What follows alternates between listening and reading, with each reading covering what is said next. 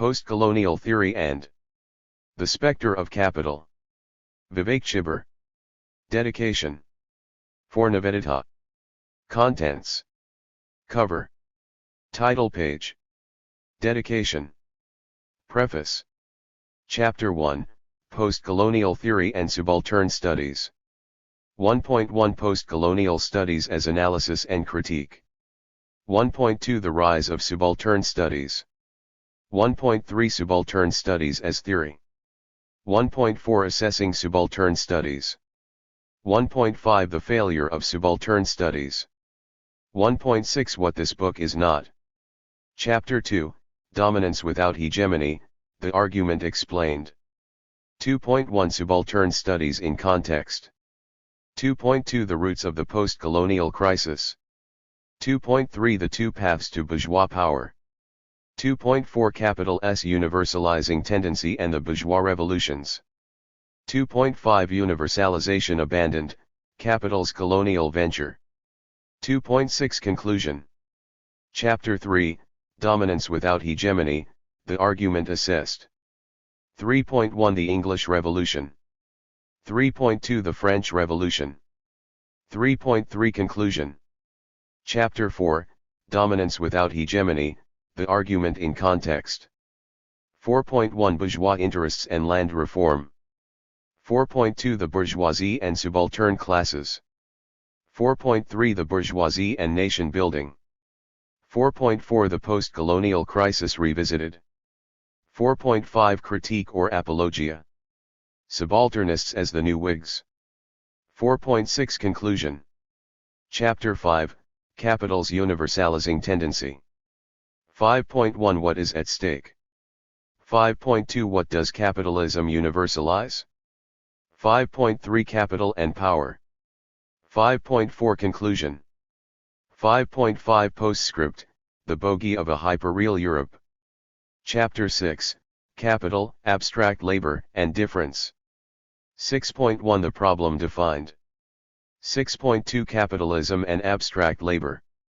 6.3 From Socially Necessary Labor to Abstract Labor. 6.4 Abstract Labor and Social Hierarchies. 6.5 Capitalism and Social Hierarchies. 6.6 The Real Engine of Democratization. 6.7 Conclusion. Chapter 7, Culture, Interests, and Agency.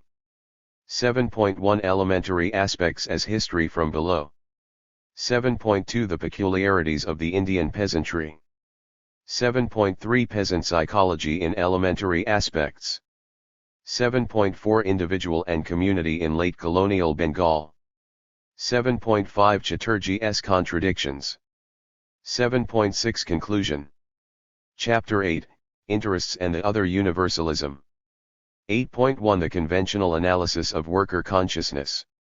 8.2 Chakrabarty's Alternative to the Conventional Analysis. 8.3 Reasons and Interests. 8.4 Interests and Culture. 8.5 The Universal History of Class Struggle. 8.6 The Other Universalism. 8.7 Conclusion. Chapter 9, The Problem of Historicism. 9.1 What is at stake? 9.2 The Two Histories of Capital. 9.3 The Problem of Historicism. 9.4 Abstract Categories and the Real History of Capital. 9.5 Historicism as a Non-Problem. 9.6 Capitalism and Diversity Revisited. 9.7 Conclusion. Chapter 10, The Nation Unmoored. 10.1 The Two Dimensions of Anti-Colonial Nationalism. 10.2 Nationalism and the Cunning of Reason. 10.3 Nationalism and the Modernizing Imperative. 10.4 The Missing Counterfactual. 10.5 Modernization as Prison House. 10.6 The Disappearance of Modernizing Nationalism. 10.7 Conclusion. Chapter 11, Conclusion, Subaltern Studies as Ideology. 11.1 Obscuring Capitalism. 11.2 Resurrecting Orientalism. 11.3 How to Provincialize Europe. 11.4 Envoy. Index. About the author. Copyright. Preface. This is not a book I was especially keen to write. It was perhaps 2004 that Tariq Ali, during a visit to New York, suggested I write something on post-colonial theory for Verso. At the time, I demurred. The reason, I must admit, was not very exalted. I simply did not believe there was any point to it. The intellectual culture, in both the West and the East, did not have space for a serious engagement with post-colonial theory.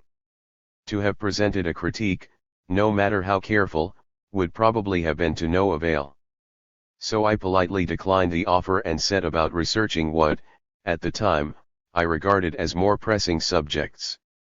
The change came around 2005, when I was approached by Reena Agravala and Ron Herring to write a chapter on the decline of class analysis in South Asian studies, for a special issue of the Venerable Critical Asian Studies. 1 I agreed to do so, focusing on the Subaltern Studies series as the emblem of both the turn away from class and the embrace of post-colonial theory. That essay was basically an exercise in the sociology of knowledge. It sought to foreground the social conditions behind the rise of post-colonial studies and its displacement of Marxism, but never actually engaged the arguments coming from the subalternist camp. Still, as several readers pointed out to me, the tone of the article made clear that my view of the phenomenon was unfavorable. This created a dilemma. I had published an article suggesting that the eclipse of class analysis was regrettable, but had given no grounds for anyone to share my sentiments. If I thought subaltern studies was flawed as a theoretical project, then it seemed incumbent on me to explain why. Was it not possible that class analysis of the traditional kind had been eclipsed because it should have been? I began to feel that the publication of that article tied my hands. I would have to write the book I had been avoiding. In 2007 I started working on it, expecting that the manuscript would be ready sometime in 2008. That year, however, witnessed the illness and death of my father and mother-in-law, both in Delhi, both of whom passed away within a month of each other from cancer. It was not until 2009 that I was able to return to the book. Once I started working on it, though, it became clear that it would have to be longer than I had envisioned. To criticize the core ideas of subaltern studies, and to do so in a way that took those ideas seriously, would require a substantial tome. Not until the end of 2011 did I finally finish. During the years I spent working on this project, the support of friends and comrades has been essential. Jeff Goodwin, Robert Brenner, and Eric Wright read the whole manuscript. Jeff has been an ideal colleague at New York University, a constant source of good humor and a pillar of moral integrity. Bob, for years, has been both a friend and an interlocutor. He read every chapter but was especially vigilant and helpful with Chapter 3. Eric had detailed comments, as usual, on the whole manuscript, and prompted a substantial rewriting of parts of Chapter 7. Anwar Sheikh took time off from writing his own book to read my argument about abstract labor in Chapter 6. Duncan Foley read that same chapter, and I am grateful to both of them for their help. I tease Anwar that, owing to his association with this book, his links with academics of South Asian descent will only become more tenuous, but it seems he is willing to take that risk. To Neil Brenner goes the lion's share of credit for the book's title. Over lunch, after I bemoaned my inability to think of a suitable title, he came up, within a minute, with Postcolonial Studies and the Spectre of Capitalism. I tweaked it a bit, but the title is basically his. At the 11th hour, a group of graduate students read the whole manuscript and willingly served as my own little focus group, hence, my thanks to Jonah Birch, Mark Cohen, Renee Rojas, Jason Stanley, and Adonir Usmani, especially to Adonir for his very detailed, and very astute, written comments. Conversations with Leo Panich and Greg Albo not only helped develop my thoughts but also kept my morale buoyed when the book's toll felt excessive. In Sebastian Budgen I have been fortunate to have not only a superb editor, but also a friend and comrade. Sebastian was among the first to suggest my writing this book, and waited patiently for me to come around. May every author be so fortunate. And Avis Lang was not only an exceptional copy editor but an enthusiastic supporter. I owe a special debt of gratitude to Bashir Abu Manat. During the past decade, Bashir has not only become a dear friend and comrade, but has insisted that I write this book. He read the whole manuscript with an eagle eye, bringing to it not merely his general knowledge of the field, but also his particular expertise on its instance in Middle East studies. My daughter, Ananya, was mildly disappointed to learn that I would not be dedicating this book to her, but when I explained why, and informed her who the beneficiary of the dedication would be, she graciously offered her blessing. THF beneficiary, of course, is Nivedita Majumdar, to whom I owe my greatest debt. One of the very first conversations we had, when we met in 1995, was on the subject of post-colonial studies. Nivedita's unshakable confidence in the same Enlightenment universals that the subalternists denigrate has been like an elixir during the time I have struggled with this book. It is as a small token of my love and wonderment that I dedicate this book to her. 1. The article was published as On the Decline of Class Analysis in South Asian Studies, Critical Asian Studies 38:4, 257-87. This was a special issue edited by Ronald Herring and Reena Agrawala, which they also published as an anthology under the title Whatever Happened to Class? Reflections from South Asia. Chapter 1. Postcolonial Theory and Subaltern Studies. 1.1 Postcolonial Studies as Analysis and Critique. Over the past 2 decades, postcolonial studies has acquired considerable visibility in academic circles. Its point of origin was in literary and cultural studies, where it started as a movement to transcend the marginalization of non-Western literatures in the canon. On this count, the campaign experienced enormous, and rapid, success. By the turn of the millennium, the conventional packaging of modern literary training had expanded at least at many elite American universities to include the works of authors as diverse as Ngugi wa Thiong'o, Aime Césaire, Salman Rushdie, and Gabriel Garcia Marquez. This was a remarkable and salutary achievement in its own right, and had the influence of post-colonial studies been limited to this, it would have certainly merited real attention. But its significance would have been limited. Most likely it would have been understood as a current which, while no doubt important for widening the perspective of its field, nonetheless remained part of the internal story of an academic specialty no more worthy of attention than any other scholarly trend. What set it apart and continues to do so were 2 additional facts about its trajectory. The first was that post-colonial studies rapidly migrated beyond literary analysis, to find a happy home in other disciplines. It was most visible in history and anthropology, but its influence soon spread to other scholarly domains. This was part of a broader trend in academia at the fin de siècle, which has since continued apace and is often referred to as the cultural turn. 1. The New Left's brief flirtation with Marxist materialism had, by this time, largely dissipated. In its wake came an abiding interest in culture and ideology, not merely as an object of study but as an explanatory principle that rapidly usurped the same exalted place that class or capitalism had occupied just a decade prior. As the shift toward cultural analysis gathered steam, it was not altogether surprising that intellectuals looked to literary theory for guidance on how to approach their subject. The frameworks and theories dominant in departments of literature thus found an audience in related fields, and among the exports was post-colonial studies. For area specialists in particular, whose focus was what had been known as the Third World, the turn toward cultural analysis naturally translated into a fascination with post-colonial studies as a framework.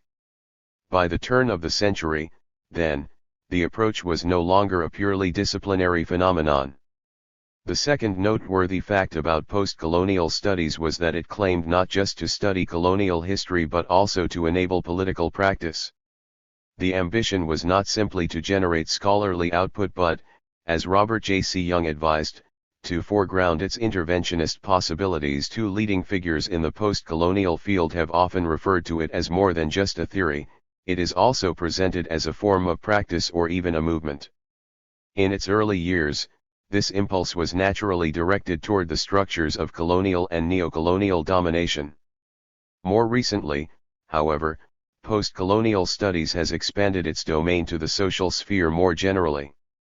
In a recent introduction to the field, it is described as a theory relevant to anyone joined by the common political and ethical commitment to challenging and questioning the practices and consequences of domination and subordination. 3. The focus on imperial cultures and colonial rule thus occupies only one part of the field's universe. It now takes as its remit the gamut of social practices.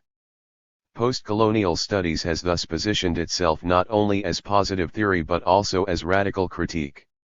In so doing, it has stepped quite consciously into the vacuum left by the decline of Marxism in both the industrialized West and its satellites.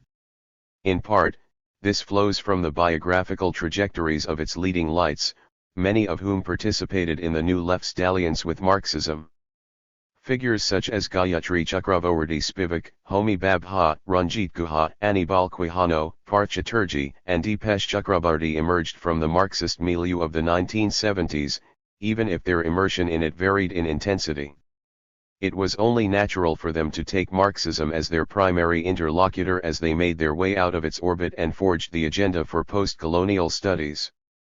But while these biographical factors are certainly not irrelevant, the primary source of the engagement with, and rejection of, Marxism has been political, a sense that the world has moved on, that the dilemmas of late capitalism, particularly in the global South, cannot be apprehended by the categories of historical materialism, even more, that the failure of liberation movements in the 20th century was, in substantial measure, the result of Marxism's abiding theoretical inadequacies. As a result, the challenge faced by postcolonial studies is strikingly similar to the one accepted by Marxism a century ago to generate a theory adequate to the needs of a radical political agenda. There are differences, of course, the most obvious one being that Marxism's initial development and spread was almost entirely based in working-class organizations and political parties, while its foothold in universities was infinitesimally small. Postcolonial studies is its mirror image, having developed entirely within the university and, though drawing some inspiration from movements, rarely in more than symbolic contact with them. Still, in the universe of academic production, the success has been nothing short of remarkable. As even one of its critics has been moved to observe, the most flourishing sector of cultural studies today is so-called postcolonial studies. But for any critic of postcolonial studies, the very success of the field raises formidable challenges to a proper assessment of it.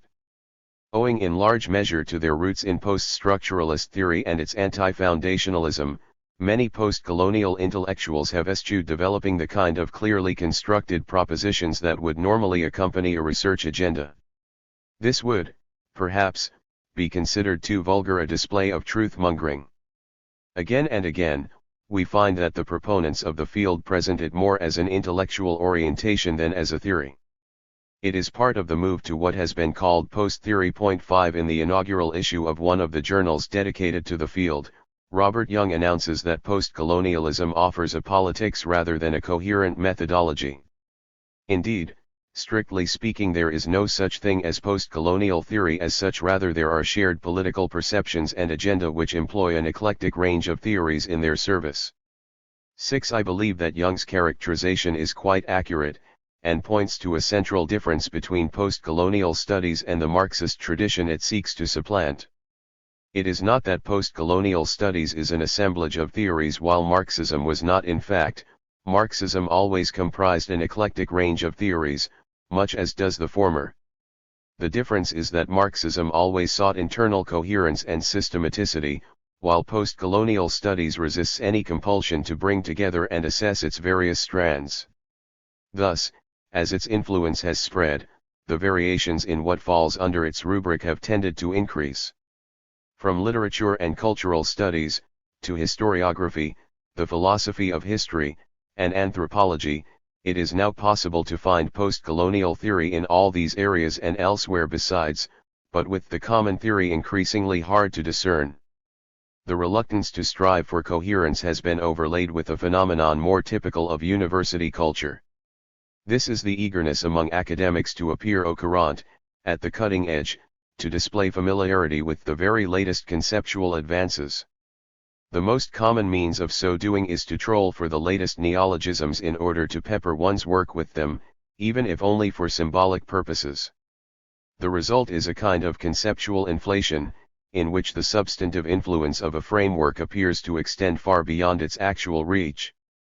Postcolonial studies has enjoyed this inflated popularity more than most others, hence the spread of terms such as subaltern, hybridity, the fragment, and diaspora across the scholarly landscape. Its conceptual repertoire can be found in works of many kinds, even when they are not committed to the same research agenda or to a common set of theoretical parameters. As a result, works that appear to fall within the domain of postcolonial studies may be committed to quite distinct theoretical agendas. What they will have in common is the field's style, not its substance. If a field of research or intellectual practice becomes truly chaotic, it poses some special challenges for critics. Normally, in assessments of any research program, the first task is to locate its central theoretical propositions. These can then be judged with regard to consistency, empirical success, coherence, and so on. But in the case of a field as diffuse as postcolonial studies appears to be, critics run the risk of discovering counterexamples for every theoretical commitment they criticize. For every failure of the theory that critics might adduce, defenders can find exceptions and successes. The challenge is thus to examine whether, under the mountain of loosely connected scholarship, there lies a core set of commitments or propositions. If no such core can be discovered, the next task is to see whether there exists a strand of theorization within the field that has some coherence and makes explicit its commitments, even if these have not been adopted by the field as a whole. Now, it seems reasonable to suppose that despite the bandwagon effect of its jargon, postcolonial studies does have some common political and theoretical commitments at its core. It is known for its critique of Eurocentrism, nationalism, colonial ideology, and economic determinism. Its leading theorists claim to have excavated the sources of subaltern agency and reinserted culture as a central mechanism in social analysis. Indeed, they are known for their insistence on the importance of the cultural specificity of the East. These themes are quite commonly associated with postcolonial studies and are part of its attraction to intellectuals.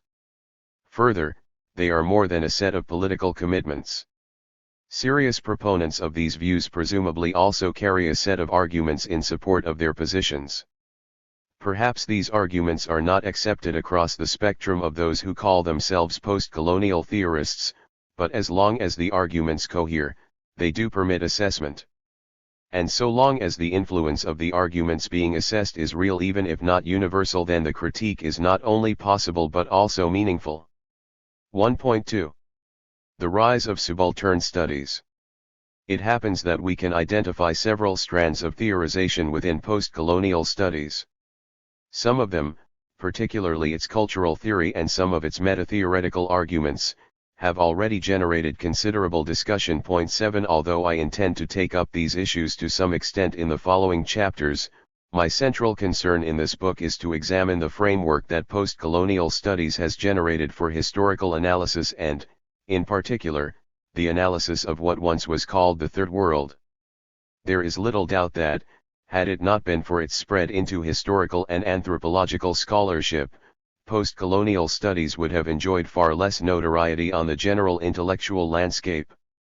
Once exported into area studies and historical scholarship, however, the theory gained more general visibility.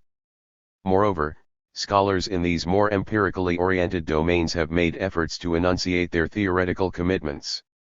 We are therefore able to analyze these historical arguments as well as the theory that they collectively comprise.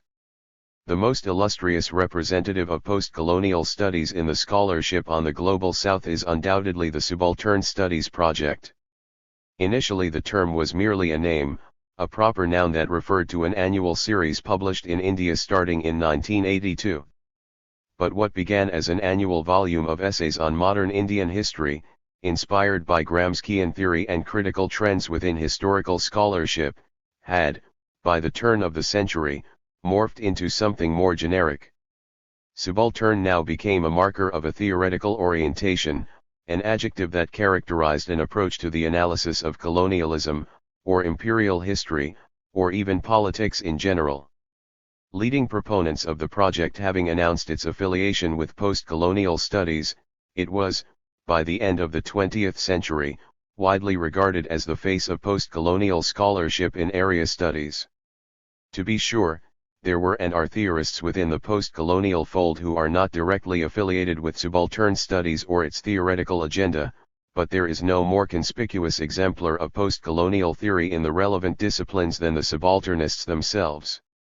The contours of this story are well known. 8 When the annual series was launched in 1982, it was received in the scholarly world as the local avatar of history from below as developed by the New Left. It was conceived by Ranjit Guha, a historian of modern India then based at the University of Sussex, together with a small group of younger scholars. 9 At the time they began meeting, in the late 1970s, most members of this group would have regarded themselves as Marxists. As with so many of their peers in the West, they were impressed by the achievements of the movement for a history from below and the turn toward popular consciousness as a research agenda.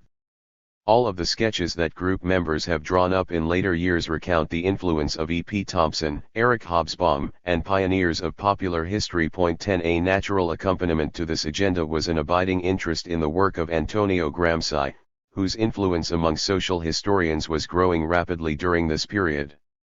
Gramsci's scattered but powerful reflections on Marxist theory and Italian culture embodied, for this later generation, their dual concerns with popular history and matters of consciousness. The group that coalesced around Guha was no exception to this trend. While the group internalized the turn toward popular movements and culture that was then pervading historical scholarship, it also took on board another set of concerns, of a more local character.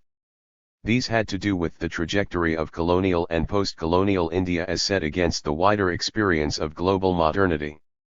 In initiating its project, the Subaltern Studies Group proposed not just to ask new questions about the history of subordinate groups, popular movements, peasant consciousness, and so forth, but also to provide new answers to old questions, especially questions about the subcontinent's political evolution since independence.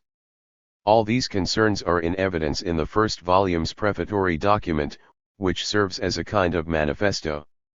In it, the editors declared their intention not only to uncover the hidden history of the subcontinent's laboring classes but also to provide some explanation for the historic failure of Indian nationalism, whether as an elite project or a popular aspiration for a national liberation struggle. 11 The editors thus committed themselves to developing an account of the broader political economy of the entire modern era in Indian history, a theme that had been at the center of debates in the subcontinent in the preceding decades. The truly innovative dimension of subaltern studies, then, was to marry popular history to the analysis of colonial and post-colonial capitalism. While the intellectual agenda mapped out was no doubt exciting, it did not by any means constitute a radical break from the milieu that produced it. As had been promised, the early volumes of Subaltern Studies pursued the twin themes of history from below and colonial political economy. While the resulting output was exciting and in many ways innovative, it fit rather easily into the cultural Marxism in vogue at the time, and although it raised the hackles of some Marxists in India, the criticisms were not easily distinguishable from the reactions that typically accompany any departure from familiar nostrums. 12 Subaltern Studies was largely seen as an innovation within Marxist theory, not as a radical departure from it. This is not to downplay either the significance of the early work or the reactions often hostile that it elicited from more orthodox Marxists. But the flavor of these critiques, and of the subalternists' responses to them, was that of a dispute within an epistemic community rather than a rupture within it. 13.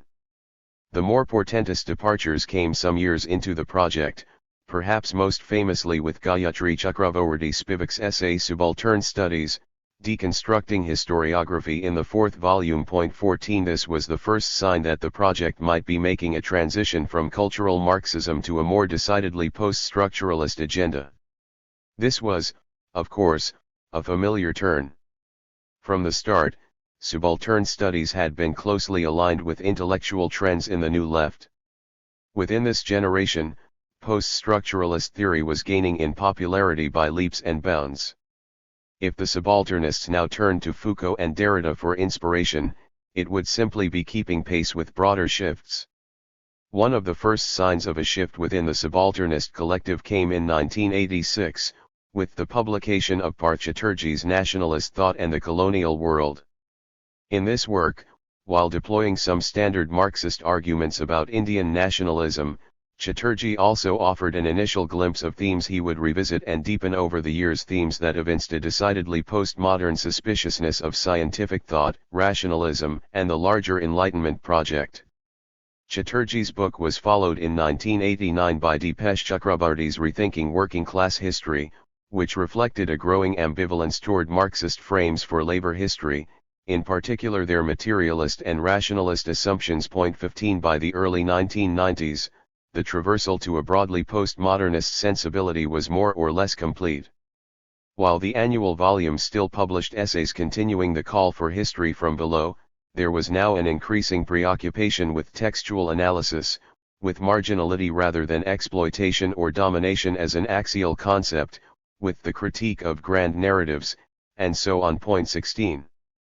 The turn toward a recognizably post-structuralist orientation certainly ensured the project's attractiveness outside the narrow circle of Marxist historians of South Asia. But perhaps equally important was the blue ribbon reception that the series received in the West starting in the early 90s. The Subaltern series had attracted some attention in the West during its initial years, but this was largely confined to area specialists and a small circle of historians. To be sure, it was seen as a bracing development that Indian historians were taking up themes that had so enlivened scholarship in the West in the recent past. But this was happening across the spectrum in area studies, in African studies, especially in South Africa, among Latin Americanists, and also in some quarters of Middle Eastern studies. 17 There was nothing especially exotic or singular about the turn in Indian historiography. What made the subalternists stand out was the incorporation of their project into the most dynamic trend in post-Marxist theorizing in the West, within which they found some powerful patrons. The first was, as mentioned, Gayatri Chakravarty Spivak, who parachuted into the project in 1985 with her essay in the fourth volume. Even more significant was the publication, in 1987, of selected subaltern studies, which included a foreword, and hence endorsement, by Edward Said, an imposing presence on the intellectual scene by the late 1980s, whose 1978 book Orientalism had already become a modern classic. As a result, the publication of selected subaltern studies not only brought the project to Western academic circles, but delivered it with the imprimatur of two leading lights of cultural theory. The marriage of subaltern studies to post-Marxian cultural theory was a dramatic success. It was from a reading of the early volumes that a leading American scholar of South Asia claimed, with no hint of irony or embarrassment, that Indians are, for perhaps the first time since colonization, showing sustained signs of reappropriating the capacity to represent themselves. 18 The framework being developed by the collective soon became an object for more general discussion among area-oriented scholars. A conspicuous marker of its impact was the decision by the American Historical Review, in 1994, to host a symposium on the project's importance to the historiography of the Global South. 19 But while the appearance of such a debate in the discipline's flagship journal was certainly noteworthy, it was only one example of the growing notoriety of subaltern studies as a theoretical tendency. Anthologies of not merely the group's essays but also of the surrounding debates began to appear. 20 By the turn of the century, there was even a Latin American subaltern studies group 21 and a journal devoted primarily to exploring the ramifications of the subalternist approach for historical, cultural, and political analysis. 22. 1.3 Subaltern Studies as Theory. Subaltern studies is a distinct, influential, and representative stream within post-colonial studies, perhaps more than any other. But can it be identified with the production of an interesting theory?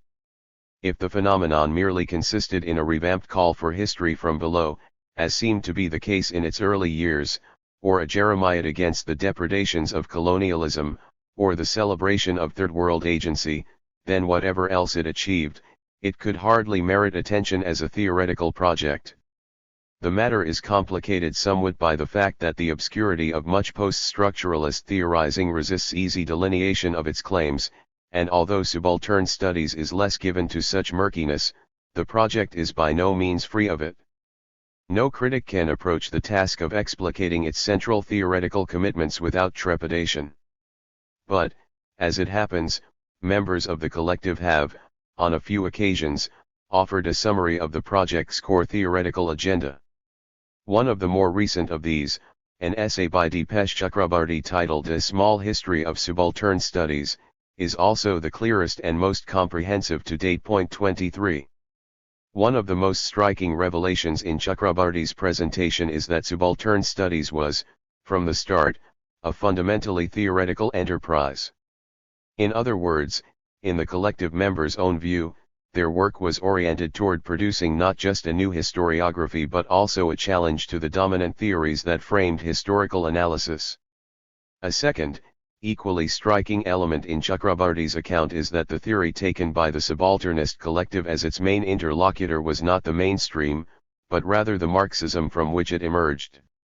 Following a somewhat perfunctory initial account of nationalist and conservative historiography, which undoubtedly framed some early concerns of the collective, Chakrabarty settles into his essay's primary task, which is to show how subaltern studies engaged, and then overcame, the blinders imposed by Marxist theory.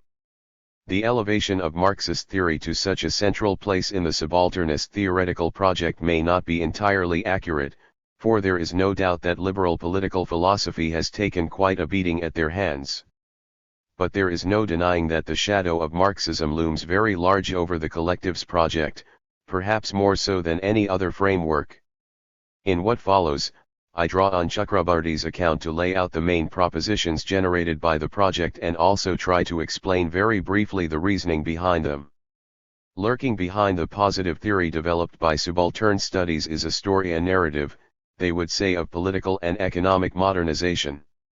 This story forms the foil against which they develop their own theory. They often refer to it as Marxist in its essentials, though this is misleading.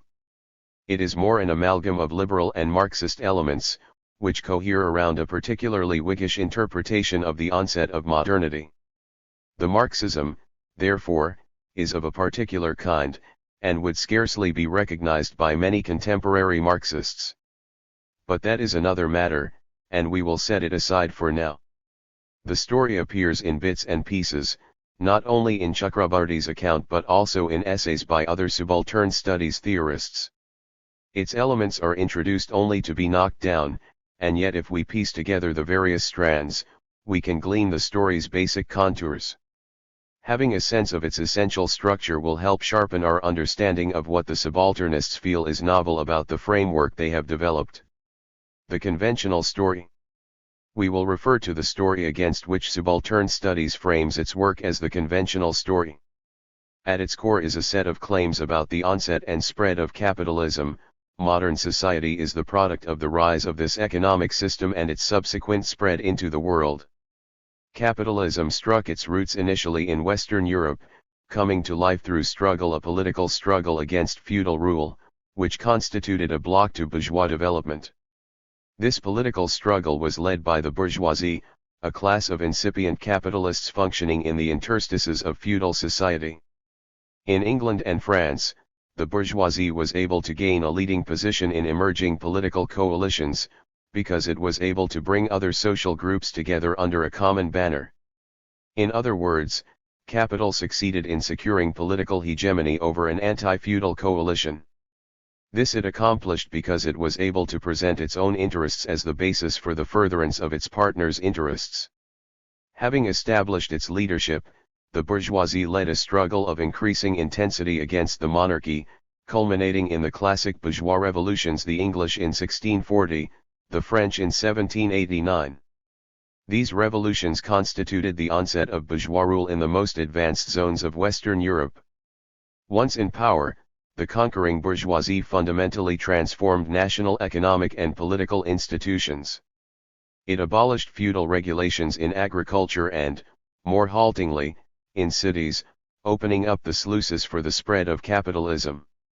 On the political front, it did away with lordly despotism, established the rule of law, and most important, affirmed certain basic democratic rights for the people.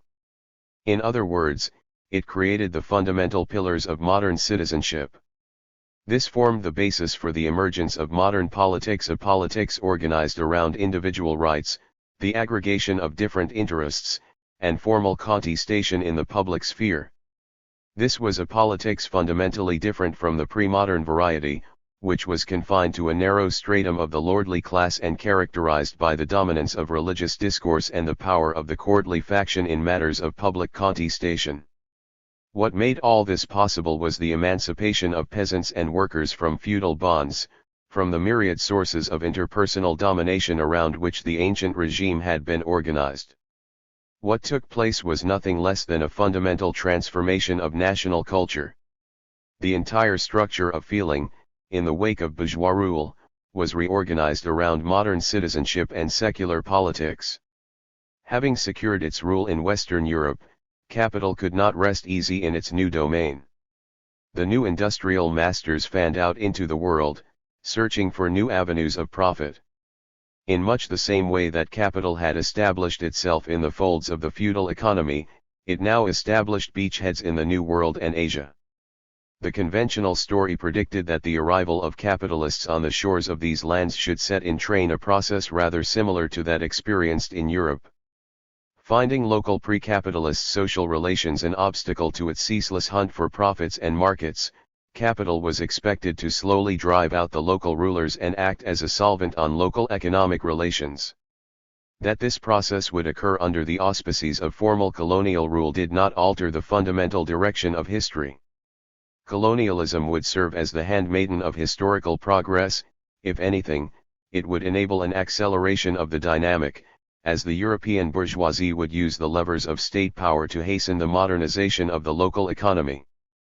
As local economic relations morphed into modern capitalist ones, the colonial world would begin to be organized around modern political practices as well.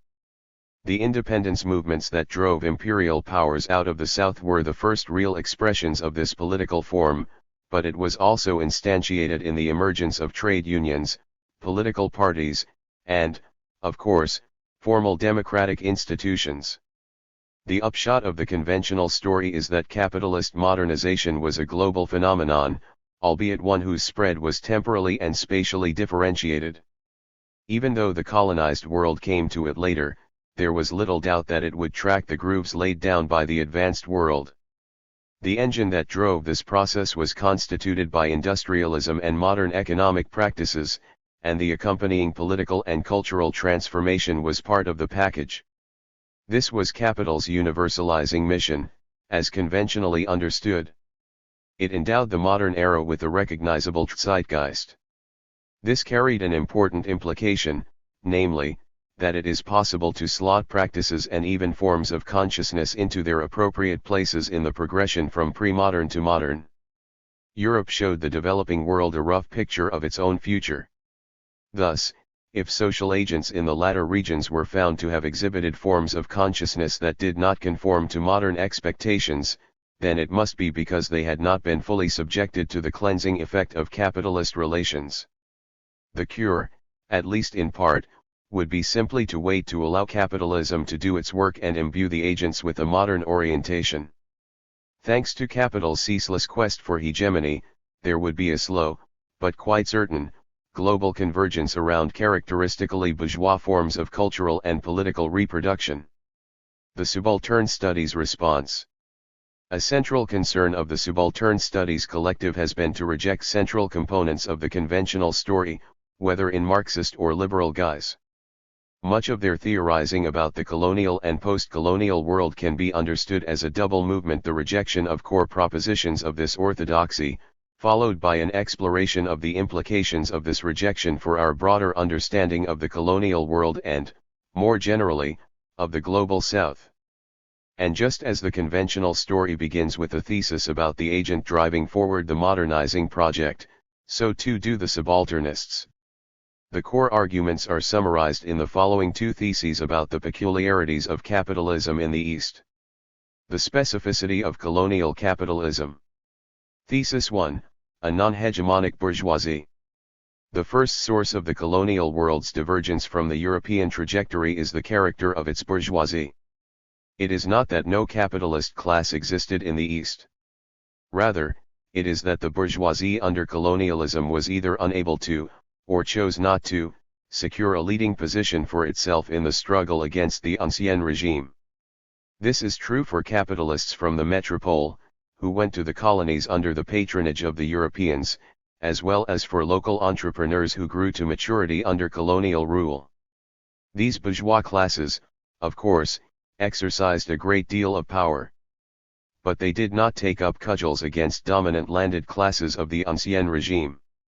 Instead, both segments of the bourgeoisie accommodated to the interests of the latter, thereby incorporating them into the modern political order.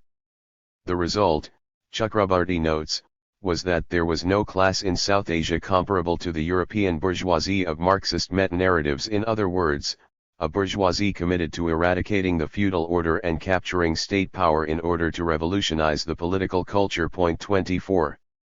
Their eschewal of revolutionary ambitions meant, in turn, that there was little chance the capitalists would try to bring popular classes under their umbrella in a national popular struggle against the traditional order, for they had sworn off taking on the feudal landed classes in a frontal assault.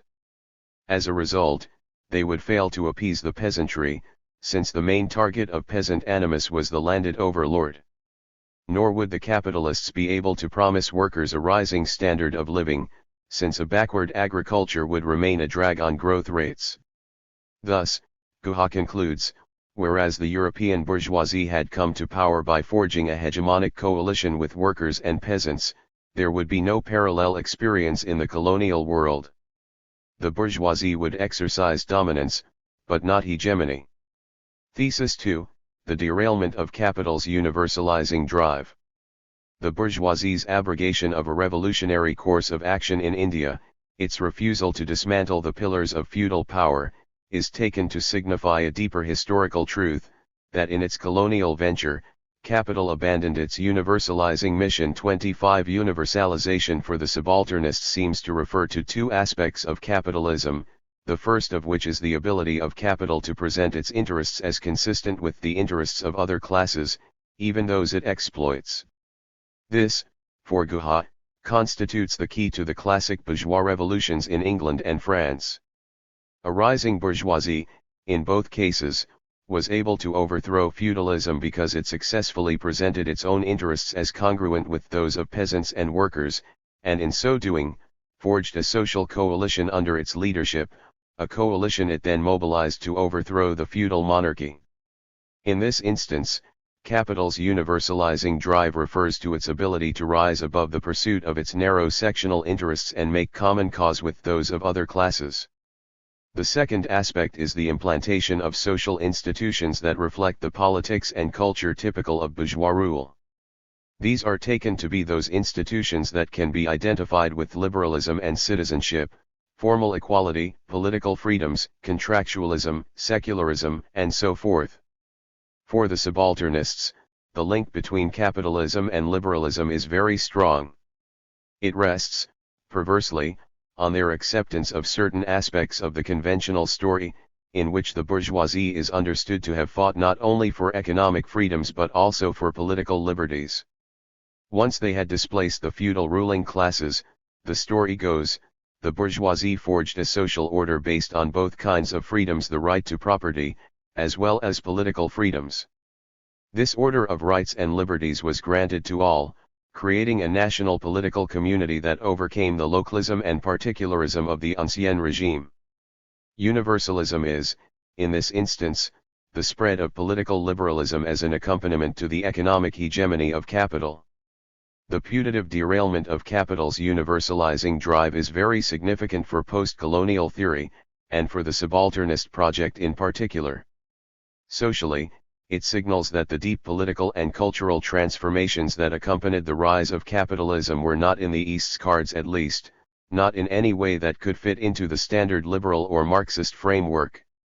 This is because the agent taken by the subalternists as having ushered in these transformations, the emerging bourgeoisie, failed to demonstrate any such inclinations once it arrived on Eastern shores. From this sociological fact is derived a theoretical conclusion: if the social matrix and developmental arc of the modernizing global South are not the same as those of early modern Europe, if their dominant political and cultural forms depart so radically from those of the modern West, then the theories imported from the West cannot be appropriate to the study of Eastern settings.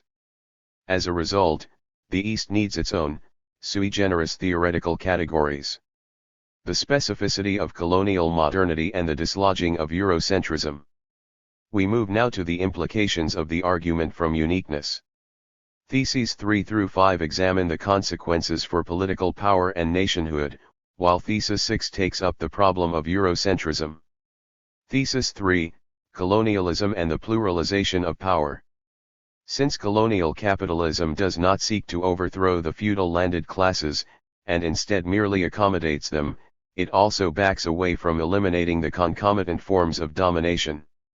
Unlike what took place in Europe, where an ascendant bourgeoisie swept away antiquated power relations even as it set about displacing feudal rule, the bourgeoisie in colonial and post-colonial settings learned to live with them. Thus one finds coexistence and active reproduction of classically bourgeois power relations such as the wage relation with forms of subordination typically associated with pre-capitalist social formations.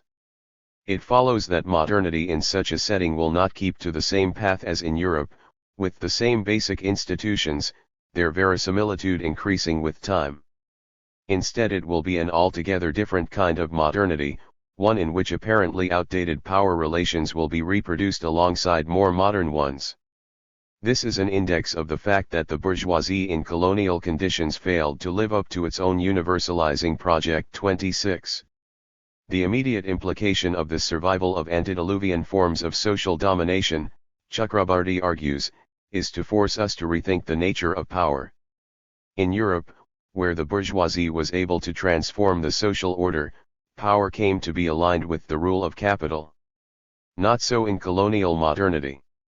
Guha's analysis, observes Chakrabarty, fundamentally pluralizes the history of power in global modernity and separates it from any universal history of capital. 27. Hence, even while capital can be seen to expand around the globe, the global history of capitalism need not reproduce everywhere the same history of power. Capital and power can be seen as analytically separable categories. Marxists are the primary targets of this admonishment, since they are held to assume a collinearity between capital and power. If one accepts that a disjuncture between the two is possible, then the relevance of canonical Marxism cannot but suffer. The traditional European Marxist political thought that fuses the two is therefore always relevant but always inadequate for theorizing power in colonial modern histories. 28. Thesis 4, the two domains of colonial politics. Colonial capital's refusal to take up its universalizing mission, its willingness to accommodate the ancien regime, has some important implications for political analysis. First, since it leaves untouched older forms of power, and therefore also the political idiom linked to those power relations, it means that the bourgeoisie does not integrate subaltern culture into its own modernizing discourse. A split between the two domains persists, so that the elite and the popular remain distinct social formations. This does not by any means suggest they are entirely independent of each other, it means rather that there is a recognizable subaltern domain of politics, related to, but distinct from, that of the ruling classes. This state of affairs is held to be in sharp contrast to Europe, where, claim the subalternists, as an index of its hegemony a revolutionary bourgeoisie successfully integrated the popular into the domain of elite and organized politics. Second, the persistence of the subaltern domain means that forms of political engagement typically associated with pre-modern politics will persist in modern times, as will the idiom in which the struggles of the poor and the oppressed have long been formulated. The language of a recognizably bourgeois politics will not be universal. Indeed, the assumption that politics is organized around the rational pursuit of individual interests becomes problematic. Often politics will be waged in religious language and around religious issues. Furthermore, the dominant axis will typically be community/ethnicity, not individual or class interests. If peasant struggles in India are organized around caste or ethnic groupings, or are expressed in non-secular terms, it is not a sign of their being pre-political, and hence pre-modern, as the subalternists accuse Marxists such as Eric Hobsbawm to be claiming. Point 29 Instead, it shows they are thoroughly political and modern, for they reflect the fundamentally different character of colonial modernity. European political theory commits the error of equating modernity with recognizably bourgeois forms of power and political discourse. Colonial modernity, however, generates a break between these two. It produces a capitalism that accommodates to the hierarchies and the culture of the ancien regime. This is capitalism, yes, but without capitalist power relations and without a recognizably capitalist culture. Politics in such settings is therefore heteroglossic in its idioms and fundamentally plural in its structure, interlocking within itself strands of different types of relationships that not make up a logical whole. 30 If peasant political consciousness here does not resemble that of the Western laboring classes, it is because it cannot. The problem is not with the peasant, but with the expectations of the scholar, who brings to the table of analysis an unwarranted teleology. Thesis 5. The spuriousness of colonial nationalism. Once it is accepted that, because of the absence of a universalizing bourgeoisie, there remained a gulf between the elite and popular domains within the culture, it cannot but affect our understanding of colonial nationalism. For colonial apologists, the colonial state was an agent of progress because it imported European culture into the conquered territories, a culture that lifted the native population from its rude state into modern civilization. It created a nation where once there was none. For nationalist historians, on the other hand, the rejection of colonial apologetics did not lead to a thorough critique of colonial capitalism. They replaced the flawed premise of colonialism's civilizing mission with a bland acceptance of a purportedly hegemonic domestic bourgeoisie. Nationalist historiography endowed the nationalist movement's leaders with a spurious legitimacy, since it is assumed that this leadership spoke for the nation. An acceptance of the subalternist critique of colonial capitalism requires a rejection of both the colonial and the nationalist theorizations of the independence movement and the state to which it gave birth. Chakrabarty concludes that the subalternist theorization of nationalism calls for a critical stance towards such official or statist nationalism and its attendant historiography. 31 The foundation of their rejection of official nationalism was their observation that two spheres of politics persisted, the popular and the elite, the coexistence of which was the index of an important historical truth, that is, the failure of the bourgeoisie to speak for the nation. 32 Because the bourgeoisie failed to integrate the elite and subaltern domains into one, there was no question of the nationalist leadership articulating a nation-building project akin to that of the European bourgeoisie, since there was no unitary nation to speak for. 33 The real question, which the subalternist historians now undertook to answer, was how and through what practices an official nationalism emerged that claimed to represent such a unitary nation. 34 Subaltern studies thus launched not only a critique of nationalist politics, but also of the historiography that endowed this nationalism with a spurious legitimacy. Thesis 6. The Eurocentrism of classical theory. Having examined the social implications of the bourgeoisie's putative abandonment of its universalizing drive, we turn now to the implications for theory. The upshot of the preceding theses is that the colonial and post-colonial social formations cannot be assimilated into the same general framework as those of the advanced West. Not only do they diverge in their basic structure, but they cannot be assumed to be moving along the same broad trajectory of development. From this premise, post-colonial theory draws a seemingly natural conclusion: if the reality of colonial social formations is fundamentally different from that of Western social formation, then theoretical categories generated from the experience of the West cannot be appropriate for an understanding of the East. Hence, as Chakrabarty avers, a history of political modernity in India could not be written as a simple application of the analytics of capital and nationalism available to Western Marxism. 35 These analytics are lacking because they are based on the assumption that colonial social formations are sufficiently similar to Western ones or are on the same path of development to justify reliance on the same theoretical framework. It is this basic congruence between West and East that the subalternists deny, and it is this claim that is the basis for their conclusion that Western theories cannot be grafted onto Eastern realities. Two issues in particular stand out: agency and historicism. Let us first address agency. For subalternist theorists, the Eurocentrism of received theory is especially evident in its understanding of political movements. Their critique focuses on the matter of political psychology. Subalternists often accuse Western theorists of imputing a provincial and culturally specific psychology to peasants and workers in the East.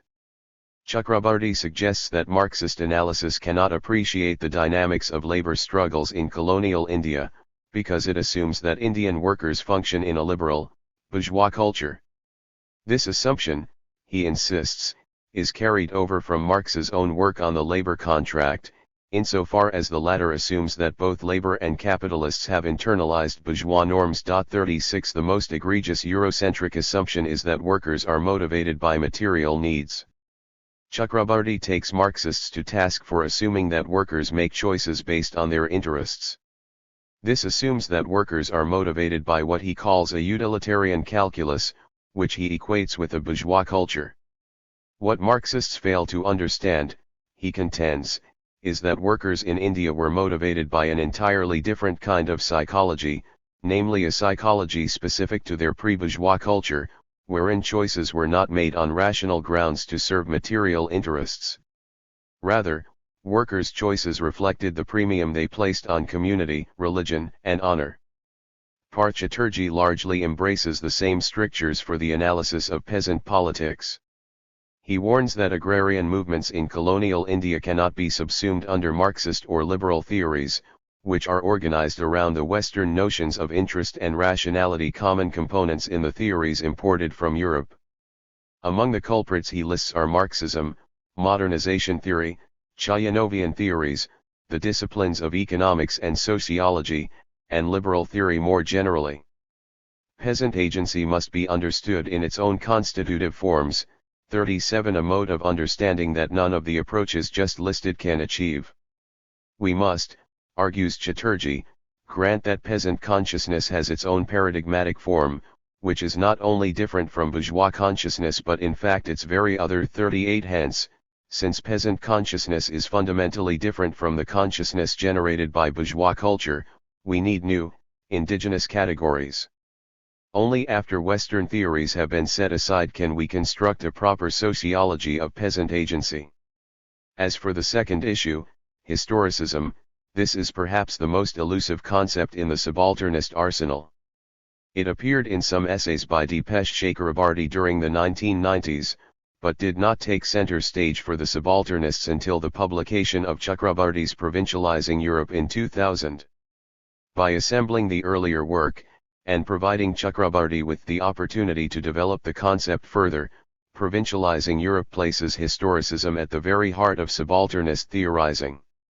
Unfortunately, being given pride of place has done little to clarify meaning. Chakrabarty not only fails to provide the reader with a clear understanding of historicism, but, as I shall show later in the book, seems quite committed to preserving the concept's opacity. Chakrabarty identifies historicism with a cluster of arguments, that the colonial world must follow in the steps of the West, and its future has therefore already been foretold. 39 That there are no discontinuities in historical processes, and thus all elements of a whole are tightly bound together, developing in quiet synchrony. 40 That any institution seeming to fit poorly with modern sensibilities is probably a relic or an anachronism. 41 That all the East need do in order for these unfamiliar elements to disappear is wait, and they will melt onto the template set by the West. 42 All these assumptions are attributed to Marxism in particular, but viewed as extending back to the Enlightenment tradition. The critique of historicism therefore comprises a core element of subaltern studies' critique of Eurocentrism and encapsulates much of what the subalternists find objectionable about Western political analysis. Historicism is an outlook that illicitly subsumes local processes into a larger whole. This it does diachronically, in the form of historical teleology, or synchronically, in the form of structural essentialism. Closely bound up with the rejection of historicism, therefore, is the advocacy of what the subalternists call the fragment 43. Fragments are those elements of social life that cannot easily be assimilated into dominant discourse or structures, minority cultures, dissident tracts, oppositional gestures. Fragments are thus part of social life. Social theory does violence to them when it ignores them, pretending that all that is worthy of analysis is the mainstream or the powerful, and also when it recognizes them but refuses to acknowledge their particularity, instead folding them into the mainstream. A postcolonial theory must, therefore, embrace the fragment, not only as a marker of resistance to dominant structures but as an analytical strategy. It is an antidote to the hubris of totalizing theories. The arguments encapsulated in the preceding 6 theses do not by any means exhaust subalternist social theory, nor do they cover all the issues to be taken up in this book. They do, nonetheless, cover much of the ground that the subalternists have mapped out over the years, and a substantial portion of the claims now associated with their project. For the most part, since they largely follow Chakrabarty's own summation of the collective's contributions, they have the added benefit, especially with regard to the first 5 theses, of having been confirmed by one of the most active members of the collective. I have followed Chakrabarty fairly closely in my rendering of the theoretical project, in part to block a common response by post-colonial theorists when they come under scrutiny, namely to insist that their views have been misunderstood, distorted, or exaggerated. Such lapses are certainly possible, especially given the turgidity of their prose. Chakrabarty's essay, by contrast, is noteworthy for its succinctness and lucidity, thereby facilitating the task of the critic. Thesis 6, the final thesis summarized above, regarding the Eurocentrism of Western theories, is not only a well-known element of the post-colonial canon but perhaps its most famous. Indeed, it may surprise readers to encounter some of the more historical theses, especially Thesis 1. It is a peculiarity of the Western reception of subaltern studies that these more sociological arguments about capital's abandonment of its universalizing drive, and the consequences thereof, have been passed over largely in silence, in favor of the conclusions that are derived from them. Yet, as we have seen, the claims regarding capital's failed universalization are basic to the project as a whole and, indeed, comprise much of the work of several of its leading theorists, including its most senior member, Ranjit Guha. No assessment of the more well-traveled parts of the subalternist landscape can afford to ignore the foundations on which they rest, and so, while we will in due course attend to the validity of these more meta-theoretical conclusions advanced by the subalternists, we are obliged first to examine the historical sociology on which they rest. 1.4 Assessing Subaltern Studies. Mine is not the first critical engagement with subaltern studies. Over the years, there have been several careful and quite illuminating discussions of the project as a whole, and of work by individuals associated with it. A great deal of what I have to say in the following chapters will build on the available body of critique.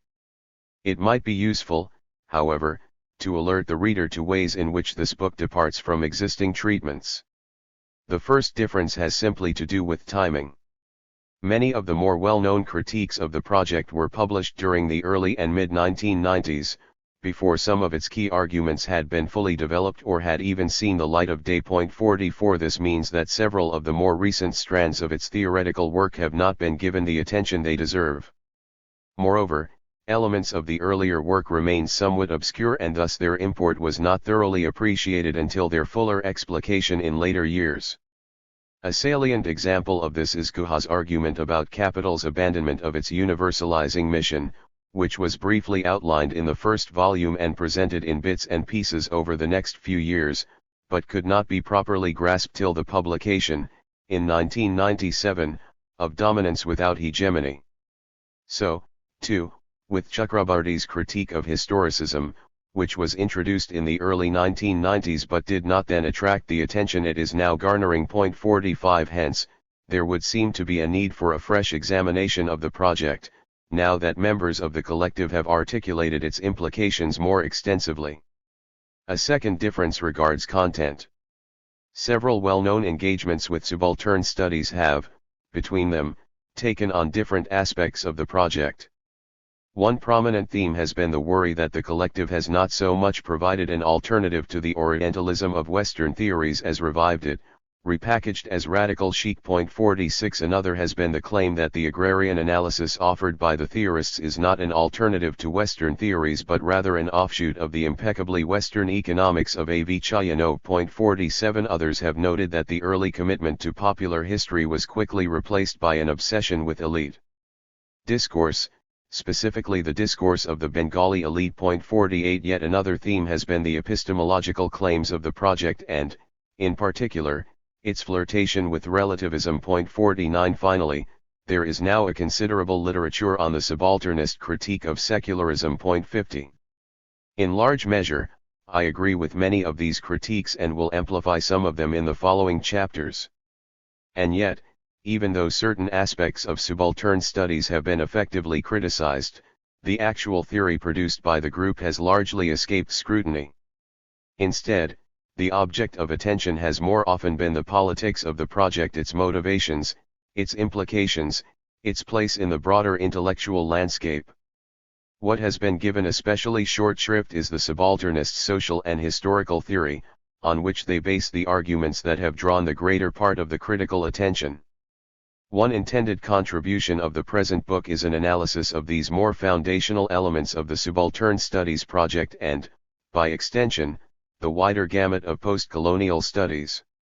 Here the primary focus will be the subalternists' historical sociology, particularly their understanding of the East-West divergence, a subject crucial to their project, albeit one that has garnered very little attention. But I will also address more theoretical matters that have rarely been scrutinized in depth, and more rarely still in tandem with their broader historical claims.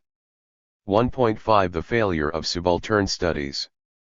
Having signaled this book's goals, let me now describe its basic architecture. Readers will have noticed that the main thrust of subaltern studies is to stress difference.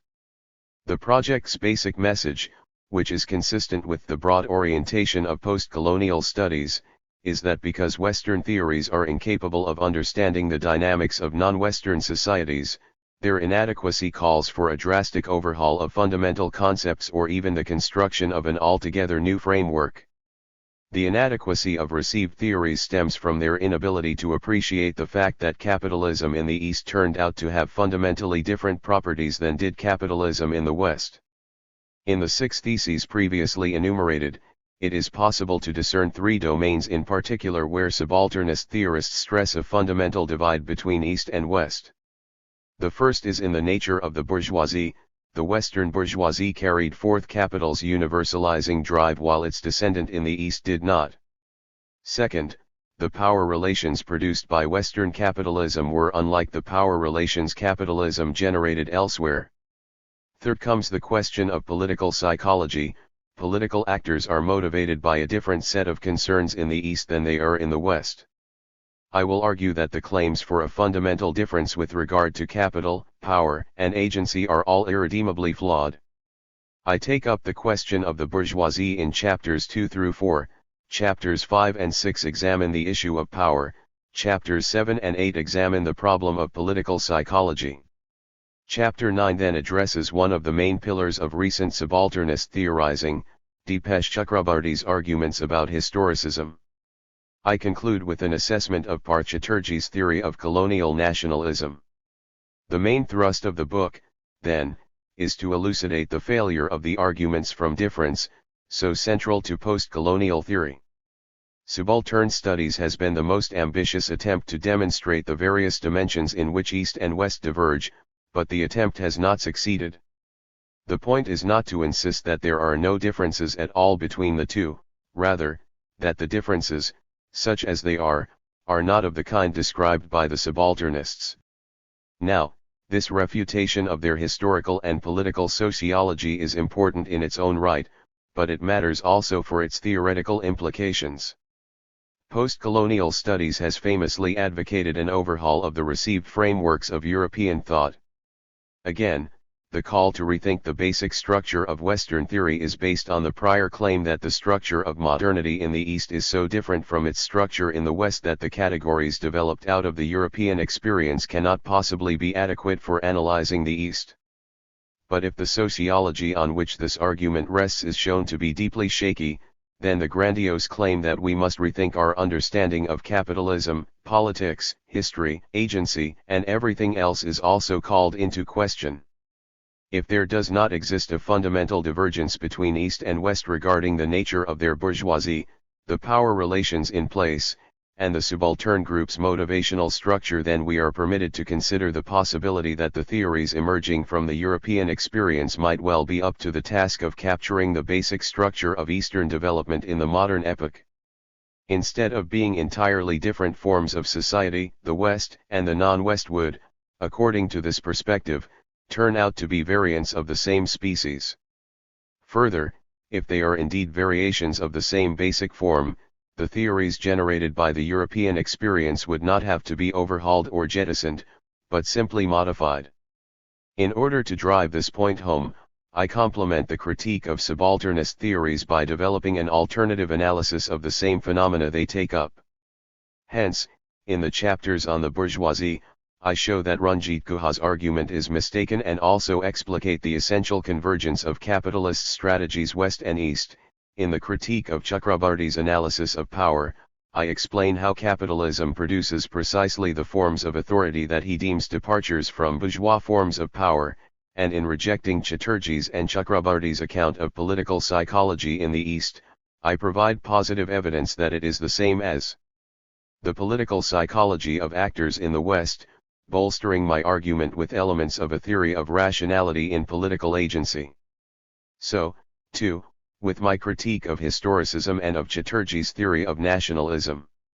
My hope is that readers will not only be persuaded of the weaknesses of the Subaltern Studies project, but that they will also see the strength of the very theories that the subalternists impugn. In the course of showing the flimsiness of their case, and offering an alternative to their account, I hope to show that Subaltern Studies fails to deliver on its two basic promises: that it has developed an explanatory framework adequate for understanding the nature of modernity in the East, and that it is a platform for radical critique. The explanatory failure. Subaltern Studies fails as an explanatory framework because it systematically misrepresents the relationship between capitalism and modernity, both in the East and in the West. It does so in two ways. First, it promotes a distorted understanding of what is distinctive about capitalism as a social system. Subalternist theorists take certain aspects of 20th century liberal culture as being defining characteristics of capitalism itself. Not surprisingly, once capitalism is defined so narrowly, it is easy to conclude that what we have in the East is not capitalism at all, or that it is a bastardized version of the system. Recall that this is the perspective embodied in Theses 1-4, that capitalism mutated after its arrival in the colonies, losing its universalizing drive and generating a political order fundamentally different from the order established in early modern Europe. This argument, however, is based on a somewhat tendentious interpretation of the European experience and of capitalism's universalizing drive. I will show that the arguments promoted by Subaltern Studies on both these issues are fundamentally flawed, because they build into their very definition of capitalism elements that are specific only to its very recent incarnation. Once we generate a more accurate analysis of European modernization, the apparent deviation of the East from some putative norm is revealed as chimerical. In other words, the political conflicts, institutional setups, forms of power, and other factors in post-colonial capitalism turn out to be not so very different from those of its European ancestor. 51 Hence, subalternist theorists are simply mistaken in their insistence that the basic course of modernity in the East cannot be explained through the lens of capitalism. This is the fundamental thrust of my argument in chapters 2-6. The second way in which the subalternists misrepresent the relationship between capitalism and modernity is not by obscuring the role of the former but by denying it altogether. In other words, they evacuate capitalism from domains in which its influence has in fact been critical.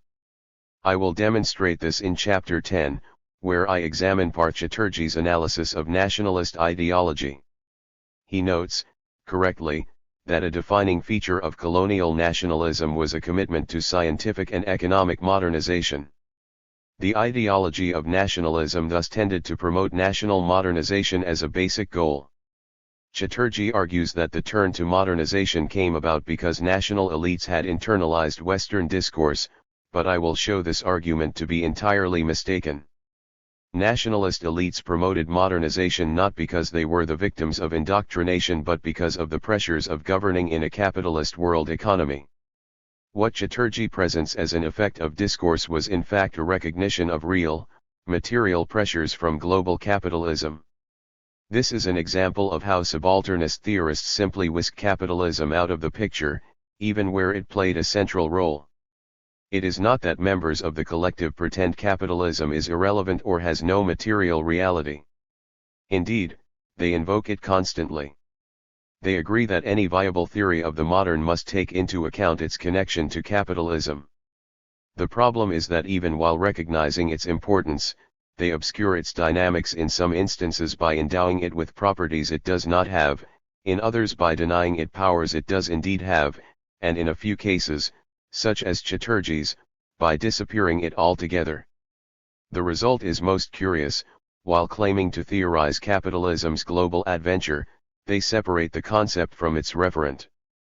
It is shorn of any properties we might justifiably associate with it. Hence, far from illumining the peculiar trajectory of development in the East, subalternist theorists shroud it in further mystery.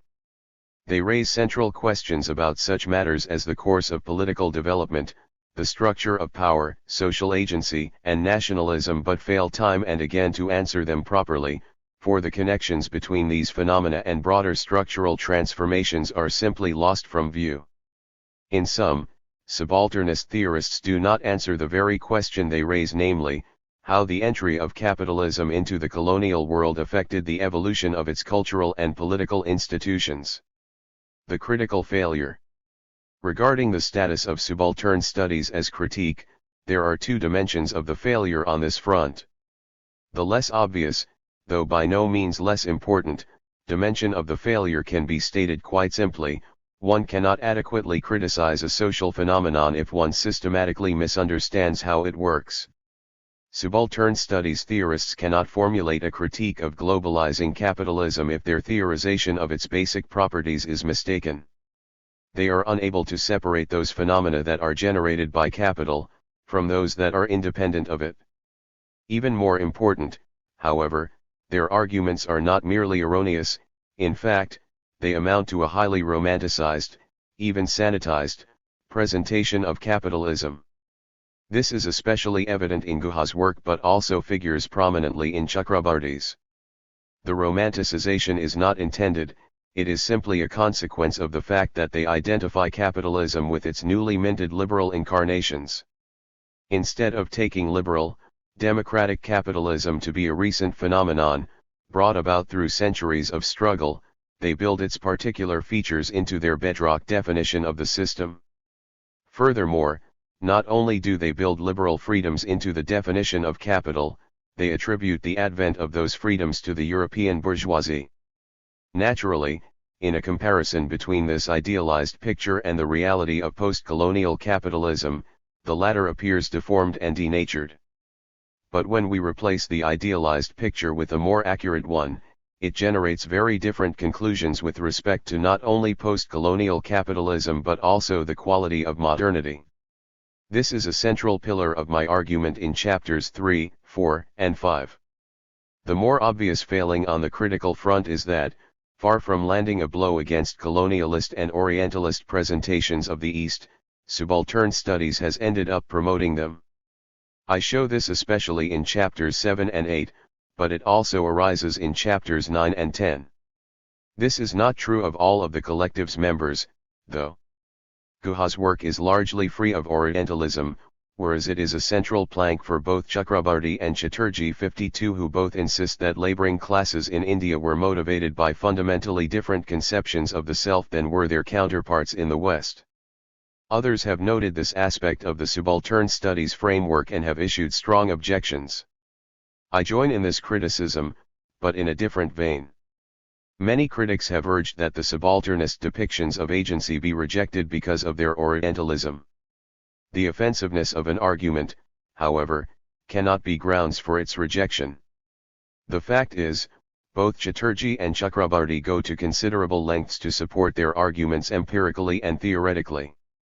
The bulk of chapters 7 and 8 is therefore dedicated to arguing that their Orientalism is not just objectionable but wrong. Their own evidence undermines the claims they make about agency in the East. I augment this argument by offering a bare bones, but I hope credible, theory of social agency, which is unabashedly universalistic while aiming to avoid charges of parochialism. To minimize accusations of cultural bias, I mainly use as evidence the empirical work of Guha, Chatterjee, and Chakrabarty themselves. 1.6 What this book is not. So much for what the book is. Now some words on what it is not. This is not meant to be a history or intellectual biography of subaltern studies. I make no claim whatsoever to exhaustiveness or even comprehensiveness. My concern is to address components of the subalternist project that have had real influence and have, in turn, been highlighted by members of the collective as their most important contributions. My intention is to examine the ideas that have become associated with the project in the broader intellectual culture, not to address the project in its entirety. As it happens, I do believe that I address most of the main arguments produced by members of the collective. Mainly because the book threatened to grow beyond a reasonable length, I have had no choice but to omit some. Perhaps the most conspicuous by its absence is Chatterjee's recent work on political society in post-colonial formations. Also missing are Gyanendra Pandey's defense of the fragment and the overall debate on secularism. These are all important issues, but some of them have already received attention, and others will have to just be taken up at another time. Moreover, this book largely avoids the task of tracing the theoretical lineage of the subalternists' arguments. As a result, even though the influence of Gramsci and Althusser is evident to those familiar with the relevant literature, I do not analyze the nature of this connection. Nor do I assess how their ideas have been reconfigured at the hands of subalternist theorists. 53 Again, this is partly because of the need to keep the book to a manageable size, but primarily because of my desire that the reader not be distracted by whether subalternists have correctly interpreted a given theorist. What matters is not whether they are true to this or that theoretical tradition but whether they have produced sound arguments, and it is that final product, their arguments as they stand, that we need to assess. Finally, I would like to say something about style. Readers will find that I rely a certain amount on direct quotations of passages, sometimes long ones, from the texts I subject to critique. As a reader, I find it distracting, choppy, even annoying. Normally I avoid it as much as possible, but I resort to it here in order to preempt charges of misrepresentation. I want the reader to be able to judge the merits of my arguments about key texts, and so I reproduce the relevant passages in full. But I also provide summaries for readers whose eyes, like mine, tend to glaze over in such circumstances. However, there is another reason for this strategy.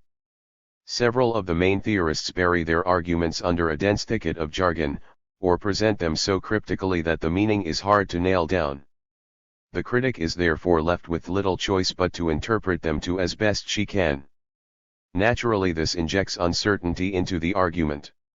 Here, again, the best antidote is to let the reader see the relevant texts so that she may form her own judgment about my rendering of them. No doubt there remains an element of interpretation in the task, but this is the case even when one deals with texts of exemplary clarity. Chapter 2. Dominance without hegemony, the argument explained. Subaltern studies is known for advocating and, it is claimed, exemplifying a rejection of Eurocentric theories inherited from the 19th century. If the theories they implicate are indeed Eurocentric, then they should be rejected outright. But first a relevant question presents itself: are the characterizations accurate? We need to understand why, as Dipesh Chakrabarty contends, the modern experience of the East could not be written as a simple application of the analytics of capital and nationalism available to Western Marxism. 1. Chakrabarty and other subalternist theorists acknowledge that many of the foundational historical arguments for this thesis were either developed in or inspired by the work of Ranjit Guha, who starting in the very first volume of Subaltern Studies, offered a historical sociology of colonial India that sought to establish the specificity of colonial modernity. His focus was the Indian experience, but the relevance of these essays is considered to extend far beyond the subcontinent. Guha argued that while liberal and colonial ideology described Indian political development as coextensive with the European experience, in fact the modernization of India departed in basic ways from that of Western Europe. The differences were significant enough to create a qualitatively different kind of political culture in South Asia. It is on the basis of this argument that much subsequent subalternist theorization proceeded. The root cause of the East-West divergence is taken to reside in the peculiar nature of the colonial bourgeoisie. As summarized in Theses 1 and 2 in the preceding chapter, it is the absence of a revolutionary bourgeoisie that accounts for the persistence of two parallel political domains, the elite and the subaltern. Had capital in the colonial setting not forsaken its universalizing mission, it would have integrated subaltern culture into its own liberal worldview as part of its hegemonic strategy.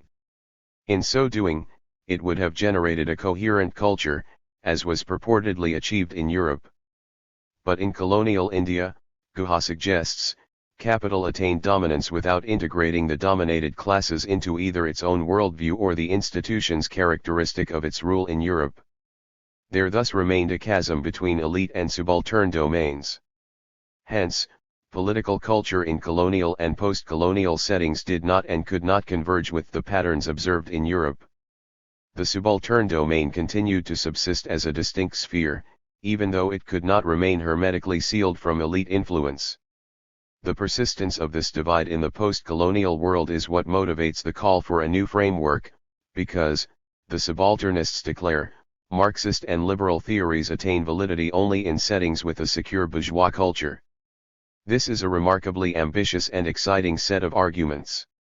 If successful, they would provide the subalternist project with a powerful historical sociology on which could rest its more ambitious and widely known pronouncements. It is therefore remarkable how little attention these arguments have drawn. While his work has elicited a great deal of commentary, it is Guha's theorization of peasant rebellion in elementary aspects of peasant insurgency in colonial India that has attracted the most attention. Point 2 Yet even while elementary aspects has attained a special status in post-colonial studies, it is not the site at which Guha developed his case for the two roads to bourgeois power.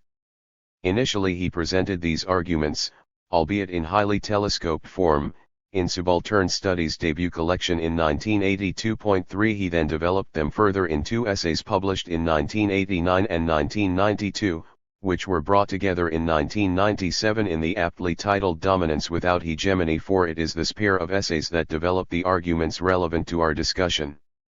In an important sense, even though Guha elaborated his views on this issue following the release of Elementary Aspects of Peasant Insurgency, the latter presupposes the basic framework laid down by the former.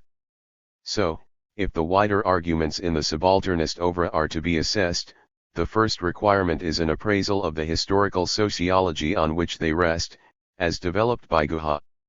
It is to this task that the present chapter, and the two that follow, are devoted. 2.1 Subaltern Studies in Context. Subaltern Studies was born of crisis. In a retrospective look at the project's origins, Ranjit Guha recalls the sense of frustration and bewilderment felt by many Indian radicals, especially the younger ones, during the 1970s. In the latter half of the 1960s, India had descended into its deepest political crisis since independence. The Indian National Congress had been through a bitter leadership battle after Jawaharlal Nehru's death in 1964, from which his daughter, Indira Gandhi, emerged as party leader and prime minister, but not before a bruising confrontation with regional party bosses. Furthermore, India had its second war with Pakistan in 1971, which also caused massive economic hardship for working people, triggering a significant upswing in industrial conflict and culminating in a historic strike by the Indian Railway Union, which, at its peak, involved well over 1 million workers.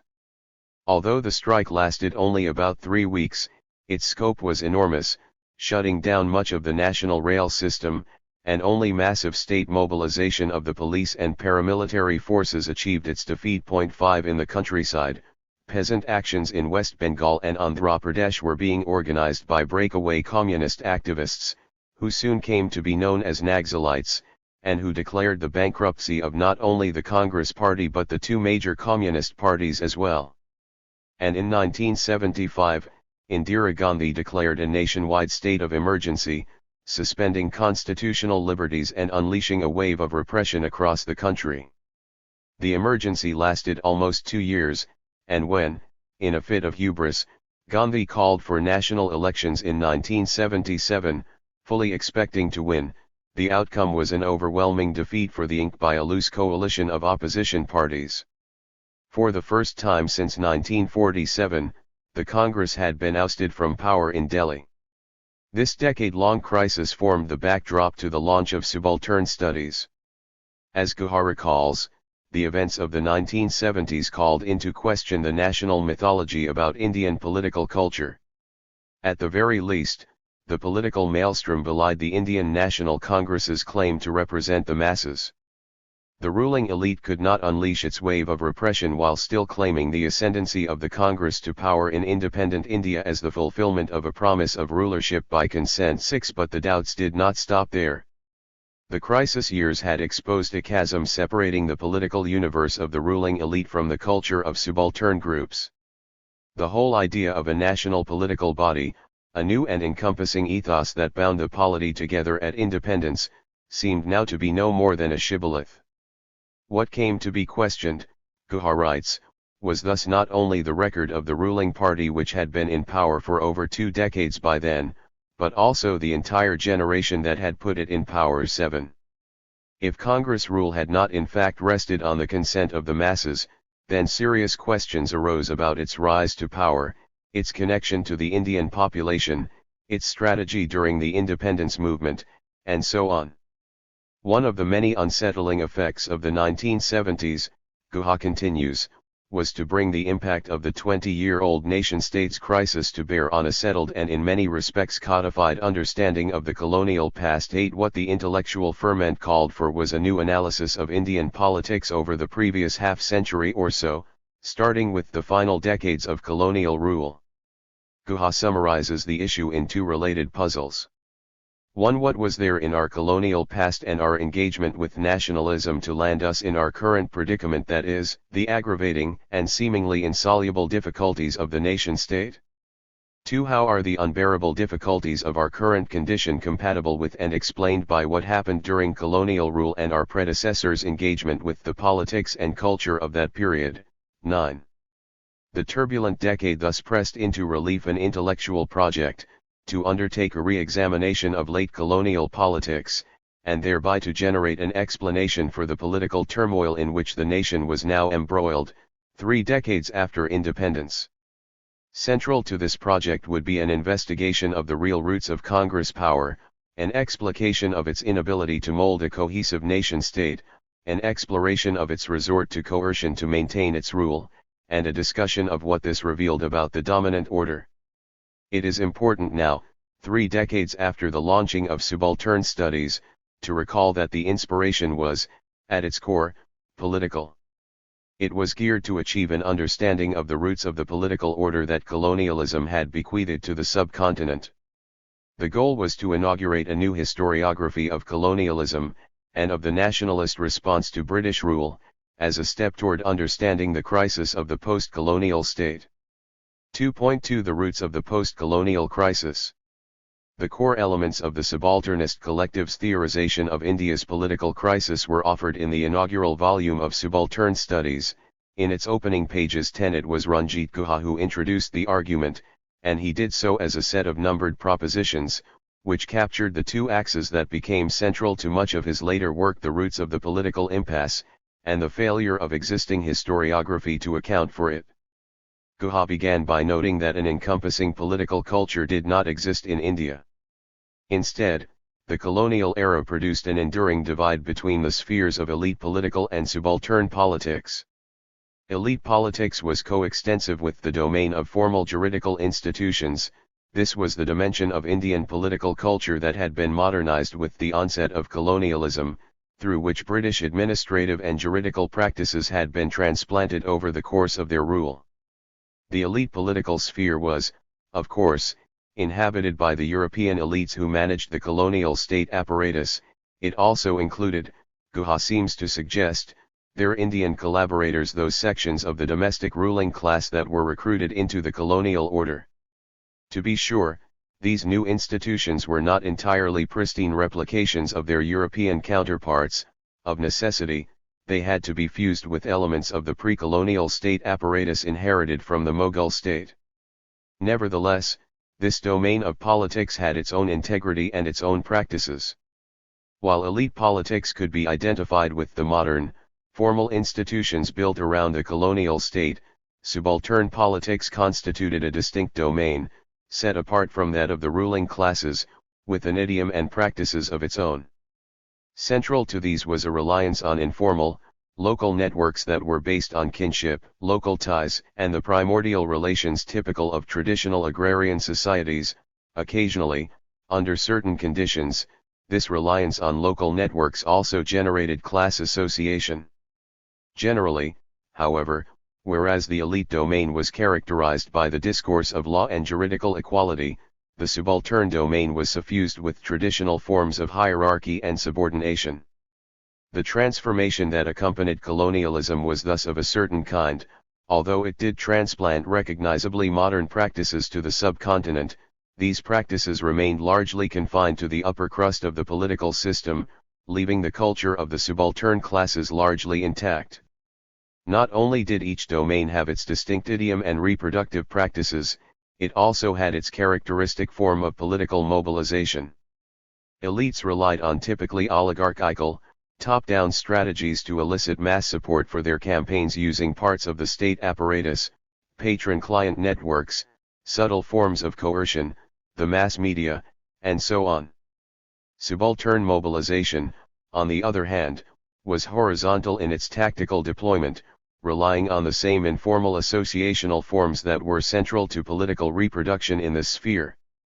Mainstream historiography, Guha charges, begins with the assumption that political culture under colonial rule was a seamless, integrated whole. It assumes that subaltern culture had become assimilated into that of the dominant classes. Hence, in its examination of elite political practice and discourse, it wrongly assumes that the conclusions derived from a study of this domain will also pertain to the political practice of subaltern groups.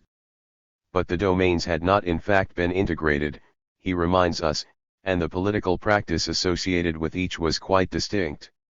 Subaltern political mobilization therefore warrants a historiography of its own, sensitive to its peculiarities, its distinctive moral universe, in short, its independence from elite political discourse and design. Only thus can we discover the roots of the present crisis, for it is in the persistent discontinuity between the two domains that we will find the key to the post-colonial states crisis. The fissure between elite and subaltern spheres was not preordained, nor was it the outgrowth of certain enduring cultural facts about India. It was, rather, the consequence of a very specific peculiarity of India's colonial experience, the index of an important historical truth, that is, the failure of the Indian bourgeoisie to speak for the nation. 11 What Guha means by this is that the Indian bourgeoisie failed to successfully integrate the culture of the disparate groupings in Indian society into one all-embracing political community. Of particular relevance was its failure to assimilate the laboring classes into its political project, especially in the years leading up to independence from the British. As he observes, there remained vast areas in the life and consciousness of the people which were never integrated into hegemony. 12 The persistence of the two distinct domains is thus a direct consequence of the failure of a particular historical agent, namely, the bourgeoisie. And although in this synoptic presentation Guha focuses on Indian capitalists, we will see below that the failure belonged to capital as a whole in the colonial era, in both its European and Indian guises. Had the bourgeoisie secured hegemony, the process of national integration could have been successful, thereby generating a coherent national political culture rather than the fractured dualism that India actually inherited. Now in this early essay, Guha does point to one other actor who might have been relevant for pushing India in the direction of an integrated political order, the working class. Toward the very end of the piece, he raises the possibility that the nationalist movement could have taken a different path, and produced a different outcome, had labor been able to assert itself more effectively. The bourgeoisie could have been pushed into a subordinate position, or could have been displaced altogether, in the style of a national liberation movement. The reason this did not take place was that the working class was not sufficiently mature in the objective conditions of its social being and in its consciousness to pull the movement in a different direction. Point 13. This is a curious diagnosis of labor's failure. Was the Indian working class less mature in its objective conditions than the Chinese or Vietnamese? What, in any case, does it mean for conditions to be mature? Clearly, one could quibble with Guha's argument. But what is noteworthy is that, at this stage, he opens up the possibility of two distinct outcomes for the Indian nationalist movement and two actors relevant to its course, capital and labor. However, this is the only time that Guha or his colleagues contemplates two distinct paths. In his subsequent work, the focus is trained single-mindedly on the capitalist class, its nature, preferences, political strategy, and failings.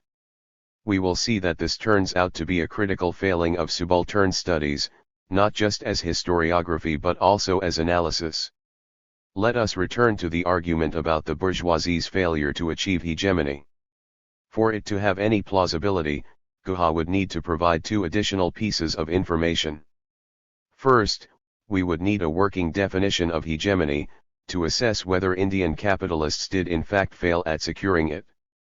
The concept is notoriously slippery, and if any verdict is to be rendered on the value of Guha's argument, then we need to have a working definition of what the term denotes.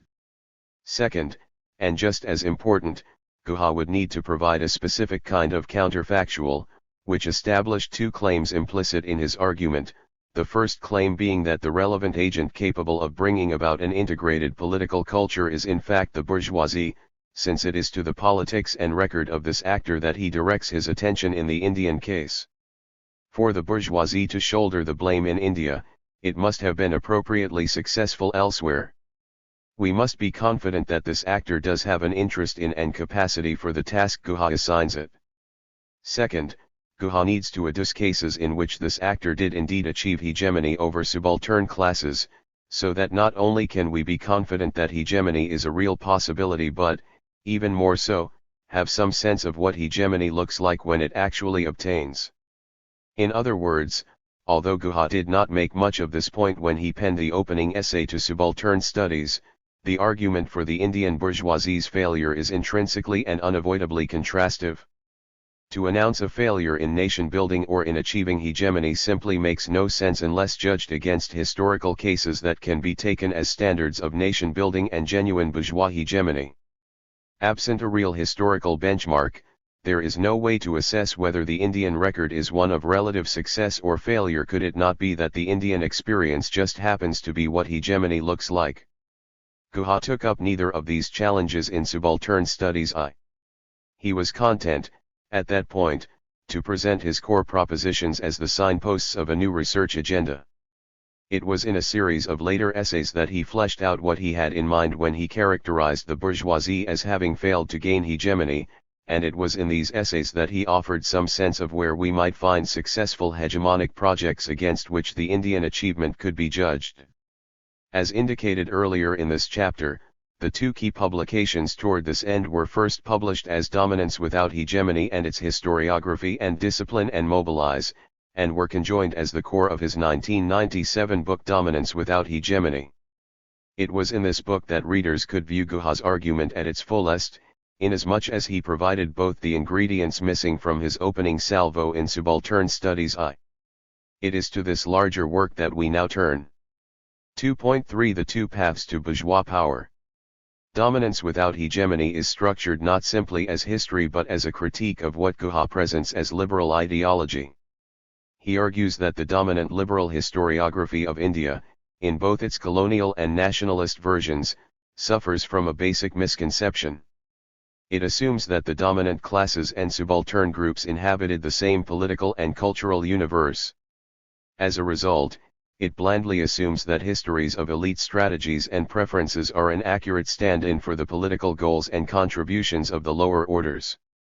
But for such a state of affairs to have obtained, the dominant class in India, the capitalist class, would have had to establish its hegemony over society as a whole, which is exactly what Guha is concerned to deny. Since the bourgeoisie failed in this regard, the various and sundry political forces did not coalesce into one encompassing community. This was the failure of the nation to come into its own. And this was what laid down the conditions for the political crisis of the 1970s. But what exactly is hegemony, and how does it generate an encompassing political sphere, bringing together all the disparate social groupings? Guha defines hegemony as a state in which a class establishes its dominance by relying more on the consent of other classes than it does on coercion. As he presents it, hegemony stands for a condition of dominance, such that persuasion outweighs coercion. 14. Hegemony does not imply the absence of coercion but rather its relegation to a minor role, relative to the importance of persuasion. A hegemonic class maintains its rule by eliciting the active consent of subaltern groups to its dominance in society. In so doing, it speaks for all of society, as Guha frequently puts it. This ability to speak for society is what enables the bourgeoisie to tear down the walls separating elite culture from that of subaltern groups, and thus to incorporate the latter into the political nation. Capital wins over other groups to its rule by accommodating their interests to some significant degree, by creating a polity in which the pursuit of interests is no longer a zero-sum game. 15. Notably, Guha argues that hegemony is an achievement entirely specific to modern, capitalist polities. It is a condition that was, he argues, impossible in pre-capitalist systems. Pre-modern ruling classes had neither the interest nor the capacity to incorporate laboring groups into the political culture.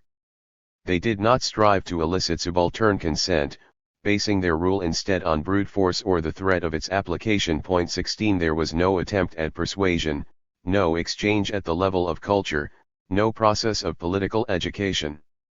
These polities were despotisms pure and simple. Guha concludes that, strictly speaking, formations such as this did not have a ruling culture, although there was a ruler's culture operating side by side with that of the ruled in a state of mutual indifference. 17. The potential for their integration into an organic whole came about only with the rise of capitalism, as part of the political project of the rising bourgeoisie.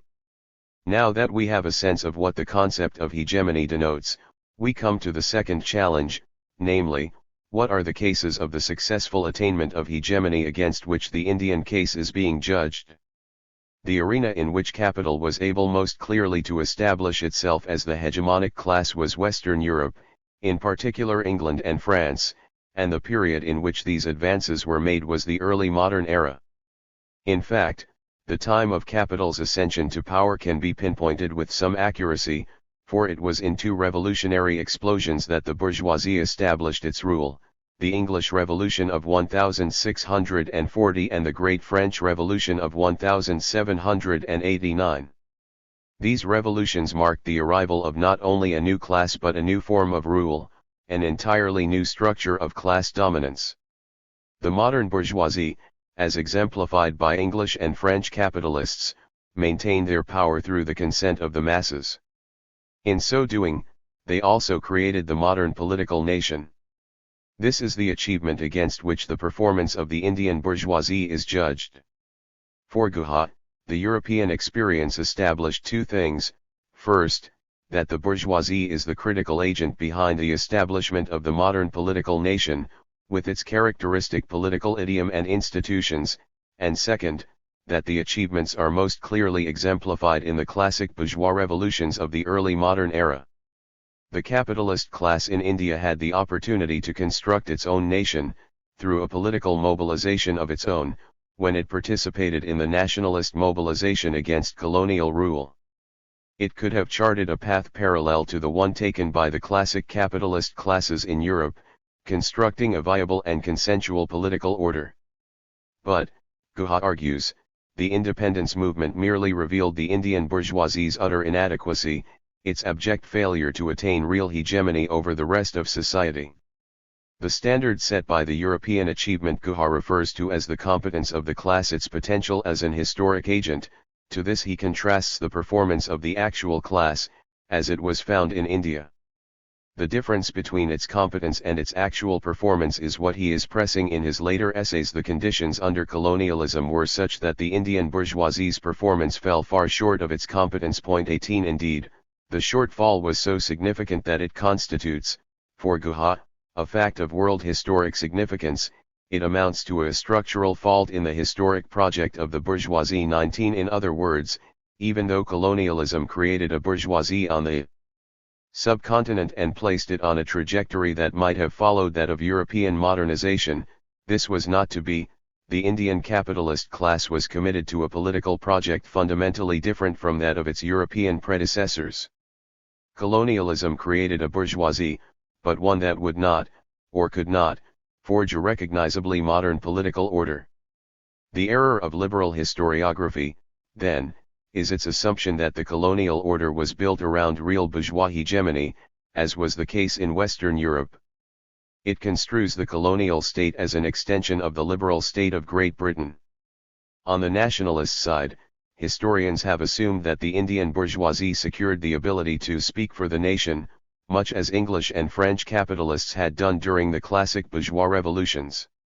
Both of these formulations, however, fail to appreciate the structural fault between the bourgeois project as it took shape in Europe, and its local manifestation in the subcontinent. What, then, explains this fault line separating the trajectory of the classic bourgeois transitions in the West from the bourgeois transitions in the colonies?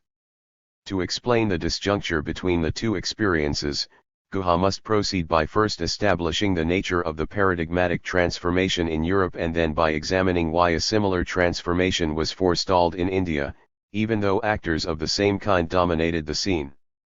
2.4 Capital's universalizing tendency and the bourgeois revolutions. For Guha, Europe's political modernization issued from the same underlying forces as its economic modernization, the rise and subsequent ascendance of the capitalist class.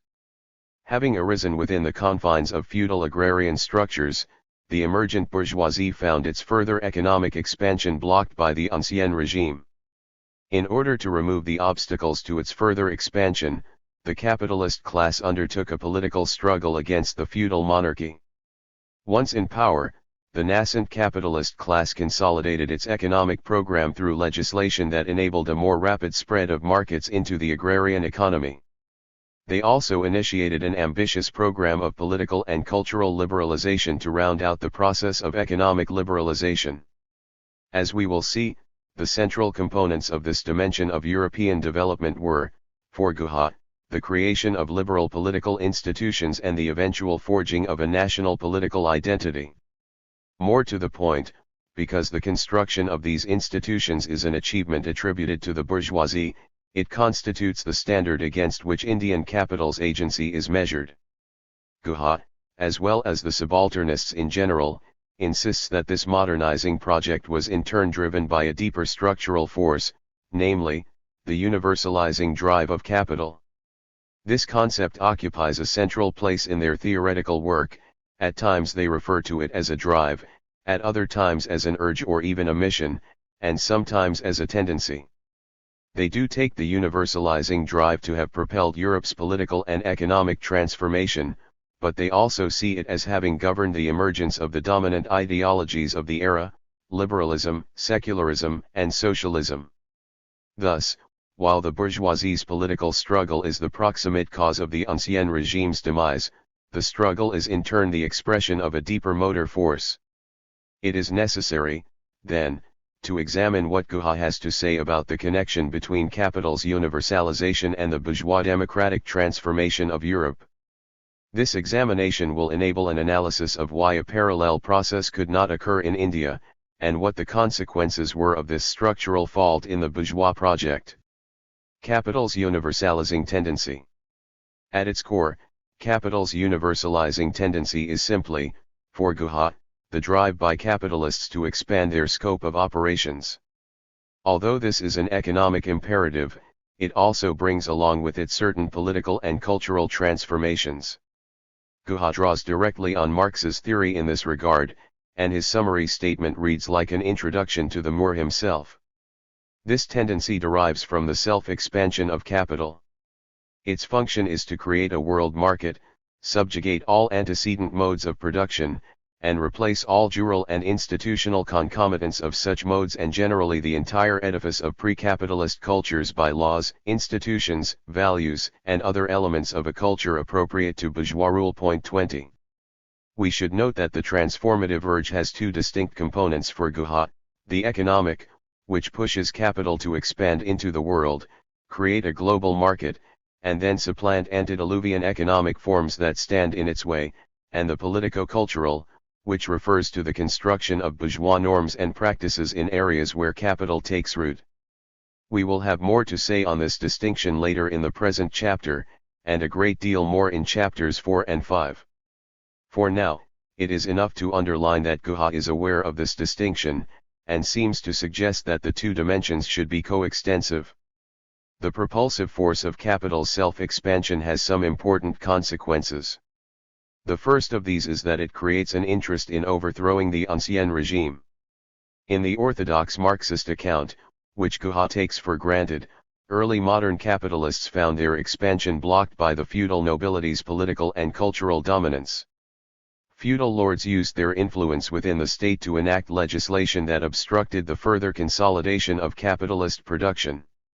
Thus, through the use of state levers, pre-modern economic forms were kept artificially alive: the protection of noble privileges, the grant of monopoly rights to particular merchants and regional lords, the numerous price and quantity controls allowed to guilds, and so on. The fact that such obstacles were encountered by the vast majority of capitalist economic units generated a corresponding consciousness around a collective project, both political and cultural, a project to seek state power in order to fashion juridical structures aligned with the needs of the multiplying capitalist enterprises and to push aside the class of nobles kept on life support by the state's protection. This is the sense in which capital's universalizing drive created, for the nascent bourgeoisie, an interest and motive to launch a political struggle against the feudal order. Another consequence of capital's universalizing drive was to complement the interest in initiating a political campaign with the capacity to effectively wage the campaign. Drawing again on his reading of Marx, Guha argues that it is drive which, as Marx argues in the German ideology, makes the emergence of ruling ideas a necessary concomitant of capital's dominance in the mode of production and enable these ideas, in turn, to invest the bourgeoisie with the historic responsibility to represent the rest of society, to speak for the nation. 21. In other words, the emergent bourgeois class is able to rise above its sectional outlook and build upon its common interests with other classes, especially workers and peasants, to forge a collective political project against the ancien regime. Its interests are successfully represented as universal interests. Indeed, at the moment of struggle, they are universal, inasmuch as they are the condition for the furtherance of the interests of its allies. 22. This is the basis for bourgeois hegemony in the anti-feudal struggle. Having achieved this popular hegemony, it mobilizes the broad political coalition of allied classes against the feudal monarchy in order to replace it with the new bourgeois order. The bourgeois revolutions. The dynamic described in the preceding section was, for Guha, most clearly captured in what he calls the comprehensive character of the English and French revolutions respectively of 1648 and 1789. 23. Apparently he takes the social analysis of these revolutions to be uncontroversial. Despite their central place in his analysis, he expends little effort in explaining their origins, nor does he defend his interpretation of their significance. He seems to take the interpretation he offers as apodictic. This generates a stark imbalance in his presentation of the contrast between the European bourgeoisie's rise to power and that of colonial capital. While the latter is described in great detail, the former is relegated to condensed and rather cryptic statements. Nevertheless, the main elements of Guha's analysis are clear enough. To encapsulate his views, he approvingly quotes Marx's characterization of the revolutions as having heralded a new social order, the victory of bourgeois ownership over feudal ownership, of nationality over provincialism, of competition over the guild, of the rule of landowner over the domination of the owner by the land, of enlightenment over superstition, and so forth. 24 The bourgeois revolutions thus represented nothing less than a complete social and cultural revolution. Guha considers three aspects to be central to their significance. Dismantling feudal landed power. The revolutions were launched by the bourgeoisie in order to dismantle feudal agrarian relations. This follows naturally from the premise that capital is propelled to expand its zone of operation. In predominantly agricultural economies, as long as the peasantry remained in possession of its land and was subject to feudal rent, capital would come up against hard limits to its expansion. The central task in 1640 and in 1789, therefore, was to eradicate feudal lordly power. It was only with the abolition of feudal property that the bourgeoisie could fulfill its historic mission to overturn the rule of the landowner, create a national market, overcome localism, forge a national community, and so on. The critical place of this element of the classic revolutions emerges even more clearly when Guha explains the reasons for Indian capital's failures. Above all, for him, the roots of failure lie in the compromises made with landed classes, so that instead of overthrowing them, capital acceded to their continued rule in the countryside, securing hegemony over the anti-feudal coalition. Even though the bourgeoisie was committed to overthrowing feudal power, it could not do so alone. It was still a minor actor in the broader political landscape, lacking the means to assault the dominant order on its own. Hence, it had to bring other classes, primarily the peasantry, but also subordinate urban classes, to its side. It could do so either by various authoritarian and coercive means, or by soliciting their consensual participation. Guha maintains that one of the crowning achievements of the bourgeoisie in the great revolutions of 1640 and 1789 was that it secured broad-ranging consent to its leadership. This is an important part of his argument. He regards a central contrast between the bourgeois revolutions and the Indian nationalist movement to have been that elite leaders in the former movements secured compliance from subaltern classes through consent, while those in the latter could do so only through coercion. Guha contends that the leaders of the bourgeois revolutions achieved consent by genuinely accommodating subaltern interests within their political programs, an instance of capital's universalizing tendency, though he does not detail what those concessions might have been. What he seems to have in mind is peasants and workers being won over on the promise to dismantle seigneurial power, and, equally important, the promise of political liberties. The effectiveness of bourgeois leadership issued from the fact that the concessions they made were real, not empty slogans. Their assumption of leadership thus had a genuine basis. It was initially as an acknowledgement of the connection between its own interests and those of all the other non-ruling classes that the bourgeoisie had led the struggle against feudalism and established its hegemony over the peasantry. 25. The bourgeoisie, then, acquired social consent to its leadership through recognition of subaltern interests. The reliance on consent, as against coercion or discipline, is what Guha takes to be the defining characteristic of political hegemony. He often discusses hegemony not only in terms of consent, but as the ability truly to represent the interests of others, to speak for other classes. In the bourgeois revolutions, he writes, the bourgeoisie in the West could speak for all of society in a recognizably hegemonic voice, even as it was striving for power, or had just won it. 26 A hegemonic class can speak for all of society because it recognizes, and represents, the interests of subordinate groups. In so doing, it can relegate coercion to a secondary or even peripheral role in the maintenance of its power. Its strategy is to integrate the other classes into one encompassing community of interests, albeit one in which power imbalances are preserved. From coalitional hegemony to social hegemony. The third critical feature of the bourgeois revolutions was their outcome, the construction of a social order in which the bourgeoisie was hegemonic, not merely dominant. What this means is that, just as it did during the anti-feudal mobilization, capital maintains its power by relying more on consent than on coercion. We move now from hegemony as a characteristic of a political movement to hegemony as a means of social integration. In his discussion of how the bourgeoisie secures popular consent to its rule, Guha returns to the language of representation. The dominant class secures its power by representing all of the will of the people. 27 So, the achievement of the British and French bourgeoisie was that it anchored its rule not on coercion or force, but on its willingness to represent wider social interests. In this way, it embarked on the creation of an entirely new political community, unlike anything witnessed before the advent of bourgeois rule. The bourgeoisie created a new political nation, based on universal principles and issuing from its universalizing drive. While this characterization of the new political order does describe its functional form, it does not tell us much about the institutional mechanisms through which hegemony is reproduced. If the new ruling class committed itself to the representation of wider social interests, there must have been an institutional matrix through which it achieved this end. Unfortunately, Guha does not identify the institutional supports of hegemony in the new order. We must resort, therefore, to a more interpretive strategy, pulling together his scattered remarks on the matter. As discussed above, Guha often describes hegemony as the ability to speak for all of society or to represent the will of the people.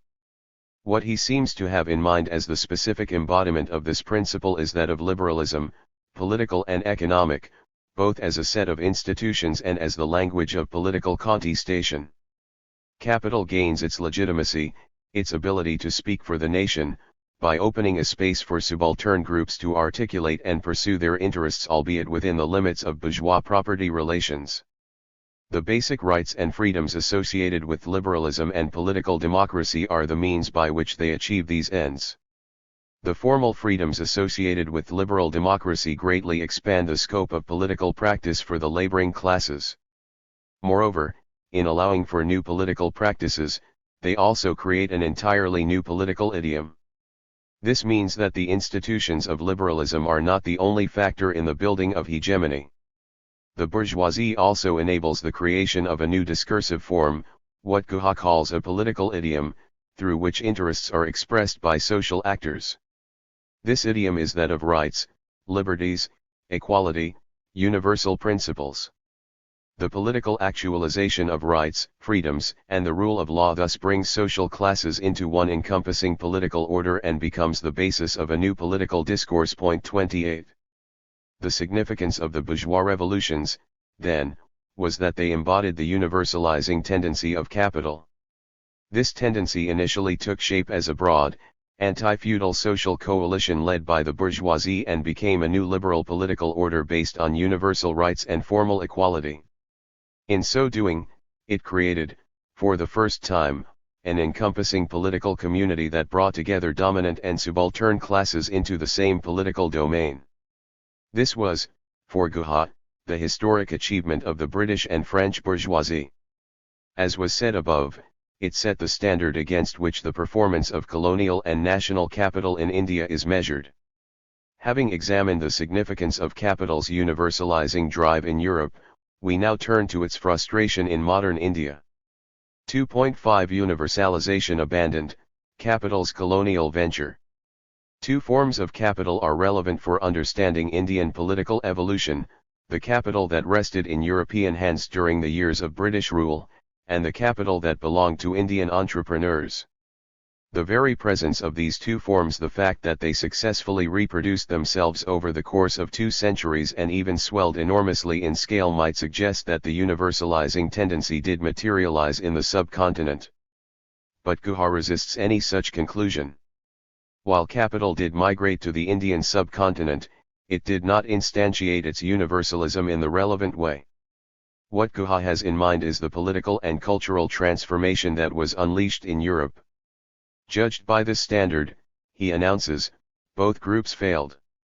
Neither segment of the class had any inclination to play the transformative role of their counterparts in early modern Europe. Hence, the universalist project we have been discussing hurtled itself against an insuperable barrier in colonialism. 29 Let us, then, examine Guha's arguments for the dimensions of bourgeois failure, both British and Indian, within colonial India. The mythology of liberal colonialism. Guha begins with the observation that elite historiography assumes a basic continuity between the liberalism of British domestic culture, and the structure of colonial rule. It regard the colonial state as an organic extension of the metropolitan bourgeois state and colonialism as an adaptation, if not quite a replication, of the classic bourgeois culture of the West. In English rendering 30, taking as its model the European experience, liberal historiography assumes that capital, in its Indian career, succeeded in overcoming the obstacles to its self-expansion and subjugating all pre-capitalist relations in material and spiritual life well enough to enable the bourgeoisie to speak for all of society, as it had done on the occasion of its historic triumphs in 1648 and 1789.31. This view, generated by the bourgeoisie itself and propagated by its intellectual representatives, has sustained liberal apologetics for both the colonial and the post-colonial political order. Given this core assumption, notes Guha, it is hardly surprising that colonialism was regarded by as a positive instance of the universalizing instance of capital 32, or that a basic continuity was assumed between the colonial era and the regime that followed it. Guha affirms that there was, in fact, a deep continuity between the two, but not in the fashion suggested by liberal ideology. On the contrary, in neither era was either segment of capital inclined to carry out the mission to which both claimed fidelity. Colonial capital. There were two indices of the colonial bourgeoisie's abrogation of its historic mission in India. The first was its willingness to impose an autocratic order rather than a liberal one, and the second was its resort to an alliance with, rather than the destruction of, the ancien regime. Guha takes the political order established in India by the colonizers as direct evidence that the British bourgeoisie was not committed to the same project it had launched at home. He points to the anomaly of the metropolitan bourgeoisie, who had professed and practiced democracy at home, but were quite happy to conduct the government of their Indian empire as an autocracy. 33. But while he frequently refers to this disjuncture as a paradox or anomaly, he understands that it is not entirely surprising. 34. The fact that the colonial state created by the sword made this historically necessary. 35. It was, after all, a forcible imposition of alien rule on a subject population. The very idea of its transmutation into a liberal order was therefore problematic. Since the state had to be autocratic, there was no possibility of incorporating the laboring classes into the broad political culture in the way that had been accomplished in Europe. They remained an external force, with their own culture and interests, and while they no doubt had to be accounted for, they were not an active part of the political process. In sum, for Guha, the nature of the state presented the first and perhaps most important obstacle to the colonial bourgeoisie's construction of a hegemonic order. Another significant obstacle to the implantation of a liberal order in the colony was the kind of alliance system that the British had to forge. Of necessity, even while pushing aside the established ruling classes, colonial authorities were forced to enlist them as junior partners in the state. A few thousand colonial administrators from an alien culture could hardly hope to achieve stable rule without bringing into the fold some local sources of power. Again, in contrast to the European precedent, the new elite therefore reached out to pre-capitalist ruling groups. A natural concomitant was the preservation of these groups' sources of income and power, and thereby the idiom of local politics, with the result that feudal practices, far from being abolished or at least reduced, were in fact reinforced under a government representing the authority of the world's most advanced bourgeoisie. 36. This underlines the point that the colonial bourgeoisie's antagonism to feudal values and institutions in their own society made little difference, to their vast tolerance of pre-capitalist values and institutions in Indian society. 37. The preservation of these institutions further solidified traditional power relations and, in so doing, prevented the creation of a hegemonic bourgeois regime. There was no drive to create a singular people nation. Instead, the heritage of colonial rule was the reproduction of archaic power relations and through that, the distinctiveness of subaltern culture in contact with, but separate from, the culture of its rulers. Herein lay the structural fault separating the bourgeois project in Europe from that in India. British capital exchanged its historic mission for the opportunity to secure power in its new zones of conquest. Guha concludes that colonialism could continue as a relation of power in the subcontinent only on the condition that the colonizing bourgeoisie should fail to live up to its universalist project. 38. The Indian bourgeoisie. If we turn now to the domestic bourgeoisie, we find that the Indian counterpart to the bourgeois revolutions in Europe was the nationalist movement for independence. The British and French capitalist classes came to power by overthrowing the feudal monarchies.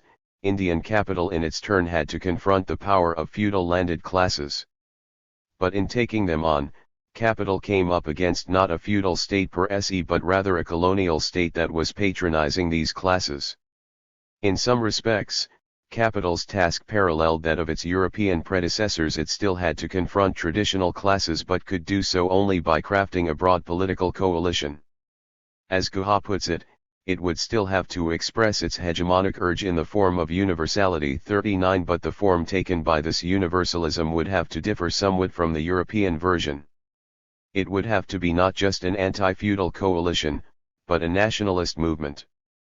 Thanks to the historic conditions of its formation, declares Guha, the Indian bourgeoisie could strive towards its hegemonic aim only by constituting all the members of society into a nation and their common interest into an ideal form of a nationalism. 40.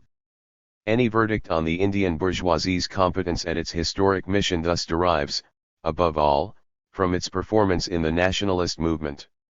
And the verdict is severe indeed. Guha's summary assessment is that Indian capital failed on all three fronts that he considers central to the classic bourgeois revolutions. The accommodation to landlordism. First, and perhaps foundationally, Indian capital never launched a frontal assault on the traditional landed nobility as had British and French capitalists. Instead, it tried to reach an accommodation with them. Says Guha, fostered by colonialism and dependent on the latter for its very survival during its formative phase, it had learned to live at peace with those pre-capitalist modes of production and culture which made the perpetuation of British rule possible. 41 The bourgeoisie thus subsisted in a symbiosis with landlordism and complicity with many forms of feudal oppression. 42 Rather than in tension with it, as was the case in Europe, according to Guha. The result was that an attack on traditional classes simply was not on the cards for the nationalist movement. The failure to hegemonize the nationalist movement. Indian capital's reluctance to attack landlordism placed severe limits on the bourgeoisie's ability to represent the common interest. One critical manifestation of this inability was the failure to bring the laboring classes under its leadership. As long as it refused to break with traditional landed elites, it could not accommodate even the basic demands of the peasantry, such as the call for rent reductions. 43 Instead of mobilizing the peasantry against the landed classes, the bourgeoisie sought the latter's patronage. 44 The working class quickly discovered that, since capital had placed strict limits on its own political vision and ambitions, it would have little patience for integrating workers' interests in its strategy. 45 As a result, by the time they were called upon to mobilize in the campaigns initiated by the nationalist leadership at the end of the First World War, both these groups had already developed class aims which it was not possible for the bourgeoisie to accommodate in any program sponsored exclusively under its own auspices. 46. The consequences of this failure to incorporate the class interests of subaltern groups lie at the heart of Guha's overall argument. The first and more direct consequence was that the bourgeoisie could not legitimately claim to represent the nation. Guha seems to rely here on a counterfactual, though he does not explicitly say this, that the evidence for genuine leadership of a movement would appear to be the absence of contending claims to that leadership. 47 But because the Indian National Congress had been unable to acquire the working masses' consent to its leadership, that space came under challenge by other political forces, socialists, communists, and other radicals, as well as other nationalist parties. This was the glimmer of an alternative hegemony to which Guha alluded in his inaugural Subaltern Studies essay, a hegemony that, if successful, would have been based in the working class and its allies. 48 These forces were not, of course, able to displace the ink from the helm of the movement. But neither was the ink able to drive them out. They remained, throughout the movement's later phases, a visible and contending force. So, while the European capitalists had been able to win a hegemonic position over its mass movements, in India there was always yet another voice, a subaltern voice, that spoke for a large part of society which it was not for the bourgeoisie to represent. 49. Having failed to secure their active consent to its leadership, the bourgeoisie had no choice but to keep the laboring classes in line by resorting to coercion. They turned to traditional forms of authority, both material and ideational, to maintain their place at the helm of the movement. Instead of appealing to their common interests with the masses as an incentive for the latter's participation, they leaned instead on subtle or overt threats and on traditional notions of duty, obligation, and station. 50 The means used by the Indian bourgeoisie to assert control, which Guha takes as paradigmatic of a non-hegemonic leadership, were of two functional kinds: mechanisms to ensure conformity within the ranks of Congress, cadre, or crowds participating in public events such as rallies, and measures to ensure wider social compliance with political initiatives such as boycotts and political campaigns. The main difference between the two was that the former pertained to a narrower band of social groups, namely those that were already within the INC or were in close contact with it, and the latter pertained to a far wider set of strata, many of which had no direct contact with the INC as an organizational body. Guha takes the use of these disciplinary measures as proof that the INC had failed to elicit genuine consent from the masses and thus had failed to emerge as the authentic voice of subaltern aspirations. It is noteworthy that he does not say it was the degree of coercion or the kind of disciplinary measures that signaled the failure of consent. He simply points to the fact that discipline was used and then interprets this as a signal that the bourgeoisie and its political organ had failed to emerge as the nation's genuine representative. It is a somewhat surprising argument. Undoubtedly, an organization that relies on intimidation and terror over its own base cannot lay claim to representing that base. But Guha provides no evidence whatsoever that matters had reached the stage for the Congress which, of course, they had not. To persuade us that the INC's coercive measures fell outside the range of measures used by organizations that can safely be regarded as hegemonic would require some accounting. What is the permissible range of disciplinary measures for a hegemonic leadership, and what kinds of measures fall outside that range? But Guha gives us not even the smidgen of an argument in this direction.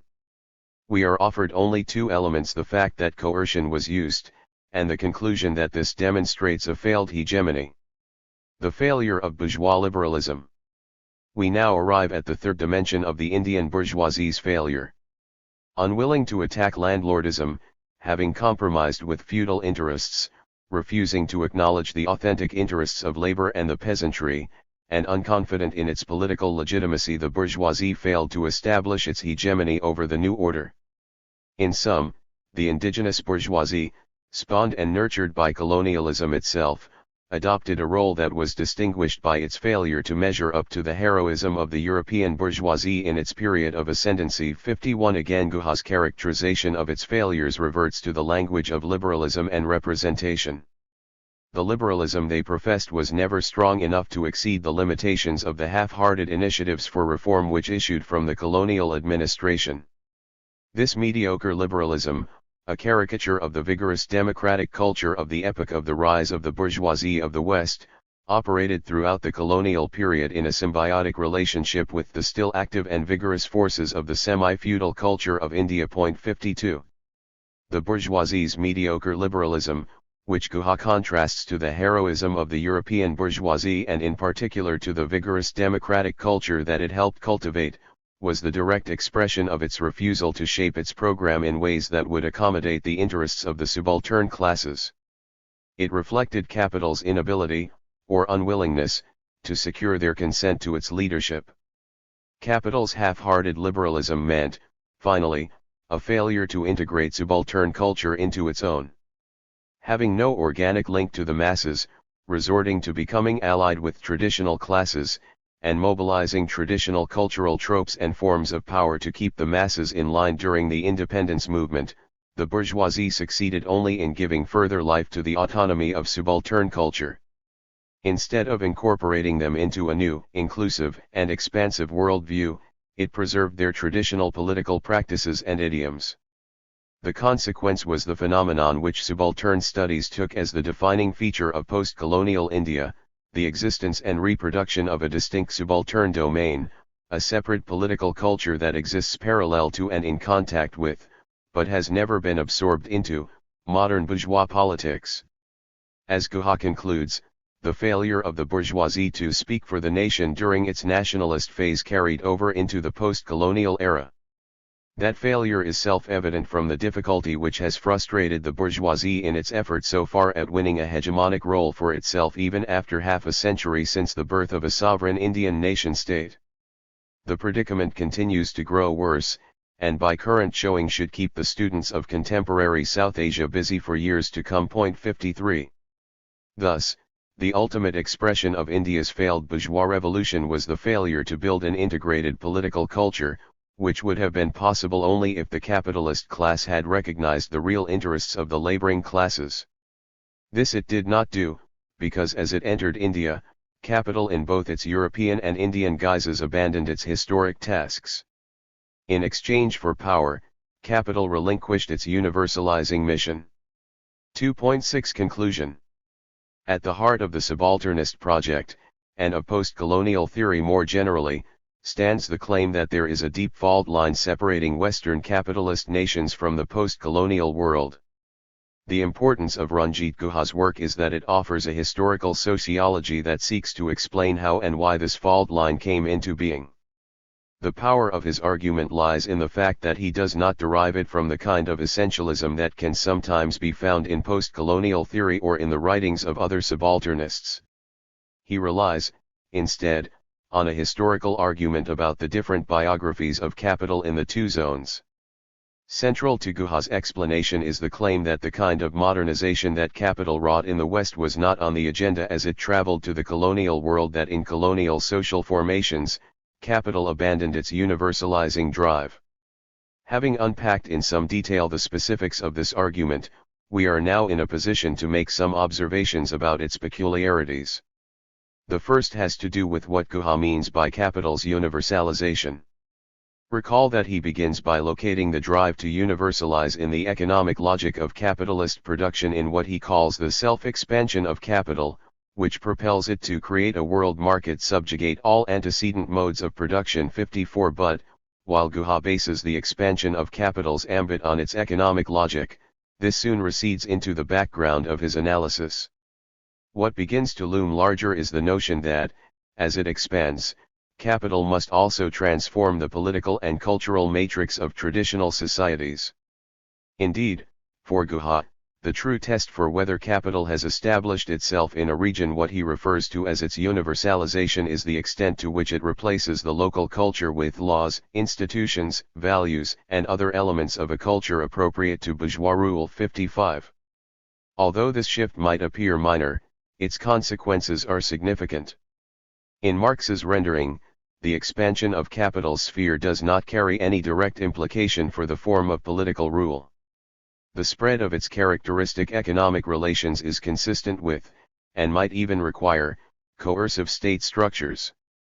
For Guha, however, since the universalizing drive is identified with acquisition of the consent of subaltern groups, his framework generates a distinct cultural criterion for testing the extent of capital's universalization.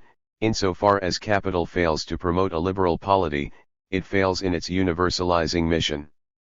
With admirable clarity, Guha brings together the three phenomena: capital's universalization, bourgeois hegemony, and hegemony as the ability to represent the general will in a passage denouncing liberal apologetics. Here is no acknowledgement in discourse that in reality the universalist project we have been discussing hurdled itself against an insuperable barrier in colonialism. Hence the attempt, in colonialist writings, to make the rule of British capital appear as a rule based on the consent of the subject population, that is, as hegemonic, and correspondingly to construct, in nationalist writings, the dominance of the Indian bourgeoisie as the political effect of a consensus representing the will of the people, that is, as hegemonic again. 56. The evidence for the failure of capital's universalization is that the bourgeoisie failed to garner the consent of those it was exploiting, or, even more, that it was unable to represent the will of the people. This strongly suggests that for the universalistic project to have successfully unfolded, capital needed to have emerged as spokesman for the general will. Where liberals err is not in their acceptance of this as a criterion for universalization, but in their claim that the Indian story embodies just such a project. Two issues are involved here. The first is the suggestion of a very tight fit between the economic dimension of capitalist expansion and the generation of a new cultural and political environment. Such a claim may not appear controversial, since it would seem natural to assume that a drastic change in economic institutions should call forth at least some changes in culture and politics. But it is one thing to argue that economic changes are likely to generate pressures for corresponding shifts in culture and politics. It is quite another to use particular institutional and cultural changes as a test for whether the economic transformation is in fact taking place. Guha not only argues that the universalization of capital induces the rise of new cultural forms, but he takes the dissemination of particular instances of these as a litmus for whether or not capital has been universalized. Hence his insistence that, in failing to transform subaltern culture, to break down its obduracy and integrate it into a national culture, capital abandoned its universalizing mission. He never considers the possibility that the expansion of capital's economic logic simply may not require the kind of deep cultural transformations that he thinks it does. He does not consider that capital might be able to meet its basic needs by relying on the very cultural forms he thinks are inimical to it, those typical of traditional political economies, suffused with outdated forms of social hierarchy and subordination. So, while there could certainly be some shifts in politics and culture, they may not be of the kind that Guha assumes are necessary. And just what are the institutions Guha points to as evidence for capital's universalization? Not only does he insist that capital must revolutionize the political culture, he seems also to have a very clear idea of just what the content of the new culture must be. Again and again, he links capital's universalization with the rise of liberal political and cultural institutions. If the colonial bourgeoisie failed in its mission, it is because of having turned its back on the liberalism it professed in the West. If the Indian business houses were found wanting in their mettle, it is because of their mediocre liberalism, which was a caricature of the liberalism of their Western counterparts. If capital in India failed in its transformative mission, it is because it did not replace the political idioms of the traditional order with those of modern bourgeois society, the rule of law, formal equality, self-determination, and so on. Capital's aborted universalization is inferred from the fact that these notions did not become institutionalized in the broader political culture. Guha does not consider that the shift to capitalist social structures might actually fit quite well with the idiom of traditional politics. If this is indeed the case, then the perpetuation of what he calls pre-capitalist institutions might not constitute evidence for an aborted universalization after all. Guha's argument about capital's universalization rests on his understanding of the bourgeoisie as historic actor. He takes the notions of bourgeois democracy and bourgeois liberalism quite literally. These political forms do not simply arise in the capitalist era but are, for him, desired and fought for by the bourgeoisie. Capitalists are, at least in the classic cases, the vectors of these ideals, and it is bourgeois agency that implants them in the political culture. As in the case for capital's universalization, Guha shifts the focus from the economic, such as the imperative of profit maximization as the sine qua non of bourgeois goals, to the pursuit of certain political and cultural ends. The bourgeois revolutions are significant for him because they crystallize what he takes to be the real achievements of the bourgeoisie as a historical actor, not merely the establishment of capitalist economic relations, but the universalization of the class's political and ideological commitments. It is surprising that Guha does not entertain the possibility that the spread of the cultural and political forms he associates with the British and French bourgeoisie might have issued from other sources. Hence, while they might have become established in the capitalist era, they would not have been brought about by capitalist design. This is surprising only because, by the time Guha published Dominance Without Hegemony, there was a veritable mountain of historical literature pointing precisely in this direction. We now turn to the historical evidence on the course of the so-called bourgeois revolutions. Chapter 3. Dominance without hegemony, the argument assessed. As I have noted, Ranjit Guha's argument regarding the bourgeois paths to power in Europe, and then in India, is foundational to the subalternist enterprise. It cannot be regarded merely as a component specific to the early years of subaltern studies as a residue of the subalternists' immersion in Indian Marxism, which was then abandoned in later work. Dominance without hegemony was released in 1997, very much in the mature phase of the subalternist project, and its arguments were clearly intended to elaborate the highly compressed declarations of the inaugural volume in the series. In its essentials, the book is entirely faithful to the earlier propositions and thereby upholds a powerful line of continuity across the career of subaltern studies. Moreover, in subsequent work Guha has said nothing to suggest a deviation from the book's conclusions. Finally, his assessment of the structural fault separating the Indian bourgeoisie from its early modern predecessors in Europe is endorsed by other leading members of the collective, in particular by Dipesh Chakrabarty in his summation of Subaltern Studies Theoretical Commitments. 1 Having elaborated in some detail the structure of Guha's argument and the evidence he marshals in its defense, we are now positioned to offer an assessment. In this chapter, I examine the British and French experience in far greater depth than does Guha. His version of the story occurs in highly compressed statements scattered across 3 essays and always presented in the form of assertion, never as argument. By contrast, I heap attention on the 2 cases. The level of detail I bring to the subject might strike the reader as incongruous, even excessive, but I would urge that it is warranted.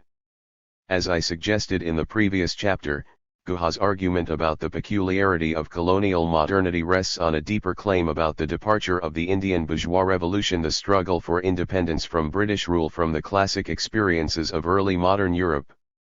He does not simply rest his case on a descriptive account of how India was transformed by colonial rule. Instead, it is a comparative story about how India's experience embodied a departure from other experiences, which the current historiography has been unable to capture because it subsumes the subcontinent into the same general narrative as Europe. In stressing the specificity of the colonial experience, Guha's argument is essentially and unavoidably contrastive. A good indication of the contrastive nature of Guha's argument is that one could accept his factual descriptions of India's colonial history and the nature of the independence movement, while denying his conclusion that they constituted a historical break from the experience in Europe. Our judgment on whether capital abandoned its universalizing mission depends entirely on our standard for what such a mission entails, and that standard can only be based on our understanding of other, baseline cases. The claim that the bourgeoisie abandoned its mission to transform society cannot be upheld except in comparison to other cases. Without a defensible understanding of the story that forms the comparison, all we know is that something happened in India, that the Indian National Congress came to power, that it had a particular orientation toward the laboring classes, that industrialists had their own views and certain priorities. But for all we know, these facts about India could be the norm. It is perfectly possible that they could be in line with other experiences of state formation or political modernization. Perhaps the Indian experience is just what modernity looks like. If we are to accept Guha's conclusions regarding the peculiarity of India's ascent into modernity, we cannot avoid taking a deeper look at the cases that form his baseline, England and France. I contend that the case Guha builds for the contrast between the classic bourgeois revolutions and the Indian experience is untenable. The episodes he has in mind, the English Civil Wars of 1640-8 and the French Revolution of 1789, were simply not driven by the forces he thinks were at work, nor did they directly produce the consequences he assigns to them. In fine, neither can be defended as a bourgeois revolution in the sense that Guha uses the term. The reasons they cannot be so described are different in each case, and so must be addressed each in turn. But in both instances the end point of the analysis is the same. The significance of this finding is profound, not only for Guha's argument but for the larger verdict tendered by subaltern studies for Indian history and beyond. It turns out that once the 2 European cases are properly described, the Indian experience no longer appears as a deviation from some classic norm. Indeed, the bourgeoisie's road to power in the Indian subcontinent now appears quite consistent with the European experience and settles comfortably into the grooves laid down by them. If this is so, a central plank for the subalternist's insistence on a chasm, a structural fault separating the Indian post-colonial formation from Europe, will have been dismantled. What this means, and just how significant it might be, is to be explored in the chapters to follow.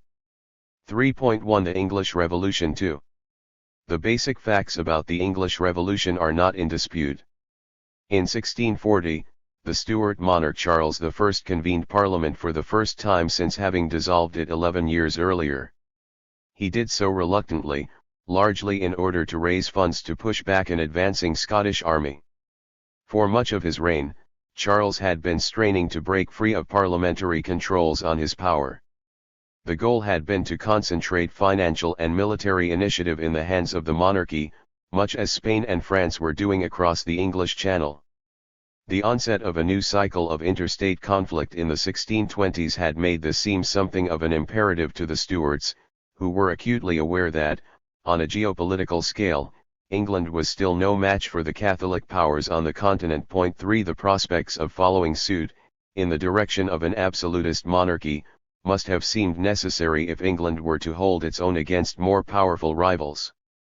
The problem was that any attempt to centralize power in this fashion brought the Stuarts into tension with England's landed classes, who had to agree either to new taxation or to less control over fiscal policy. And the landowners had at their disposal a powerful instrument in the form of the English Parliament, an institution largely under their control. So, when Charles convened Parliament in 1640, after having cast it into the wilderness for 11 years, his agenda unleashed a storm of controversy. Parliament wished to reassert its authority in matters of state, against what it took to be a grasping and incipiently autocratic king, while Charles wished to defend what he took to be his legitimate authority as monarch. The intensity of the conflict between Parliament and king only deepened over the course of the following months, until, in the summer of 1642, civil war broke out. In 1649, after more than 7 years of conflict, the new model army, under the leadership of Oliver Cromwell, finally won a decisive victory over royalist forces. It marched triumphantly into London in December 1648, and on January 30, 1649, Charles I was beheaded, the monarchy overturned, and England declared a republic. For those who have interpreted these events as a bourgeois revolution, the two sides in the war have been taken as representatives of two classes and two antagonistic economic systems.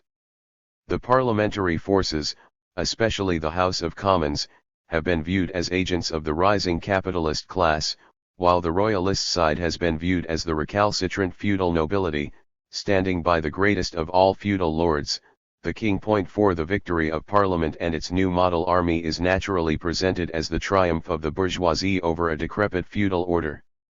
This is the interpretation Guha evidently draws on, and apparently regards as so self-evident that he does not feel pressed to offer any evidence on its behalf.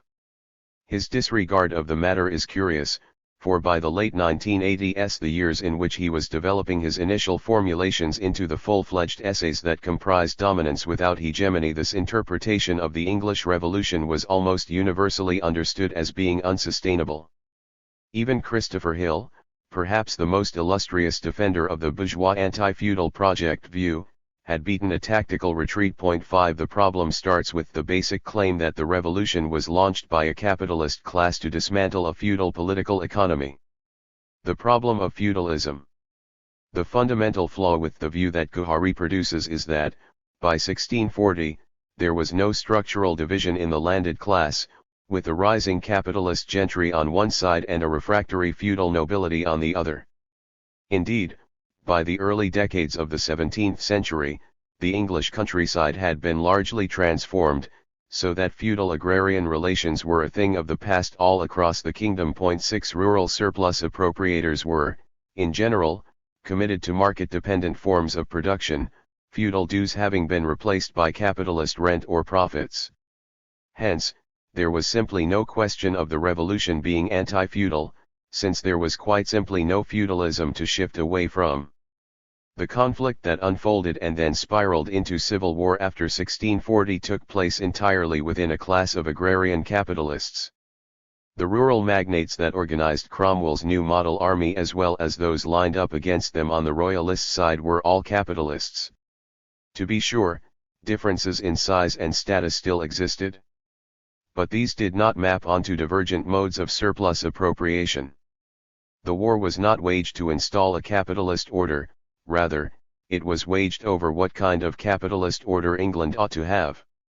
The issue that brought so much of the landed class to loggerheads with the Stuart monarchy was not the need to transform rural economic relations, but the monarchy's apparent push toward absolutism. It was a fight over the political order. Over the course of the 16th century, the rural gentry had secured its power at the local level.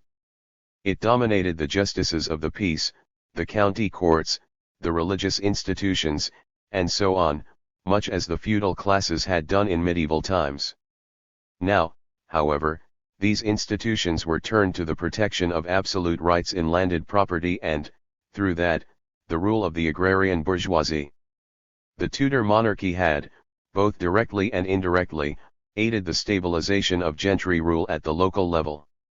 While this did have the effect of underwriting a gradual uptick in rural economic growth, making it possible for England to emerge as perhaps the most dynamic economy in Europe by the turn of the 17th century, it also generated a structural dilemma. 7 Unlike its rivals on the continent, the English monarchy had not been able to develop its own apparatus for revenue collection. It relied instead on the domestic landed classes to collect and deliver up its tax revenues. 8 This meant that as the pressures of war intensified and the Stuarts felt obliged to ratchet up the intensity of rural taxation, they came into continual conflict with agrarian elites, who viewed this as an encroachment on their own power.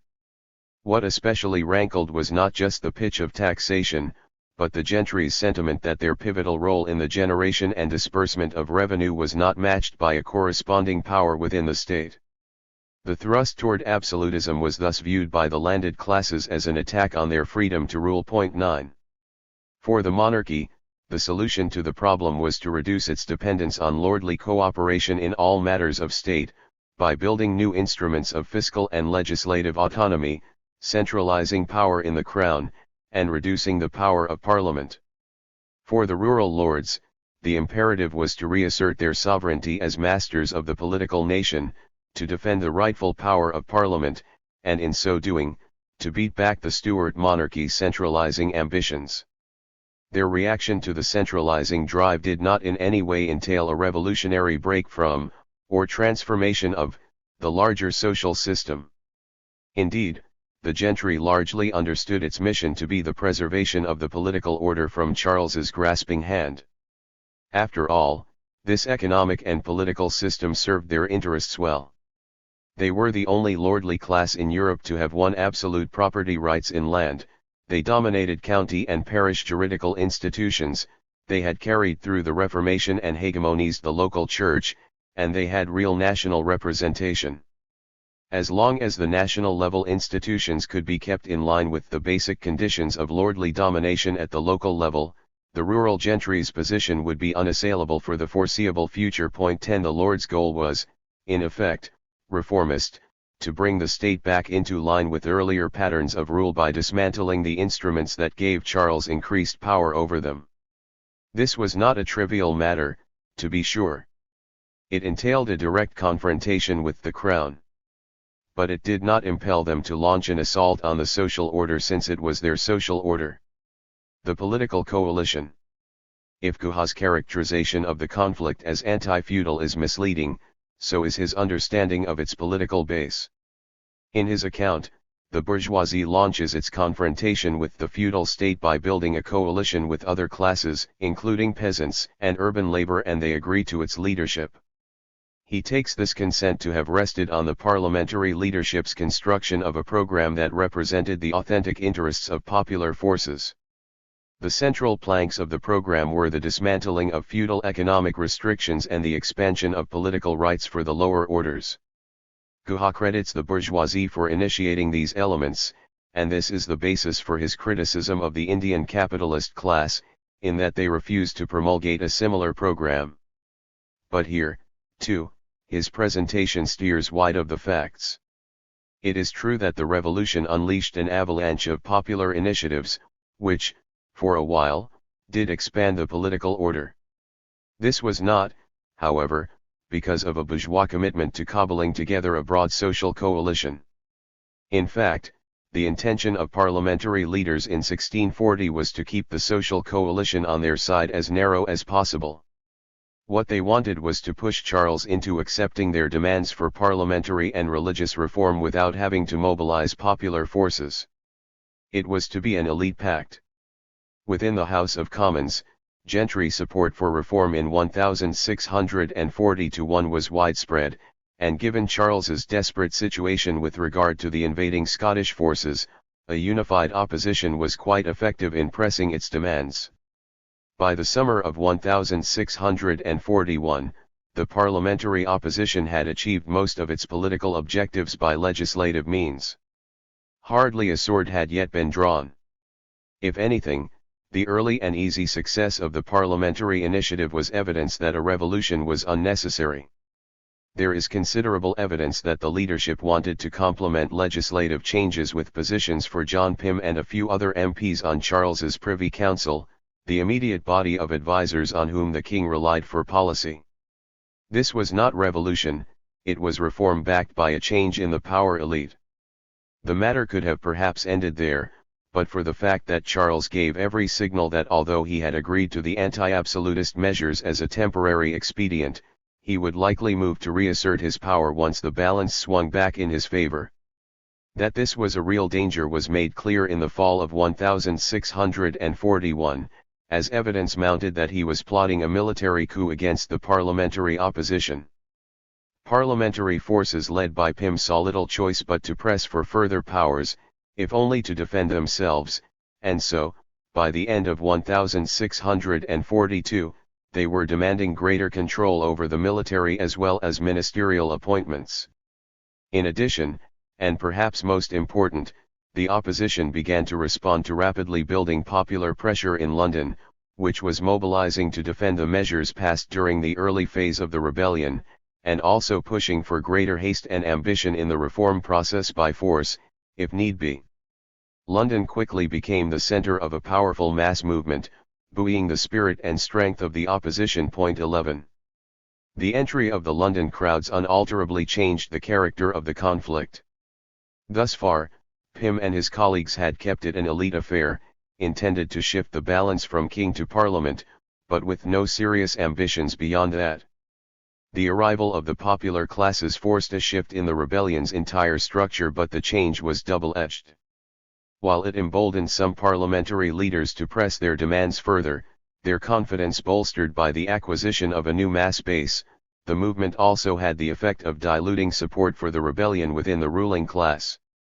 As long as the meaner sort had been kept out of the conflict with Charles, the parameters of the negotiations could be carefully managed, so that the reforms under consideration did not reach beyond the balance between two distinct segments of the ruling class, the monarchy and the landed classes.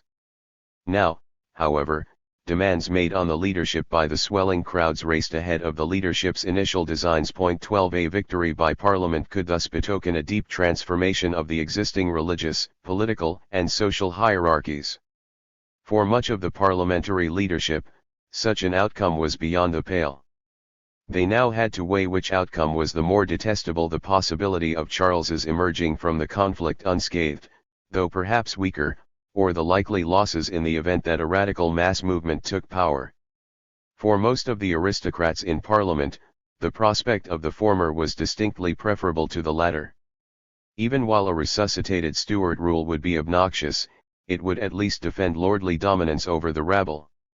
As a result, in 1642 a large section of the parliamentary leadership defected from the rebellion. They did not all go over to the royalist side. In fact, most seemed to have settled into an anxious neutrality as the conflict escalated. But there is no doubt that a substantial number preferred to join the royalist camp against the rising power of the popular forces.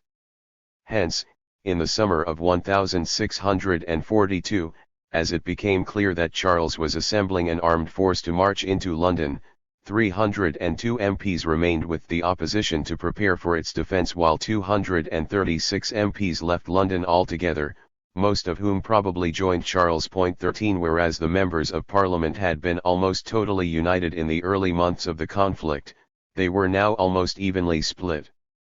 Thus, the London crowd saved Pym and his colleagues from Charles's military coup, but at the cost of driving other members into the arms of the monarchy.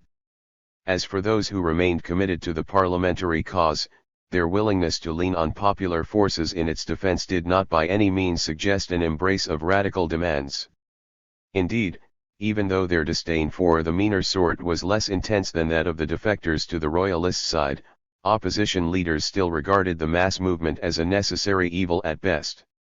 The core strategy of the gentry leadership over the duration of the conflict was to push for victory while simultaneously containing the spread of radicalism. These leaders had never wanted a revolution, had never countenanced taking up arms against the monarchy, and had certainly not intended to unleash the fury of mass radicalism. What they had wanted was to push back the drive to an absolutist state, and they had achieved that goal in 1641. It was Charles's obstinacy that had forced them to turn to the crowds for support. Now the key was to restore the balance, suitably modified by anti-absolutist legislation. In the earlier phase of the war with Charles, the preferred route to this end was to reach a settlement with the deposed monarch as quickly as possible. As long as he agreed to the measures passed by Parliament in the early months of the conflict, his return to the throne was the best way to restore order. For months, the parliamentary leadership sent out feelers to the royalist forces seeking just such a truce, but Charles would have none of it. The war thus continued to its gruesome end as Cromwell finally secured victory in the fall of 1648. Meanwhile, as the opposition gained strength and radical forces extended their influence, gentry support for the opposition grew correspondingly thinner. By the time Cromwell ordered the beheading of Charles, parliamentary power rested on a wafer-thin section of the English ruling class. 14. The relationship of the bourgeois leadership to the labouring classes was thus quite different from Guha's presentation of it. The opposition leadership had never intended to lead a revolution. What it had hoped for was an elite pact, pushed through on the strength of Parliament's unity and Charles's desperation. What turned the conflict into civil war, and then a potential revolution, was the combination of Charles's recalcitrance and the entrance of the London masses onto the scene. The opposition leadership did accept the support of the mass movement, but only reluctantly, and at the cost of driving more and more sections of the ruling class into the royalist camp. There was no commitment to fashioning a political program that respected the authentic interests of the laboring classes. On the contrary, the energy of the leadership was directed to finding ways of securing victory while conceding as little as possible to the lower orders. The revolutionary settlement. Guha attributes the genesis of modern political liberalism to the struggle of the bourgeoisie against feudal rule, and traces the genealogy of this liberal culture to the incorporation of subaltern interests into the political program of the revolutionary bourgeoisie.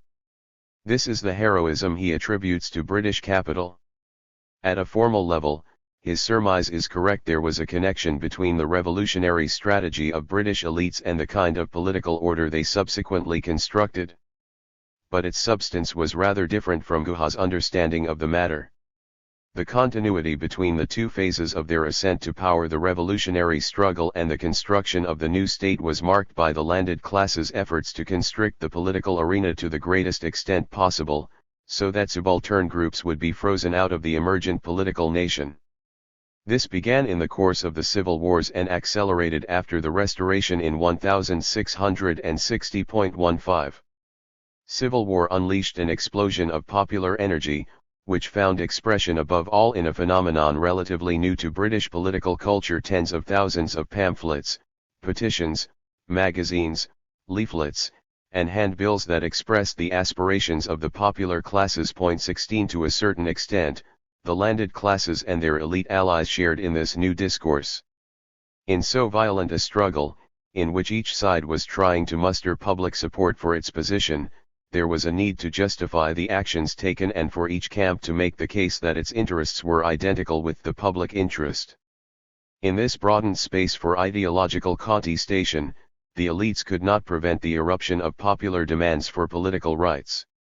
It was in this context that groupings such as the Levelers and Diggers came to the fore, groups regarded by many scholars as the first modern proponents of an egalitarian political ideology. 17 Radical ideas spread rapidly across the realm, particularly in cities, but their strongest base was probably within the army.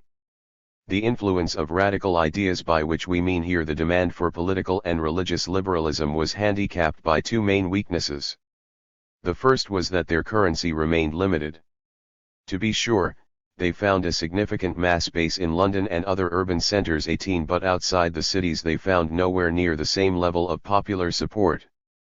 This made the political balance in England quite different from what obtained in France at the time of its own revolution, where peasants constituted an authentic force for radical change. The second weakness was that, being the sharp end of the popular movement for inclusion, the spread of radical ideas only further galvanized the sentiment within the landed classes that the optimal course of action was to restore order as soon as possible.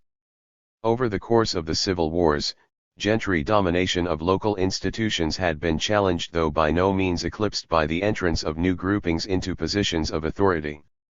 19 This was a direct blow to the very order that the gentry had sought to protect from Charles's encroachments, and for the sake of which it had launched its struggle.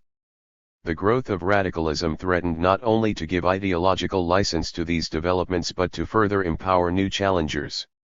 The solution that parliamentary forces sought to institutionalize was a new political order that would restore old social hierarchies, minus the drive to an absolutist state, much along the lines of what they thought they had secured in 1641, before Charles began to amass his forces. After the beheading of Charles, the landed classes' support for Cromwell rested on their confidence that he would stamp out radical ideas but would also respect their own anti-absolutist commitments. 20 It would be a mistake to underestimate the importance of the former, namely, the need to eradicate the demands for subaltern political inclusion. Its weight was such that the gentry showed itself willing to revive monarchical rule less than 1 year after Cromwell's death, when the Stuarts were restored to the throne in the person of Charles II. 21 Clearly, by 1660 the ruling class regarded the need to push back popular forces to roll back liberal gains as its most pressing concern. We must be clear about what was happening. The English civil wars had generated a new concept of political legitimacy. Whereas in medieval political doctrine, sovereignty had rested in the monarchy, it now was seen to reside in the nation. This was an epochal shift in the understanding of the political community. But while legitimacy was now transferred to the nation, the groupings or classes that constituted the nation was not yet settled. Gentry's strategy after 1649 was to ensure that the popular classes were kept out of the new concept of the nation. As David Loades has concluded, the bitter ideological strife of the 1640s produced a reaction which lasted many years and was not repeated in the next crisis of 1688–89. At the same time, the aristocracy had received a sharp lesson.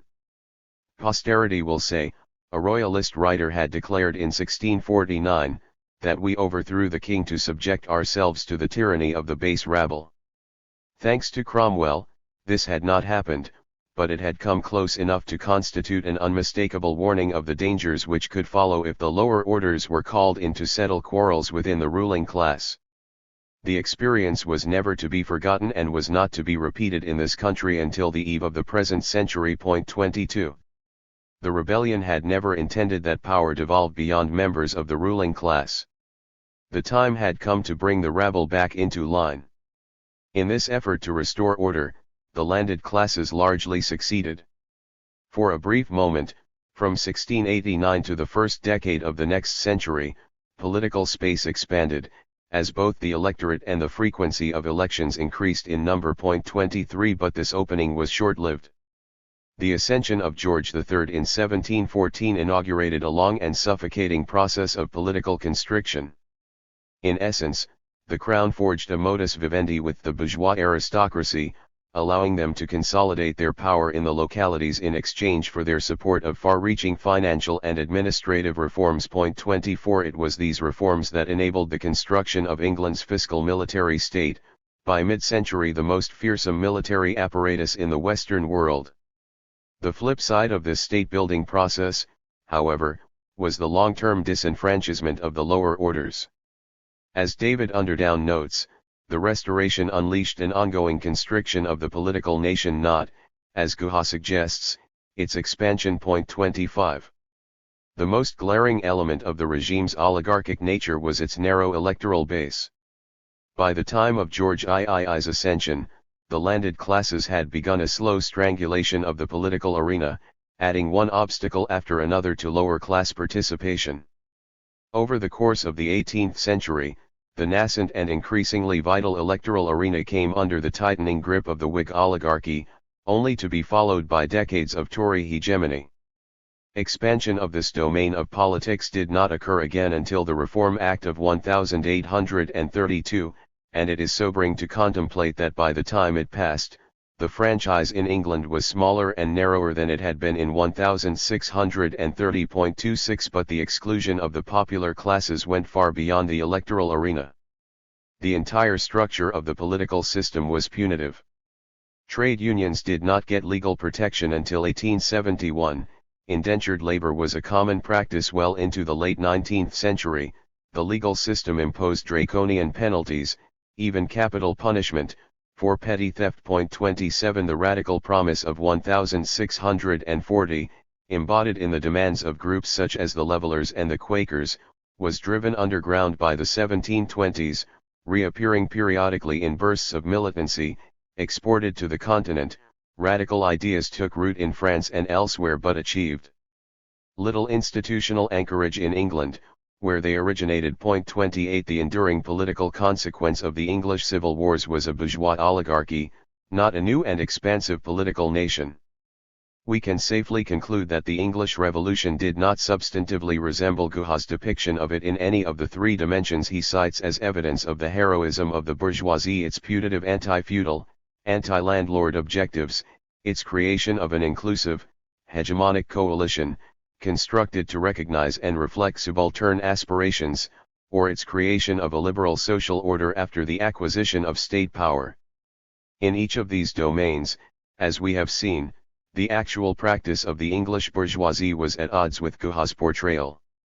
It was not anti-feudal because there was little left of the feudal agrarian structure, it was either indifferent to or contemptuous of subaltern interests in the actual conflict, accommodating them only when absolutely unavoidable, and its political strategy, during the campaign and after, was to exclude the lower order from politics.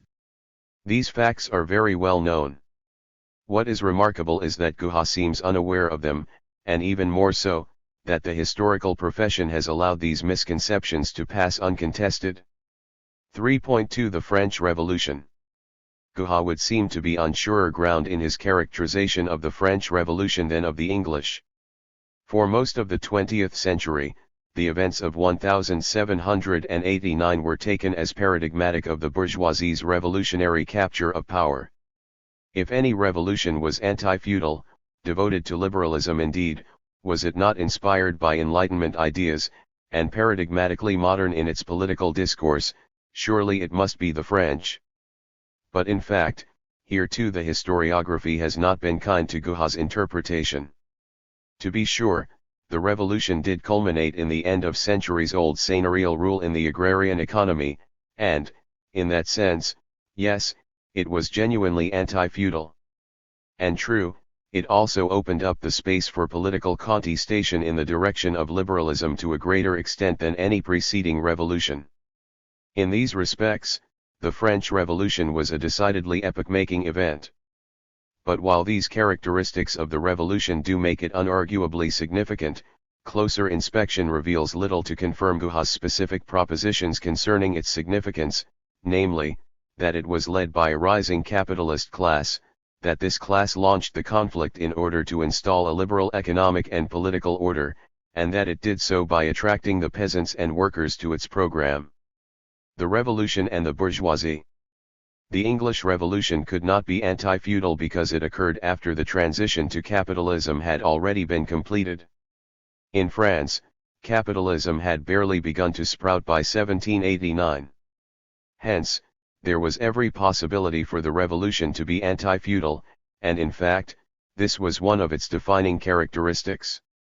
The problem is that it was not led by actors who in any sense could be described as capitalists.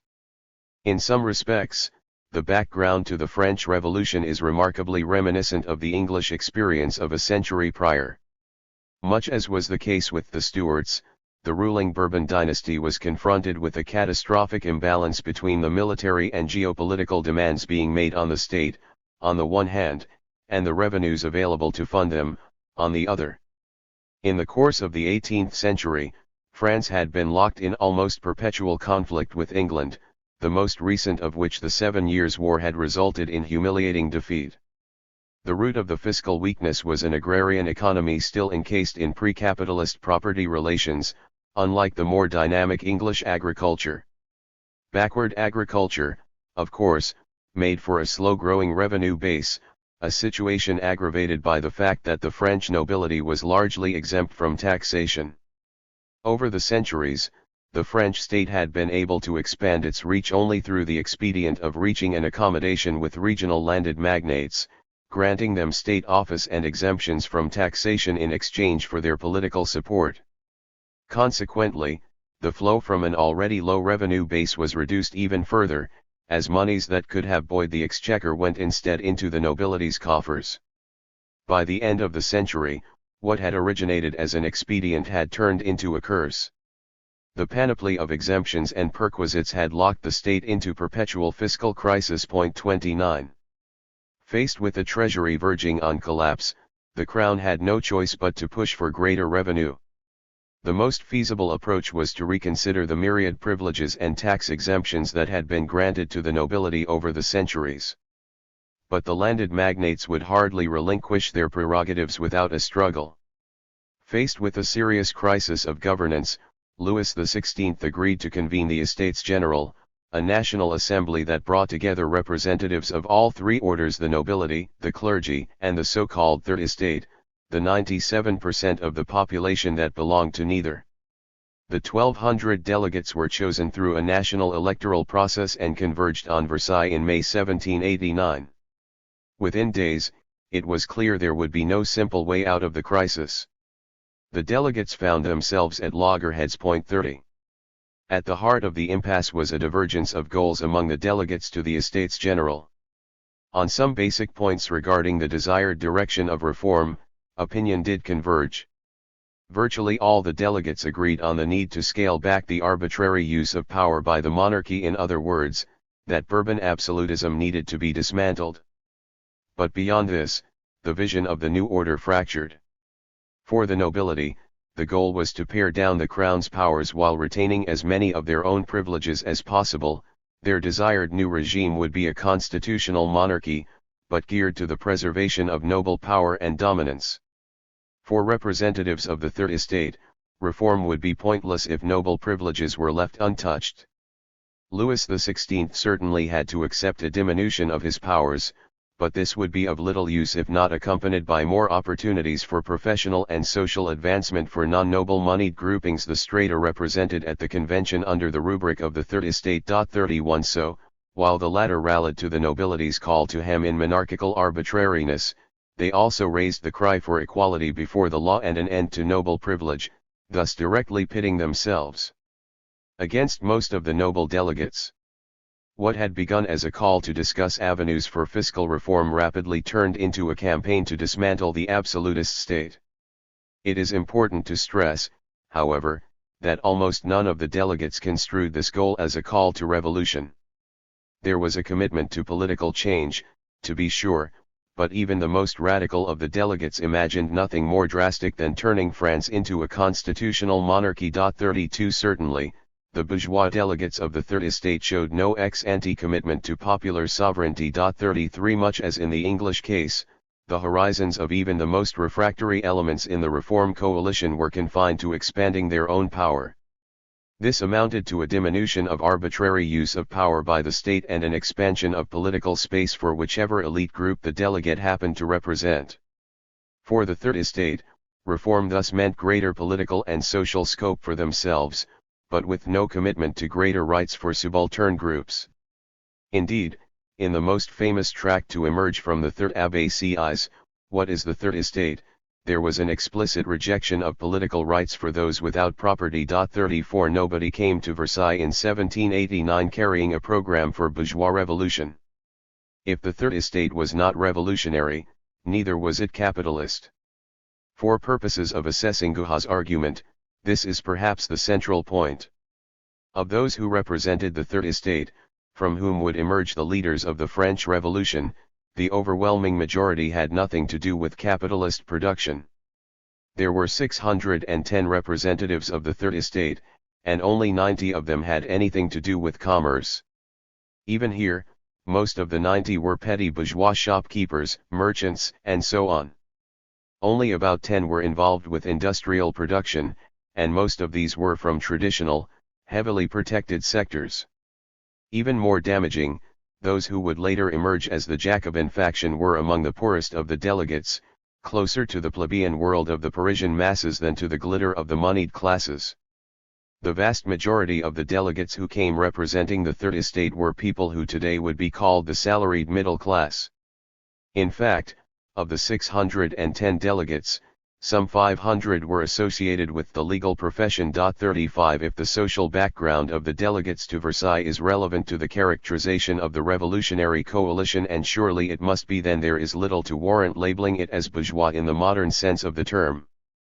The lack of correspondence between the use of the word and its current meaning was also true in the larger society. The delegates of the Third Estate were often referred to as bourgeois only because their occupations were assimilated within that category. It is well understood in the historiography of the Ancien Regime that bourgeois was a nebulous term, referring not to capitalists per se but to a cluster of occupations that had in common only what they were not, neither peasant nor laborer. These persons belonged to moneyed strata outside the nobility. 36 They could be industrialists, merchants, shopkeepers, urban professionals. In fact, the typical bourgeois in 18th century France belonged to the last category, simply because of its growing importance in the political economy. Hence, it comes as no surprise that in the contemporary histories of the French Revolution, the leaders were often referred to as bourgeois, since the strata to which they belonged were typically subsumed under that banner. 37 Given the task of this book, the French leadership's middle-class origins is no small matter. Guhat repeatedly castigates the Indian bourgeoisie for falling short of the boldness and revolutionary ardor of the bourgeois leaders of the French Revolution. Yet the Indian counterparts to the Jacobins, or delegates of the Third Estate more generally, are not the Burlas or Tatas. They are, rather, the middle-class elements of the Congress leadership. It is not semantic nitpicking to say that French predecessors to the Burlas simply did not exist in the late 18th century. In comparing the two groups, the French bourgeoisie and the Indian bourgeoisie, we are in fact looking at strata in two very different sets of social relations. The Indian bourgeoisie was a class that obtained its income and wealth by commanding the labor of others. The French groupings were either themselves the employees of others, or were independent producers. One group is, in the Marxian framework used by Guhat, an exploiting class, while the other is not. It would therefore be quite astonishing if the Indian capitalists turned out to be as revolutionary as the French lawyers. Even while the Third Estate was not itself a dominant class, it showed no inclination in the early weeks of the convention to overthrow the monarchy, much less unleash a social revolution. As noted earlier, its basic goals were to turn the absolute monarchy into a constitutional monarchy and to drastically scale back or even abolish the privileges granted to the nobility. Its agenda was thus primarily to increase the political and social space for its own advancement.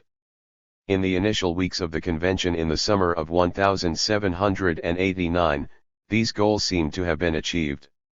In June the Third assumed leadership of the three estates represented at Versailles, declaring the formation of the National Assembly. It was joined quickly by the clergy and a plurality of the noble delegates. The newly formed assembly quickly declared that it not Louis most directly represented the French nation and could not be dissolved without the nation's consent. By so doing, it pronounced the death of the absolute monarchy.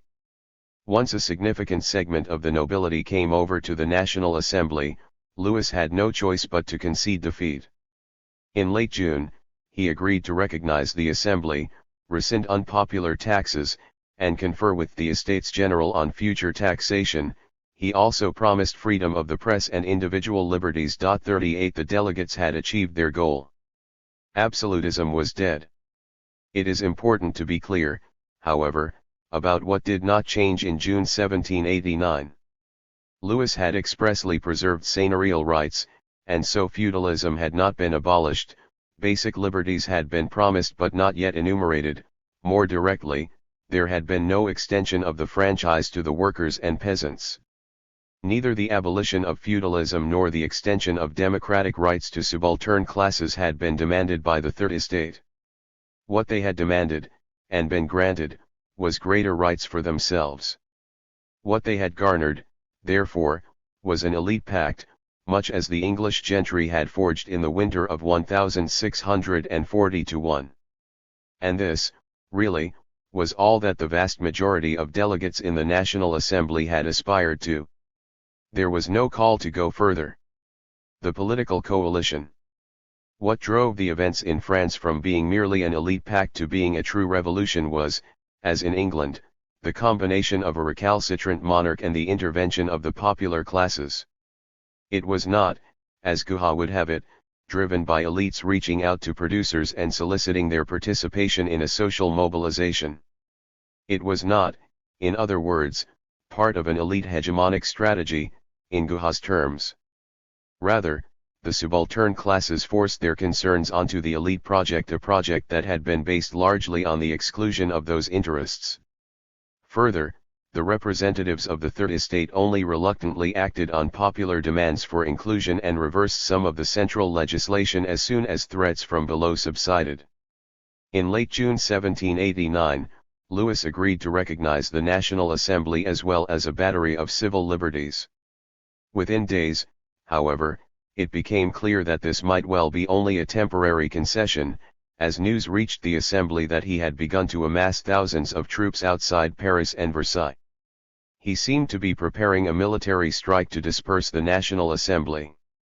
It was at this point that the popular classes intervened in Paris, most famously in the capture of the Bastille.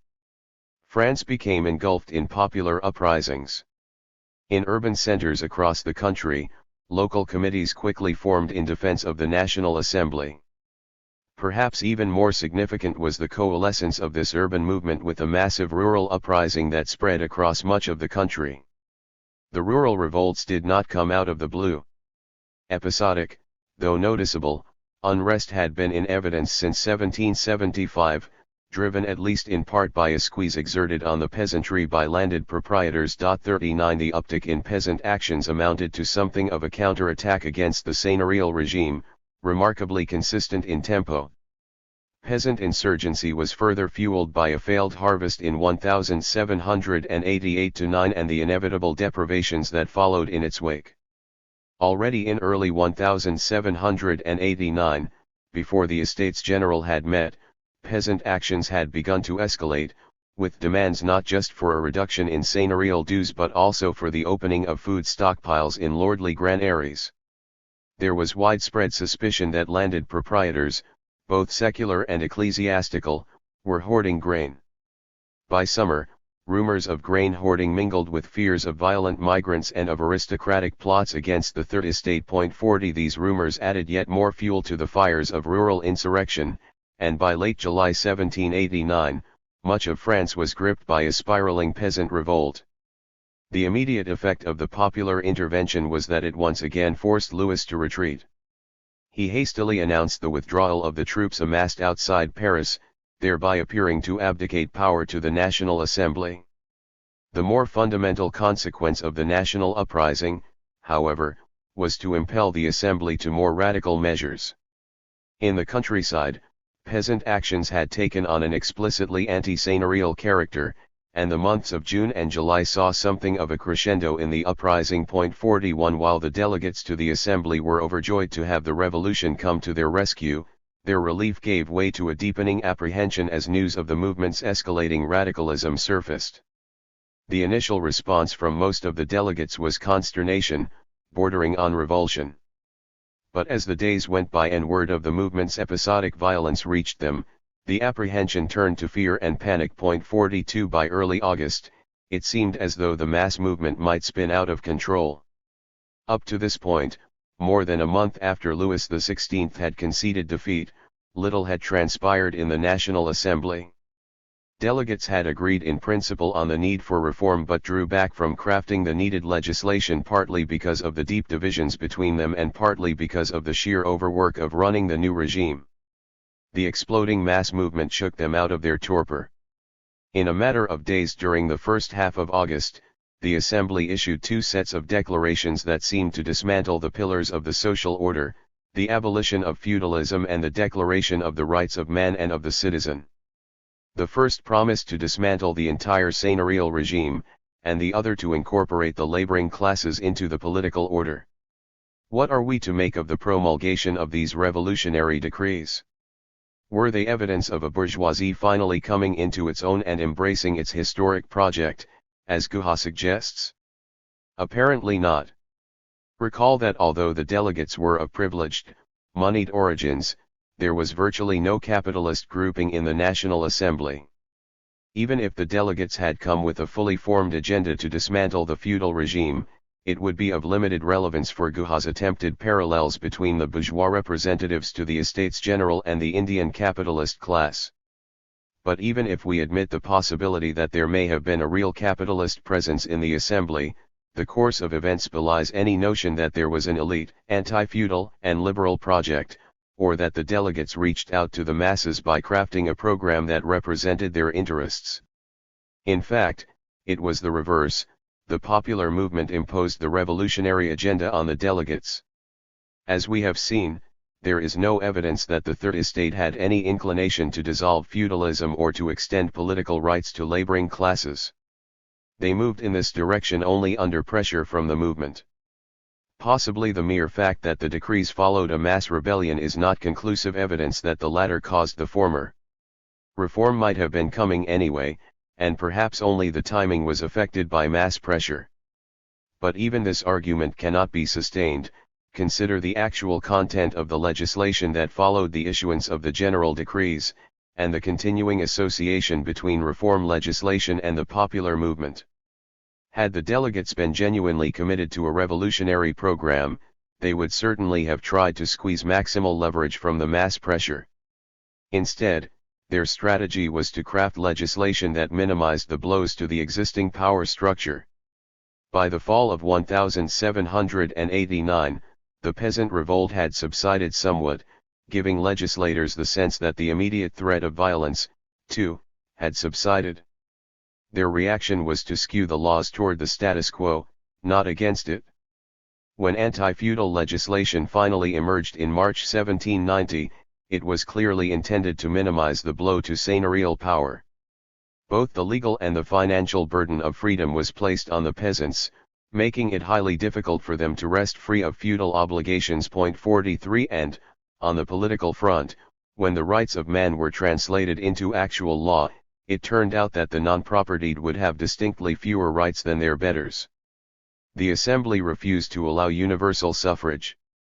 A minimal property requirement was mandated for voting rights, and even more demanding preconditions for the right to hold office. In the end, only around 45,000 French men were given the right to hold high office. 44 Democratic rights were thus made conditional on being propertied.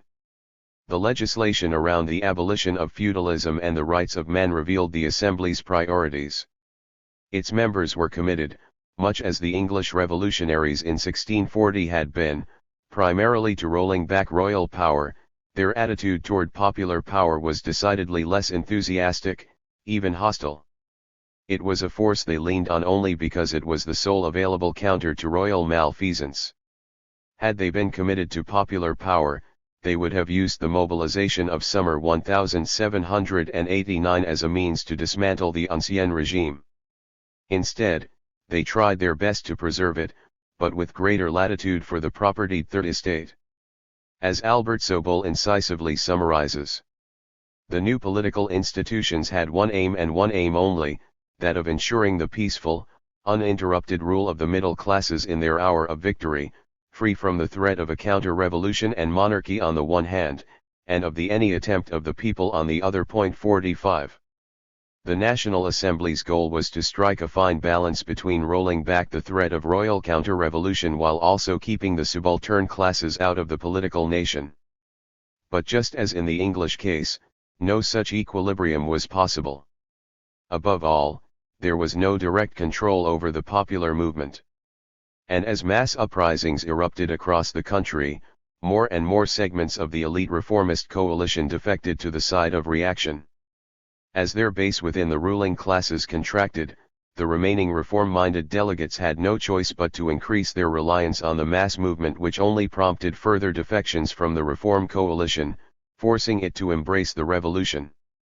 It was this pressure from below that forced the Assembly to return to the promises they had made in the August declarations. The anti-feudal measures were redrawn, but only after the Assembly was confronted yet again, in 1791-2, with a tidal wave of rural unrest. Indeed, John Markoff has shown an uncanny correspondence between spikes in rural upheaval and the issuance of new anti-feudal legislation. 46 Political rights were extended to the laboring masses in 1792, giving France universal suffrage for the first time, but here, too, only under enormous pressure. The defections of aristocratic elements from the reform coalition did not result in civil war, as in England in 1640. Instead, the malcontents emigrated to friendly neighboring states, whose rulers were aghast at the scenes unfolding in Paris and the provinces. Soon France was engulfed in war, as its neighbors combined to attack the revolution and restore the ancien regime. The National Assembly had no choice but to constitute a National Guard. However, peasants and workers would not willingly populate it without being granted political rights. And so, in fall 1792, the Jacobins relented and promulgated a law extending universal suffrage again, only under duress. The revolution had finally become anti-feudal and democratic, but not because of a bourgeois project. The bourgeois legislators of the Third Estate had to be dragged kicking and screaming to assume their role as revolutionaries. Thus, contrary to Ranjit Guha's argument regarding the anti-feudal commitments of the bourgeois leadership of the French Revolution, the leaders were neither bourgeois nor anti-feudal. True, they were bourgeois in the parlance of the time, but were not capitalists.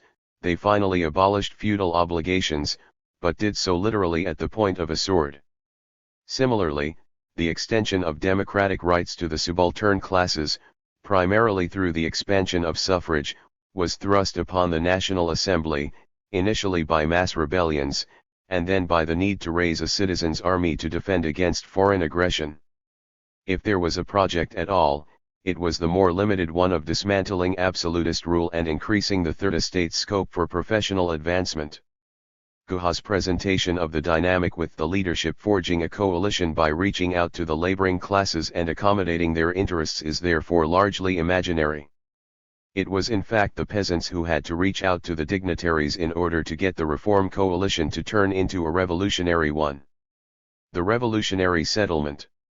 The final element in Guha's mythologizing of the bourgeois project is his contention that it entailed a commitment to establishing an encompassing liberal order that would transcend the gulf separating elite culture from subaltern culture. This was what the bourgeois democratic revolution was meant to achieve, the nation-building exercise that the Indian bourgeoisie either abandoned or never undertook. Just as the aftermath of the English Revolution was a far cry from an encompassing liberalism, so too, in the French case, the outcome was not as Guha depicts it. The extension of universal suffrage in the heady days of autumn 1792 was an epochal event, but it was not the culmination of a political project nurtured by the Third Estate. It was, instead, an expedient they had to accept as a condition for establishing the National Guard. Support for the measure was thus never very deep. As the revolution progressed and its mass base expanded, its elite support contracted. The fall of the Jacobin dictatorship in 1794 to a more conservative coalition sealed the fate of the democratic measures. In the fall of 1795, only 3 years after it had been passed, the law for universal suffrage was rescinded and abandoned as impractical as popular pressure on the convention eased, observes William Doyle. As France returned to a limited franchise based on property requirements. 47 The result was a far-reaching reassertion of elite power, defining the political nation in effect as the notables, in Doyle's summation. 48 This contraction of the political nation was not to be challenged again for more than 2 generations, until 1848. In the meantime, the social order that the new regime set about building was designed to reassert the boundaries between elite and subaltern prerogatives, not to dissolve them. Thus electoral rights were not extended to adult men until mid-century, the right to strike was not granted to workers until 1864, and the right to form trade unions until the mid-1880s, so, too, the right to free and universal education did not come until the 1880s. More broadly, as Eugen Weber argued in his classic study, regional-rural society remained largely separate from the urban, modernizing French culture for almost a full century after the French Revolution. There was no question of the subaltern domain being integrated into a larger bourgeois culture, since rural France maintained its distinct ways of life until the process of integration finally took root in the 1880s. 49 As for the larger polity, it is sobering to recall that France underwent another 3 revolutionary upheavals, one every 3 decades after the Napoleonic Wars. This was no stable, integrated polity. It was, like its British predecessor, a narrow oligarchy, designed to cement the power of the ruling classes, an oligarchy bent on dominating the subaltern sphere, not integrating it into a consensual order. 50. 3.3 Conclusion. The events that transpired in the British Isles in 1640s and in France in 1789 certainly deserve to be called revolutions. The critique of the bourgeois revolutions developed in this chapter is not intended to deny their social significance. What I suggest is simply that they were important in ways rather different from those proposed by Guha or by the historical tradition on which he draws. The classic understanding of these revolutions was that they were instrumental in the development of capitalist economic structures and the rise of liberal political regimes. These attributions are not entirely wrong. Both revolutions did have significant economic and political effects. But the effects were not as dramatic as is often supposed and, in many ways, entirely different from those perhaps expected. If we turn to the economic effects of these 2 revolutions, it should be clear that their contribution to the development of capitalism was either weak or redundant.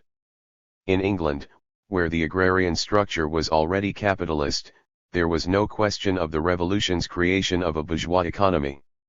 At best, all it did was to accelerate trends that were already firmly in place. In the case of France, it was no doubt important that the revolution abolished some of the bulwarks of seigneurial power and thus contributed to the eventual development of capitalism. But the causal link is weak. The French Revolution's most direct economic consequence was the strengthening of peasant property, not the creation of an agrarian bourgeoisie. In effect, the revolution weakened the feudal prerogatives of the nobility but without giving them new, more properly capitalist powers. The immediate gains with regard to property rights were made by the peasantry. 51 While this, in principle, laid the foundation for rural accumulation, it was necessary to wait another few decades for the advent of a dynamic, capitalist agrarian economy. The short-term result of strengthened peasant property rights was to amplify the risk-averse and conservative economic strategies typical of smallholders. The agrarian base of the French economy remained mired in very slow growth till the second half of the 19th century. 52. As for the political effects of the revolutions, it ought to be clear that their contribution to the birth of modern liberalism was weak. At their radical peak, they unleashed, for the first time, truly democratic impulses into the body politic. But the emergent dominant classes quickly suppressed the greater part of these radical impulses. As with the contribution to the rise of capitalism, we need to deflate the revolution's significance as harbingers of political liberalization. What they bequeathed was an oligarchic state with an expanded scope for political participation but only for members of the ruling order who had hitherto been excluded. If there was a direct contribution made by these 2 upheavals, it was to the growth and strengthening of the state, not capitalism or democracy. In this, the English Revolution's contribution must be recognized as a modern catalyst. Until the 17th century, England could only look nervously, and not a little enviously, at the emerging military behemoths on the continent. The Crown viewed the emerging absolutisms in Spain and France as the primary dangers to British security. To compensate for its own geopolitical weakness, it crafted a delicate system of alliances with other continental powers. Even while the agrarian sector slowly accelerated its growth rate and made it possible for England to pull away from its rivals, the state could not capitalize on the expanding agrarian surpluses, because it lacked the fiscal instruments to capture them. It was the long revolutionary transformation between 1640 and 1688 that installed a revamped fiscal apparatus, thus enabling the construction of Britain's fiscal military state. 53 Over the course of the 18th century, England emerged as not only the most dynamic economy in the European arena but also the most formidable military power. Its military prowess was based critically on the Crown's compromise with the landed oligarchy, giving the latter control over state finances and local governance in exchange for the monarchy's retention of executive privileges. This was the political nation that the revolution created, narrow, grasping, highly authoritarian, and increasingly belligerent in its dealings with the world. France had already embarked on a centralizing project in the 17th century, as it constructed Europe's most formidable absolutism. But unlike post-revolutionary England, where state-building was fueled by an increasingly dynamic economy, the drive to strengthen the state in pre-revolutionary France strained against an archaic and stagnant economic base. It was, in fact, the relentless pressure coming from across the Channel, from Great Britain, that impelled the Bourbons to make unsustainable demands on the domestic power structure. By the time of the Revolution, most members of the ruling class understood that whatever else the outcome, France would have to build and maintain a political apparatus capable of competing with British power on a global scale.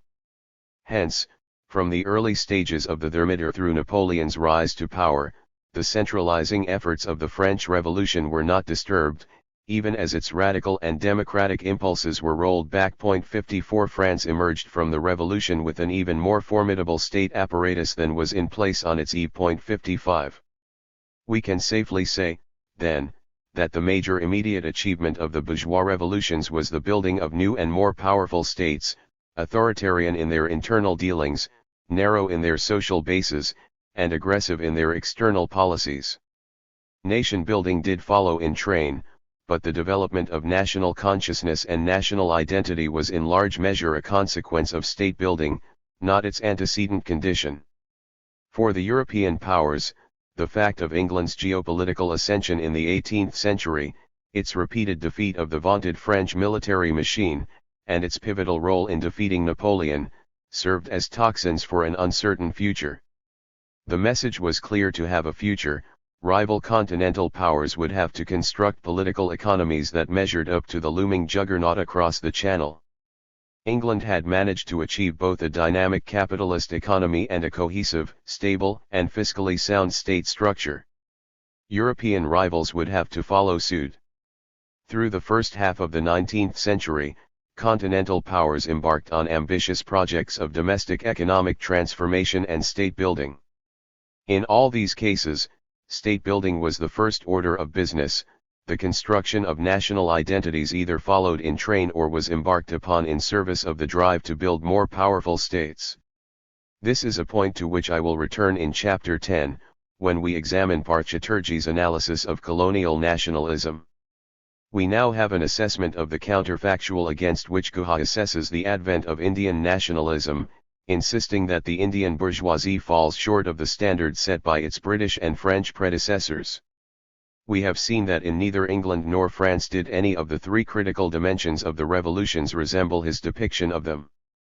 We are now positioned to assess the implications of our findings for his larger project, placing Indian modernity in a global context and drawing the necessary theoretical and practical conclusions. Chapter 4. Dominance without hegemony, the argument in context.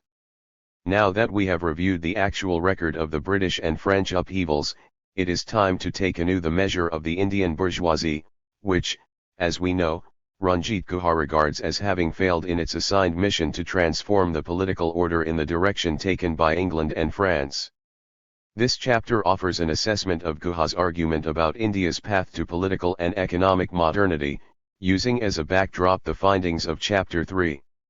I have signaled the relevance of the main findings along the way in the previous pages, and this chapter serves as an opportunity to bring them together and assess their implications. But, in addition to placing the Indian experience in a systematic comparison with Guha's baseline cases, I also expand the comparative frame. After all, it might be that the reason Guha fails to convince is that he has relied on the wrong historical cases. Perhaps the bourgeoisie in other instances, or other historical periods, did perform as Guha thinks they did in early modern Europe. It could be that, given the proper comparison, there are indeed grounds for maintaining that Indian capital failed to live up to standards set elsewhere. Maybe capital did abandon its universalizing mission, not in comparison with England and France, but in comparison with its achievements in other regions. As it happens, however, the heroism and boldness that Guha mistakenly assigns to the British and French are hard to find anywhere, for any bourgeoisie. The Indian experience, I will argue, is consistent not only with the two cases Guha leans on but also with the generality of modern experience. Guha's mistaken view of the European experience does not simply undermine his analysis of the post-colonial polity. It also has grave implications for his more ambitious project of political critique. He presents his argument as something more than a diagnosis of the post-colonial political crisis. He takes it as the foundation for a far-reaching critique of liberal historiography, and ultimately of liberal theory itself. Other subalternist theorists have similarly trumpeted Guha's achievements as a critic of Enlightenment universalism, a judgment that they base in part on the arguments we are now considering. It is my intention to show that the grounds for this claim are even weaker than for his empirical analysis, because Guha's rendering of the European experience is itself a wholesale reproduction of liberal fictions. He bases his analysis on a Whig historical tradition that was born, in the early 19th century, as an apologia for capital. It is the bourgeoisie's own vision of its past cleaned up, beautified, and perfumed. It does, no doubt, also have a Marxist pedigree, but Guha's version of the theory is much closer to the Whig historians of the 19th century than it is to Marx's. In the first part of this chapter, I place the Indian bourgeoisie's orientation against the practice of the French and British elites during their bourgeois revolutions, focusing on three dimensions central to Guha's analysis: the dismantling of landlordism, the creation of a hegemonic anti-feudal coalition, and the implantation of a consensual, liberal post-revolutionary order. I then revisit the crisis of the 1970s, the events that led Guha and his colleagues to surmise that something had gone terribly askew in India's modernization, and see how, based on the argument I have developed, that crisis might be reinterpreted. Finally, I examine the historiographical lineage of Guha's conception of the bourgeois revolutions and its ideological implications. 4.1 Bourgeois interests and land reform. Judged in terms of space or of word count, Guha does not devote much attention to the fortunes of the landed classes, either in the European bourgeois revolutions or the Indian nationalist movement. The real focus of his attention is the issue of leadership. Still, the bourgeoisie's relation with traditional landed classes occupies a central place in his analysis, even if this is not reflected in the number of pages he devotes to it. He traces the root of what he calls the structural fault between the two modernizing projects, that of Western Europe and of India, in the bourgeoisie's divergent orientations to landed property. Whereas the British and French elites launched their revolutions as a frontal assault on the feudal nobility, the Indian bourgeoisie accommodated to it. From these contrasting origins springs the specificity of colonial modernity, a modernity without recognizably capitalist cultural and political forms, or so claim the subalternists. The problem with the argument is threefold. First, in only one of the revolutions was there any attack at all on traditional landlord power, for in only one of the cases did such power exert significant social weight. By the onset of the revolution in 1640, feudal landed relations in England had largely been reduced to the status of a historical relic. There was a landed aristocracy, to be sure, but for the most part it was by now a class of capitalist landlords, not feudal magnates. The bourgeoisie did participate in the revolution, but its ambition was not to transform the social order so much as to preserve it against the encroachments of an overly ambitious monarchy and its drive to absolutism. It was only in France that the revolution took on a somewhat anti-feudal character, in that there was a legislative drive to dismantle seigneurialism in the countryside. But this is where the second problem arises for Guha. It may be argued that even though the English Revolution was not anti-feudal, the French surely was. Yet even though there was a strongly anti-feudal complexion to the upheaval in France, it cannot help Guha's case, for it was by no means a bourgeois project. For one thing, the revolutionary leadership included virtually no bourgeois presence. What was referred to as the bourgeoisie was overwhelmingly a group of urban professionals, mainly from the legal realm. Even more important, however, this leadership showed no ambition to dismantle seigneurial power of its own volition. Anti-seigneurialism did not figure prominently in its stated goals prior to the revolution, and when the revolution started to unfold, elite leaders showed no inclination to push it in that direction. Much as in the English case, the ambition of elite leaders was more or less limited to asserting their rights against the state, not to extinguishing feudal landed power. This brings up the third problem. Insofar as the elites in France turned against seigneurialism at all, it was only because of overwhelming pressure from the peasantry, whose rural revolution evoked great consternation among the notables in the National Assembly. Even if it is established, through a miracle of historical research, that the members of the Third Estate were in fact capitalists, it would still not sustain Guha's argument. Whatever the class background of the Third Estate, the crucial fact is that its radicalism was produced through the use of force and was by no means an index of the liberalism or anti-feudal fervor of the bourgeoisie. It is crucial to recall that, even in the face of peasant revolution, the elite leadership dragged its feet and sustained feudal rights as long as possible. How, then, can it be claimed that the Indian bourgeoisie departed from a standard set by its Western European predecessors? Clearly it did not, at least with regard to its attitude to landlordism. But perhaps Guha's admonishment would have some traction if we changed the reference frame from the classic bourgeois revolutions to other cases. Could we not look to other regions or times, when capitalist classes might have taken up cudgels against their landed oligarchies, leading an anti-feudal revolution of the kind Guha ascribes to the British and French? This would certainly preserve the basic structure of his argument, even if the historical referents would now be different. The Indian bourgeoisie could still be found wanting when set against its counterparts elsewhere. The problem is that it is hard to think of any historical experiences that conform to Guha's account of the classic bourgeois revolution's cases of agrarian reform being pushed through by a domestic class of capitalists at the helm of a broad and inclusive social coalition. Broadly speaking, the routes to agrarian reform in the modern epoch have been of three sorts, none of which are friendly to Guha's theory. The first, of which Stein-Hardenberg reforms in Prussia and the Russian reforms of 1861 are examples, were state-led and imposed from above. They were not driven through by a modernizing capitalist class, but rather by a modernizing state, with some support from the highest echelons of the rural aristocracy. 1 In the case of Russia, the aristocracy had little recourse against the state initiative since it was, in the European context, one of the weakest landed elites vis-a-vis the central state.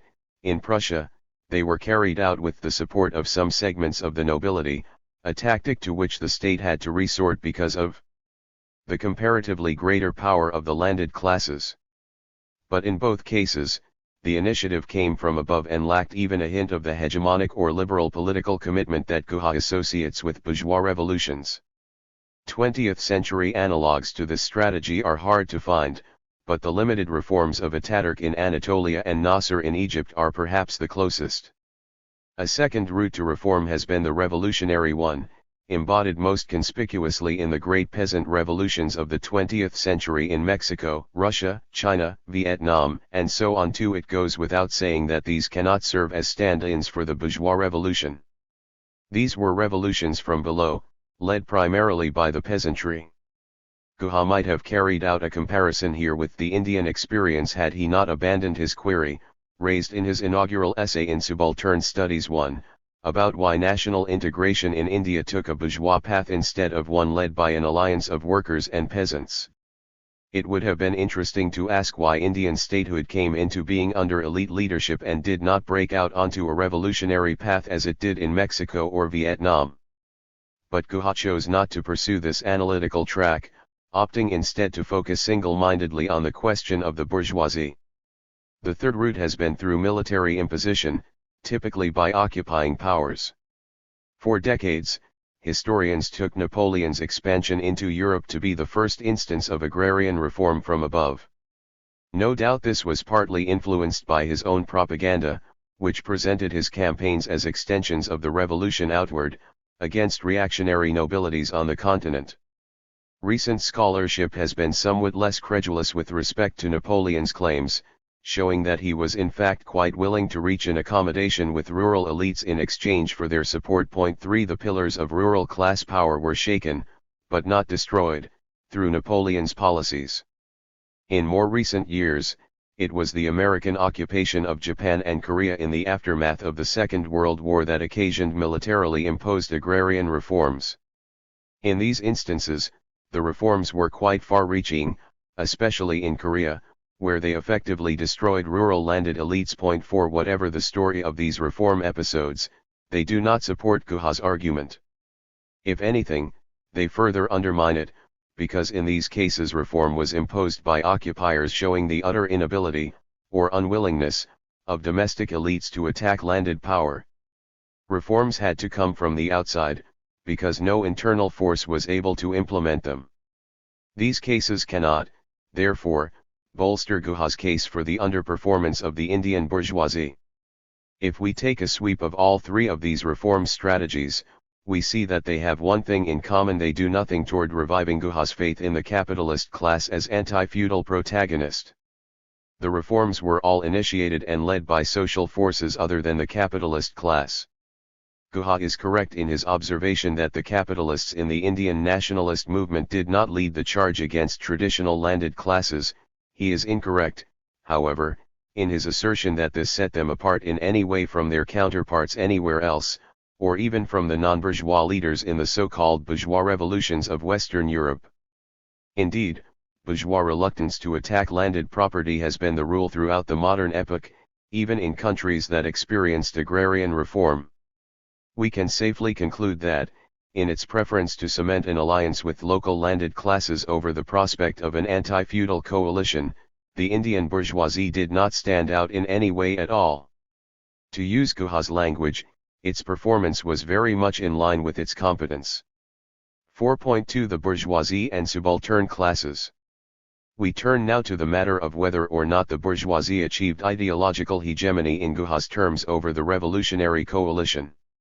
Recall that, in his presentation, the leadership of the revolutions attained hegemony because it incorporated the real interests of subaltern social classes into its revolutionary program.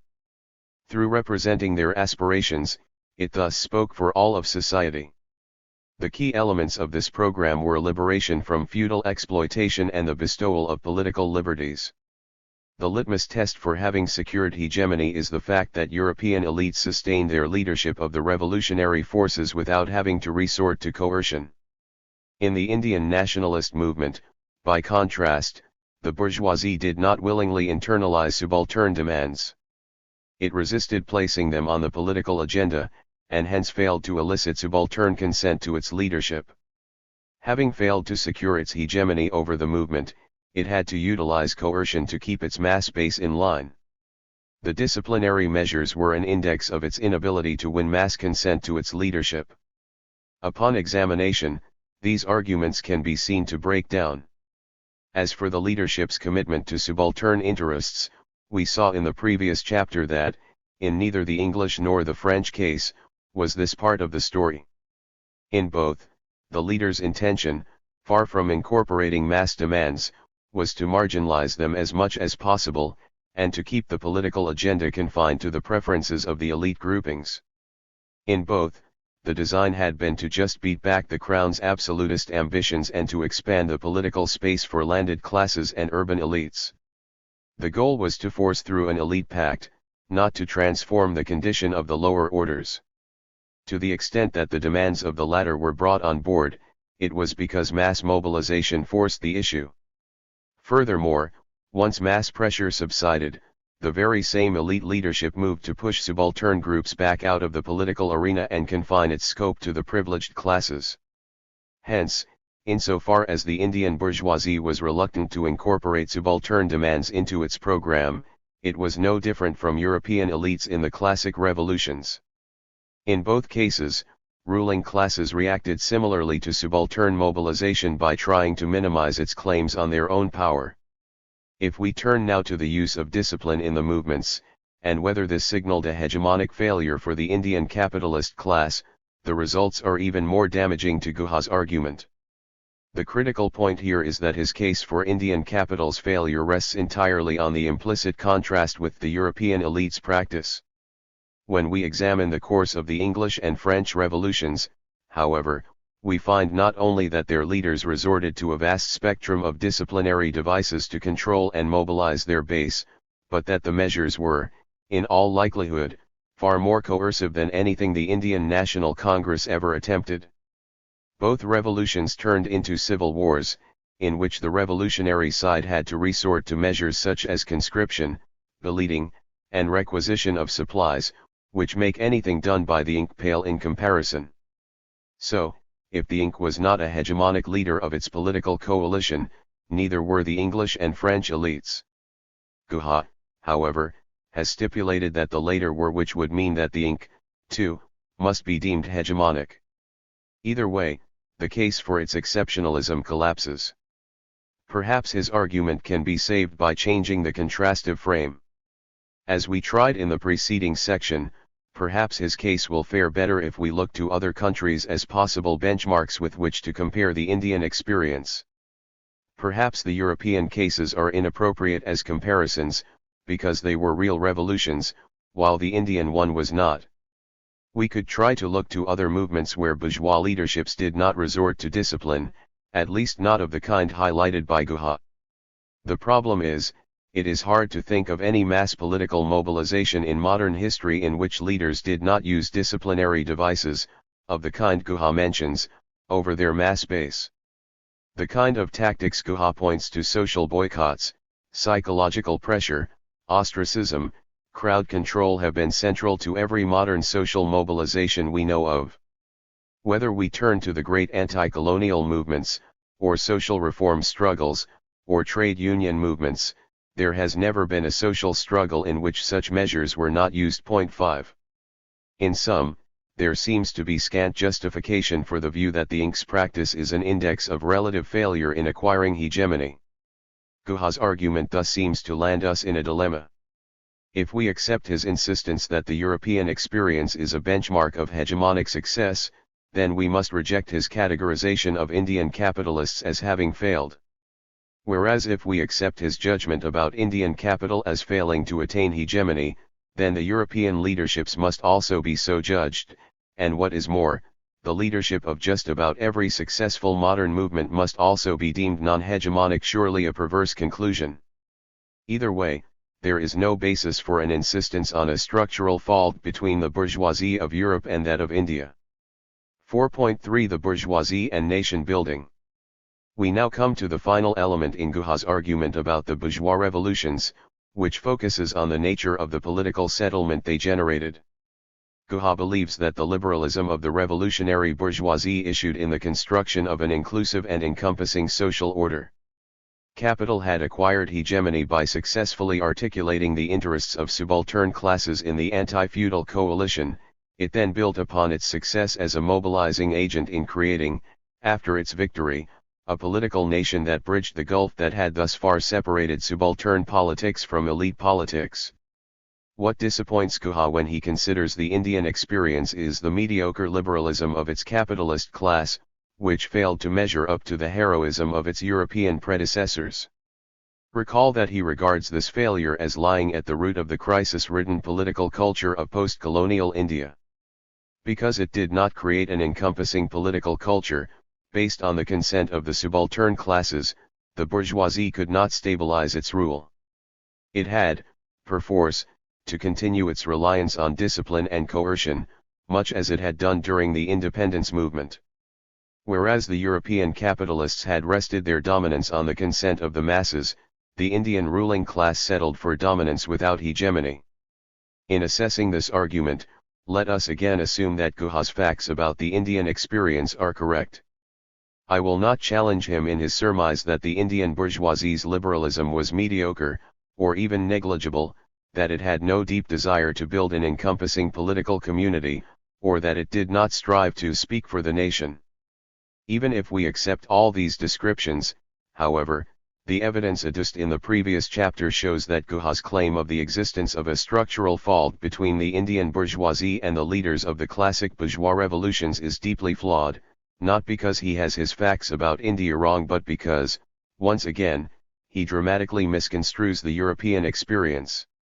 Recall that the priority of the elite French and English coalitions after their victories was to exclude subaltern classes from the political nation, not to strengthen their incorporation.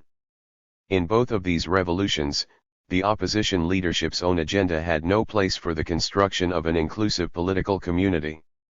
The intent was to install a political regime with an expanded set of rights for non-noble elites, but with no real intention of enfranchising laboring groups. The vision was for a constitutional monarchy, with even limited political rights for the meaner sort, a matter of great ambivalence, if not consternation, for the anti-monarchical forces.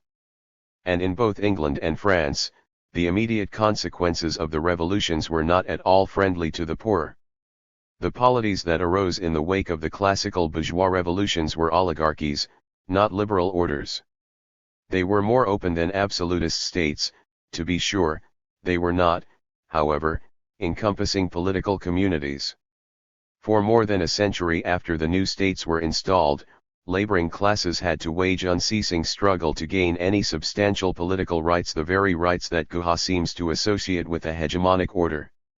On his own terms, it would be hard to maintain that the chief means of stability in this period was the active consent of the poor to their place in the world. A hegemonic order, as Guha defines it, took more than a century to form. Compared to the realities of the bourgeois revolutions, the Indian experience seems, if anything, a relative advance. The political order installed in 1947 was not what most progressives had hoped for, especially on matters of minority rights.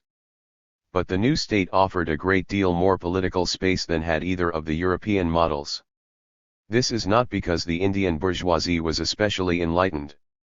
Guha is entirely correct that the Indian business community was, on the whole, deeply suspicious of a fully enfranchised and empowered working class.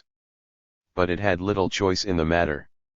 While the European elites were able to suppress subaltern political aspirations in their revolutions, the Indians were not. Having had to abide a massive social movement as its ticket to power, the Indian bourgeoisie did not have the means of disenfranchising it. The movement was too strong, too well organized, and had too many supporters in the nationalist leadership.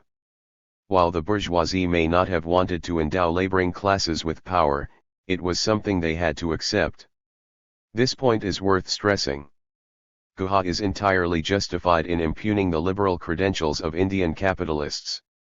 They were no lovers of democracy or of the empowerment of the laboring classes. Indeed, their early reaction to the transformation of the Indian National Congress into a mass, mobilizational organization in the 1920s was to make moves toward organizing a rival party to represent the propertied classes. 6. It was only with some hesitation that they maintained their partnership with the Inc. Only after an initial experiment with limited home rule after 1935, when the Inc. took over the reins of government in several provinces, did their attitude soften. And this was not because the captains of industry had suddenly become proponents of popular power. It was because, Upon winning office in the provinces, the Inc. moved swiftly to subdue and subordinate the popular forces, especially labor. The bourgeoisie solidified its relationship to Congress because Congress proved it could be trusted. Nehru, Patel, Gandhi, and other leaders showed they could contain the left within the organization, leaving no doubt that vital capitalist interests would be prioritized once Congress secured full power. 7 And once independence was attained in 1947, Nehru moved to demobilize and then marginalize the trade unions and the left in the party and in the political scene more generally. 8 All this justifies Guha's criticism of the Indian bourgeoisie and the Inc. Nevertheless, none of these facts distinguishes Indian capitalists from the elites of the British or French revolutions. Guha's argument is entirely contrastive. It is not about the deficiencies of Indian capital per se, but their deficiencies relative to their forebears. So, too, with the political economy more generally. The political order India inherited was no doubt flawed, but it was, in many ways, also more democratic, more integrated, and more inclusive than was England's in 1720 or France's in 1815. In sum, on this third and final dimension, there was no structural fault between the Indian bourgeoisie and its predecessors. The Indian business class was disdainful of subaltern agency, to be sure, but so were the Europeans. There was a difference in the kind of political regimes that the two epochs generated, but what emerged were two oligarchies in Europe and electoral democracy in India. It took European subaltern classes more than a century to achieve what the Indians acquired at the very birth of the post-colonial state. Even this difference, while certainly real and inimical to Guha's claims, cannot be attributed to any significant polarities in the political preferences of ruling elites.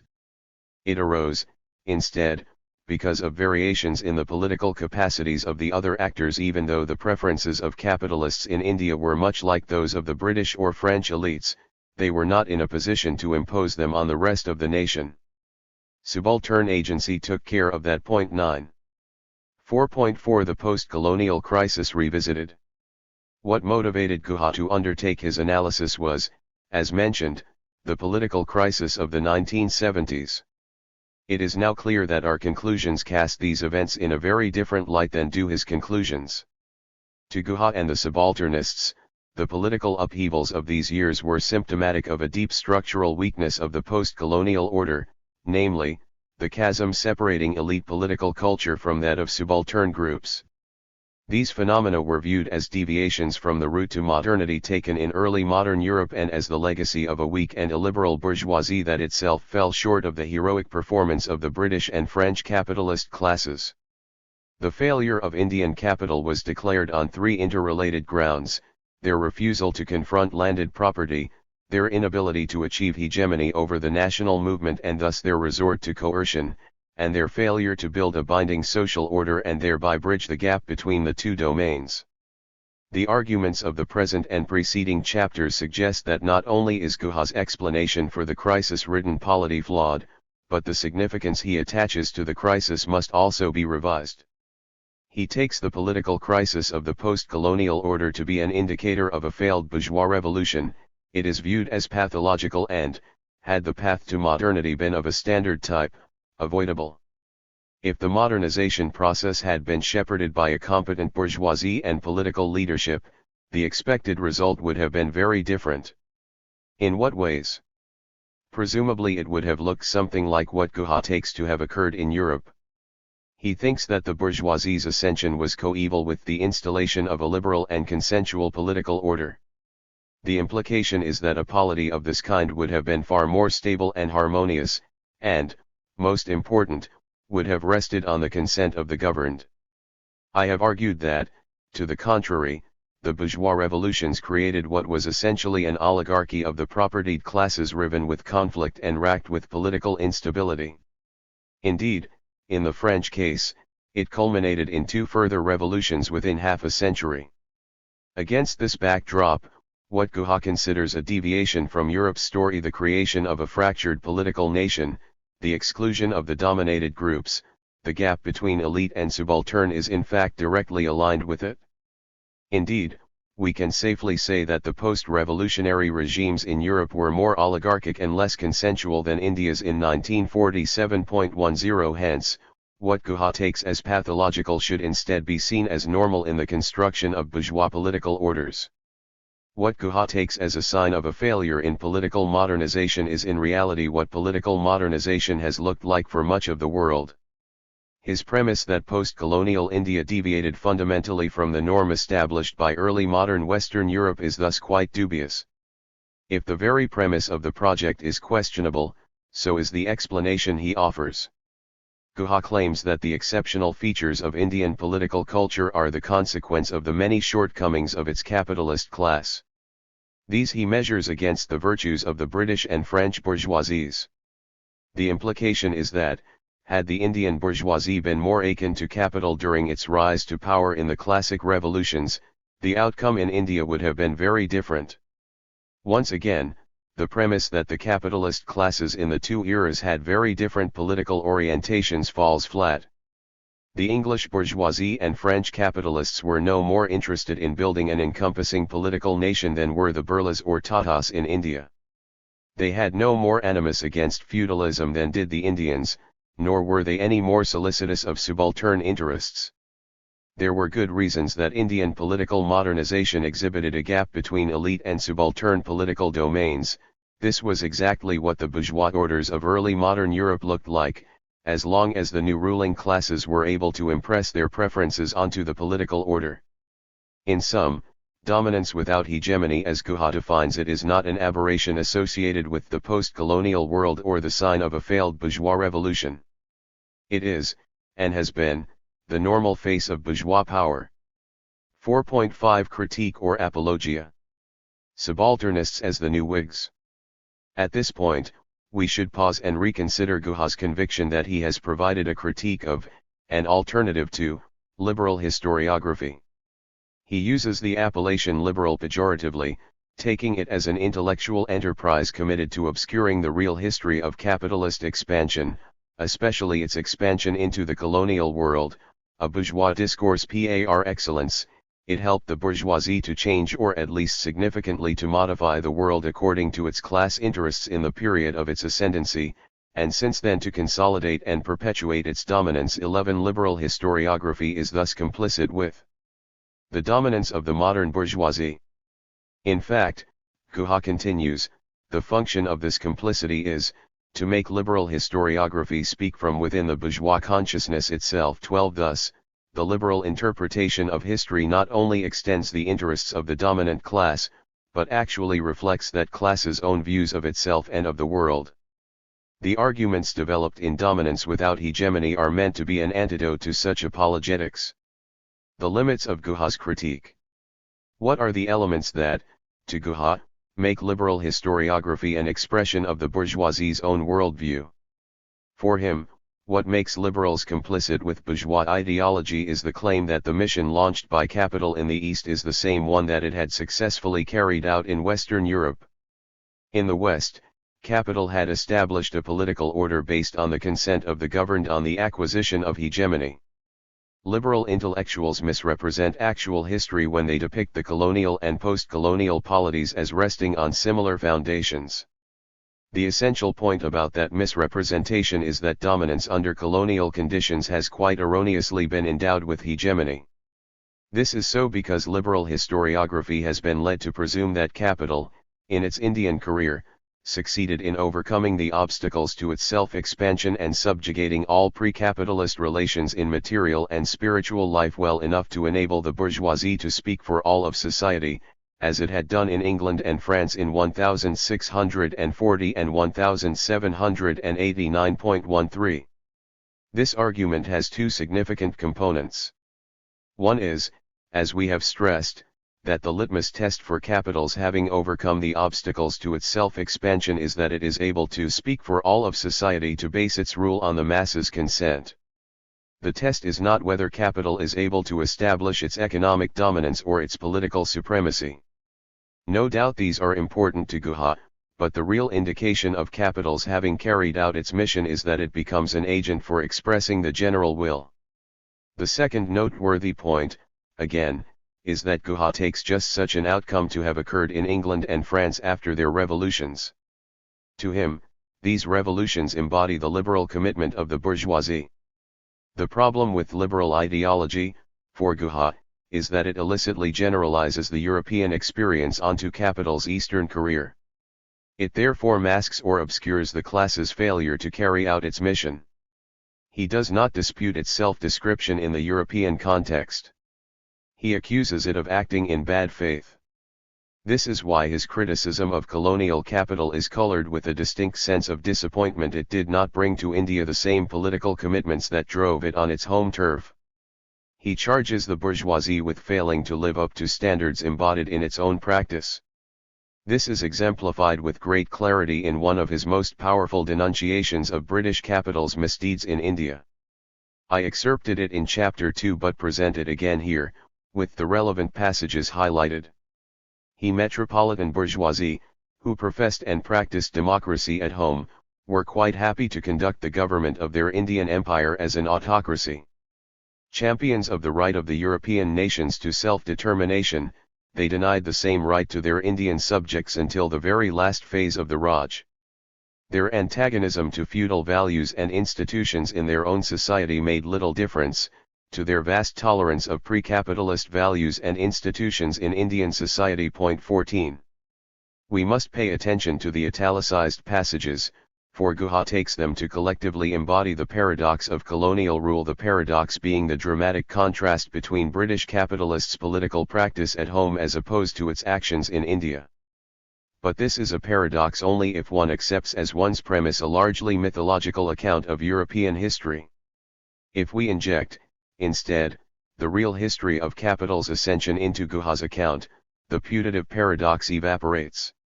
An accurate rendering of the European experience would generate, instead, the following paragraph to replace his original one, with the italicized passages in the original quotation replaced by new passages, more reflective of actual history. He metropolitan bourgeoisie who fought against and suppressed democracy at home, were quite happy to conduct the government of their Indian empire as an autocracy. Wary of the right of the European nations to self-determination, they denied the same right to their Indian subjects until the very last phase of the Raj. Their accommodation to feudal values and institutions in their own society was paralleled by their vast tolerance of pre-capitalist values and institutions in Indian society. This is what Guha ought to have said. Had he done so, it would have generated a very different framework for understanding the dynamic of colonial rule in India. In a sense, the liberal historians whom Guha castigates were correct. The colonial state was a product of the same impulses that drove state formation in Great Britain. It is just that the content of these impulses was not as they described it, on either side. The bourgeoisie strove to install an oligarchic form of rule at home, no less than it did in India. It follows that the despotic character of colonial rule, far from being a fundamental departure from the bourgeoisie's political preferences in England or France, was simply a concentrated and more brutal expression of those preferences. Guha merely faults the liberal historians for getting the Indian side of the story wrong. But he accepts in toto the liberal description of the European experience. Hence, using Guha's own definition of the term, his account is not only wrong, but ideological. It not only obscures the real history of European modernization, but does so in a fashion that whitewashes capital's real objectives, which were to set up a polity narrowly committed to its particular interests. It is a story that substitutes capital's self-serving vision of its past for the real one. The Whig origins of Guha's critique. The ideological character of Guha's construction is still more evident if we examine its pedigree. The notion that a progressive and liberal bourgeoisie launched the classic revolutions was crafted in post-Napoleonic Europe by liberal intellectuals fighting against a rising tide of royalist sentiments. In both England and France, the 1820s witnessed a powerful recrudescence of conservative ideology, at the heart of which lay an effort to delegitimize not only the French Revolution but the very idea of popular power.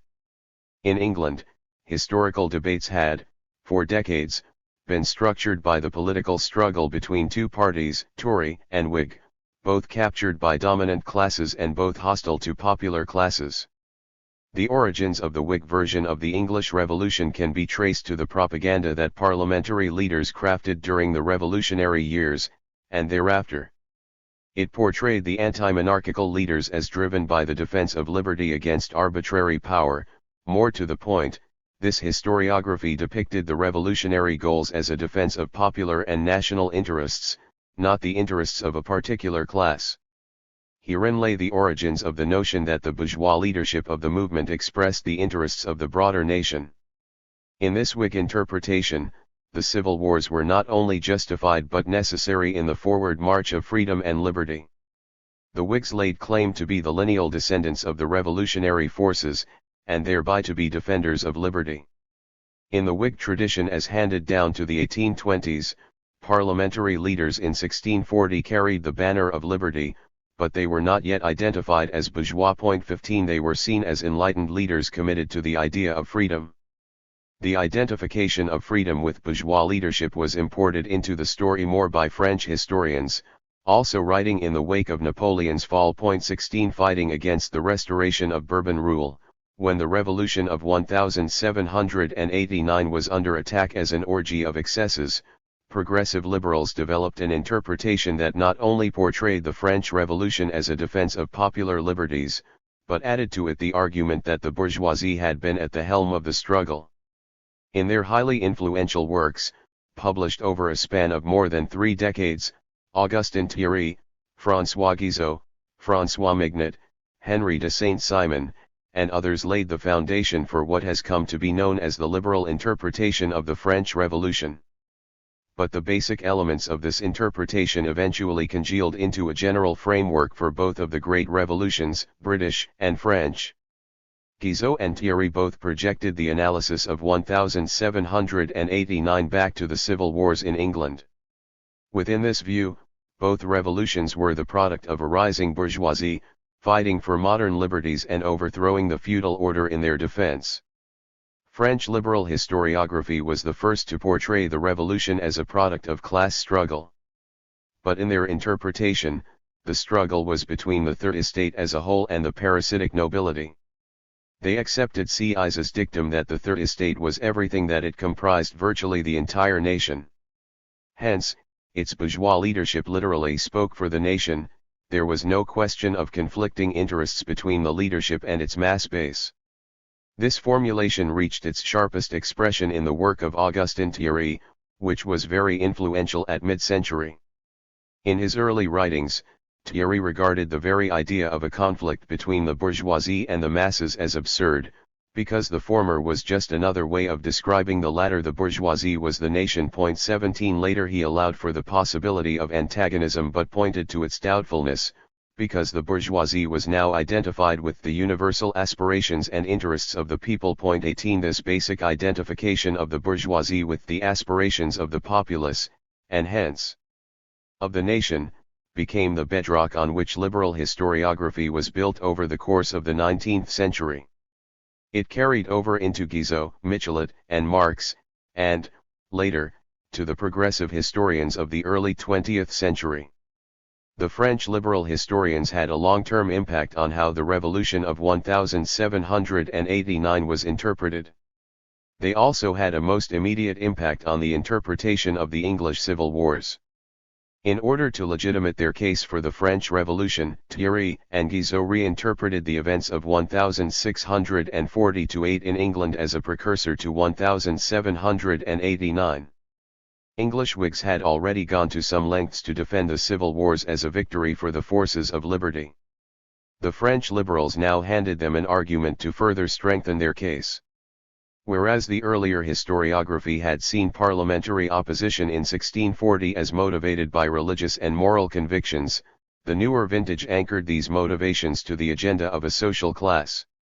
For Guizot, the religious discourse used to justify the rebellion in 1640 was a screen for the social question, the struggle of various classes for power and influence. 19 The English Revolution was in this fashion recast as the victory of the bourgeoisie against a reactionary landed aristocracy, and the French upheaval celebrated as the lineal descendant of the English. 20 By the middle of the 19th century, both revolutions were firmly ensconced in a historiographical tradition that identified their protagonists as the bourgeoisie, whose mission was to speak on behalf of the people nation, and who were credited with having constructed a liberal political order based on the people nation's consent. The Marxist inflection. It should be clear that Guha's argument rests squarely on a Whig interpretation of British and French modernization. As we will see, this is also the tradition that informs his conceptualization of the logic of capitalism. Perhaps this seems a curious claim, given that Guha draws explicitly on Marx in his construction of the bourgeois revolutions, and his conceptual vocabulary looks to be directly derived from Marx. How, then, is it justifiable to present him as a modern-day Whig? Such a characterization is defensible on two grounds. The first is that Marx himself incorporated substantial elements of the Whig story into his analysis of the early modern revolutions. Guizot, Thierry, Mignot and other prominent liberal historians were among his main sources for the history of these events. Furthermore, he took their analysis to be quite compatible with his materialist approach to history. Marx insisted, on more than one occasion, that the progressive liberals had preempted him in recognizing the importance of class forces in historical development. 21 Indeed, he found the notion of the bourgeoisie's leadership of the revolution especially appealing, in that it converged with the idea that history was a progression of societies from one mode of production to another. Marx simply took the idea of a bourgeois revolution and imported it into his larger theory of historical evolution, thus internalizing, along with it, many weaknesses of the liberal analysis. Hence, to the extent that Guha borrows from Marx on these questions, he internalizes the same liberal nostrums, and the same infirmities, as did Marx. 22. But, while Marx did digest substantial elements of the Whig analysis, it would be misleading to collapse his work into the Whig tradition. First, on the narrow question of the bourgeoisie's role in the revolutions, Marx was far more alive than were the liberal historians to the ambivalence of the elite leadership toward popular forces. He excoriated Thierry for trying to deny the existence of antagonism between elite and subaltern in the revolution, for forgetting that the bourgeoisie succeeded only when it decided to make common cause with the peasants. 23 There are several instances in which he admits that the revolutions went beyond their initial timid thrusts, not because of the bourgeoisie's embrace of a radical program but because of pressure from below. 24 As François Furet has noted, Marx was never able to reconcile his acceptance of Whig myths about the rising bourgeoisie with his recognition of bourgeois timidity during the actual course of events. 25 Still, the importance Marx gives to the role of popular pressures sets his analysis apart from Whig historiography, even if he cannot escape its basic weaknesses. A second, and more important, reason to resist assimilating Marx into the Whig tradition is that, for him, the significance of the bourgeois revolutions lay in the thrust they gave to the spread of capitalism as an economic system. No doubt he exaggerated their significance for the development of capitalism. As I argued in chapter 3.26, by 1640, England was already largely capitalist, whereas France did not experience a significant shift to the new economic system until the final quarter of the 19th century, almost a full century after its own revolution. Nevertheless, though Marx may have exaggerated the bourgeoisie's economic achievements in the two revolutions, there is little doubt that he was far more circumspect about their liberal and communitarian commitments. He did emphasize, in his early writings, the importance of capitalism in allowing for the emergence of civil society as a distinct sphere. However, while according great significance to bourgeois civil society, he was far more guarded in his praise for the bourgeois class. The class was, he argued, far more concerned with strengthening the state, especially its repressive apparatus, than it was with the deepening of liberal freedoms. The decisive statement of this view appears in his commentary on the Paris Commune, where he comes back to this theme in each of his three drafts, searching for the proper formulation of his insight. The French Revolution did sweep away the Ancien Regime, Marx observes, but in so doing, it established a parliament under the direct control of the propertied classes, giving the state the character of a public force organized for social enslavement, of an engine of class despotism. 27 This is a far cry from the idyllic version of history found in Guha's narrative to a fundamentally Whig argument. Even though the immediate referent for Guha's work is Marx, then, his interpretation of the revolutions harkens back to its Whig roots. 2 points in particular deserve notice. First, there is almost no recognition in Guha's analysis of the role played by popular forces in radicalizing the political agenda. He places all his weight on the bourgeoisie's revolutionary ardor and expansive vision. This shows up on the other side of his counterfactual, in the Indian case. Had Guha recognized the importance of popular forces in the classic revolutions, he would have been forced to de-emphasize the heroism of the bourgeoisie as a causal factor. The framework would have had to include the analysis of popular mobilization as a core element in explaining the course of bourgeois revolutions. Transferring this framework to the Indian case would have meant a correspondingly reduced emphasis on the mediocre liberalism of Indian capitalists as an explanatory mechanism. Indian capitalists would no longer be seen as mediocre relative to British, but in fact very much like them.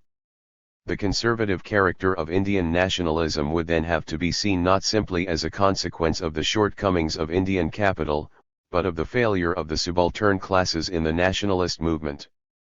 This would require an independent analysis of workers' and peasants' movements, for purposes of explicating their inability to garner the kind of power that might have been able to extract greater concessions from the Inc., much as the popular movements did in Europe.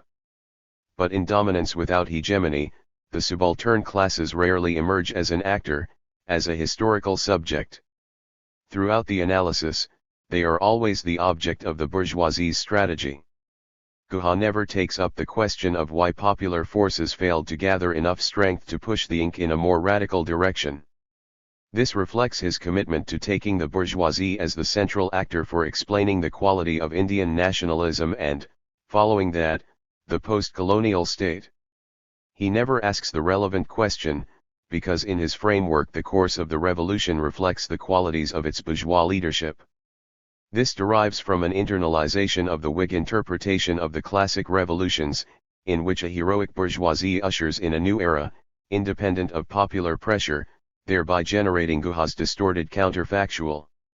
Second, Guha's focus on consent as the hallmark of bourgeois rule also sets him firmly in the Whig tradition. It is difficult to find a suggestion in Marx's work that the new order established after 1640 or 1789 expressed an abiding social consensus. He is far more aware than were his liberal sources of the narrow base of the bourgeois oligarchies. With Guha, this caution is absent. For him, the hallmark of the post-revolutionary polity is that elites and subalterns are integrated into the same consensual order. This is how the chasm between the political cultures of dominant and dominated classes is obliterated. As a result, the concept of hegemony, as mobilized by Guha, becomes an expression of national integration. The bourgeoisie not only brings the laboring classes into the same political coalition, but effectively speaks for the nation. This understanding descends from Thierry, not Marx. For Marx, the new political order cannot prevent the persistence of class antagonism and class struggle, whereas for Guha, the eruption of class conflict as in India in the 1970s is a pathological development, sign of a failed bourgeois revolution. Guha's formulation thus represents a decisive regression toward Whig historiography. In sum, Guha's argument in Dominance Without Hegemony cannot provide a critique of liberalism, because he has internalized so many of liberal historiography's central precepts. He agrees that the bourgeoisie was the main protagonist in the classic revolutions. He also agrees that this class crystallized, in its outlook and program, the aspirations of the nation, and he endorses the view that, once in power, its main achievement was to install a political order based on the consent of the masses. Indeed, Guha builds these outcomes into his definition of capitalist development itself.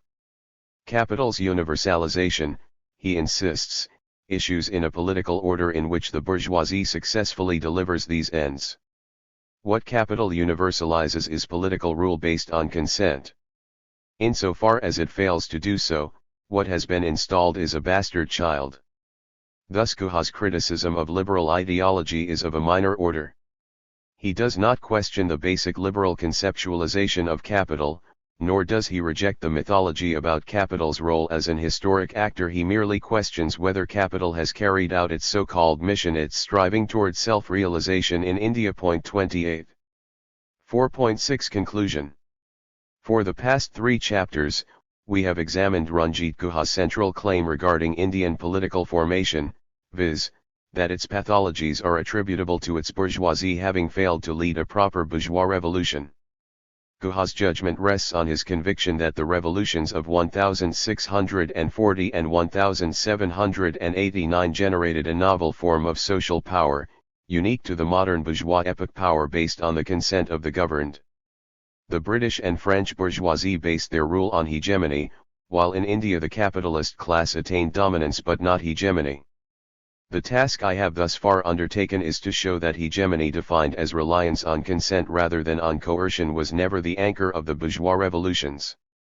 Hegemony has 2 relevant dimensions in Guha's argument: its role as the glue that held the revolutionary coalition together and, subsequently, its contribution to the establishment of an encompassing political order.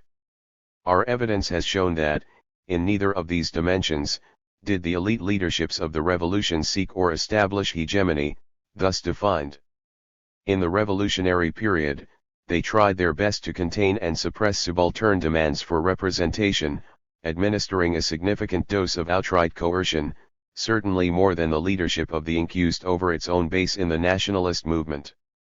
Once in power, they pushed the laboring classes out of the political arenas, thereby establishing a narrow, oligarchic form of rule far more restricted, in fact, than in the Indian case. The result was a constriction of the political nation, to encompass only the ruling classes and a small sliver of the general population. Far from being marginal to political stability in the new order, coercion was central to it.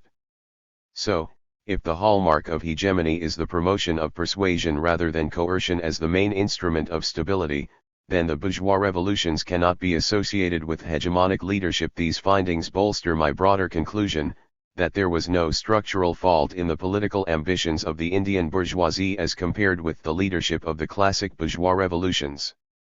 The task now is to examine what remains of the deeper theoretical argument used by Guha to justify his understanding of the bourgeoisie's historical mission.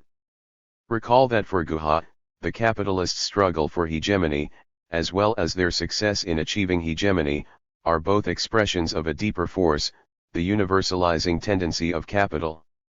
If it turns out that capital did not in fact strive for hegemony as Guha defines it, and indeed was not even especially interested in it, perhaps the very idea of a universalizing drive is mistaken.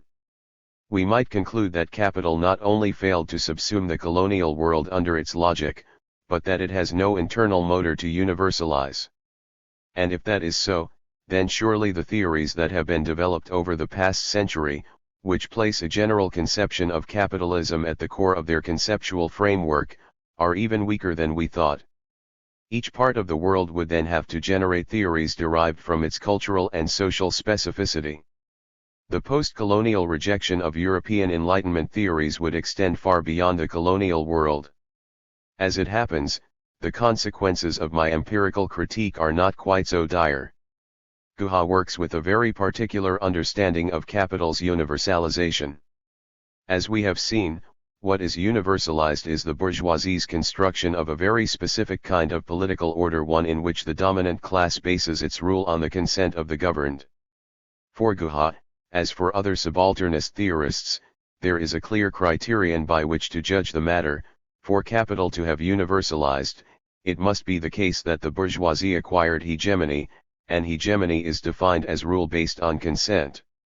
Insofar as these conditions are not in evidence, the universalizing dynamic can be deemed a failure.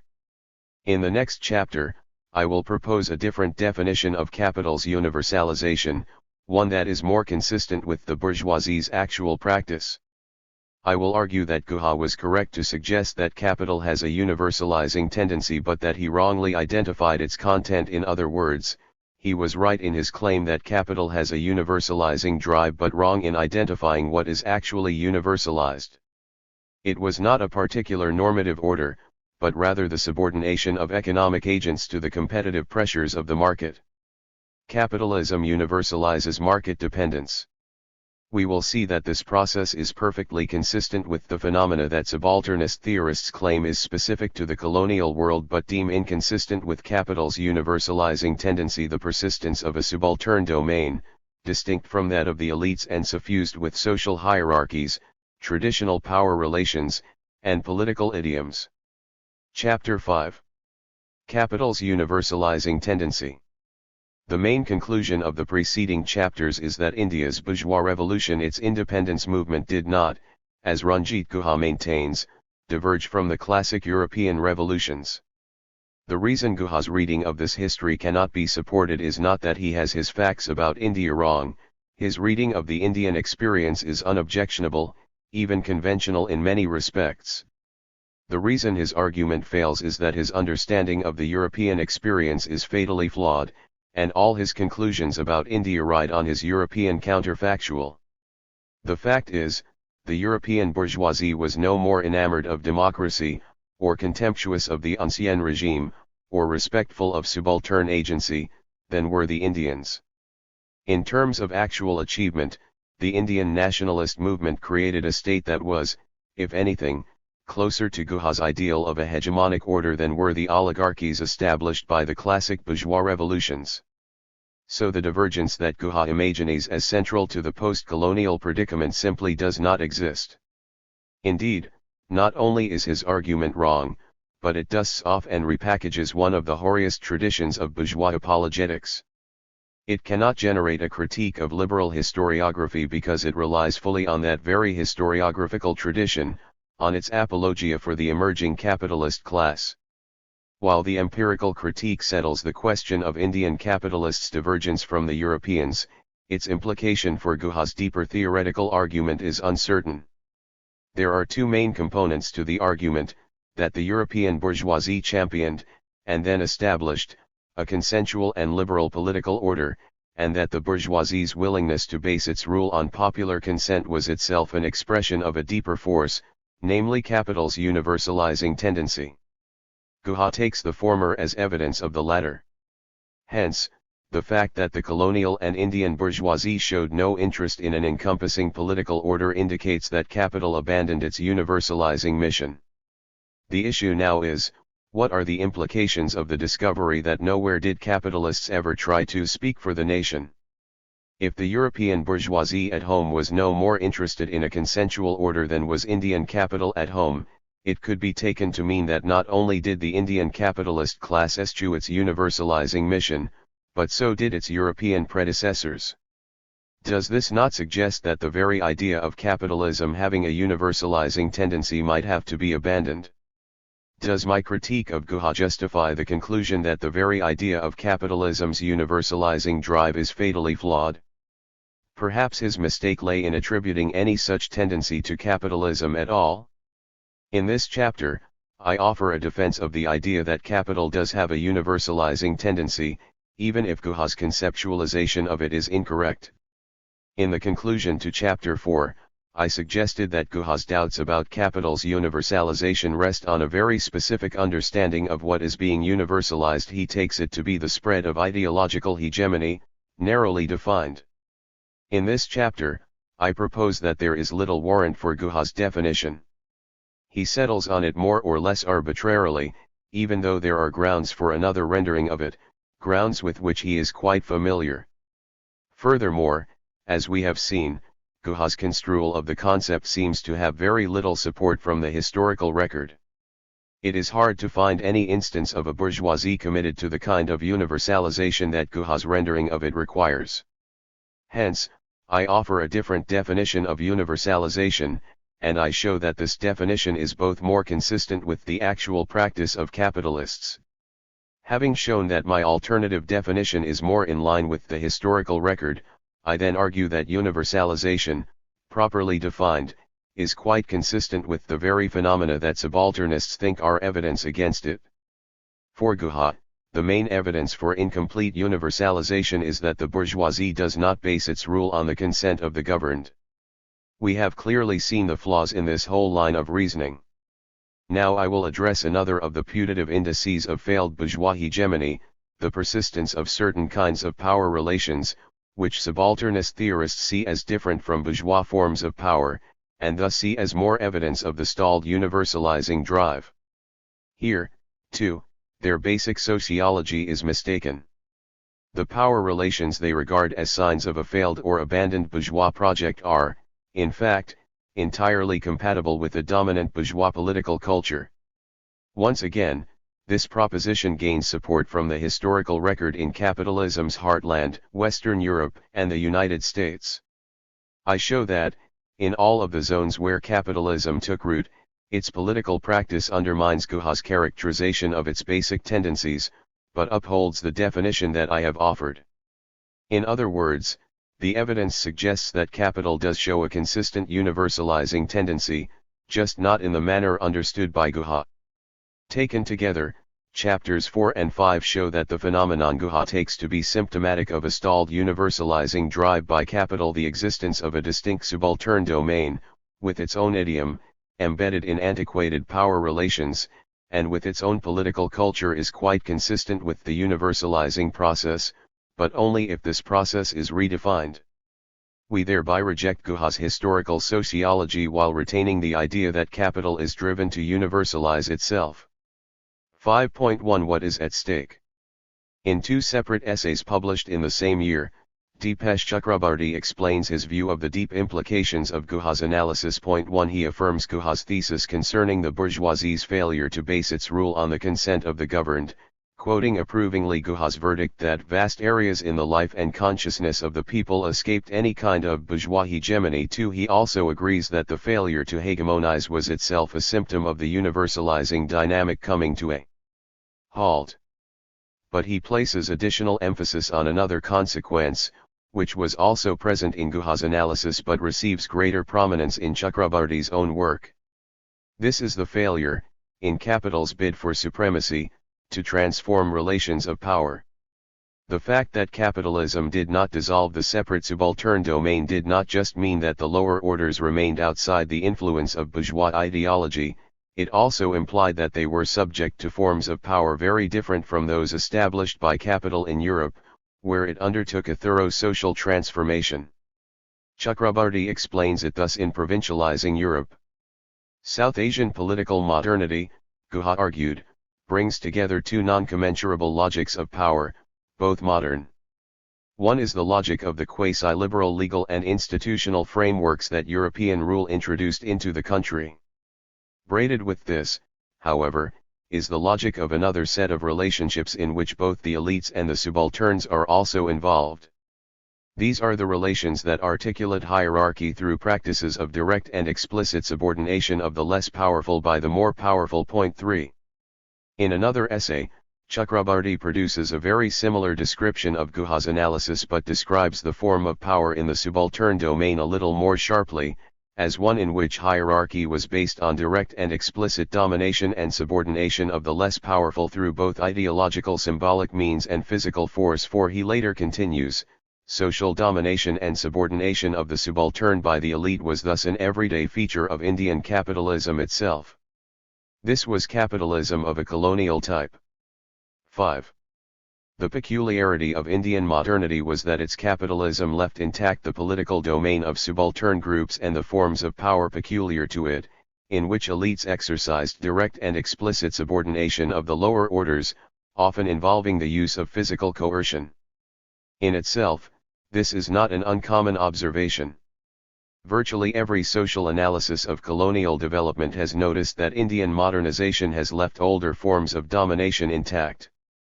But this is where Chakrabarty wishes to distinguish the subaltern studies analysis and conclusions. Whereas for many analysts, the obduracy of antediluvian power relations was a symptom of an incomplete transition to capitalism, Chakrabarty argues that any such inference would be mistaken. The persistence of these forms of power was not an index of an incomplete capitalism, or even a backward capitalism. They did not persist because feudal remnants lingered in the countryside or because labor had only been formally subsumed under capital. In fact, he chastises Guha for occasionally attributing the persistence of subordination and political coercion to an incomplete capitalist transition. Point 6 They persisted, Chakrabarty argues, because a non-universalizing variant has social dynamics rather different from the original, universalizing capitalism. So, Guha and Chakrabarty are united in their view that colonial capitalism, even in its most developed form, produces distinctive forms of power. Guha goes beyond the argument that reduces questions of democracy and power in the subcontinent to propositions about an incomplete transition to capitalism. He does not deny the connections of colonial India to the global forces of capitalism. His point, however, is that the global history of capitalism need not produce everywhere the same history of power. 7. Thus, capitalism can spread around the globe, but the relations of power it establishes will not be identical. This claim seems fair enough. But it is at this juncture that the more interesting parts of Chakrabarty's argument start to emerge. Even though these forms of power are thoroughly modern, and coeval with the development of capitalism, he resists describing them as capitalist. In other words, Chakrabarty does not want to designate them as bourgeois forms of power.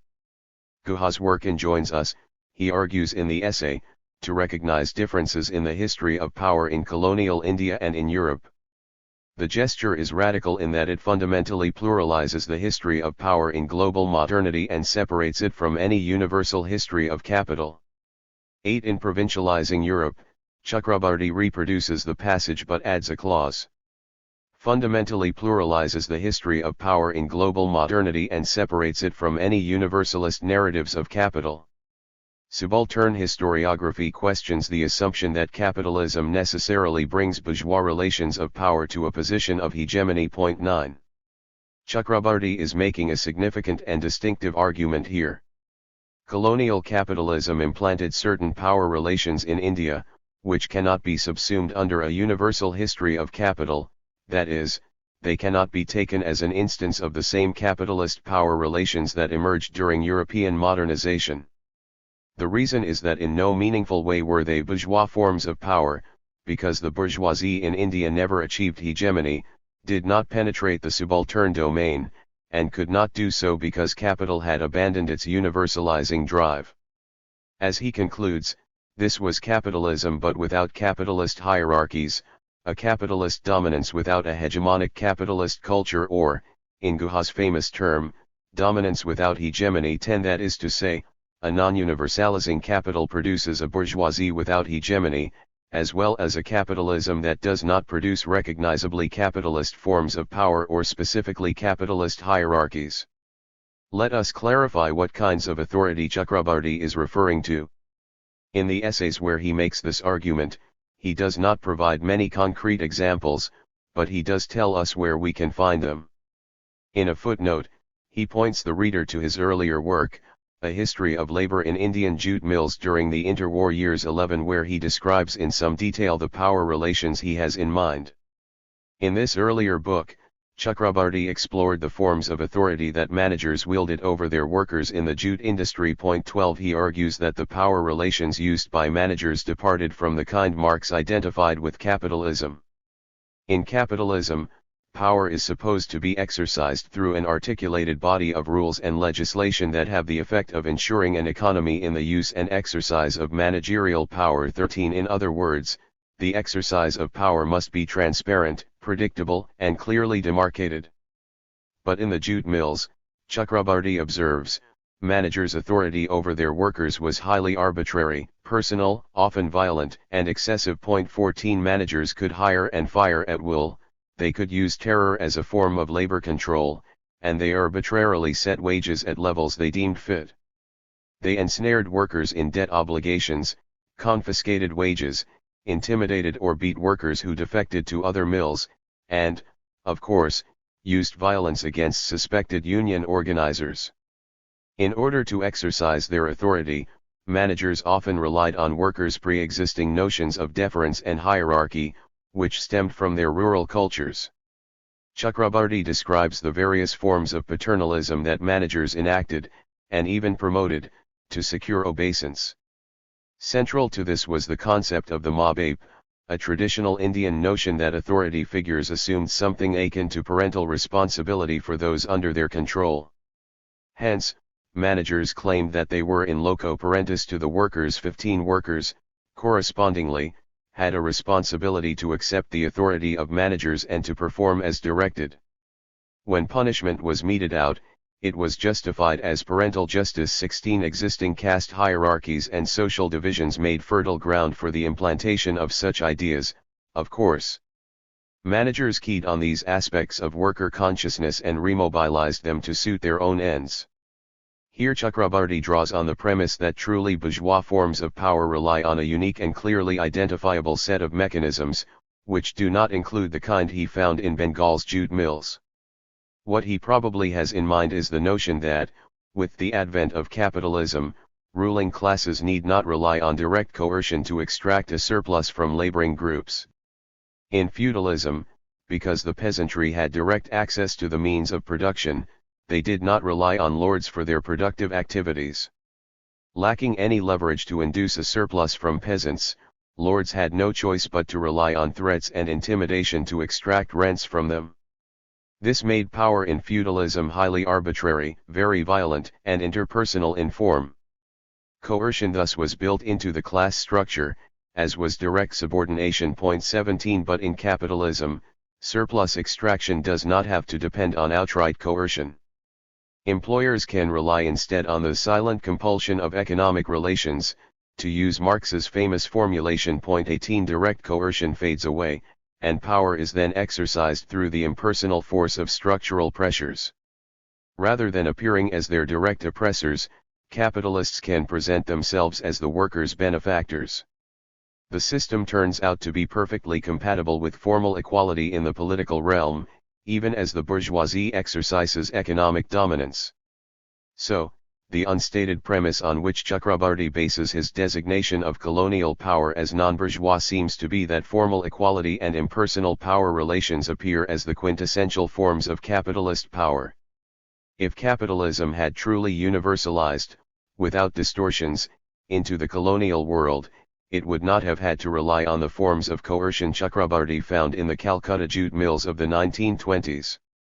It would have generated forms of authority closer to the impersonal coercion typical of European capitalism. The managers found in the East certainly do reproduce capitalism, but they rely on non-bourgeois forms of power, namely, forms that deviate from those practiced in classical capitalism. From the preceding argument, Chakrabarty derives certain important theoretical implications. The first is that the analysis of social hierarchies in India cannot draw on the categories of political economy, which rely on capital as an explanatory mechanism. Since the Indian power relations were not part of the universal history of capital, they cannot be explained through the logic of capitalism. Any theoretical framework that would try to link subordination and dominance to the logic of capital cannot but fail to illuminate post-colonial realities. The chief victim here is Marxist theory. Chakrabarty explains it thus. In the calculus of modernity, power is not a dependent variable, with capital playing the role of an independent one. Capital and power are analytically separable categories. Traditional European Marxist thought, which fused the two, would therefore always be relevant, but inadequate for analyzing power in colonial modern histories. 19. It is not entirely clear how European Marxist thought fuses capital and power. Chakrabarty seems to suggest that these theories construe every form of power as an expression of capital, a remarkable claim, advanced without argument or evidence. 20 But let us leave that matter aside for now. The next conclusion he extracts is that, for the theoretical renaissance to take off, a new set of categories must be crafted. It is in this context that he calls for provincializing Europe. My argument for provincializing Europe follows directly from my involvement in this project. A history of political modernity in India cannot be written as a simple application of the analytics of capital and nationalism available to Western Marxism. One could not, in the manner of some nationalist historians, pit the story of a regressive colonialism against an account of a robust nationalist bourgeoisie seeking to establish a bourgeois outlook throughout society. For in Guha's terms, there was no class in South Asia comparable to the European bourgeoisie of Marxist meta-narratives, a class able to fabricate a hegemonic ideology that made its own interests look and feel like the interests of all. This was capitalism indeed, but without bourgeois relations that attain a position of unchallenged hegemony. It was capitalist dominance without a hegemonic bourgeois culture, or, in Guha's famous terms, dominance without hegemony. 21. Several points need highlighting here. The first is that Chakrabarti reproduces, in toto, Guha's argument about there being a structural fault separating the Indian bourgeoisie from the European. He affirms that the nationalist movement cannot be told as a story of capital's ascension, because capital did not behave as it should have. It did not try to speak for the nation, as British capitalists did in their revolution. Social theory therefore needs to craft a new set of categories, which will have to be very different from those mobilized to explain the European dynamic. This is just an extension of Guha. But, as an added inflection, he gives special emphasis to the kind of power relations that colonial capitalism produced. They were not, he categorically asserts, capitalist power relations, and they cannot be so regarded, because they are relations of interpersonal domination. Guha had taken hegemony to mean rule by consent. Chakrabarti adds to this the criterion that power relations should also be transformed, presumably away from personal domination and toward a more formal, impersonal variety. Chakrabarti further endorses Guha's view that the modern nation, resting on bourgeois hegemony, was brought about by the bourgeoisie, and that the Indian bourgeoisie did not follow in those footsteps.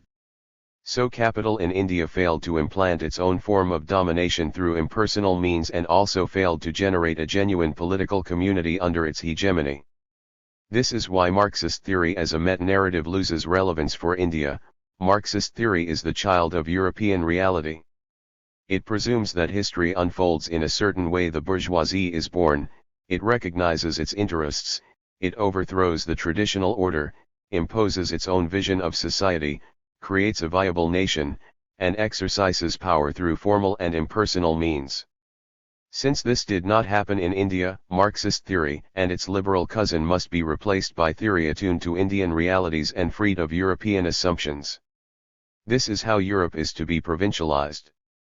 We can now appreciate what is at stake, for the subalternist collective, in the universalization of capital, the appropriateness of European categories to Indian reality and, by extension, to the rest of the post-colonial world.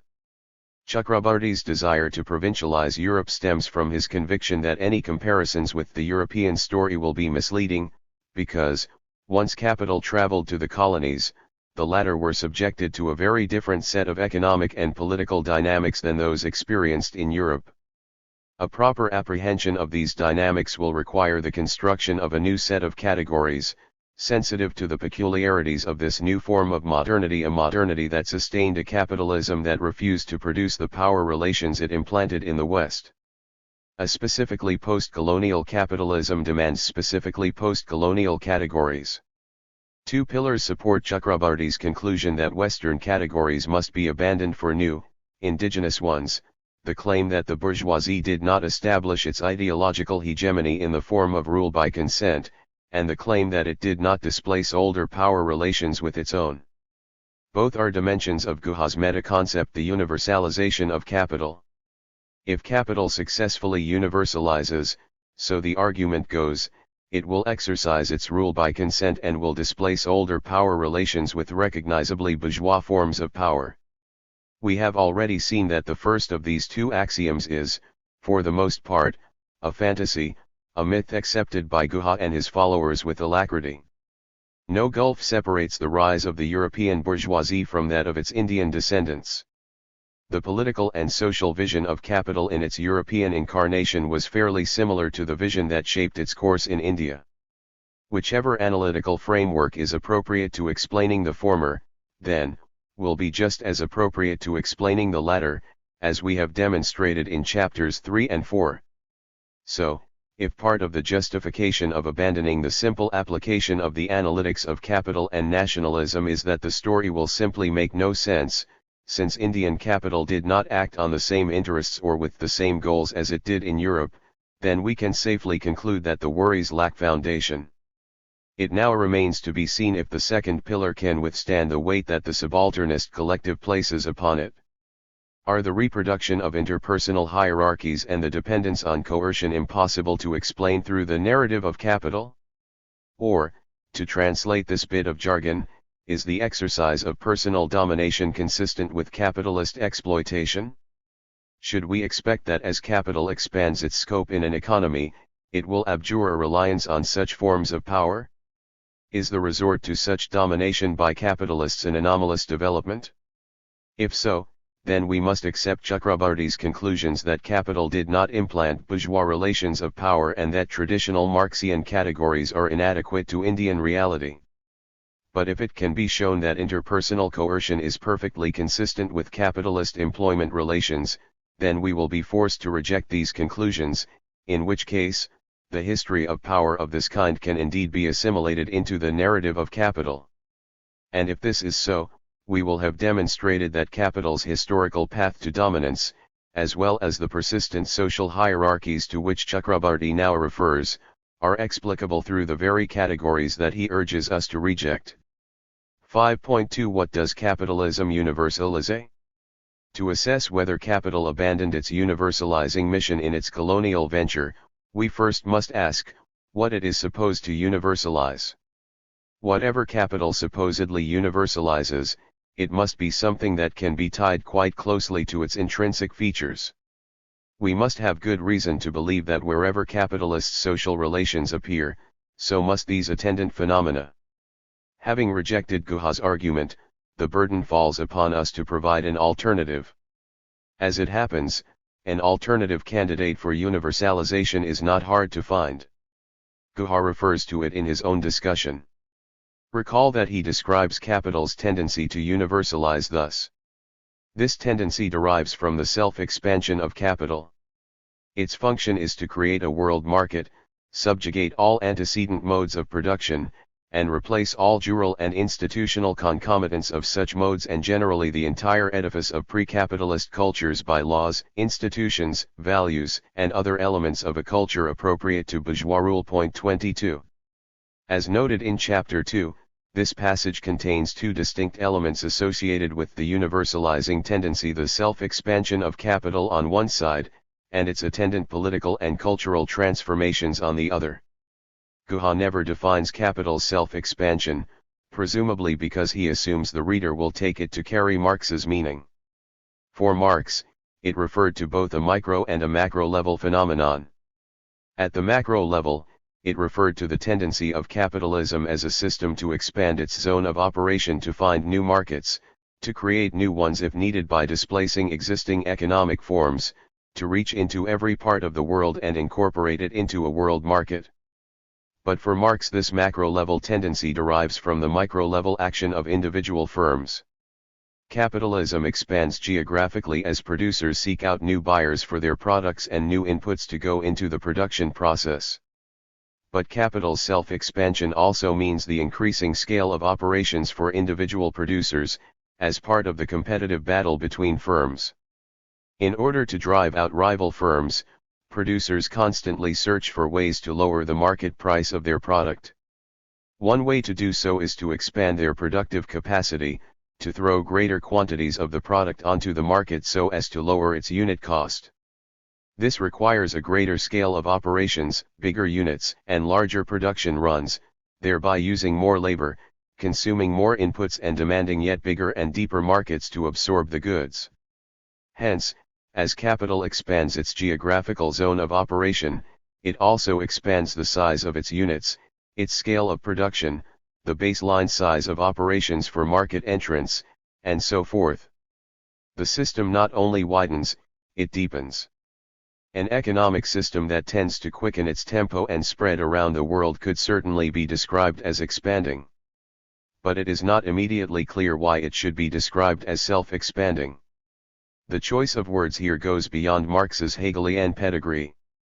What the term is meant to convey, I would suggest, is that capital is driven to expand because of mechanisms internal to its reproduction, that capitalists are driven to expand simply by virtue of being capitalists, not because of their personal idiosyncrasies, or their ideological predilections, or their cultural background. The agents who run firms in a fully monetized economy do not need any inducements to accumulate capital other than those generated by their structural location. The compulsions, Marx notes, assert themselves as the coercive laws of competition, and therefore enter into the consciousness of the individual capitalist as the motives that drive him forward. 23. The imperative to survive in the market to repel the threat of other producers' displacement of them unless they grow, unless they constantly expand their revenue base and productivity is all the motivation they need. Capitalism grows as firms take their revenues after every cycle of production and plow them back into acquiring ever more capital, in order to strengthen their position in the market. Marx refers to this process as the accumulation of capital. What capitalism universalizes, then, is a particular strategy of economic reproduction. It compels economic units to focus single-mindedly on accumulating ever more capital. Economic managers internalize it as their goal because it is built into the structural location of being a capitalist. It is not something capitalists have to be convinced to do. Wherever capitalism goes, so too does this imperative. Guha is aware of the economic dimension, but although he begins with it, he sets it aside when he defines universalization as the bourgeoisie's creation of an encompassing political order. Insofar as the capitalist class does not base its rule on consent, it can be said to have abandoned its universalizing drive. Notice, however, that based on the new definition I have offered, we can accept that capital has universalized even if its political mission is not devoted to winning the consent of laboring classes. By our criteria, the universalizing process is underway if agents' reproductive strategies shift toward market dependence. Our new definition has effectively decoupled universalization from the phenomena that Guha associated with it. The issue now is to assess what kind of power relations are implied in the new definition of universalization. We first need to judge whether capital can be expected to generate the kind of power relations that Chakrabarty found in the jute mills. This might seem an odd question. After all, those were power relations in capitalist jute mills, which were in the business of accumulating capital. It thus seems rather obvious that capitalism can rely on power relations of the kind Chakrabarty describes. But we must remember that Chakrabarty's argument is that what makes Indian capitalism generate such forms of power is its specifically colonial character. A special kind of capitalism produces a special kind of power. He manager's authority was essentially colonial.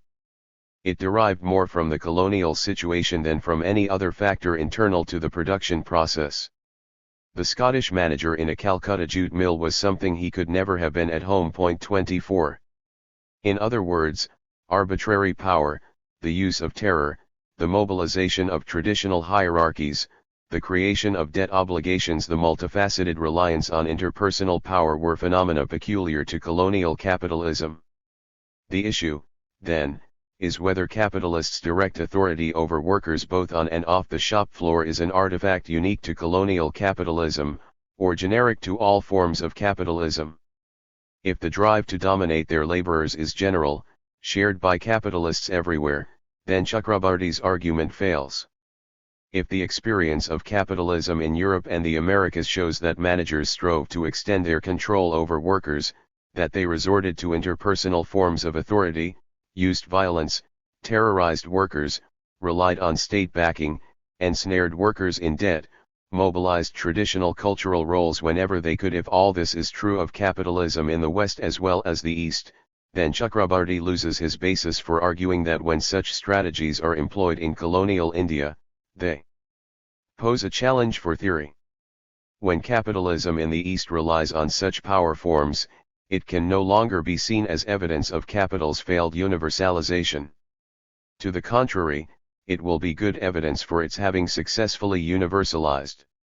In the next section, I will show that the drive to dominate labor above and beyond the impersonal coercion of economic relations is indeed generic to capitalism, and that there is therefore no reason to exclude interpersonal domination from the category of bourgeois relations of power.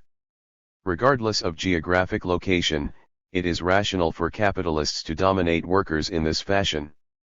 The historical record shows that, well into the 20th century, Domination of this kind was the norm in Europe and the Americas. Managers used the very same kinds of practices in England and the United States as they did in Bengal. As a result, there is no basis to insist that these power relations were an exception, and no justification for the view that they pose a fundamental challenge to theory. 5.3 Capital and Power.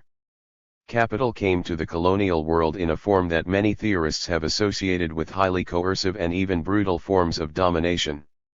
In agriculture as well as in industry, colonial capitalism tended to rely on backward technology, labor-intensive production processes, and high ratios of capital to output. All these elements combined to make for low growth and low profit margins. Because production was so labor-intensive and producers' profits so slim, even small increases in wages could be devastating to employers. Labor-intensive production was thus tightly linked with labor-repressive economic regimes. Point 25. The repressive nature of employment had several dimensions.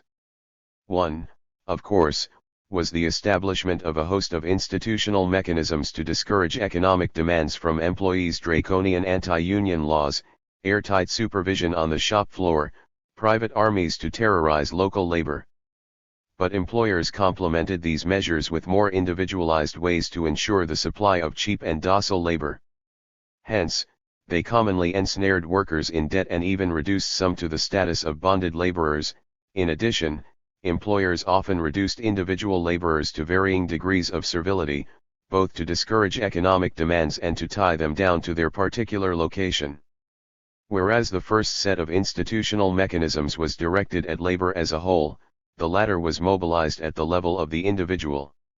Jointly, they created the highly coercive forms of exploitation that Chakrabarty associates with colonial modernity.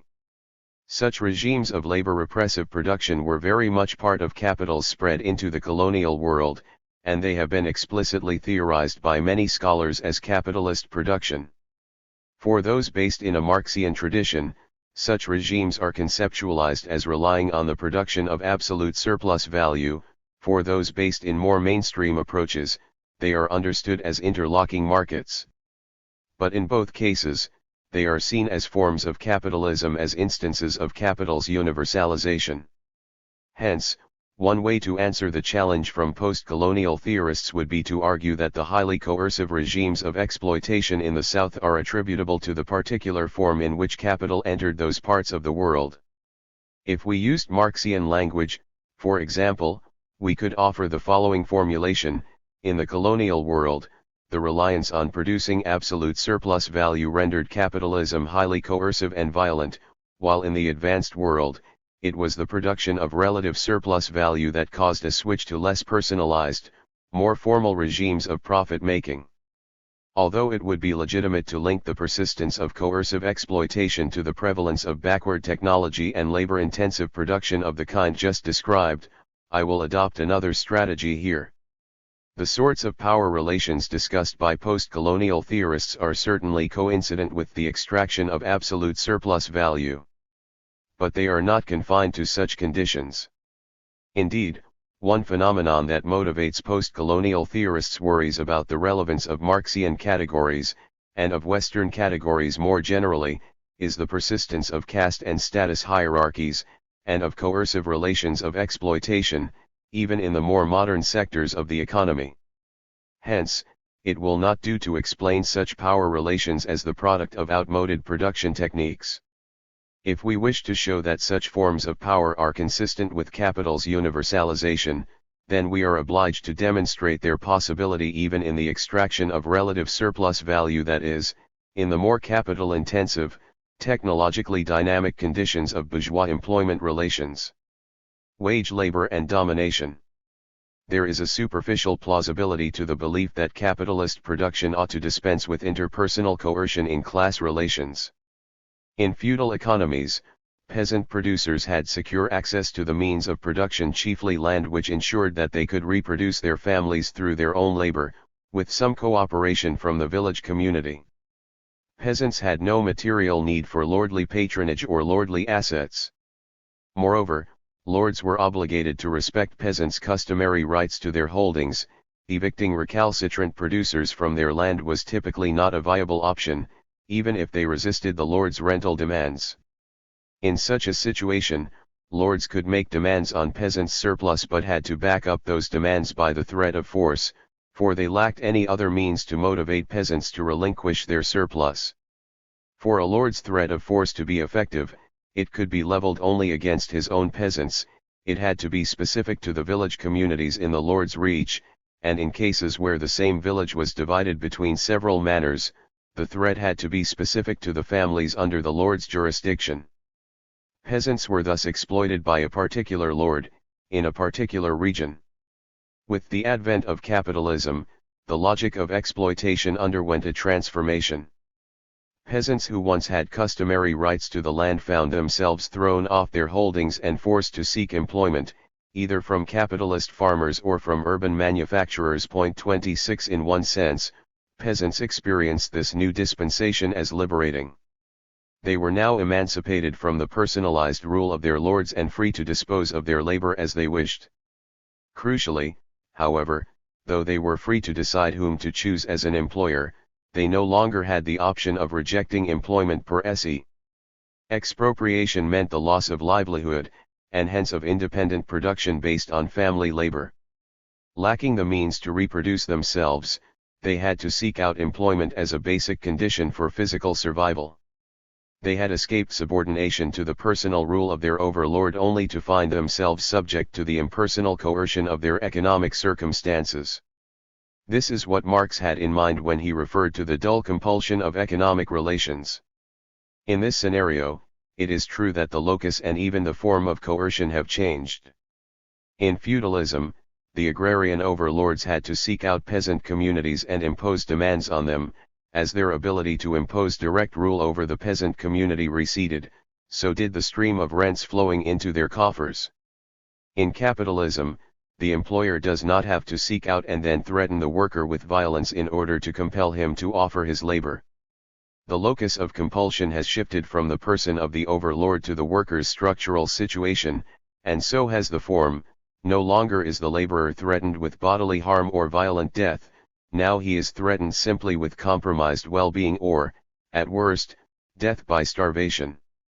None of this is delivered on the sharp point of a lance or from the barrel of a gun. It is transmitted through the impersonal force of the laborer's situation.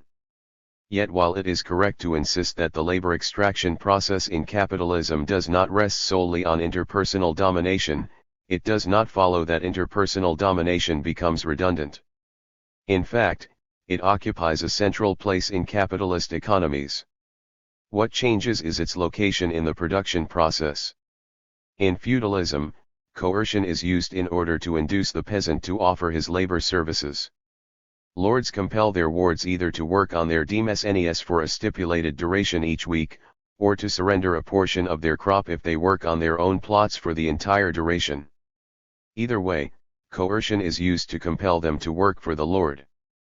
But the actual work effort, the labor process, in which peasants grow and attend to the crops, is essentially under the peasant's control.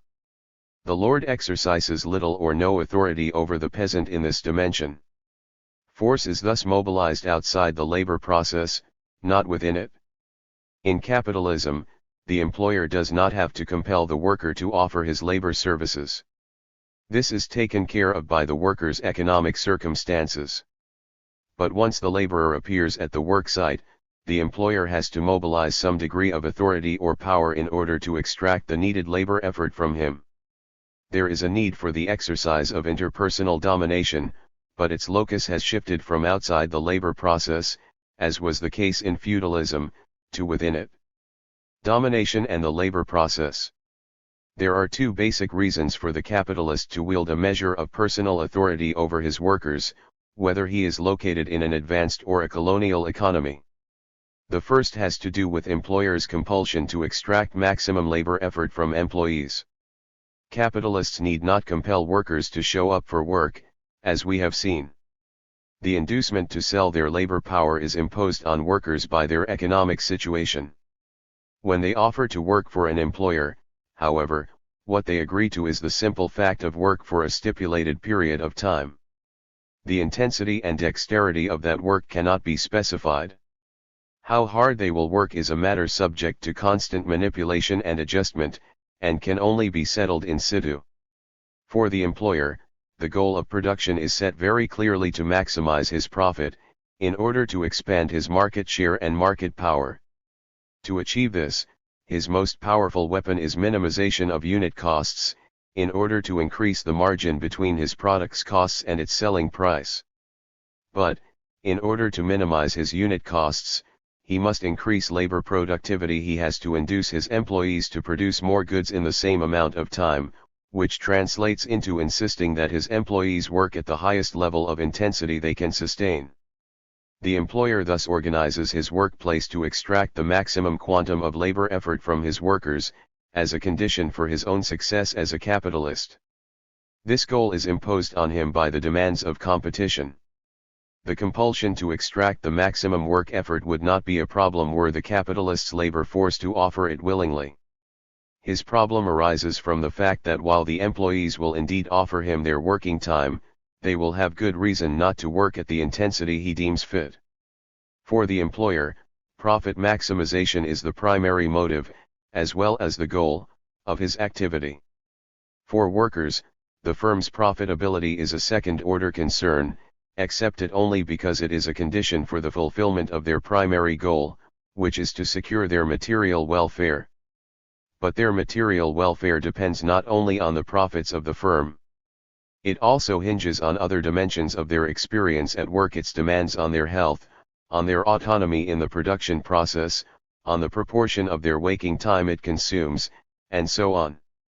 The call to ratchet up the intensity of their work to surrender the maximum amount of labor in a given period of time collides with these other dimensions.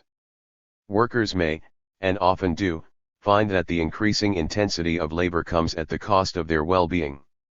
If all the returns from increased labor effort went to the workers, they might be induced to comply with employers' wishes. But this would of course be a groundless expectation, for two reasons. First, the employer sets the basic terms on which any increased revenues are divvied up between him and his labor force, if at all. It is entirely possible that all extra income from the increased efficiency will go to him. Just as important, though, is the fact that every jump in the efficiency of production will increase the likelihood of job loss for any given worker, because as each worker is able to produce more goods in less time, the employer can afford to shed some of his labor force. The economic uncertainty generated by rising productivity merely adds to the workers' list of reasons to resist the demand for greater effort. Hence, when the call comes to ratchet up the intensity of their labor, workers have good reason to push back. They perceive it as a call for sacrificing other of their genuine interests for returns that are, at best, highly uncertain. While they will certainly have an interest in maintaining a certain level of labor effort in order to keep their firm afloat and hence keep their jobs, they do not share the goal of maximizing its returns. Capitalists cannot, therefore, leave it to their employees to work at an intensity consistent with profit maximization. The natural inclination of workers will be to shirk to work at a pace they deem consistent with their manifold interests, a pace that will most likely be at a lower level than desired by their employer. To extract the needed work, capitalists must thus wield some degree of authority over their employees in the labor process. This is why, in capitalism, the place of coercion shifts from outside the labor process to within it. Employers have to institutionalize direct authority on the shop floor, or within the office, as an intrinsic component of work organization. It can be wielded directly by the owner or parcelized across layers of intermediate management. Its organizational form notwithstanding, what is clear is that, in capitalist production, there is a powerful inducement for employers to exert interpersonal coercion over workers. While managerial authority constitutes an important mechanism for surplus extraction, its effectiveness is undermined if labor is able to wield a countervailing power of its own, either through individual efforts on the part of workers or through organized resistance. What ensues on the shop floor, therefore, is a struggle to exert power, by both labor and capital, in order to control the tempo and direction of work.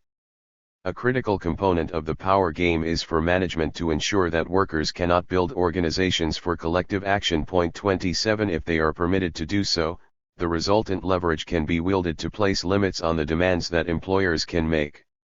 One of the chief means of ensuring that employees remain weak in their bargaining position is to heighten the divisions between them. Where employers find that labor is already riven with caste, cultural, or ethnic divisions, they can and often do find ways of using these divisions to their advantage. The labor process and social hierarchies. Employers can capitalize on social divisions or hierarchies in two distinct ways. The first is by mobilizing them in a divide-and-conquer strategy, which deepens social divisions within labor, thereby tilting the balance of power toward employers. Social divisions do not have to be invented by capital. Often they already exist within the population as it is proletarianized and absorbed into the labor process. Recruitment patterns ensure that workers arrive at the worksite already sorted into culturally or socially distinct occupational groupings. For much of the 19th and 20th centuries, employers depended on various jobbers to find and enlist labor for their factories. Typically, these jobbers tapped into ethnic or community networks to recruit fresh workers, and these communities, for their part, often concentrated on certain occupational specializations. Point 28 New employees were thus filtered into the plant as ethnically or racially segregated occupational clusters. For employers, this meant that these segregated groupings of workers had already borne some of the costs of training that would otherwise have had to be absorbed by the employer. It also divided the workforce into distinct communities, and thus increased the difficulty of collective action if they tried to organize across community boundaries, which, of course, they typically had to do.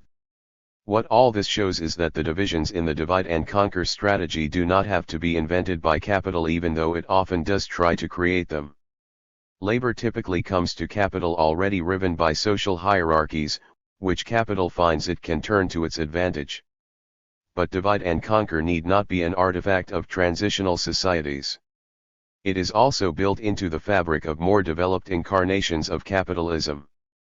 One source of division in the working class, even in the advanced world, is the unceasing competition for jobs. The labor market in capitalist economies is a site of generalized insecurity. Individuals have no guarantee of finding employment, nor do they have any promise of retaining a job once they find it. The traditional instrument for reducing uncertainty and increasing security has been reliance on familial and social networks, which tend to be ethnically or racially homogeneous. Workers depend on their extended families, friends, caste networks, regional links, any and all social ties that are available so as to insulate themselves from the vagaries of the labor market. Point 29 The result of this reliance on networks is that it hardens lines of divisions within the working class, simply as a result of competition in the labor market. Workers coalesce around their racial or ethnic identities, as these identities become a means for enhancing their material security.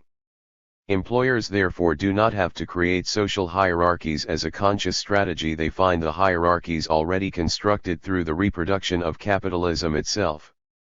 But having found workers already segmented along racial or ethnic lines, employers will often use these divisions to their advantage in their ongoing power struggles with labor.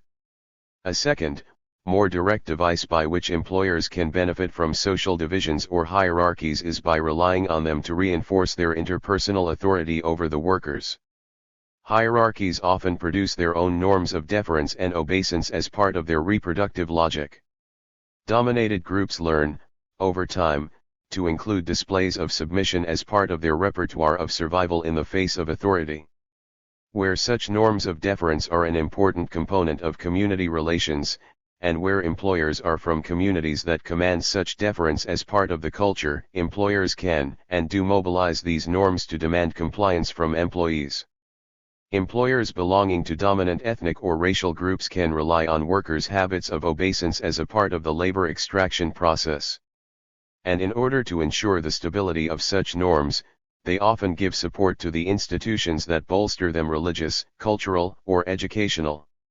The Birlas in India will find good reason to endow massive Hindu temples, as they in fact have done, and billionaires in the United States will funnel massive funds into evangelical churches.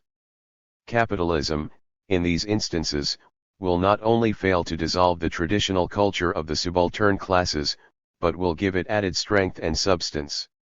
Domination and the political domain. As we can see, capitalists mobilize all available means to increase their power in the organization of work, even in labor processes characterized by regular technical change. Point 30. That is, even in the more advanced sectors of capitalist production, employers find it necessary to exercise direct authority over their labor force in order to extract work at the needed intensity. But the degree to which authority is successfully imposed within the labor process cannot be unaffected by the distribution of power outside it. 31. To impose his will on his employees, the capitalist uses whatever leverage his greater social power may afford him. The main such source of power is the structural advantage he wields over his workers, the fact that he can deprive them of their livelihood. The fear of being sacked is perhaps the main inducement felt by workers to submit to his authority and his demands.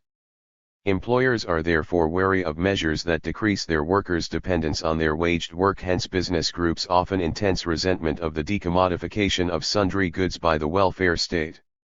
The broader political rights and social privileges afforded to workers also become a matter of concern to employers.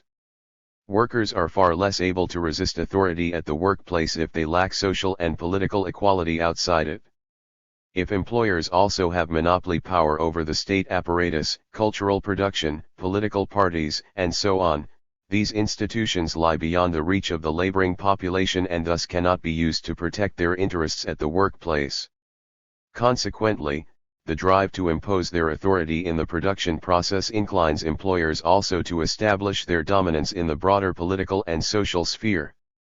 This is why the bourgeois revolutions in Europe yielded a political nation that was in fact a bourgeois oligarchy. The established capitalist class in England and the emerging capitalists in France both had a direct interest in a social order in which they could use their political dominance to intensify their power on the shop floor. This ambition is what drove their hostility to the laboring class's demands for universal suffrage, the legalization of trade unions, and so forth.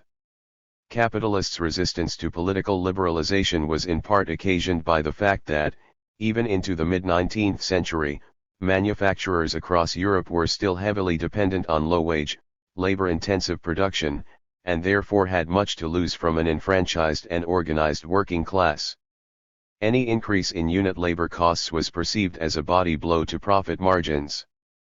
Employers' preferred means of surplus extraction was still through absolute means keeping wages at subsistence levels and extending each shift to its maximum duration. 32 And yet the preference for such strategies extended well into the latter decades of the 19th century and even into the 20th. In other words, the reliance on labor repression was maintained even as British manufacturing shifted to a more technologically driven production regime. There is no better evidence of the resort to state-sanctioned coercion than in the extraordinary longevity of contract labor in England and the United States, under the master and servant laws. 33 For most of the 19th century, in both countries, workers employed in manufacturing did not have the freedoms typically associated with free labor.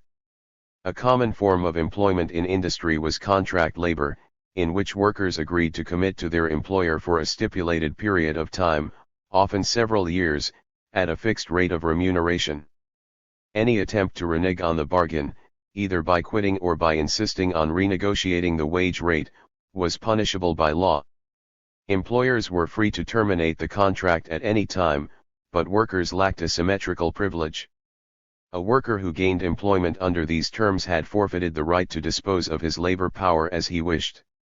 He was now his employer's man, in a manner reminiscent of feudal Europe, even though the relation differed in content.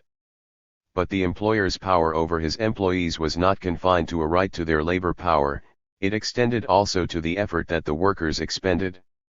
Workers could be drawn up on charges not just for quitting, but for unexcused absences from work as in cases of illness or for unsatisfactory performance, which was deemed an encroachment on the employer's proprietary use of the employee's labor power. In spirit, the legislation that provided capitalists with this power over their workers could be traced back to the 14th century. but it is critical to note that most legislation stretching back to that era had been repealed over the intervening centuries, and that the actual laws governing contract labor were drawn up at the height of the Industrial Revolution, in the early decades of the 19th century. 34 The legislation was thus revived and resuscitated explicitly for the sake of modernizing capitalists. Furthermore, its incidence was widespread across sector and region. The actual frequency with which it was used to intimidate workers is, of course, difficult to assess. But it was widely used even in the advanced manufacturing sectors. 35 Indeed, it was particularly attractive to employers in more advanced industries, where on-site training was important in the labor process. Employers were especially keen in these cases to avoid losing the investment they made in worker training if their employees walked away with the valuable skills they had learned on the job. British capitalists thus pressed legislators to protect their control over workers, their own particular workers, by giving them legal grounds to prosecute. 36 And in this they were entirely successful. The means used to bind workers to their employers were not confined to master and servant law. Well into the 20th century, employers also resorted to debt peonage. In the United States, the 19th century witnessed the emergence of private militias as a means of intimidating workers, and these, too, operated well into the 1930s. Moreover, in much of the American industrial economy, workers were pressed into company towns, in which much of their daily reproduction was directly under the influence, if not control, of their employer, and where all the instruments just enumerated were enforced with brutal tenacity. All of these forms of coercion were deployed across industrial sectors in the most advanced capitalisms in the world, well after mass production had emerged. They were different in content from feudal coercion, to be sure. But they were even more different from Chakrabarty's idealized picture of bourgeois forms of production. Indeed, they were almost exactly like the coercive relations he points to in India, which he regards as departures from capitalist power relations and therefore as symptoms of capital's failed universalization. Capital and Power Revisited. The foregoing examples of domination show two things. First, the oligarchies established in modernizing Europe were geared, in substantial measure, to intensify the power of employers over their labor force. The hostility evinced by capitalists to universal suffrage, during and after the bourgeois revolutions, is explicable only through the arguments developed in the preceding section. The legal sanctions I have described, the resistance to the franchise, the resort to various forms of servitude, all these were developed in order to facilitate the task of labor extraction. It was understood that greater power for labor in the political arena would dilute capital's authority in the labor process, over matters of distribution, and over the power struggle between labor and capital more generally. Second, the practices just discussed were instances of direct, interpersonal coercion in the employment relation, the very sort of coercion that subalternist theorists present as a departure from bourgeois power. This again undermines Chakrabarty's claim that relations of interpersonal coercion endure within Indian economic structures because India is burdened with a form of capitalism qualitatively different from the one that took root in Europe. We now see, however, that Chakrabarty's argument is based, much as was Guha's, on an imaginary history. 37 European elites resort to interpersonal coercion, backed by state power, endured for centuries across the Western world and lasted well into the 20th century. This was true even in England and the United States, surely cradles of bourgeois modernity. The persistence of such coercive relations in India during the 60 years since independence is thoroughly unremarkable. It is not clear, therefore, why Indian capital's reliance on coercive extraction should be seen as a departure from bourgeois forms of power at all. Chakrabarty is wrong to assert that the power relations in Calcutta jute mills were derived more from the colonial situation than from any other factor internal to the production process. 38 In fact, as just shown, power relations of precisely that kind are derived from factors internal to the capitalist production process, whether colonial or not. The resort to such forms of coercion should be viewed as entirely consistent with capitalism, not a departure from it. All forms of capitalism, whether backward or advanced, generate some measure of personal subordination of workers to their employers. This is written into the labor process. What the Western experience shows is that, if its degree is left to the discretion of employers, they will reinforce their baseline level of dominance over the labor process by whatever means they can mobilize: legal, extra-legal, financial, cultural, and so on. The fact that Western capitalism eventually moved away from these forms in its heartland should be viewed as an achievement, as the product of very specific circumstances. What these circumstances were, I will address in the next chapter. For now, the point to highlight is that if and when such forms of authority are found in the colonial or post-colonial world, they do not automatically signal a radical break between the practices of capital in the West and the practices during its subsequent Eastern sojourn. Capital, in both East and West, has never been content to rely on the dull compulsion of economic relations to enforce its diktat. Chakrabarti, then, is mistaken in his analysis of power. But our analysis here has additional implications for post-colonial theory, especially with regard to its status as social criticism. Subalternists have gone to great lengths to avoid lapsing into economic reductionism. In this, they fall in line with much post-colonial theorizing, which is so sensitive to this accusation that it often whisks economic analysis out of the picture altogether. True, it is surely problematic to see capital lurking behind every social phenomenon, but it is no less objectionable to deny its salience where it is in fact a relevant causal agent. The core elements of subaltern studies theorizing have served just this function since its inception. The arguments examined in the preceding chapters systematically obscure the real dynamics of capitalist development. Thus far we have encountered two theorists, and there are more to come. Both Guha and Chakrabarti accept some of the oldest and most hallowed myths about the heroic struggle of the bourgeoisie, its championing of popular rights, its commitment to consensus, and so on. They do so because they ignore and obscure the real compulsions that drive capitalist political and economic practice. This makes the subalternists vulnerable to a second weakness, which is that they ignore the mechanisms that make it rational for capital to sustain and reinforce power relations resembling those of the feudal past. Hence, in their analysis of capital's rise in Europe, subalternist theorists insist that the bourgeoisie was an important actor, but they misdiagnose its real interests and its practice. In the case of power relations within a capitalist economy, they simply deny that the myriad forms of coercion exercised by capital are capitalist all. These power relations are ruled out by Chakrabarti as bourgeois forms of power.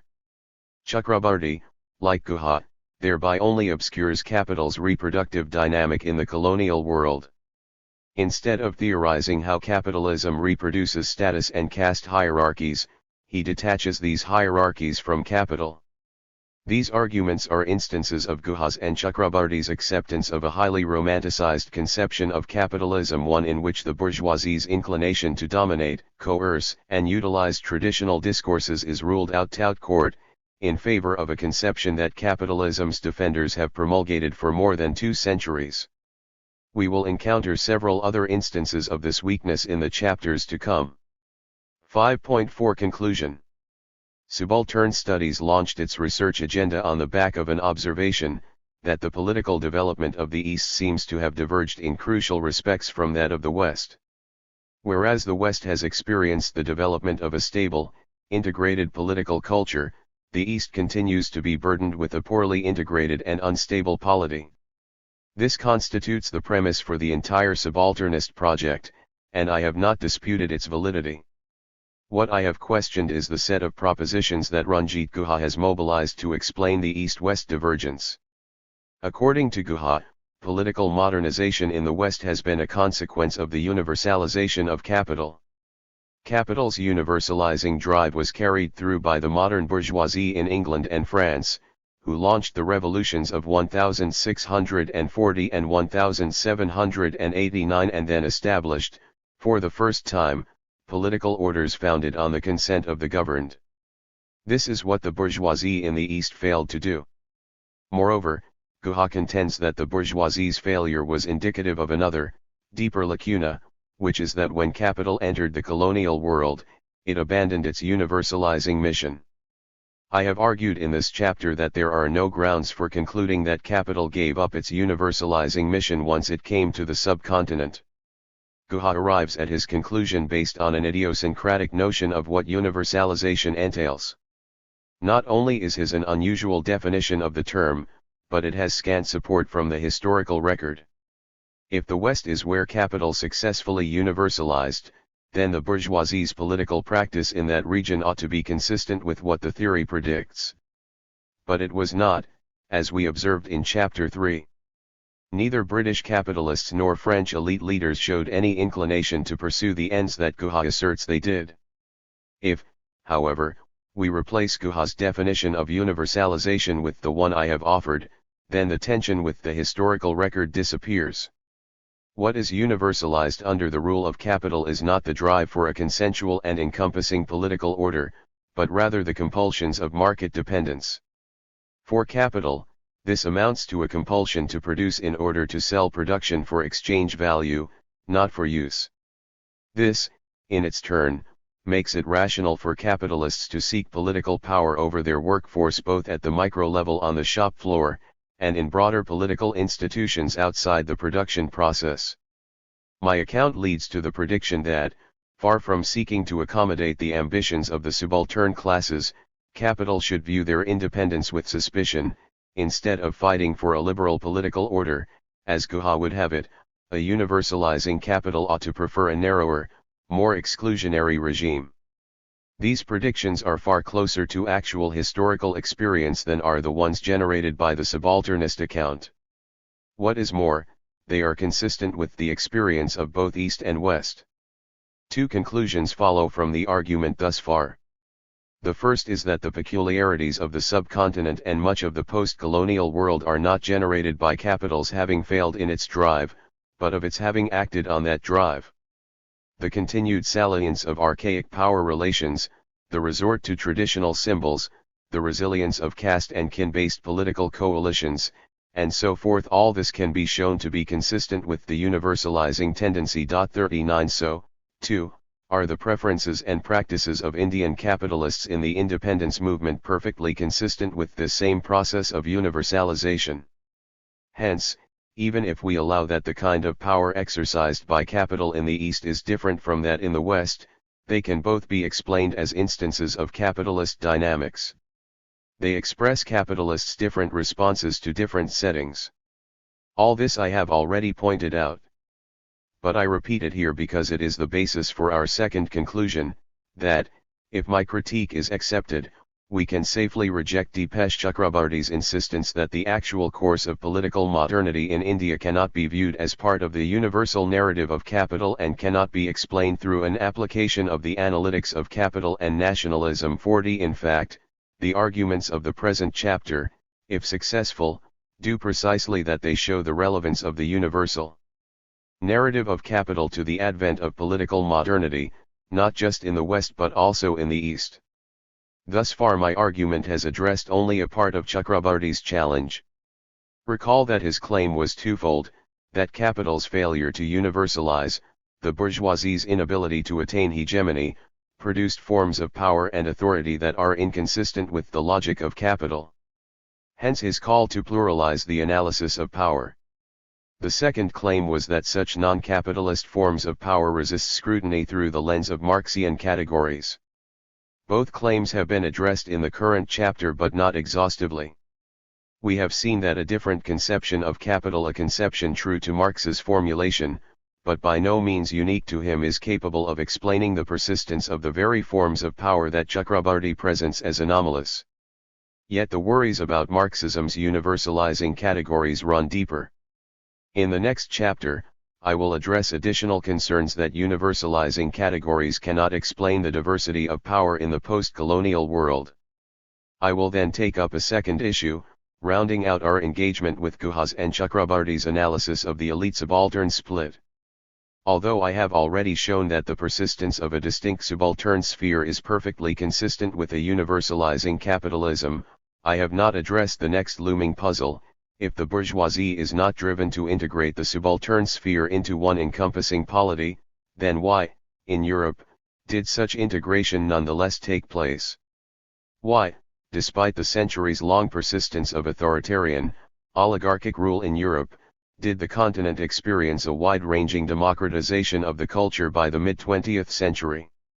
On both counts, as we shall see, the answers reveal further weaknesses in the Subaltern Studies project. 5.5 Postscript, the bogey of a hyperreal Europe.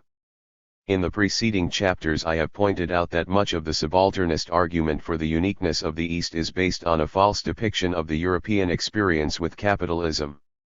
Now, one possible response available to Chakrabarty is that he never intended to describe Europe as it really was.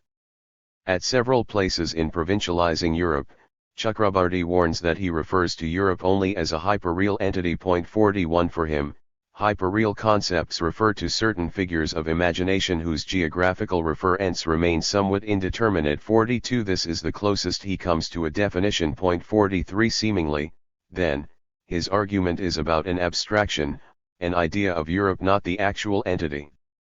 There is some connection, of course, between the hyperreal Europe and its actual referent, but Chakrabarty apparently prefers to make no commitment to its verisimilitude.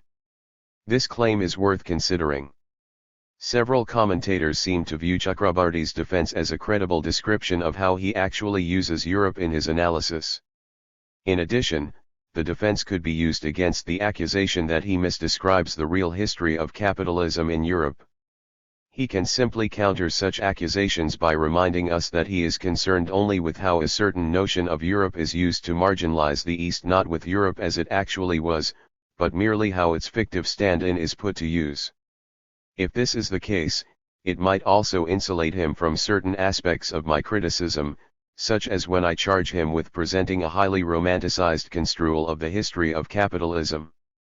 So, we may begin by asking whether the argument in Provincializing Europe or in any of the other works examined in this book can be understood as referring only to an idea of Europe, rather than to actual experience. I find this a rather fantastic claim. When Chakrabarty says that power relations in India are different from those in Europe, clearly he is referring to the real history of Europe. When Guha claims that the Indian bourgeoisie fell short of the heroism exhibited by its European counterpart, he has in mind the actual British capitalists, not their imaginary representations. In Guha's case, this is quite clear. If he did not think there was a real difference between early-stage British capital and early-stage Indian capital, then it would be nonsensical for him to castigate the Indian bourgeoisie for its failings. His excoriation of Indian capital assumes that European capital really did undertake the mission to overthrow feudalism, and really did establish a consensual political order. Moreover, Chakrabarty explicitly endorses Guha's balance sheet. As I showed above. 44 He agrees that India lacked a counterpart to the revolutionary bourgeoisie in Europe, and that this was why the subaltern sphere and the elite sphere remained separate. This is a real comparison, not a comparison of two concepts. As for Chakrabarty's own work, I have described him as misrepresenting European history in his claim that the power relations in India depart fundamentally from those witnessed in Europe. Is he referring here only to the idea of Europe? Clearly not. Recall that he motivates his call for a new theory of power by a claim about the real history of capital, reminding us that the global history of capitalism need not produce everywhere the same history of power. 45 This is a contrast between actual histories, not two different concepts of the history. Because capitalism does not produce the same power relations everywhere, we might need to come up with concepts and new theories of how power works.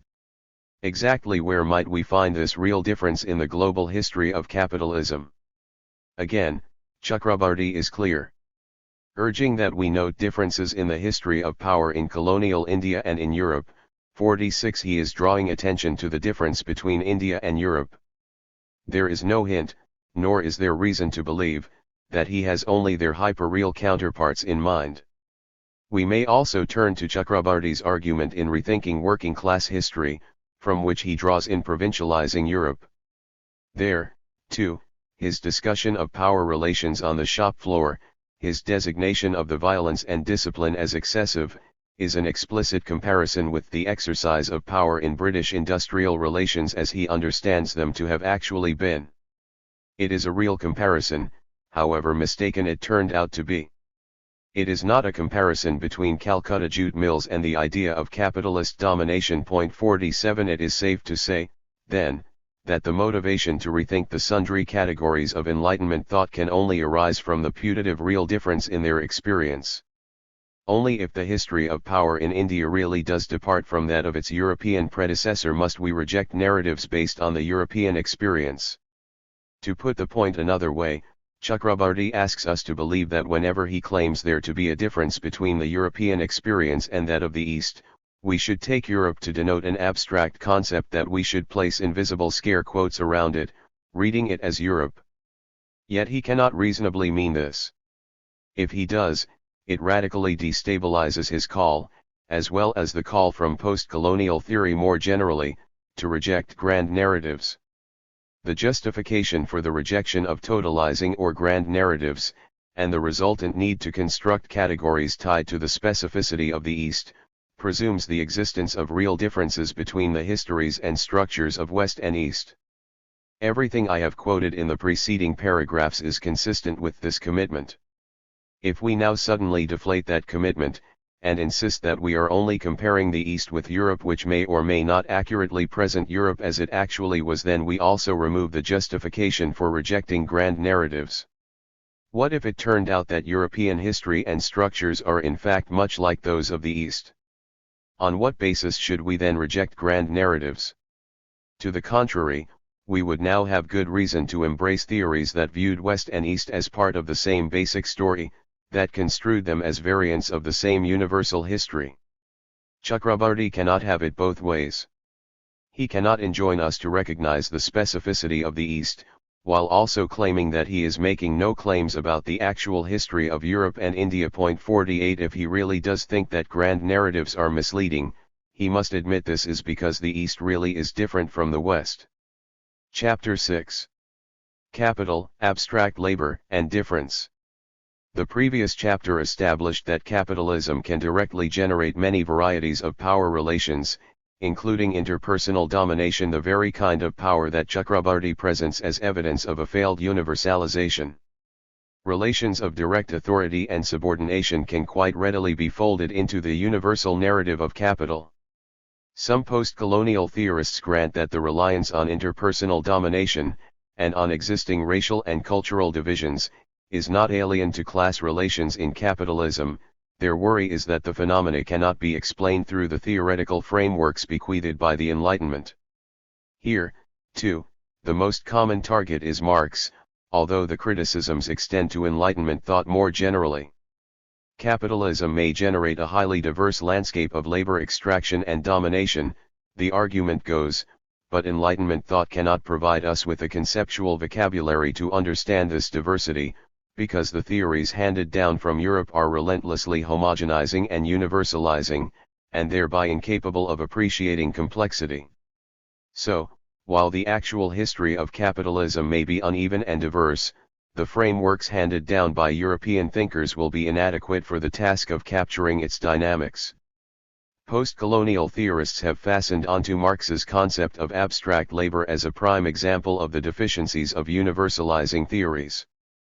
Since the concept appears quite frequently in post-colonial theorizing, and since post-colonial theorists point to it as an exemplar of the problems associated with universalizing concepts, I would like to examine their case for its flaws. I do so with some reluctance, since this endeavor involves a descent into some of the more arcane dimensions of Marx's value theory. But I believe that even though the concept is associated with the labor theory of value, it actually captures some important aspects of the labor extraction process, which can be defended independent of the more controversial aspects of value theory. More important, I intend to show that post-colonial theorists have thoroughly misunderstood its significance.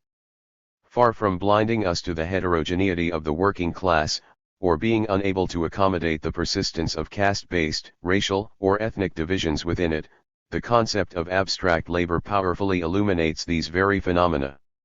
Hence, while the preceding chapter showed that a universalizing capitalism does not have to homogenize all power relations, this chapter will show that concepts like abstract labor are fully capable of apprehending the resulting social diversity. But this raises a further question: if capitalism, even in its zone of origin, was not driven to transform the political culture and to integrate the elite and subaltern domains, if it could have happily accommodated an ongoing political exclusion of the laboring classes, then why did the European polity in fact move away from exclusion and toward an integrated political culture? Europe could have remained dotted with bourgeois oligarchies, but it did not. Locating the real source of this transformation will enable us to pose the counterfactual that Guha ought to have posed. If it was not the bourgeoisie's failure that accounts for the political maladies of the post-colonial world, then what kind of political project might allow the empowerment of laboring classes? What I will show is that it was not the heroism of capital that liberated the subaltern classes, but their own political struggles. THIRD-WORLDISM necessitates a research agenda different from the one launched by Guha, and yet the theoretical commitments of subaltern studies make it difficult for them to pursue such an agenda. The reasons for this will be addressed at the end of this chapter. 6.1 The problem defined. Within the subalternist collective, it is Dipesh Chakrabarty who has most directly addressed the status of abstract labor. He sees it as an instance of Marx's reliance on Enlightenment ideas of juridical equality and the abstract political rights of citizenship. One more specifically, he sees in the concept a dilemma from which Marx was never able to escape, that, while the notion of abstract labor illuminates some crucial dimensions of capitalism's reproduction, Marx's reliance on it forces him to ignore the myriad differences between social formations and among real human beings. Focusing on labor's abstract qualities comes at the expense of suppressing the matter of historical differences, and it is those differences that make us human. Hence, for Chakrabarty, critical historians must approach concepts such as abstract labor with caution, for they impose a univocal grid on the diversity of social experience and of human existence. Accordingly, the task at hand becomes to try to open up Marxist narratives of capitalist modernity to issues of historical difference too. The idea that abstract categories are incapable of explaining the genesis of historical diversity is very common among post-colonial theorists. We have just seen that it is central to Chakrabarty's critique of Enlightenment theories. We must wait till chapter 9 to fully address his critique, since a comprehensive response will require a few intermediate steps. In the present chapter, we will begin by taking up the criticism developed by post-colonial theorists who are motivated by the same concerns as Chakrabarty but whose arguments are somewhat distinct from his. One of the most influential statements of the critique of abstract labor has come from Lisa Lowe's work on the assimilation of Asian immigrants into the United States. Lowe charges that political economy, particularly Marx's work, cannot make sense of the manner in which Asian Americans have been incorporated into American capitalism over the past century. She does not claim, as does Chakrabarty, that the persistence of racial hierarchies somehow undermines the idea of capital's universalization. She agrees that capitalists will readily utilize racial hierarchy where they find it and, in so doing, will reproduce racial differences. She also allows that this will often involve interpersonal domination in the employment relation as well as between workers. Her criticism is thus not identical to Chakrabarty's. Point 3 What concerns her is that while Marxism can recognize the historical reality of racial hierarchies within the labor force, it cannot adequately theorize this phenomenon with the framework Marx generated.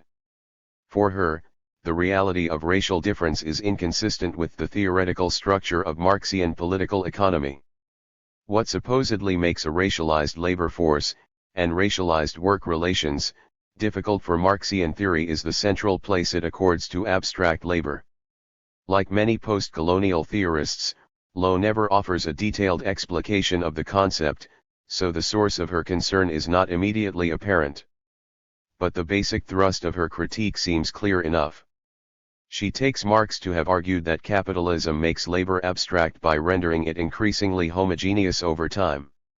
Lowe sees Marx's theory as having been clearly overturned by the historical record, by the fact that in the United States, capital has maintained its profits not through rendering labor abstract but precisely through the social production of difference, of restrictive particularity and illegitimacy marked by race, nation, geographical origins, and gender. For capitalism's production of difference is thus taken to be anomalous for Marxian theory, particularly for its understanding of the labor market. For lo, Marx remains committed to Enlightenment universalisms, through which we can neither account for the specificity of racialized Asian immigrant labor within the U.S. economy nor for the role of colonialism and imperialism in the emergence of the political nation. 5. The reason these universalisms cannot illuminate the specificity of immigrant labor or the workings of imperialism is that according to these theories, of which Marx's is a prime example, capital accumulates through universal homogenization rather than through differentiation. 6. Yet persistent diversity differentiation is central to the history of American capitalism. Hence, Lowe concludes, Asian immigrants and Asian Americans have been neither abstract labor nor abstract citizens, but have been historically formed in contradiction to the economic and political spheres. 7. The equation of abstract labor with homogeneous labor runs through the gamut of post-colonial theory. 8. In Chapter 9 we will see that Chakrabarty bases his arguments on essentially the same premise. Its acceptance even extends to several theorists hailing from the Marxian tradition, such as David R. Roediger. In recent work, Roediger has explicitly endorsed Lowe's view regarding the incompatibility of Marx's abstract analysis with the reality of racial differentiation. And, like Lowe, he takes abstract labor to be homogeneous labor. Marx's logic, Roediger avers, held that capital homogenizes society because it sees a world made up of units of labor, rather than of races, nationalities, or genders. Marx incorporated this view into his basic framework, accepting the idea that labor is abstract and that mature capitalism is, or should be, colorblind. 9. The problem is that the actual path of industrialization produced no firm drive to make labor abstract, raceless, and subject to a level playing field. 10. Since the reality of capitalist development has departed so significantly from what Marx's theory would predict, this cannot but be a blow to its universalizing pretensions. The argument offered by Lowe and Roediger differs from the one presented by Chakrabarty, who takes the sheer fact of historical diversity as symptomatic of capitalism's failed universalizing mission and builds an entire theory around this supposed failure. Lowe and Roediger do not see diversity as a departure from capitalism, but rather as a refutation of a particular theory of how capitalism works, Marx's theory. They believe that the system necessarily generates social difference, but they also believe that an abstract theory, such as Marx's, cannot adequately theorize how it does this. 6.2 Capitalism and abstract labor. Lowe and Roediger build upon a real ambiguity in Marx. The fact is, he never systematically developed an argument about social identities in capitalism. There are pithy and sometimes provocative passages suggesting that they would dissolve. For example, the Communist Manifesto describes the revolutionary impact of capitalist production, whereby all fixed, fast-frozen relations, with their train of ancient and venerable prejudices, and opinions, are swept away, all that is solid melts into air. 11 Passages such as this lend credibility to the view that Marx expected old social identities and roles to evaporate as capitalism developed. 12 But, while this characterization of his view is somewhat justified, the expectation that old roles will dissolve does not warrant the further claim that the end result will be social homogenization. In only a very few instances does Marx predict that social differences will simply disappear in capitalism. Even if we focus on the passage just quoted, Marx is merely claiming that old relations and prejudices will be swept away. There is no basis for concluding that what will take their place is a homogeneous social landscape. The dissolution of traditional roles is perfectly consistent with the construction of new roles that preserve a baseline heterogeneity of the social sphere. Keeping our focus on Marx, there are numerous instances where he points to the rationality, for capitalists, of promoting racial differentiation. Hence his description of the use of Irish labour by British capitalists as a means of weakening the trade union movement in England. 13 Not only can heterogeneity survive in capitalism, Marx also deems it rational for capitalists to actively engineer it. The textual evidence regarding his views points in both directions.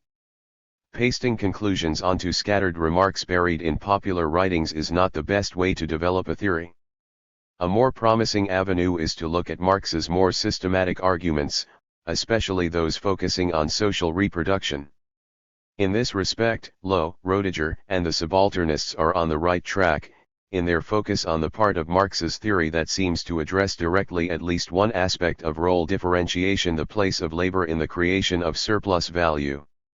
Nevertheless, as I am about to show, the conclusions that follow from Marx's theory are in fact quite different from those derived by these critics. It turns out that the persistence of racial or ethnic divisions within the labor force is consistent with the concept of abstract labor. Whatever the failings of this theory, blindness to the facts of racial hierarchy is not among them. The criticisms leveled against it by Lowe and Roediger are baseless. Concrete and abstract labor. Critics like Lowe often charge that Marx failed to acknowledge the heterogeneity of labor. As shown above, she seems to understand abstract labor to be labor that is homogenized over time, taking Marx to have held, typical of Enlightenment thinkers, that capitalism imposes a universal homogenization on society. The homogenization of labor is seen as emblematic of this larger dynamic, and it is through this process that labor becomes abstract. But there is scant textual evidence for this claim. To the contrary, Marx's argument seems to be that labor is irreducibly heterogeneous. Point 14. When he first introduces the concept of abstract labor, Marx presents it as possessing two properties. First, it comprises a dimension of all actual, concrete labors that go into the production of commodities. All use values in capitalism are just congealed quantities of homogeneous human labor, i.e. of human labor power expended without regard to the form of its expenditure. 15. The form of its expenditure, of course, is the particular, concrete labor associated with the specific good produced. So, abstract labor is the common element, the residue, as Marx calls it, in all concrete labors. The second property of abstract labor is that it endows the commodity with its exchange value, a use value, has value only because abstract human labor is objectified or materialized in it. 16. The magnitude of its value is regulated by the quantity of this abstract labor that has gone into its production, with one crucial proviso, that it be labor that is socially necessary, a fact to which I will return presently. For now, let us focus a bit more on the relation between concrete and abstract labor. The central point for our purposes is that even while it is the abstract quality of labor, its property of being labor power pure and simple, without regard to its particular qualities, that endows the commodity with its exchange value, this does not liberate labor from its concrete form. Labor never becomes something other than concrete labor. It is impossible to separate concrete labor from abstract labor, except as an abstraction. As Marx explains, work is not done twice over, once to produce a suitable product, a use value, and a second time to generate value and surplus value. Work is contributed only in the definite, concrete, specific form, manner, mode of existence in which it is the purpose of activity that can convert the means of production into a specific product, spindle and cotton, for instance, into yarn. All that is contributed is the labor of spinning, etc. 17. The reason labor does not escape its embeddedness in particular activities is that it cannot. Laboring activities must remain differentiated because they are tied to the differentiation of the use values that they create. And use values are desirable precisely because they satisfy very different needs and must therefore be endlessly ramified. As long as use values remain distinctive, so must the labor that produces them. The separateness of every concrete labor is thus built into the very process of creating use values. It does not have to cease being concrete labor, in order that it might take the form of abstract labor. Point 18. What this means is that post-colonial theorists are mistaken in thinking that Marx expects a homogenization of labor, if they take it to mean that labor ceases to be instantiated as particular, concrete activities carried out by differently skilled and differently endowed workers. Abstract labor and de-skilled labor. Some theorists within the Marxist tradition have tried to accommodate this observation by insisting that, although labor was distinctive in capitalism's earlier stages, it becomes increasingly homogenized over time. The mechanism for this homogenization is the progressive de-skilling of labor that accompanies mechanization, as through the introduction of Taylorism and the production line. The most influential of these arguments was formulated by Harry Braverman in his classic study of the labor process under capitalism. Braverman showed in great detail that in order to take control of the labor process, managers in early 20th century capitalism sought to break down the skill levels of their labor force and to progressively deskill workers over time. In so doing, they reduced worker autonomy on the shop floor, thereby also reducing workers' control over the pace and direction of work. An added benefit for the capitalists was that as workers became less skilled, they also became more easily replaceable. Nowhere was this more evident than in the advent of Taylorism as a form of work organization. Workers employed in plants using Taylorist methods found that they were reduced to little more than appendages of the gigantic automated machines they operated, and that the dull, repetitive nature of the work also made it simple to replace them if they resisted managerial directives. Braverman took this to be an enactment of labor's increasingly abstract character in capitalism. As he concluded, the mechanical exercise of human faculties according to motion types which are studied independently of the kind of work being done, brings to life the Marxist conception of abstract labor. 19. While Braverman's argument is attractive, it is hampered by two weaknesses. The first is that even while the skill level of work in any given occupation might be lowered, this does not make that work indistinguishable from other kinds of work. A desk-skilled auto worker, for example, cannot be taken to be engaged in the identical laboring activity as a desk-skilled software engineer. No doubt, the distance between them might have shrunk compared to the situation a century ago, but the labors themselves remain distinct. Each occupation still requires job-specific training, even if workers can acquire those skills in less time than in the 1920s. The second weakness is that within capitalism, there is no fixed set of occupations that are progressively desk-skilled over time. The dynamism of the system keeps producing new products, which call for new skills and new forms of laboring activity. So capitalism continues to generate new, high-skill concrete labors even as it deskills older vintages. It is difficult to maintain, as a Braverman's argument must do, that the labor force is becoming more homogeneous over time.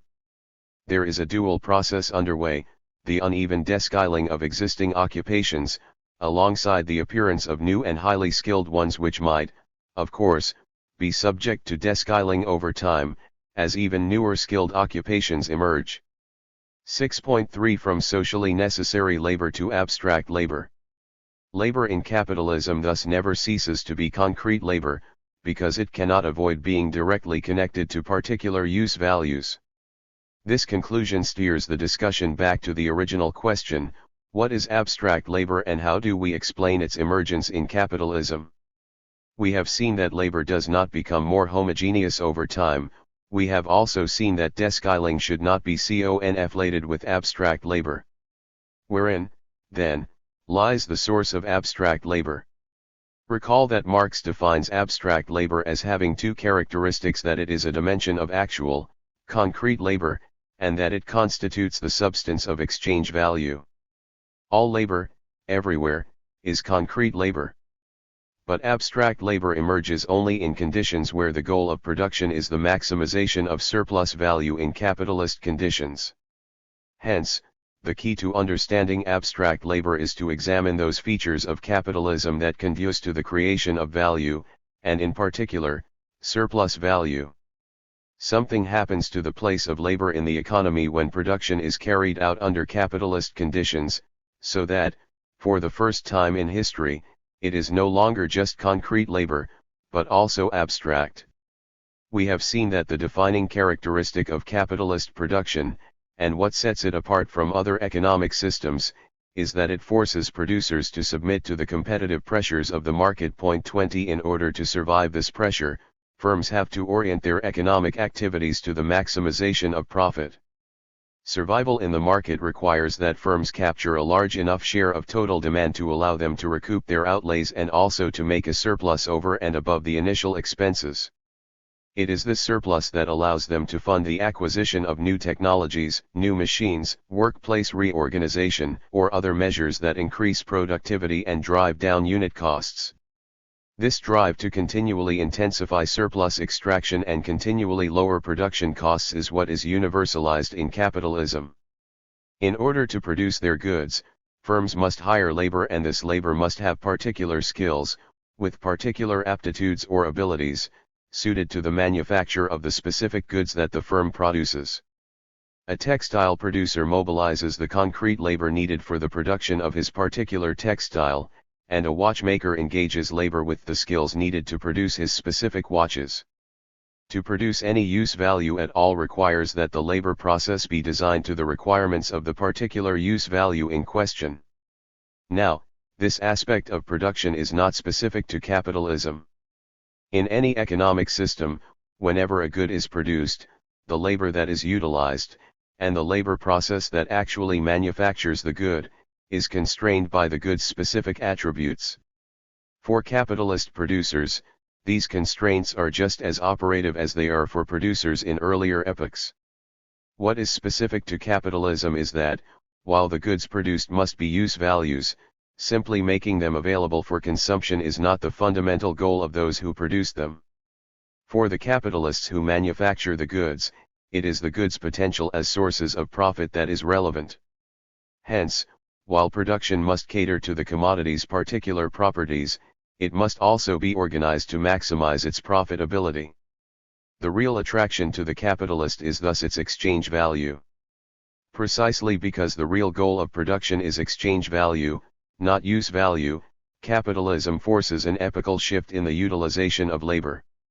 If the goal of production were simply the creation of a use value and nothing more, with no other binding constraints, then the labor that the employer mobilizes would be judged on this one quality, that it be good enough to produce the item in its desired form and make it available for consumption. But under capitalism, employers feel a pressure to judge labor on other grounds as well. Labor cannot, in capitalist conditions, merely be good enough to produce the use value. It has to produce the use value in such a fashion that the employer can sell it on the market at a price that garners a surplus, at an acceptable rate of return. In order to sell the commodity at a price that will yield a steady and acceptable rate of return, the labor must be at least as good, as productive and dexterous as the labor employed by his competitors. The employer is thus compelled to judge his labor force not just on its ability to produce the good in accordance with the specifications he has set out, but to produce it at competitive levels of productivity. This is a direct response to the fact that the market judges commodities on this very dimension, their costs relative to other, similar commodities. If the employer pays no attention to the relative efficiency of his labor, then even though he has successfully produced a use value at the end of the labor process, consumers will gravitate to the goods made by his competitors, which are sold at lower prices because they were made with more productive labor and at lower unit costs. This brings about the tectonic shift, mentioned above, in how labor is viewed. Marx explains it thus. Real work creates value only if it is performed at a normally defined rate of intensity, and if this real work of given intensity and of given quantity as measured in terms of time actually materializes as a product. Therefore, the labor process becomes a valorization process by virtue of the fact that the concrete labor invested in it is a quantity of socially necessary labor, equals a certain quantity of average social labor. 21. So, once goods change from being use values pure and simple, to carriers of exchange value, the producers of those goods are forced to change the way they utilize labor. Their labor inputs are now rewarded not simply on the quality of the use value they produce, but on whether or not they produce it as well and as efficiently as other producers. This means that the labor itself has to be offered at benchmark levels of efficiency. And the main measure of this efficiency is labor time. Marx refers to labor time of this benchmark intensity as socially necessary labor. 22. What capitalists seek, then, is concrete labor that works at socially necessary levels of efficiency. But calling this kind of labor concrete is, for Marx, misleading. It remains labor of distinct kinds, to be sure, because it is tied to distinct use values. Nevertheless, the market does not reward the labor on the basis of particular characteristics. It is rewarded on its relational properties, how well it performs relative to those of its competitors, and in particular, how productive it is compared to other labors. These are dimensions of the labor that are comparable to others, that it has in common with others, and that can be measured by a common metric.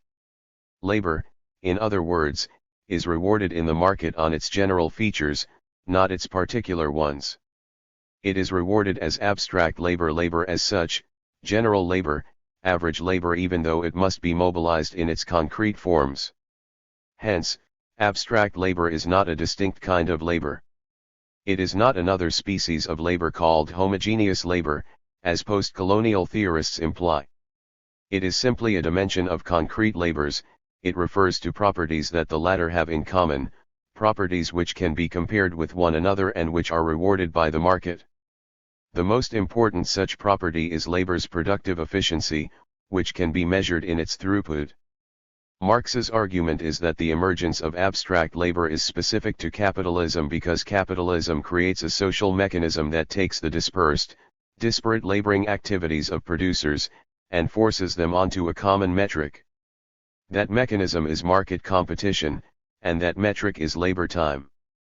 Competition pushes producers to expend no more time on making a product than is socially necessary.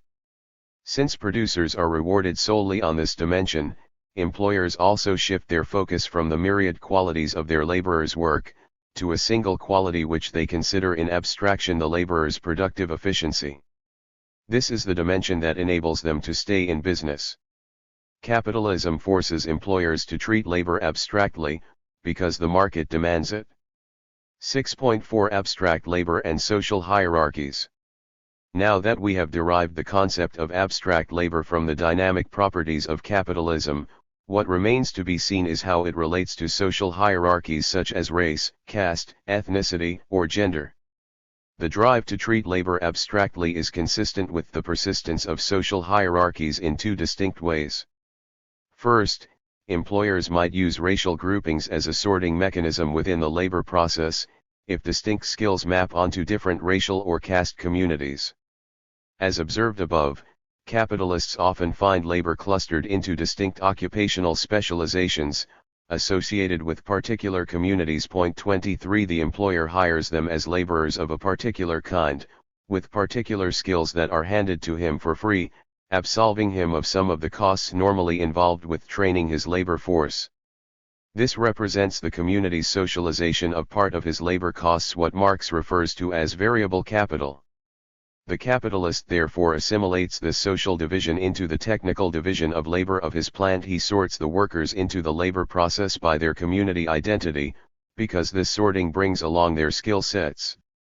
Hence, communal identities are protected and reproduced because they seem, to the capitalist, to assist in the incessant drive toward cost reduction. In the language of value theory, the drive to extract those abstract qualities of labor that are needed to make profits leads the capitalist to validate and reproduce traditional identities and thereby promote social differences within the labor force. Now, it should be noted that there is plenty of room for error by employers. Conditions might allow capitalists to sort labor along communal lines, even if their judgments are mistaken about the efficiency gains from such a device. One such condition is when the firm in question happens to be in a healthy competitive position, with ample profit margins. Fat margins give employers a cushion capable of absorbing the cost of all manner of racial or communal fantasies about which communities are harder workers, or more dexterous, or more intelligent, and so on. Point 24 More subtly, however, employers can indulge their racial fantasies by creating racial attributes out of whole cloth, thus seemingly affirming their prior prejudices. Imagine members of three ethnic communities vying for employment in a particular plant, each equally willing to work and each equally capable. The local employer harbors the conviction that community A is more pliant, has better work habits, and is better equipped genetically. He then acts on his conviction, placing workers from community A in all the most important or most demanding positions within his plant. Of course, being willing to work and having every reason to impress their employer, these workers provide labor at the levels of efficiency he demands. To the employer, This outcome confirms all his racial preconceptions about workers' abilities and fuels the legend that workers belonging to Community A are best suited to this kind of work, even though members of the other two communities would have worked just as well and just as hard. The employer succeeded in two things here: he has indulged a racial stereotype, and he has deployed it in a way that will confirm his racial prejudices. He has created difference, but as part of the drive to extract maximum labor, at levels of efficiency demanded by market competition. In treating labor as an abstract input, then, capitalists can use race as a sorting mechanism in their pursuit of increased productivity, and they can do so while virtually creating racial differences and reinforcing their racial fantasies. A second connection between social hierarchies and abstract labor is that racial or communal differences can be mobilized to elicit work effort from employees beyond the level they would ordinarily offer. Recall that in order to stay competitive, capitalists must seek out labor that is not just willing to work, but also willing to do so at a baseline or normal level of intensity. This is what is meant by capitalists treating labor as abstract labor. Its quality is judged in comparison to that of other labors in the market. However, what counts as normal work effort at one point will often be deemed insufficient at a time in the near future. Moreover, the skills that are deemed appropriate at time X will often be obsolete by time Y. Thus, while employers must seek out labor with particular skills at any given point, they cannot be bound by these skills or these capacities. They have to be able to extricate themselves from the concrete laboring activities of their workers, so that the labor process can be remolded to the demands of new production techniques. As these techniques become available. 25 The employers will then mobilize a new set of concrete labors, which will operate at newly defined levels of intensity and will come with their own particular benefits and constraints. These particular capacities will remain in place until the social standard shifts yet again, compelling the employer to redesign his work organization once more. Capitalists have to find ways of imposing these new standards, and new demands, on their labor force. Communal differences have been a powerful mechanism for allowing an upward revision of what counts as normal. Even while Community A is favored in the employment relation at a certain time, its members might settle on a certain pace of work that they regard as normal or acceptable. As competition ratchets up the demands on the working day, employers who meet resistance from workers belonging to Community A can instead threaten to use, or rely on using, workers from Community B in order to compel greater effort from the former. In this dynamic, workers need not be goaded into undermining the livelihood of other communities. What happens instead is that the insecurity of the labor market impels them to offer their services at a lower price and to develop whatever skills or capacities will make them more attractive than their rivals. As a result, they offer themselves as an exploitable labor force, using their communal identities as markers, or guarantees, of their reliability. Communal identities are thus reinforced as employers pit workers against one another in a bidding war in the drive to make labor produce at rates demanded by market competition. Finally, it is a small step from the use of social divisions as a means of increasing intra-labor competition, to using such divisions as a means of weakening labor's capacity to resist managerial authority. We thus, in an important sense, return to the discussion in the preceding chapter, where, in the process of discovering what it is that capitalism universalizes, I argued that capitalist competition makes it rational for employers to mobilize social divisions in order to extract maximal labor effort from their labor force. 26 Our discussion of abstract labor here has arrived at the very same endpoint. The force of market competition compels employers to treat their workers as carriers of abstract laboring activity and to structure the labor process so as to maximize their extraction of this laboring activity from their employees. The drive to maximize the extraction of work effort is nothing other than the drive to maximize the extraction of abstract labor. Hence, we inescapably derive the same conclusions as were derived above: racial hierarchies and by extension, social hierarchies of the kind that worry Ranjit Guha and Deepesh Chakrabarty are consistent both with the dynamics of capital accumulation and with the concept of abstract labor. 6.5 Capitalism and social hierarchies. The upshot of the preceding section is that social hierarchies cannot be inconsistent with abstract labor, because labor is often rendered abstract through the mobilization of these very hierarchies. In other words, capital is able to induce, or compel, labor to perform at socially necessary levels of efficiency by utilizing, and hence reinforcing, various social divisions. Having examined the actual meaning of abstract labor, we might find it useful to return to the post-colonial critiques. Theorists such as Lisa Lowe and David R. Roediger are well aware that employers can benefit from, and even create, racial or caste divisions in the manner already discussed. They assert, however, that these practices run counter to the logic of abstract labor, as defined by Marx. One of Roediger's formulations offers a hint as to why they think there is a tension between the two. In an illuminating article co-authored with Elizabeth Esch, which traces in some detail the employer's use of racial divisions in a manner quite consistent with the argument I have developed above, Roediger concludes that, far from reducing labor to abstract and faceless inputs into the labor process, capital and management help to reproduce racial differences over long stretches of U.S. history, and to divide workers in ways that compromised labor's efforts to address race or class inequalities. Point 27. For Esch and Roediger, employers' mobilization of racial identities or racial stereotypes is evidence against the relevance of abstract labor. This is because abstract labor supposedly reduces labor to abstract and faceless inputs. And what does abstract and faceless mean here? It suggests a state of affairs in which one worker is no different from, or is interchangeable with, any other worker. This is consistent with Roediger's formulations elsewhere, which I quoted earlier, to the effect that capitalism, following Marx's logic, ought to be colorblind. It should treat workers simply as units of labor, rather than races, nationalities, or genders. 28. This is the argument from homogeneity, the reasoning that, for labor to be abstract, it has to be homogeneous and interchangeable. Employers should therefore be indifferent to the identity of their laborers, since, in an abstract and faceless labor force, any given unit of the input ought to be replaceable by any other. The recruitment of labor should be more or less random with respect to their racial or ethnic identities.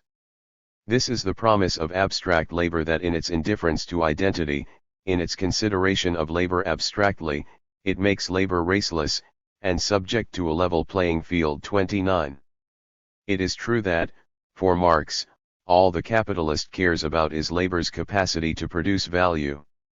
So why does this obsession not lead to an imperviousness to race? It does not, because workers' laboring capacities cannot be separated from their persons. Point 30. And the distinct qualities attached to their personal identities, such as their race, or caste, or gender, often have a direct bearing on the quality of their laboring capacity. This is what the discussion of this section has sought to establish. Capitalists have no direct interest other than maximizing their rates of return, for which they seek to extract a maximal labor effort from their workers. This is the outcome they seek. What they find is that among the mechanisms that produce this outcome is the mobilization of workers' communal or racial identities. In looking for the abstract entity that they need, workers who are willing to labor at the socially necessary level of efficiency, they find that this abstract labor input comes clothed in concrete identities. The search for this abstract entity thus leads directly to a valorization of the historically specific identities that enable its acquisition. It does so because abstract labor does not exist as a separate substance. It is a dimension of concrete labor, which is performed by concrete laborers, who belong to particular racial or ethnic or caste communities and who carry particular capacities. The extraction of the abstract capacity to labor comes from a negotiation with these concrete identities. The discussions in the previous and present chapters lead us inexorably to the following conclusion: capital can reproduce social hierarchies just as readily as it can dissolve them. Certain properties of the system can and will, under certain conditions, level out the social landscape, but the system is equally capable of reproducing, and even solidifying, existing forms of social domination or differentiation. Marx's theory of exploitation does not point firmly in one direction or the other. Depending on the background conditions, the drive to produce surplus value can generate either result. The resort to interpersonal coercion by employers, or the persistence of social divisions among subaltern classes, both of which, as has been underscored here, are taken by Guha and Chakrabarty as evidence for a failed capitalism, might very well be a consequence of capital's universalization, not an index of its failure. Whether or not this is so is, of course, an empirical matter. It is entirely possible that various coercive relations, where found, might constitute evidence for pre-capitalist production relations. But whether it is the former or the latter that is producing the interpersonal coercion must be ascertained through detailed empirical examination.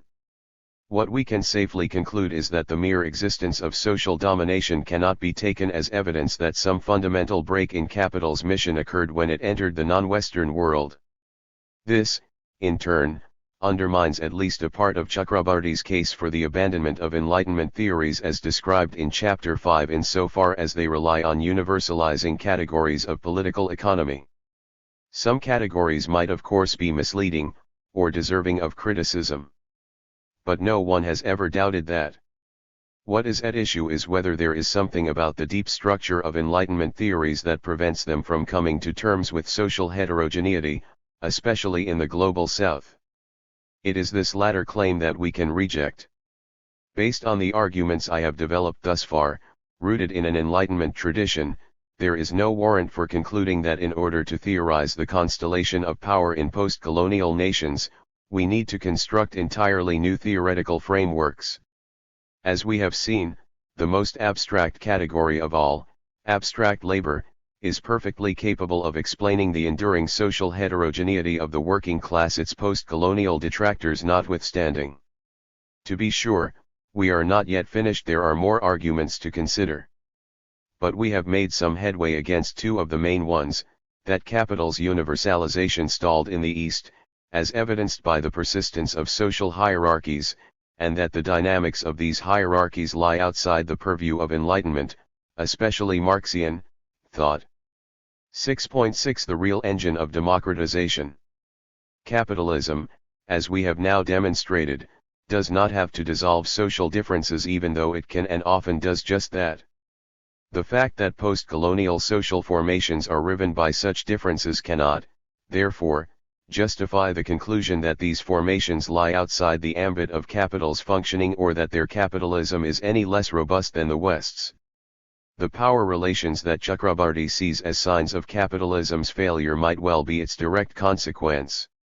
What is more, 4 centuries after its advent, capitalism in the West valorized the same kinds of interpersonal coercion that Chakrabarty and Guha take as indexes of its non-universalization in the East.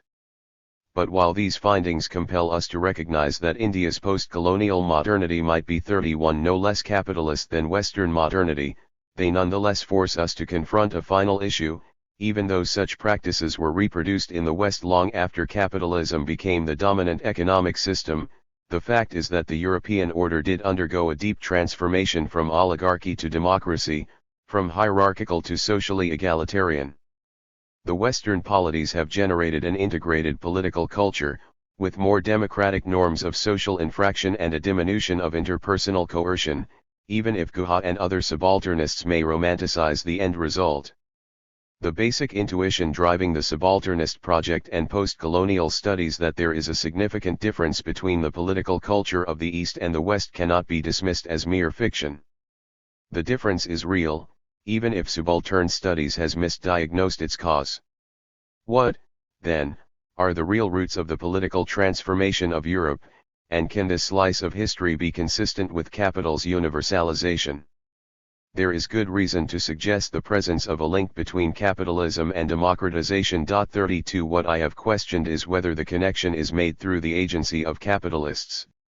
For much of the 19th and 20th centuries, the elision between capitalism and capitalists was common among historically oriented scholars, including, as we have seen, Marx. By the late 1960s, this current had probably reached its peak. Among Marxist scholars, the influence of orthodox, Stalinized Marxism had hardened this view into a semi-official line, so that even among the more academically oriented Marxists such as Christopher Hill and Albert Sobol, the bourgeoisie was seen as the crucial actor in the rise of modern political culture. 33 Outside the domain of Marxist scholarship, modernization theory advanced a similar view, in which the urban middle class and entrepreneurs were seen as the critical agents behind political modernization. 34 Even among more critically oriented scholars, Barrington Moore's highly influential analysis of the social origins of democracy came to similar conclusions. As Moore famously put it, no bourgeoisie, no democracy. 35 But doubts regarding the role of the bourgeoisie were in evidence even before the Subaltern Studies series was launched. In a path-breaking essay published 5 years before the inaugural volume, Gore and Thirborn argued that it was the organized working class, not the bourgeoisie, that had played the pivotal role in European democratization. 36 Indeed, to the extent that capitalists were relevant at all, it was typically as opponents of democratic rights, fighting against the popular reform movements. 37 On the other hand, Thirborn also pointed out that labor organizations were rarely able to push through democratic reform on their own. Workers typically had to recruit allies to their movements, often from the producing classes in the countryside, but also from the urban middle classes and occasionally even from dominant groups.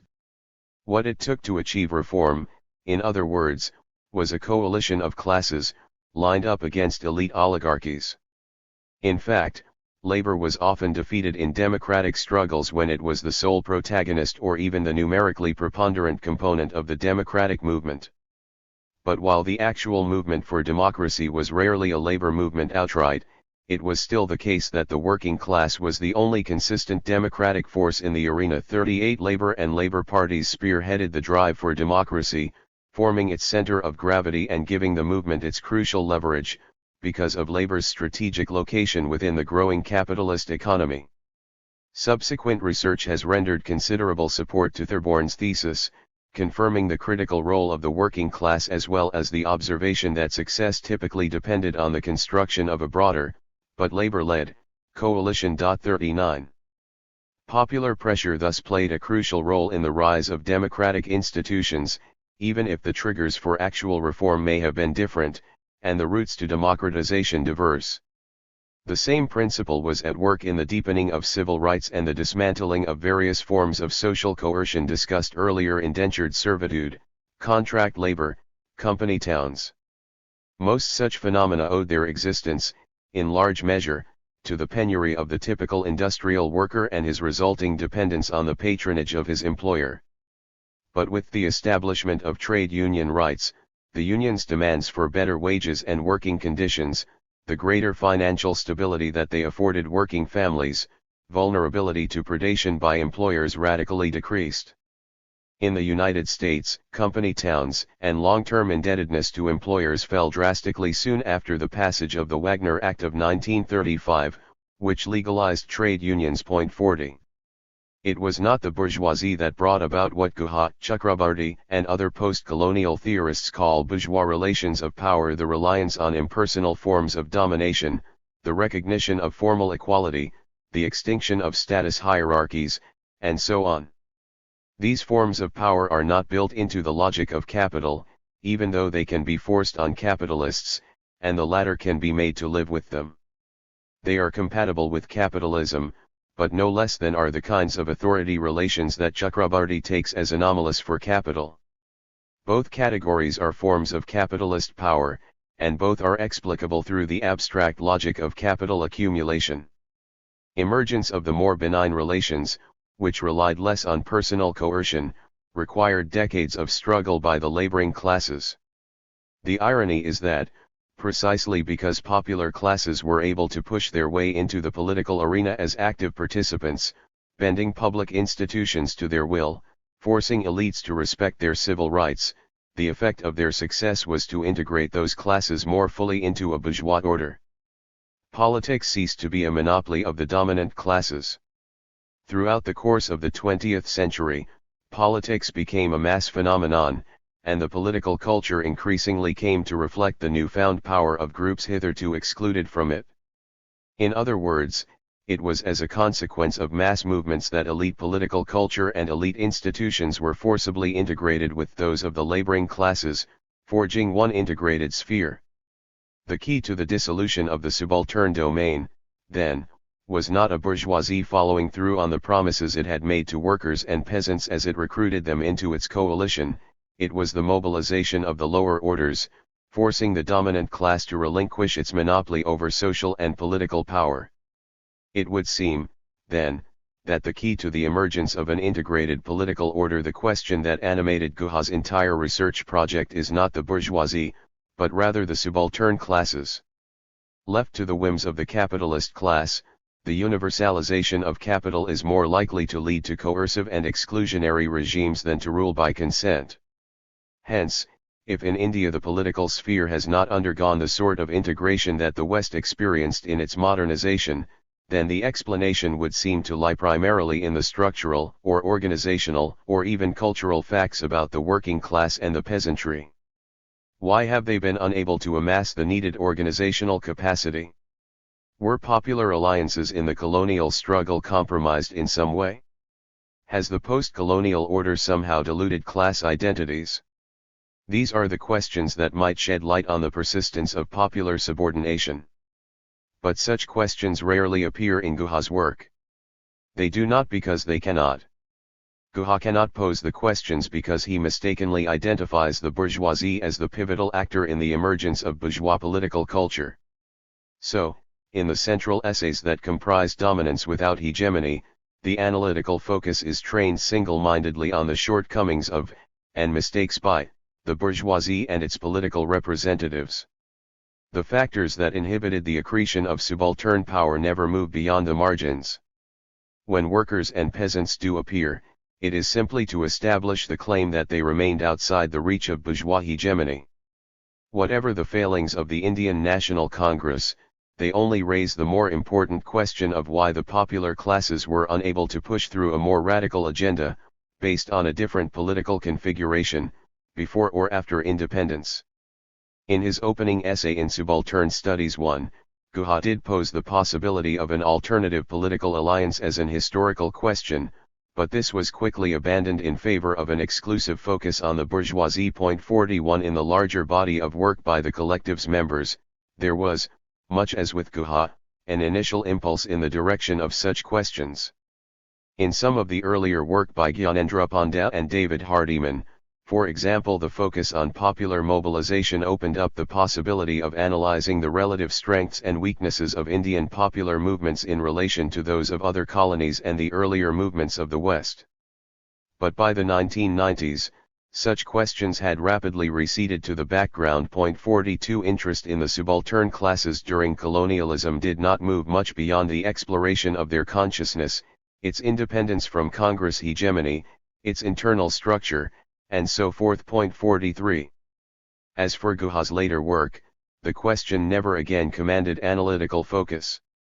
This was not just a reflection of the subalternist collectives being swept up by cultural theory, though that was no doubt relevant. 44 The turning away from an analysis of subaltern groups was at least partly the consequence of their theoretical framework, which pointed firmly in the direction of the bourgeoisie and its allies as the key to understanding Indian political modernization. In making this mistake, attributing the emergence of bourgeois democratic political formations to the practice of the capitalist class, and insisting that only one form of power can be regarded as capitalist, Guha not only made a colossal scholarly and analytical blunder, he also foreclosed the possibility of a genuine comparative study of the post-colonial world's path to modernity, based on real comparisons instead of the imaginary ones that populate the pages of subalternist scholarship. 6.7 Conclusion. The central determination of this chapter is that post-colonial theorists are wrong to maintain that abstract theories cannot apprehend the production of, and persistence of, social differences. Their position seems to rest on a conceptual slip, that universalizing categories presume a homogeneous social landscape. Universal is thus equated with homogeneous. It is remarkable how often these terms can be found together in the literature. But the coupling of the two is a mistake.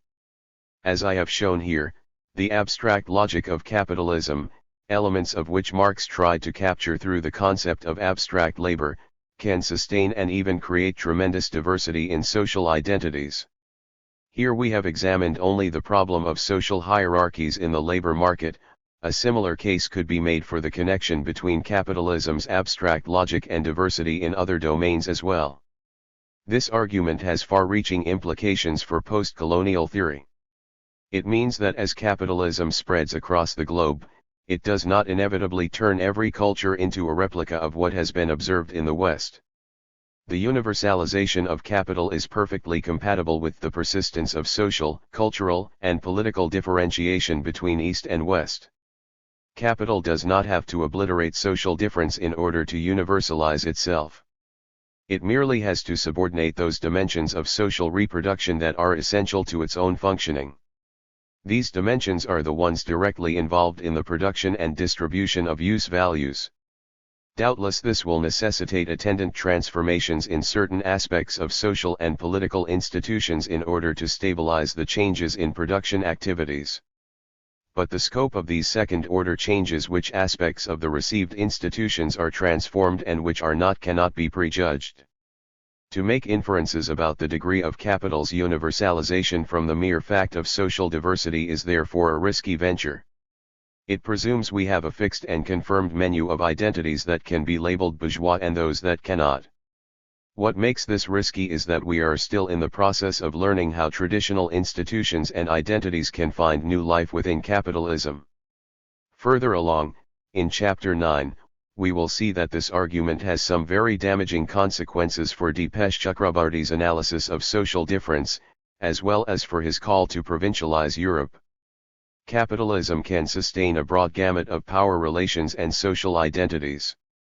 Why, then, did the actual evolution of political power in Europe turn toward democratization? For members of the Subaltern Studies Collective, it was because of the bourgeoisie. We have established that this view is unsustainable. In its place, I have proposed that the democratization of Western culture can be attributed largely to the political campaigns of subaltern groups, especially those of labor. It is an irony of modern history that the institutions most responsible for deepening the ideological hegemony of the bourgeoisie were implanted by the lower orders. But insofar as this is true, it does carry an important implication for the study of post-colonial formations. It suggests that, as capital universalizes, the emergence of what subalternist theorists call bourgeois forms of power, revolving around rights, citizenship, equality, and so on, cannot be presumed to follow in train. If they do insinuate themselves into the political culture, it will most likely be because they have been pushed by subaltern groups, much as took place in Europe.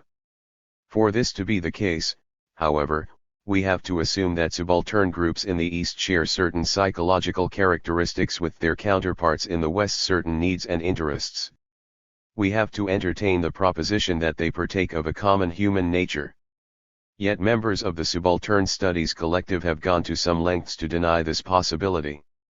They press, instead, for the view that agents in the East are driven by a very different set of dispositions than in the West. How they develop this view, and whether it is defensible, is the subject of the next chapter. Chapter 7. Culture, Interests, and Agency. In the course of the preceding chapters, 2 points have been established that set up the discussion in this one. The first is that subaltern studies wrongly attributes to the bourgeoisie achievements that were in fact the product of popular struggles. The phenomena that subalternist theorists include under the rubric of bourgeois forms of power hegemony and culture were, to the contrary, brought about by challenges from below. They were not part of the design, or the preferences, of the capitalist class as it rose to power in Western Europe. Hence, the fact that capitalists sought to establish despotic forms in the East is not a sign that capital abandoned its universalizing drive. It was actually a natural expression of its universalizing drive. In other words, capital has always striven not just for economic domination but also for political domination, inasmuch as the latter helps secure the viability of the former. The second point is that the forms of political power generated by capitalism are many and varied. They extend from highly coercive interpersonal domination to a reliance on impersonal structural forces.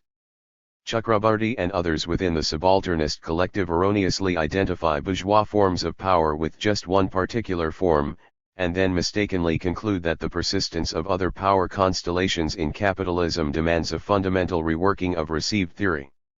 They make this mistake because they build one specific form of domination into the very definition of capital, a somewhat ironic turn for a theory that claims the mantle of radical critique, since it amounts to a romanticized conception of the bourgeoisie and its strategies of domination and augments the ideological effect of Ranjit Guha's historical analysis, itself a rather loving portrait of capital in its early years. If it is the case that capital has a natural preference for narrow and exclusionary political systems, we are forced to wonder what social agent could serve as a force for more egalitarian social relations. In Europe during its modernization, that agent was the labor movement, in alliance with other non-elite groupings. It seems reasonable to infer from the Western experience that in the East, too, subaltern groups might figure prominently as agents for democratic change.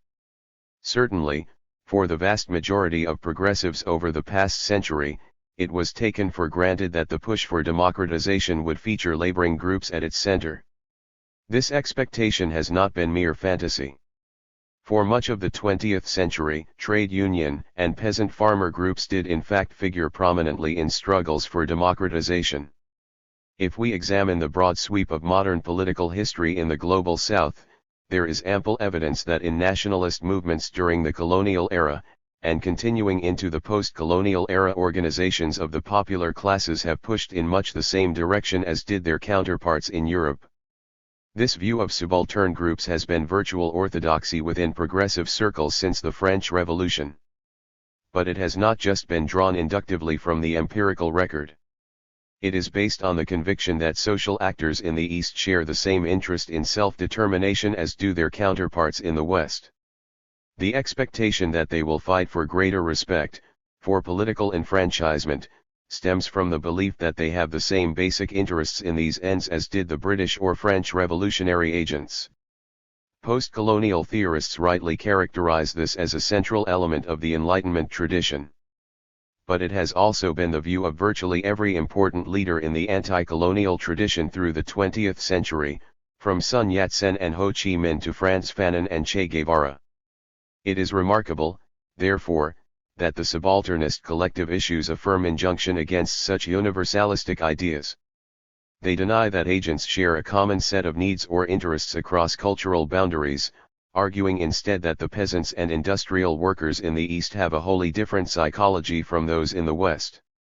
In the West, we are told, political psychology revolves around secular conceptions of the individual and his rights, whereas in the East, agency is motivated by the concept of duty, or obligation, making the actor's basic orientation religious, not secular. To expect that political modernization in the post-colonial world will follow a course similar to that of the West is therefore mistaken. As we know by now, for the subalternists the source of this mistake can be traced back to capital's non-universalization. In Europe, part of the cultural melange produced by capitalism was the creation of secular identities. But because it first wore its mission as it ventured eastward, capitalism settled for reproducing, and even reinforcing, religious identities. Modern capitalism therefore produced two distinct cultural forms in East and West. The fact that laboring groups in the East are not motivated by the same commitments as those in the West is symptomatic of the distinctive modernity that capital wrought as it left European shores. It was a modernity that witnessed the implantation of modern political institutions, and even the language of modern politics, but these, say the subalternists, were foisted atop a culture in which the basic elements of political identity remained unchanged. Western theories fail to comprehend its distinctiveness, because they assume that capital did in fact carry out its universalizing mission. The main proponents of the argument from cultural specificity are Parth Chatterjee and Dipesh Chakrabarti, and they deploy two distinct strategies to make their case. The first is to use Ranjit Guha's highly influential book Elementary Aspects of Peasant Insurgency in Colonial India as a reference point, inasmuch as they take it to have demonstrated the distinctiveness of Indian peasants' consciousness. This is particularly true of Chatterjee, who clearly enumerates what he regards as Guha's findings. But neither Chatterjee nor Chakrabarty rests his case on the authority of elementary aspects. They also offer arguments of their own, both empirical and theoretical, to defend the notion that the psychology behind subaltern agency was sui generis. Chatterjee bases his endorsement of Guha's argument on his own empirical work on peasant movements in late colonial Bengal, which, he argues, shows that peasant political agency was not motivated by the pursuit of individual interests. Chakrabarty draws his conclusions from his study of jute workers, also located in Bengal, during the late colonial era. Both strategies demand close examination here. The present chapter focuses on Chatterjee, who has argued that Western theories cannot comprehend the political psychology of Indian peasants. They fail in this endeavor because they assume that the peasantry's political agency was structured by its interests, whereas peasants actually had no conception of individual interests. They were driven, instead, he maintains, by internalized norms and, in particular, by their sense of obligation to their community. Communal norms, not individual interests, were the fount of rural politics.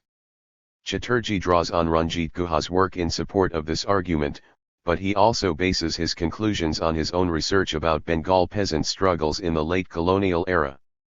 I will show that in fact, neither Guha's book nor Chatterjee's research supports the view that Chatterjee wishes to promote. Guha's presentation actually shows Indian peasants to be acutely sensitive to, and motivated by, their individual interests. But it is not just Guha's evidence that undermines Chatterjee's conclusions. Chatterjee's own description of peasant politics goes against his general characterization of peasant psychology. In other words, I will show that Chatterjee misrepresents the evidence, both his own and Guha's. What emerges from their findings is that the Indian peasantry was motivated by much the same concerns as was its counterpart in Europe. Indeed, I will argue that on this score, Guha's analysis not only undermines Chatterjee's ambitions but that Guha seems never to have intended anything else. The actual content of elementary aspects suggests that he wished to emphasize the commonality of Indian peasants with European peasants, and the book's reputation as a founding text for indigenist or nativist histories of the East is ill-deserved. In the next chapter, I will turn to Dipesh Chakrabarty's attempt to mobilize broadly similar arguments for the Indian working class. These two chapters, which thus encompass the two classes that populate the universe of the subaltern in subaltern studies, seek to rebut the notion that an unbridgeable divide separates laboring classes in the East and the West. My intention, as I have stressed, is to sustain the idea, central to the Enlightenment tradition, that they are bound together by common interests. In other words, there are two universalisms we can defend, not just one. So far, I have argued that it is perfectly legitimate to refer to capital as having universalized its influence in India, pace the subalternists. By the end of Chapter 8, I will have shown that the universal drive of capitalism finds its complement in the universal interests of laboring groups to resist, both in the West and in the East. 7.1 Elementary Aspects as History from Below. Since its publication in 1983, Ranjit Guha's Elementary Aspects of Peasant Insurgency in Colonial India has achieved something akin to iconic status within the subalternist oeuvre. The 1999 edition by Duke University Press is accompanied by a blurb from Jose Rabeza hailing it as a classic in post-colonial studies and another from John Beverly praising it as the most significant and potentially the most influential work of social theory since Michel Foucault's Discipline and Punish I. It is hard to find any commentary on post-colonial theory that fails to recognize the book's significance. It is of some relevance, therefore, to examine what its claims actually entail. Like Dominance Without Hegemony, it is linked organically to the opening essay in the inaugural volume of Subaltern Studies, in which Guha unveiled his basic research agenda.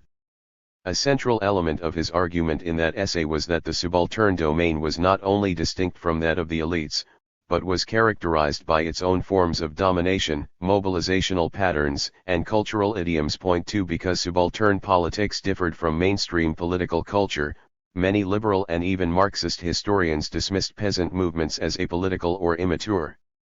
but the lacuna was in the assumptions of these historians, not in the culture of the subalterns.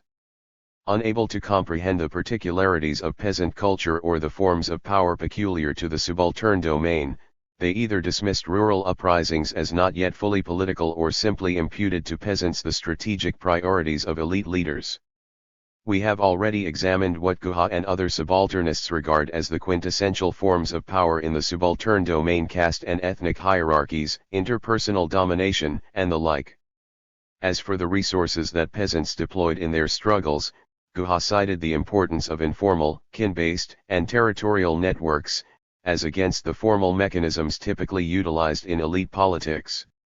The subaltern domain of politics was identifiable and distinct, left intact because capital abandoned its universalizing mission once having arrived on Indian shores. The inaugural essay of Subaltern Studies 1 announced in programmatic fashion the existence of an identifiable subaltern domain. The ambition of Elementary Aspects is to show, through an analysis of peasant insurgencies in the 19th century, how this sphere of politics functioned. Since Elementary Aspects carries out part of the research program declared in Subaltern Studies, the core argument of the book is entirely in keeping with the essay. Guha's main concern is to establish two facts: that the peasantry drew on its own discursive and institutional resources when it launched its campaigns against dominant classes over the course of the century, and that, whatever the distinctiveness of these resources, however different they might have been from the formal instruments of modern politics, they were nonetheless put to the service of a politics. Here Guha is reacting against what he sees as some historians' overly hasty dismissal of peasant insurgencies as somehow lacking in substance, as inferior to modern politics in certain ways, in some, as pre-political. His chief target is Erich Hobsbawm, though the latter is only a stand-in for the wider community of historians who refuse to recognize peasant movements as fully political. Point 3. The mistake of modern historiography is that it projects the particular political idiom and practices of the elite sphere onto the political dynamics of the subaltern sphere. In so doing, it fails to appreciate the ways in which subaltern political culture departs from that of the elites. Further, it cannot apprehend that the contestation peculiar to the subaltern domain is no less an instance of political engagement than is, say, electoral competition. Thus, Guha's ambition is to show that what these peasants were engaged in was no less a form of political engagement, even if expressed in codes and drawing on resources that are not easily assimilable into the language of modern, organized politics. This is an entirely laudable project. Taken at face value, it fits comfortably with the call, heard during the 1960s and thereafter, for a history from below. The turn to popular history was motivated by many ambitions.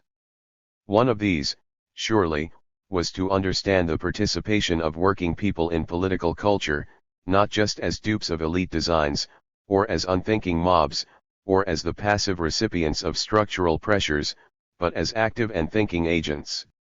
One element of this project was to insist that the periodic explosions of popular protest in modern Europe, which seemed to come out of nowhere, were the product of long-simmering tensions and drew on resources internal to subaltern groups. Another was to recover the goals and aspirations of the popular groupings, to show that they had real goals and were often pursuing identifiable interests. This sounds a lot like the project Guha announced in Subaltern Studies and then exemplified in Elementary Aspects. But members of the Subaltern Studies collective have claimed that its implications ran far deeper, to the point of forcing a rethinking of some foundational concepts. Some of the putative implications we have already explored, in chapters 5 and 6, for instance. We addressed Dipesh Chakrabarty's insistence that Guha's analysis in Elementary Aspects forces a rethinking of the relation between power and capital. Now we take up another proposal, this time from Parth Chatterjee, who argues that Elementary Aspects departs from the popular history tradition exemplified by Hobsbawm and others in that it urges us to rethink the nature of mobilization in peasant societies. It does not, claims Chatterjee, simply urge us to recognize and respect the political content of insurgencies, it calls for a displacement of the foundational concepts for political analysis. Naturally, the target here is Western theories. 7.2 The peculiarities of the Indian peasantry. Guha's ambition in elementary aspects was to treat the history of agrarian uprisings in colonial India as a window into the nature of peasant consciousness.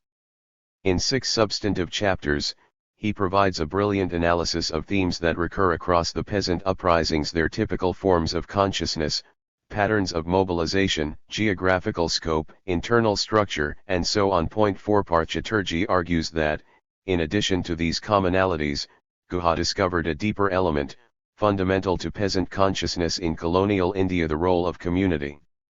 What is noteworthy about community, to Chatterjee, is not its sociological role as a social institution or material resource but its foundational status in peasant psychology. In this capacity, it makes peasant consciousness fundamentally different from other forms.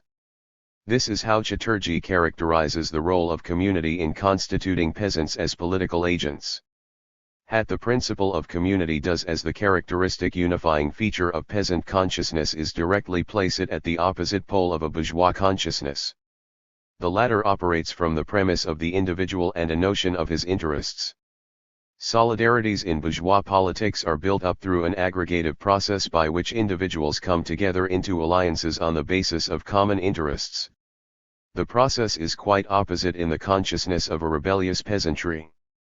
Their solidarities do not grow because individuals feel they can come together with others on the basis of their common individual interests. On the contrary, individuals are enjoined to act within a collectivity because, it is believed, bonds of solidarity that tie them together already exist. Collective action does not flow from a contract among individuals, rather, individual identities themselves are derived from membership in a community. Point 5. Note the key to this passage that Chatterjee counterposes community consciousness to individual interests.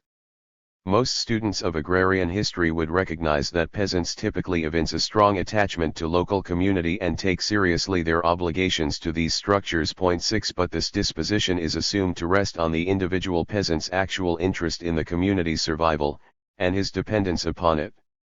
Rural reproduction depends on cooperation and reciprocity between individual producers. Peasants learn from hard experience that their well-being depends on a robust set of interrelations with neighboring households for labor, material inputs, social insurance, marriage partners, and so on. All this is taken to generate strong norms of community attachment, or obligation, around village life. Community is seen, in the literature, as being coextensive with individual interests, not counterposed to it. But Chatterjee explicitly rejects this analysis. In his presentation, bonds of solidarity are pre-given, they already exist. Peasants' sense of community obligation is not built up around the vicissitudes of rural life, as most scholars would have it. Rather, rural life and community norms are an expression of this basic element of peasant consciousness. It might be tempting to forgive this passage as a rhetorical flourish or perhaps a momentary lapse in judgment. But Chatterjee makes the claim on several occasions. In his monograph on colonial Bengal, he describes peasants as articulating their demands not in terms of a shared aggregate of interests but as the demands of a community united by pre-existing bonds of solidarity, whether real or imaginary. 7 He repeats this claim verbatim 2 years later, in an article on rural mobilizations in Bengal. Point 8 The sense that he is quite serious about the distinctiveness of peasant consciousness, of its immunity to the concern for individual interests, is deepened. When we turn to the theoretical conclusions he derives from this claim, Chatterjee insists that virtually all existing theoretical frameworks, all of which hail from the West, but span the ideological spectrum, have misunderstood the basic facts about peasant identity. The implication is that peasant consciousness cannot be understood in its own constitutive aspects if we continue to reduce it to the paradigm of bourgeois rationality. We must grant that peasant consciousness has its own paradigmatic form, which is not only different from that of bourgeois consciousness but in fact its very other. This central proposition is brought out by Guha's book, and it poses a basic challenge to the methodological procedures followed not only by bourgeois economists and sociologists searching for the rational peasant but also many Marxist scholars writing on the agrarian question. Point 9. Once again, Chatterjee sets peasant consciousness against bourgeois rationality, by which he means a sense of individual interests. He does not explain why it is bourgeois to be concerned about one's interests. One might suppose that he takes the possibility of interest-based action to be impossible unless capitalism has torn apart pre-capitalist communities. In peasant collectivities, he implies, such an orientation cannot emerge among social agents because of the strength of community ties.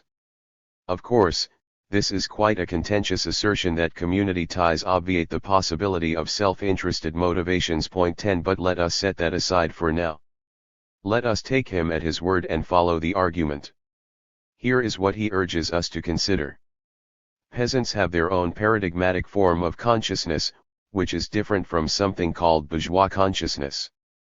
What sets the former apart from the latter is that bourgeois consciousness, at least when it comes to political participation, rests on the notion of individual rationality and interest. Peasant consciousness, on the other hand, does not. It is hardwired for collective values. Hence, when peasants engage in political action, they do so as a preformed community, not as individual agents motivated by interests. This carries an important implication, namely that peasants do not have to engage in the hard work of building solidarity by persuading individual members of their community that a particular campaign is in their interest. Solidarity would be an elemental principle of peasant consciousness itself pre-given. It does not have to be built, because it is already present. As Chatterjee explains in another passage, to Indian peasants, alliances are not seen as the result of contracts based on common interests, rather, they are believed to be the necessary duty of groups bound together by mutual bonds of kinship. 11. So, in cases of peasant action, interests are replaced by duty and obligation. All this flows from the fact that peasants are not like other agents. They think differently, they have their own paradigmatic form of consciousness. As a result, in terms of Western theories, the politics of colonial India necessarily appear somewhat mysterious. Western theories take the sovereign individual as the wellspring of politics, but for Indian peasants, it was the community that constituted the foundation for political identity and mobilization. Finally, Chatterjee warns that the arguments he and his colleagues have developed should not be assimilated into a general theory of peasant consciousness. It is a theory of the Indian peasantry. As such, it will generate a project to write an Indian history of peasant struggles, not a history of peasant struggles in India. 12. The latter presumes the validity of a general theory of the peasantry, a set of categories that is universal in scope and is able therefore to abstract from the paradigmatic features of Indian agrarian culture. It would arrange the historical material on peasant struggles in India according to a framework in which the fundamental concepts and analytical relations are taken as given, established in their generality by the forms of a universal history. Chatterjee's objection is that this approach would ignore the specificity of Indian history, and in particular the type of political consciousness generated by the colonial experience in India. It would assume that the cultural context of Indian revolts was the same as in Europe. By contrast, if we conceptualize the issue as an Indian history of peasant struggles, it will call for the relegation of the universal categories of social formations into a temporary state of suspension, or rather of unresolved tension. 13. Chatterjee thus makes clear that his description of peasant political psychology is not a general theory of rural consciousness, it describes only the psychology of Indian peasants. This is a remarkable series of claims. Chatterjee seems unaware that he is reviving a well-established Orientalist notion of the East as a culture in which actors are essentially other-oriented, lacking any notion of individuality, unmoved by their material interests. The West is the site of the bounded individual, while the East is the repository of community. Chatterjee explicitly warns against assimilating an analysis of Indian peasants into a general theory of peasant action. Indians require their own theory, he asserts, because they do not think like other agents, especially those in the West. They need a theory of their own, sensitive to their peculiar psychology. All this has a drearily familiar ring to it, even if dressed in radical language, for it harks back directly to 19th-century colonial ideology, not to mention contemporary reifications of the unchanging East. Still, The mere fact that Chatterjee's argument has a distinctly Orientalist whiff does not, by itself, count as evidence against it. He quite clearly bases his view on what he regards as compelling empirical evidence. The distinct political psychology of the Indian peasantry is what explains certain otherwise puzzling aspects of agrarian movements in late colonial Bengal. 14 Chief among these is that, despite considerable peasant differentiation over the course of 3 decades, during which a class of substantial peasants emerged from within the smallholder population, rural mobilization continued to be organized around the axis of the local community. 15 Chatterjee sees peasants' communitarian identity as the key to unlocking the secret of rural politics, and also as posing the central theoretical problem for colonial historiography. With regard to politics, it explains why political strategies based on notions of individual, sectional, or class interests supposedly met with such uneven success in colonial Bengal. These strategies remained outside the discursive universe of the peasantry, whose identities remained wrapped up in community. 16 With regard to theory, these facts about peasant identity pose a challenge because, until mainstream historiography abandons its assumption that politics springs forth from the sovereign individual, it cannot apprehend the true wellspring of late colonial politics in India. 17 The specificity of peasant politics in Bengal is taken by Chatterjee as confirmation of 2 central arguments advanced by Guha, that the subaltern domain had its own political culture and forms of agency, and that a pillar of this distinctive culture was the group-oriented psychology of Indian peasants. Guha found evidence for it in the 19th century, and Chatterjee uncovered yet more evidence for the late colonial era. 18 Together, it is contended, the 2 projects, Guha's elementary aspects and Chatterjee's publications on Bengal, demonstrate the proposition that subaltern political agency in the East, during the colonial era, was organized around its own sui generis principles, altogether different from those characteristic of bourgeois politics.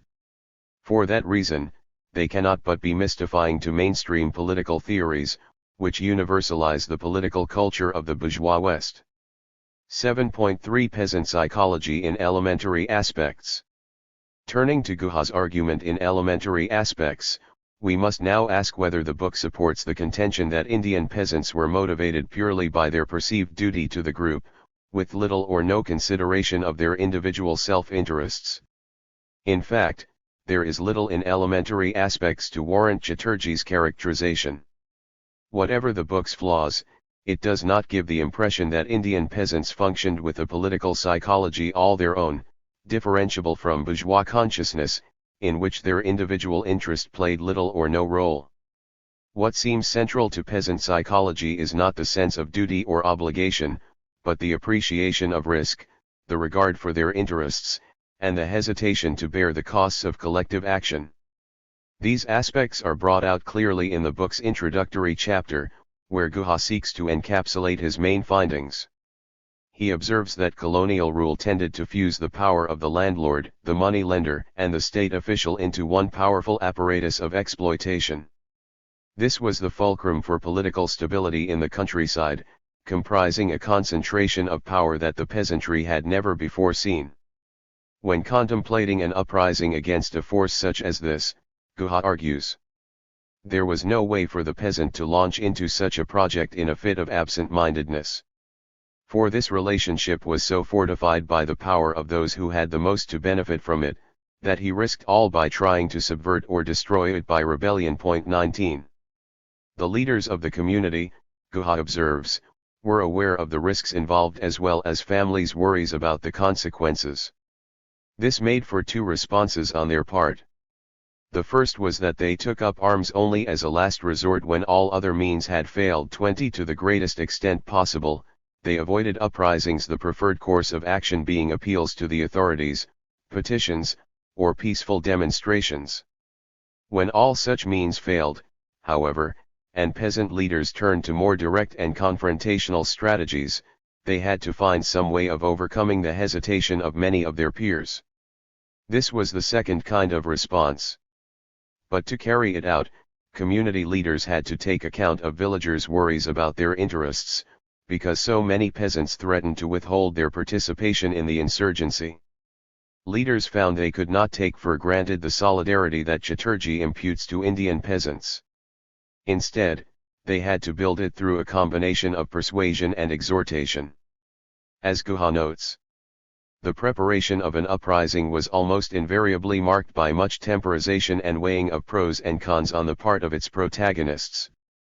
There were meetings of clan elders and caste panchayats, neighborhood conventions, larger mass gatherings, and so on. These consultative processes were often fairly protracted, and it could take weeks or even months to build up the necessary consensus at various levels until most of an entire community was mobilized for action by the systematic use of primordial networks and many different means of verbal and nonverbal communication. Point 21. This is not a description of insurgent leaders capitalizing on their community members' pre-given sense of obligation. What Guha is describing here is a process in which peasant families are being urged, both by their local leaders and by their peers, to overcome their reluctance to join in. No doubt the leaders remind them of their moral obligations to the community. But the important point is that they have to be reminded. The individual families were taking account of the risks, weighing up the pros and cons, and hesitating. They were urged to overcome their hesitation through a combination of persuasion and exhortation. The whole process would take weeks, presumably because it was not easy to convince everyone.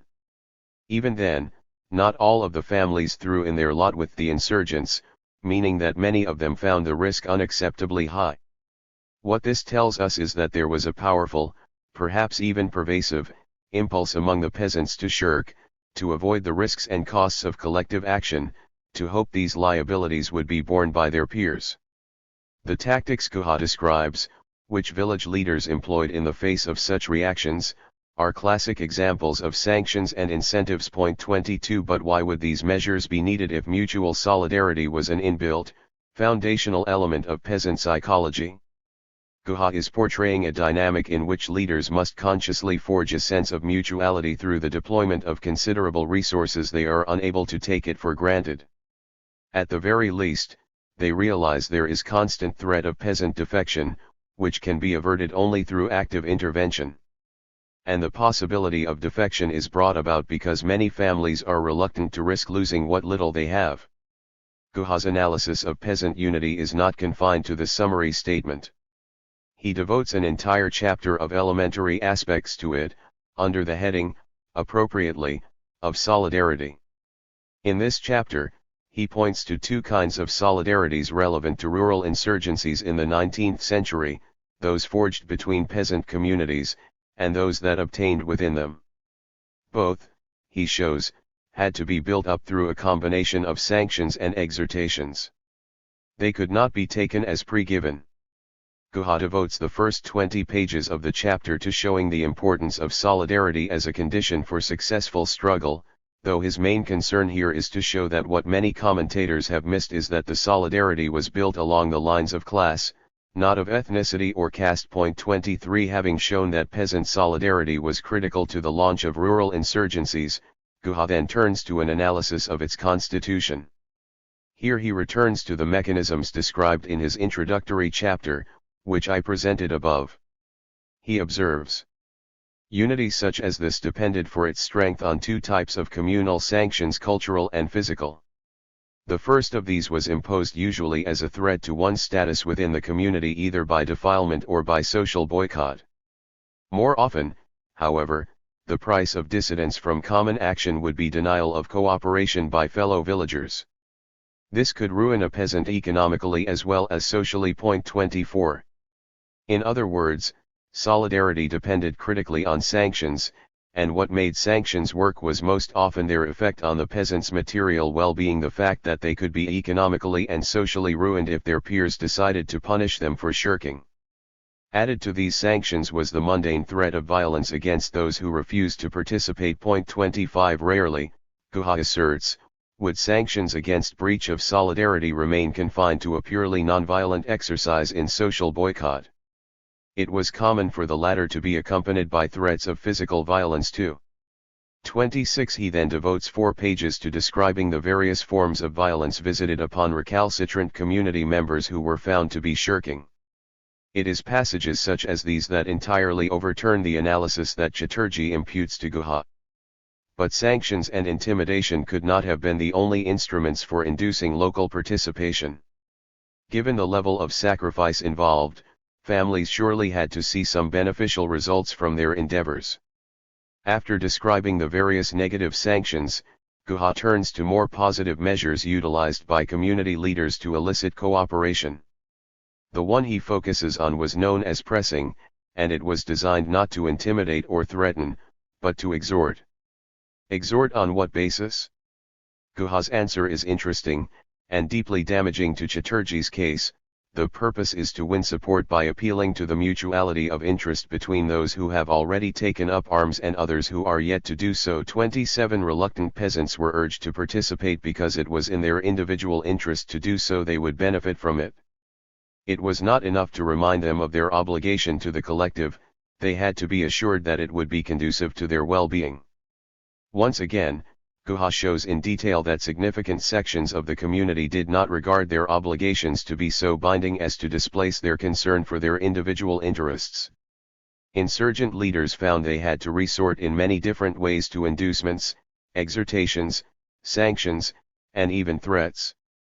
Hence, there is little evidence that Guha regards solidarity as an elemental, pre-given datum of peasant consciousness, or that he sees individual interests as irrelevant to it.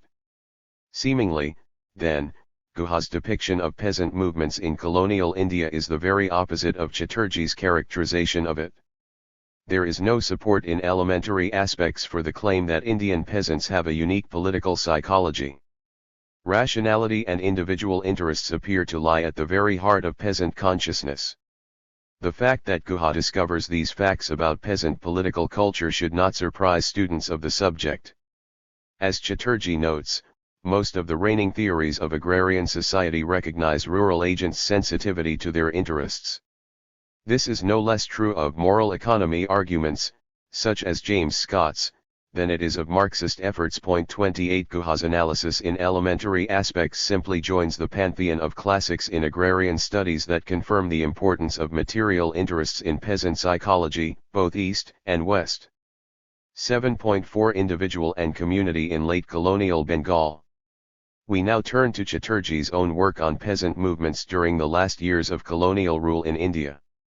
In a book-length monograph and several articles, he provides an illuminating analysis of the patterns of rural mobilization in the 1920s and 1930s. 29 On the surface, it is unclear how his account supports the conclusions he wishes to derive from it, inasmuch as the actual story that Chatterjee tells is a thoroughly materialist one.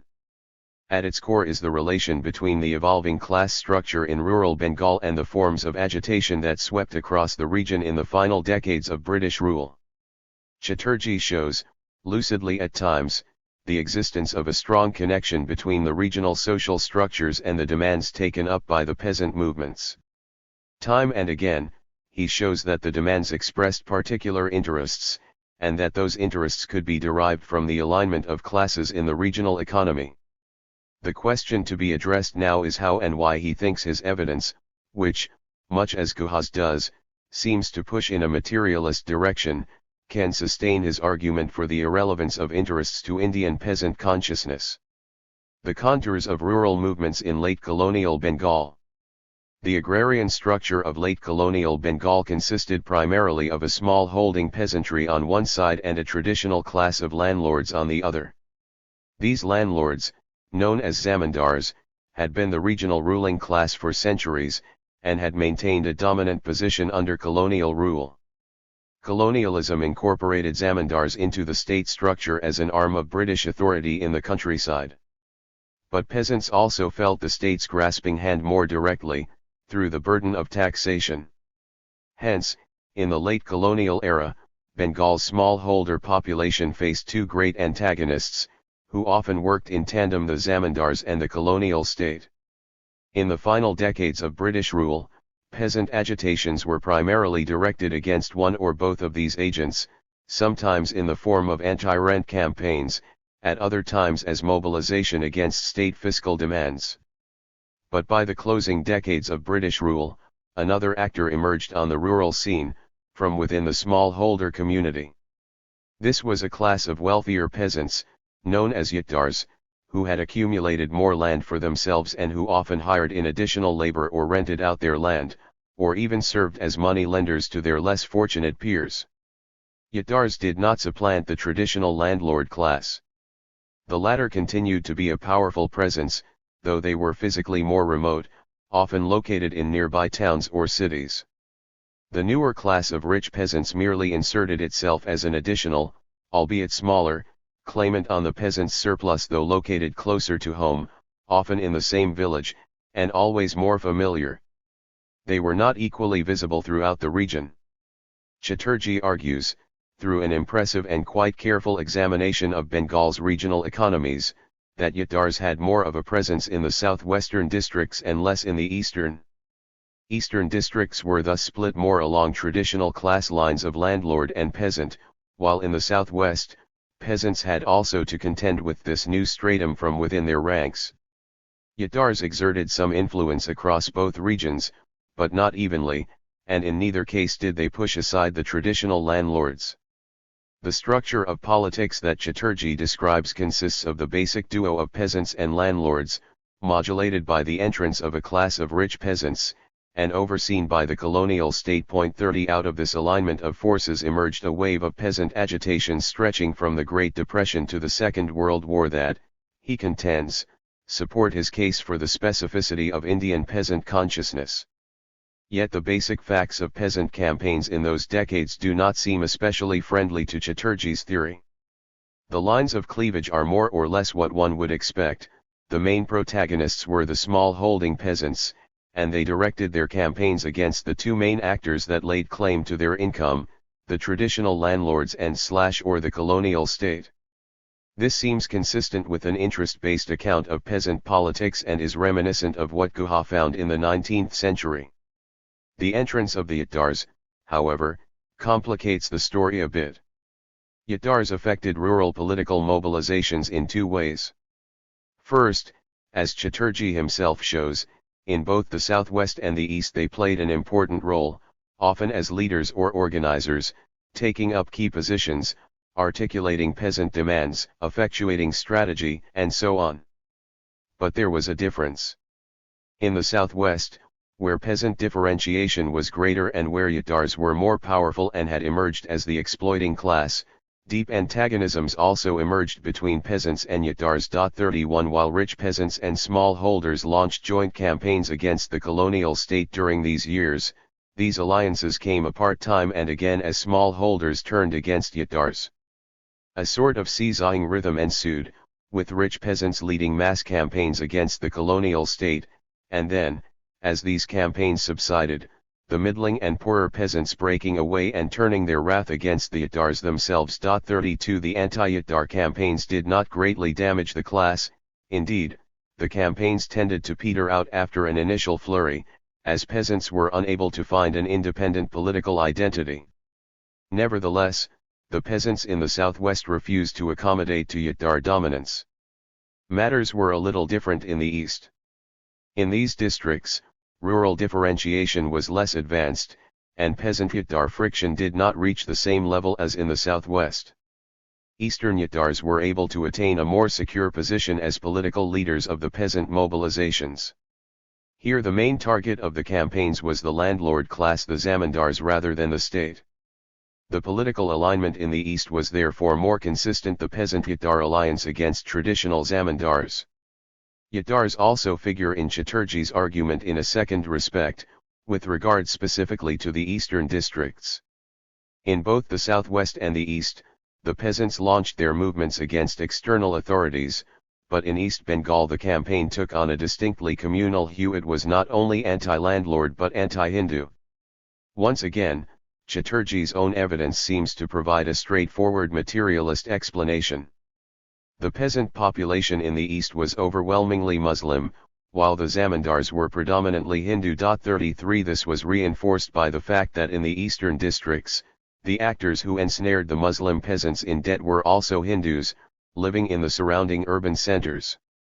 On the other hand, the yatdars in the east, who figured prominently in the agitations, were Muslim. So it does not seem surprising that the anti-zamindar campaigns assumed a communal tint. On one side were Muslim peasants, and on the other, Hindu zamindars and money lenders. By contrast, this overlap of economic identity and religious identity was not so clean in the southwest, and as it happens, the mobilization there did not assume the communal form that it did in East Bengal. The emergence of Yatdars, then, cast its shadow on peasant politics during the late colonial era. It did not overturn the traditional political alignments, which continued to revolve around the basic conflict between peasants and the state/zamindar nexus. But the Yatdars added an inflection to this traditional antagonism. For our purposes, the relevant question is how Chatterjee utilizes this dynamic as evidence for the unique political consciousness of the Indian peasantry, when, as we already observed, the story seems to fit quite neatly into a materialist explanatory framework. The role of community. Chatterjee rests his confidence that Indian peasants were indifferent to their individual interests on the fundamental place of the local community in Bengal's peasant mobilizations. His argument proceeds in two steps. First, he insists that it played an autonomous role in peasant politics. Even though the districts in the southwest and the east produced different kinds of demands, and even though the self-identity of one was less communal than that of the other, what they had in common was their ability to gain momentum, and at times even exceed the boundaries set by their leaders, because they mobilized the peasantry as a pre-given community. Thus, community served as the common substratum on which the various mobilizations supervened. 34 The function of political organizations was not to create a political community through its agitations or its leadership, but merely to activate already formed collectivities already in existence as latent political formations and to give them a particular direction. 35 In so doing, the organizations created a link between the world of formal, organized politics and the autonomous subaltern domain. With its own identity and own political resources. 36 It is in this context that Chatterjee makes his assertion, which we encountered in his description of Guha's work, that when the peasantry participates in movements, it is not through the aggregation of interests, but as a pre-given community, in which members accept the authority of the collective because they already identify with it and have internalized a sense of obligation to its demands. Establishing the foundational role of the peasant community is the first step in Chatterjee's argument. His second step is to argue that the place of community was so strong in peasants' consciousness that it suffocated their ability to appreciate their own material interests. Because of their identification with their peers, peasants were unable to delink their own identities from the larger group identity. As a result, they could not recognize situations in which their material interests clashed with those of other members of the community. In short, their communitarian identity prevented them from recognizing class enemies when the latter were also community insiders. And who might such insiders have been? The emergent class of Yatdars, who, as I mentioned earlier, were increasingly laying claim to part of the peasants' surplus. Chatterjee observes that despite the emergence of this exploiting class in these districts, peasant agitations against them remained limited. The focus of their movements remained fixed on ostensible outsiders, the traditional class of zamindars or the colonial state. The reason outsiders were targeted instead of insiders was because the latter were regarded part of the community, in spite of their extraction of peasant surplus. So, the paradigmatic form of peasant consciousness, as Chatterjee describes it, overrode the material antagonism of class interests. In the Southwest, the hold of community consciousness was evidenced by the peasants' failure to break free of Yatdar leadership and to locate them as class enemies, much like the zamindars. For Chatterjee, the key point is that, notwithstanding their periodic agitations against the emergent class of rich peasants, the smallholders remained under the Yatdars' sway politically. The Yatdars were able to leverage their leadership of the anti-tax mobilizations and assume powerful positions within the state structure, replacing the rule by colonial authorities with their own rule as Bengal entered the post-colonial era. The inability of the peasants to launch a full-blown attack on the rich peasants is explained by the obduracy of their communitarian identity. 37. In the East, the key was the peasants' willingness to forgive Yattar malfeasance and to accept them as fellow Muslims in the struggle against Hindu landlords. Available evidence seems to suggest that the crucial element which deflected peasant agitations into anti-Hindu movements was not that most zamindars were Hindu and that the grievances of the predominantly Muslim tenantry consequently took on anti-Hindu overtones, but the fact that Muslim rent receivers, where they did exist, were considered part of the community, whereas Hindu zamindars and talukdars were not. 38. Chatterjee seems to take the East Bengali peasants as a particularly striking example of community consciousness. Their experience shows how identity overrides interests, in that the peasantry seems to ignore the exploitative activities of community insiders while attacking those who are considered outsiders. But Chatterjee goes even further. It is not that peasants give insufficient weight to the divergence between their interests and those of the rich peasants, he says. It is that they cannot even recognize that their interests diverge from those of the exploiters within the village. The force of the community-oriented norms is so strong, its shroud over peasant cognitive abilities so thick, that it blocks the ability to recognize who is an exploiter and who is not. The point which is crucial here is the inadequacy of the peasant communal ideology to provide an adequate perceptual guide for the identification of friends and enemies in a situation of rapid agrarian change.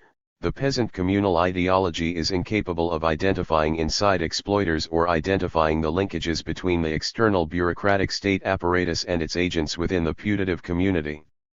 Such an awareness can only be provided by alternative ideological systems, brought to the peasantry from the outside, from the organized world of politics. 39. We should note, in passing, the hyper-vanguardism that Chatterjee ends up promoting here, which starkly contrasts to his programmatic call to recognize and respect subaltern agency. He does not deny the existence of individual interests, he simply denies that Indian peasants can apprehend them. He takes rural agents to be so handicapped by perceptual blinders that the very possibility of recognizing the reality of their situation is occluded. Such capacities must therefore be developed by outside political forces. Peasants have to be taught to recognize when community members are harming them, a most curious turn for a project calling for the recognition of subaltern agency. Yet there is an obvious, tautological sense in which Chatterjee is correct, insofar as peasant communal ideology defines all members of the community as non-exploiters, it will be incapable of identifying insiders as members of a different class. Chatterjee has built this property into his definition of peasant ideology, so the prediction is not a surprise. But he is subtly obscuring the real issue here. The point is not whether the ideology has the resources to distinguish between exploiters and non-exploiters within the community. It is, rather, whether the force of the ideology is so strong as to prevent the peasants from recognizing a disjuncture between the ideology's claims and the reality that they experience. When they hand over their rent, when they labor on the Yattar's land, when the Yattar eats into their meager income, is the ideology so powerful that, on the basis of its influence alone, they continue to see these rich peasants as no different from the village smallholders. This is what Chatterjee would have us believe. Perhaps there are other reasons why small-holding peasants do not identify Yattars as antagonists, material reasons, reflecting actual interdependencies in their social relations. But these would not help Chatterjee's case, because to refer to such factors would be to invoke individual interests, a matter to which we will return shortly. For the moment, let us underline the implications of what Chatterjee is saying, that the peasants' inability to perceive the Yattar's actual role, and the resulting lack of hostility on the part of the peasants, was a consequence of their basic psychology, not of the alignment of interests between Yattar and smallholder. And that is why the cognitive resources to make such distinctions must be brought in from the outside by more enlightened agents. 7.5 Chatterjee's contradictions. Does the willingness of Bengal smallholders to accept Yattar dominance show that Indian peasants functioned with a uniquely communitarian psychology, unburdened by considerations of individual interest? To answer this question, let us start with the character of the peasant movements. Despite Chatterjee's confidence in the strong community orientation of peasant consciousness, his evidence in support of it is surprisingly thin. For the southwestern districts of Bengal, he bases his argument on smallholders' inability to wrest free of Yattar dominance, which made their mobilizations oscillate between an anti-Zamindar pole and an anti-Yattar pole. But is it not significant that there was an anti-Yattar pole at all? Chatterjee rests his case on the argument that the smallholders did not undertake a decisive break with rich peasants. This is true, but it is also an insufficient basis for asserting that communitarian ideology had a vice-like grip on peasant action. Chatterjee needs to explain why the peasants' willingness to renew their ties with the Yattars carries more weight than their decision to launch anti-Yattar campaigns. Recall Chatterjee's claim that the communitarian peasant ideology renders them incapable of identifying inside exploiters. Yet that claim is undermined by the very appearance of anti-Yattar movements again and again in the same region. The eruption of such mobilizations shows that the peasantry was in fact perfectly capable of identifying exploitation from within. We must contemplate the possibility that the reason these campaigns subsided was not due to the peasants' ideological limitations, for these limitations had already been transcended. The movement's ebb may have been due to organizational, political, or even economic factors. Chatterjee appears to stand on stronger ground with respect to the eastern districts. Whereas the southwestern peasants in his narrative could boast of at least having launched some anti-Yattar agitations, in the east they remained glued more firmly to Yattar leadership. Chatterjee attributes this to their inability to identify insider exploitation. To counter this, we could simply insist that the southwestern peasants' ability to positively identify exploiters in their districts has already settled the matter, and indeed, if the argument is about the very possibility of interest awareness among Indian peasants, it has, unless Chatterjee wishes to insist that there is something about the peasants of eastern Bengal that forces us to assign their experience greater theoretical significance than we assign to those of western Bengal. But let us grant him that possibility as well. Let us suppose that, as goes the eastern Bengal peasantry, so goes our theory of peasant consciousness. The problem for Chatterjee is that here, too, the facts seem to undermine his case. Let us recall that peasant differentiation in the East had not proceeded as far as it had in the West. The rich peasants in the East had smaller holdings, and received less rent, than did their counterparts in the West. They often continued to use their own families' labor on their holdings, making their actual class practice closer in substance to that of the less wealthy smallholders. 40 Another characteristic of the Yattars in the East, which Chatterjee mentions and then passes over in his broader discussions about the role of consciousness, is the fact that they did not engage in money lending to any great extent, whereas this was widespread in the West. Hence, in the East, the vicious cycle of debt and destitution could not be laid at the feet of the local Yattar. Instead, it was the zamindar and the professional money lender, both outsiders, who were identified with this practice. 41 Thus, in western Bengal the rich peasants were more fully an exploiting class, who augmented their rental exactions with usurious lending, while their counterparts in eastern Bengal were smaller, more similar to other peasants, and far less engaged as rapacious creditors. If Yattars in the East continued to be taken as part of the community, is it not possible that this was because they were in fact a part of the community, far more so than in the West?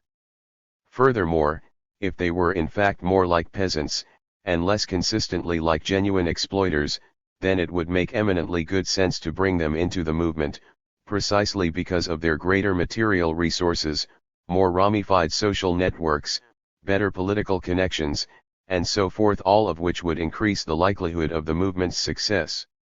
Thus there seem to be sound reasons of material interest for Eastern smallholders to include Yattars in the political mobilizations. What we see, then, if we step back for a moment in our comparison of the Southwest with the East, is that in districts where peasant differentiation was more pronounced and the class of rich peasants more exploitative, peasant movements often turned against them.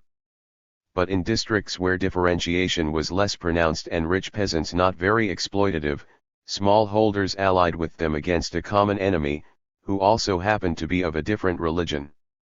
This is exactly what an interest-based theory of politics would predict. But even while these facts about the movements are damaging to Chatterjee's case, there is another aspect that undermines it even more. The truly devastating evidence is something that Chatterjee passes over in silence, the fact that peasant differentiation occurred at all. Chatterjee maintains that the defining element of Indian peasants' agency is their insulation from bourgeois consciousness, from strategies that prioritize individual interests. Their self-identities issue from their membership in the community, and their basic motivations derive from their sense of obligation to this community. If this is true, however, surely it should also mitigate the internal class differentiation of the peasantry. If peasants do not pursue their individual interests, it is unclear why they choose to encroach upon, and accumulate, resources that formerly belonged to their neighbors. Consider the actions entailed, and the psychological orientation presupposed, if certain peasants position themselves as a nascent class of yatdars. If they emerge through a process of internal differentiation, it can only mean that they have amassed land once owned or possessed by other members of their community. The emerging rich peasants acquired the land because their peers fell on hard times, perhaps taking out a loan they could not repay, or having to make a distress sale after a personal calamity. Whatever the particulars of each case, the wealthier peasants had a choice: they could assist their fellow villagers out of a sense of duty, as members of the community, without seeking personal gain, or they could take advantage of their peers' misfortune and usurp their land, their most precious resource, and condemn these poor unfortunates to their fate. For the class of yatdars to have emerged, it must be the case that a section of the smallholder community chose the latter course of action. They chose to pursue their individual interests. In other words, these smallholders acted on precisely the bourgeois consciousness that Chatterjee insists they lacked. 42. His own evidence shows that the rise of the yatdars, the rich peasants, came about through just this process, through individual peasants' conscious pursuit of their community members' lands. 43. The main mechanism was through debt obligations.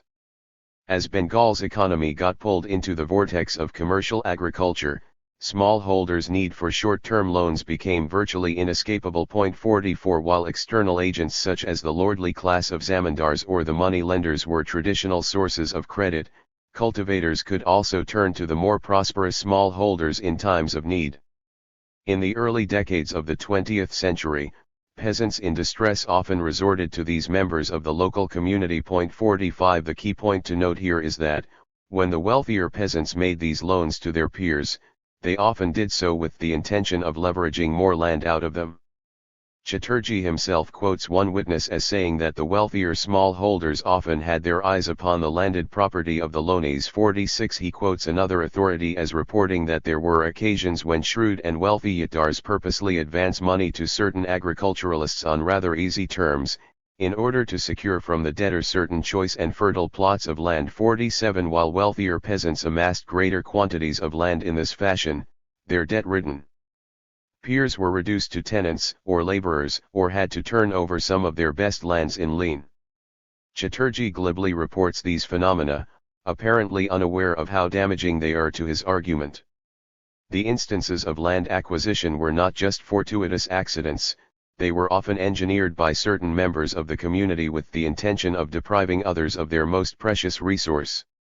And even when these situations were not intentionally crafted, the abiding fact is that wealthier peasants took advantage of opportunities for acquiring land with great alacrity. It is hard to see this as anything other than a strategic pursuit of individual interests. Let us pull together the various strands of our critique. I have argued that the very fact of internal differentiation belies Chatterjee's claims about the paradigmatic form of peasant consciousness in India.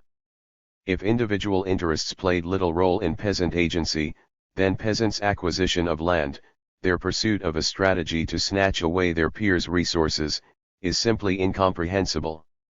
These actions make sense only on the premise that peasants were aware of, and acted upon, their material interests. Why, then, did the mass of smallholders not mobilize against the rich peasants? In fact, as Chatterjee shows, in the districts where the yatdars were more conspicuous and more exploitative, the southwestern districts' peasants' hostility against them was more pronounced. In contrast, we can reasonably surmise that if yatdars in the eastern districts escaped the smallholders' ire, This might have been because they did not pose the same danger to the latter's well-being as did the zamindars and money lenders. Furthermore, there were multiple sound reasons for the small holders in the East to ally with these wealthier peasants, whose resources were more ample. The greater wealth and connections of the rich peasants, their networks, their contacts with the outside community, their political access made them attractive as members of the anti-zamindar mobilization. Their greater wealth had not yet become an obvious source of exploitation, even to the extent that it paled in comparison to the zamindars. Peasants could therefore see yatdars as a potential asset in the movement, something to be used against the greater threat of their traditional exploiters. Given Chatterjee's own evidence, we have no basis for concluding that Indian peasants were motivated by a unique psychology, one that abjured individual interests or was incapable of understanding organized politics. Indeed, if we place his narrative alongside Guha's, we have two sets of arguments showing in great detail that Bengali peasants were remarkably sensitive to their individual interests.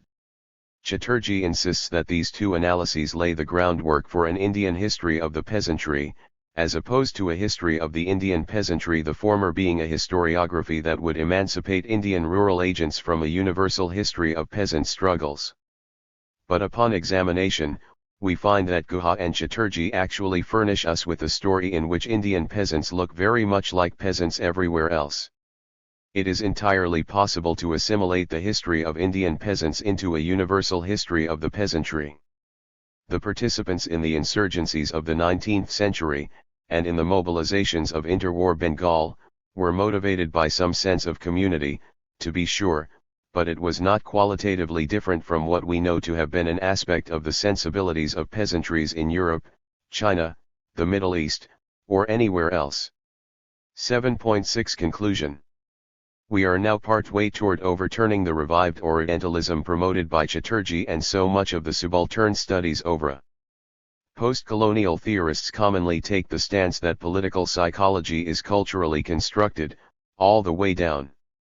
Even more to the point, they take one form of consciousness to be peculiar to the West, the capacity to separate one's own identity and interests from those of the social group to which one belongs.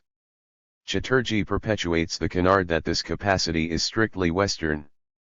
So incapable are Indian peasants of appreciating their own interests, he proposes, that they cannot even recognize when they are being exploited by members of their own village. Even though such arguments are a striking revival of 19th-century colonial ideology, and have been rejected roundly by most critical scholars, they have been seized on enthusiastically within North American academia, so much so that they are, at present, widely accepted as banalities. Few theorists even feel compelled to defend them.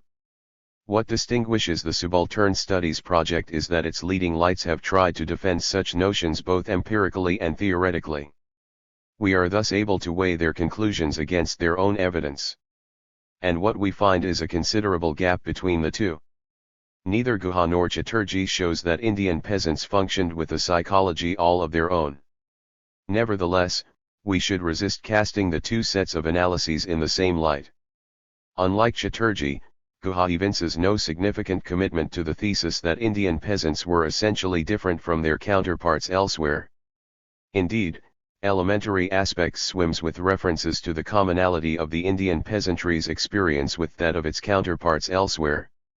Time and again, Guha pauses in his narrative in order to highlight how the tactics or the instruments used by rural insurgents in India evoke those employed by the French, or the Chinese, or the British peasants. 48 If we take elementary aspects at its word, the struggles of the rural poor in India were motivated by concerns very much like those of the peasantry elsewhere against rapacious exploitation and domination, for dignity, for self-determination. This does not in any way deny the salience of community consciousness in Guha's analysis. What I do contest, however, is the notion that Guha endows community consciousness with the power to overwhelm peasants' ability to reflect on their situation, to think about risks, to compare the weight of their obligations against the hazards of political conflict. His peasants are every bit as likely to be sensitive to their individual interests as are their counterparts in Germany or France. The difference between his analysis and Chatterjee's is that Guha's conclusions are in line with his evidence, while Chatterjee's are entirely out of sync with his. Chapter 8. Interests and the Other Universalism. Parth Chatterjee's claims regarding the Indian peasantry were intended to establish the deep significance of culture and consciousness. A similar set of claims about the unique psychological disposition of Indians is made by Dipesh Chakrabarty in his study of Bengal jute mills in the early 20th century. The subject there, however, is not the province's peasantry but rather the industrial working class employed in these mills. Like Chatterjee, Chakrabarty looks to political agency as a window into subaltern consciousness.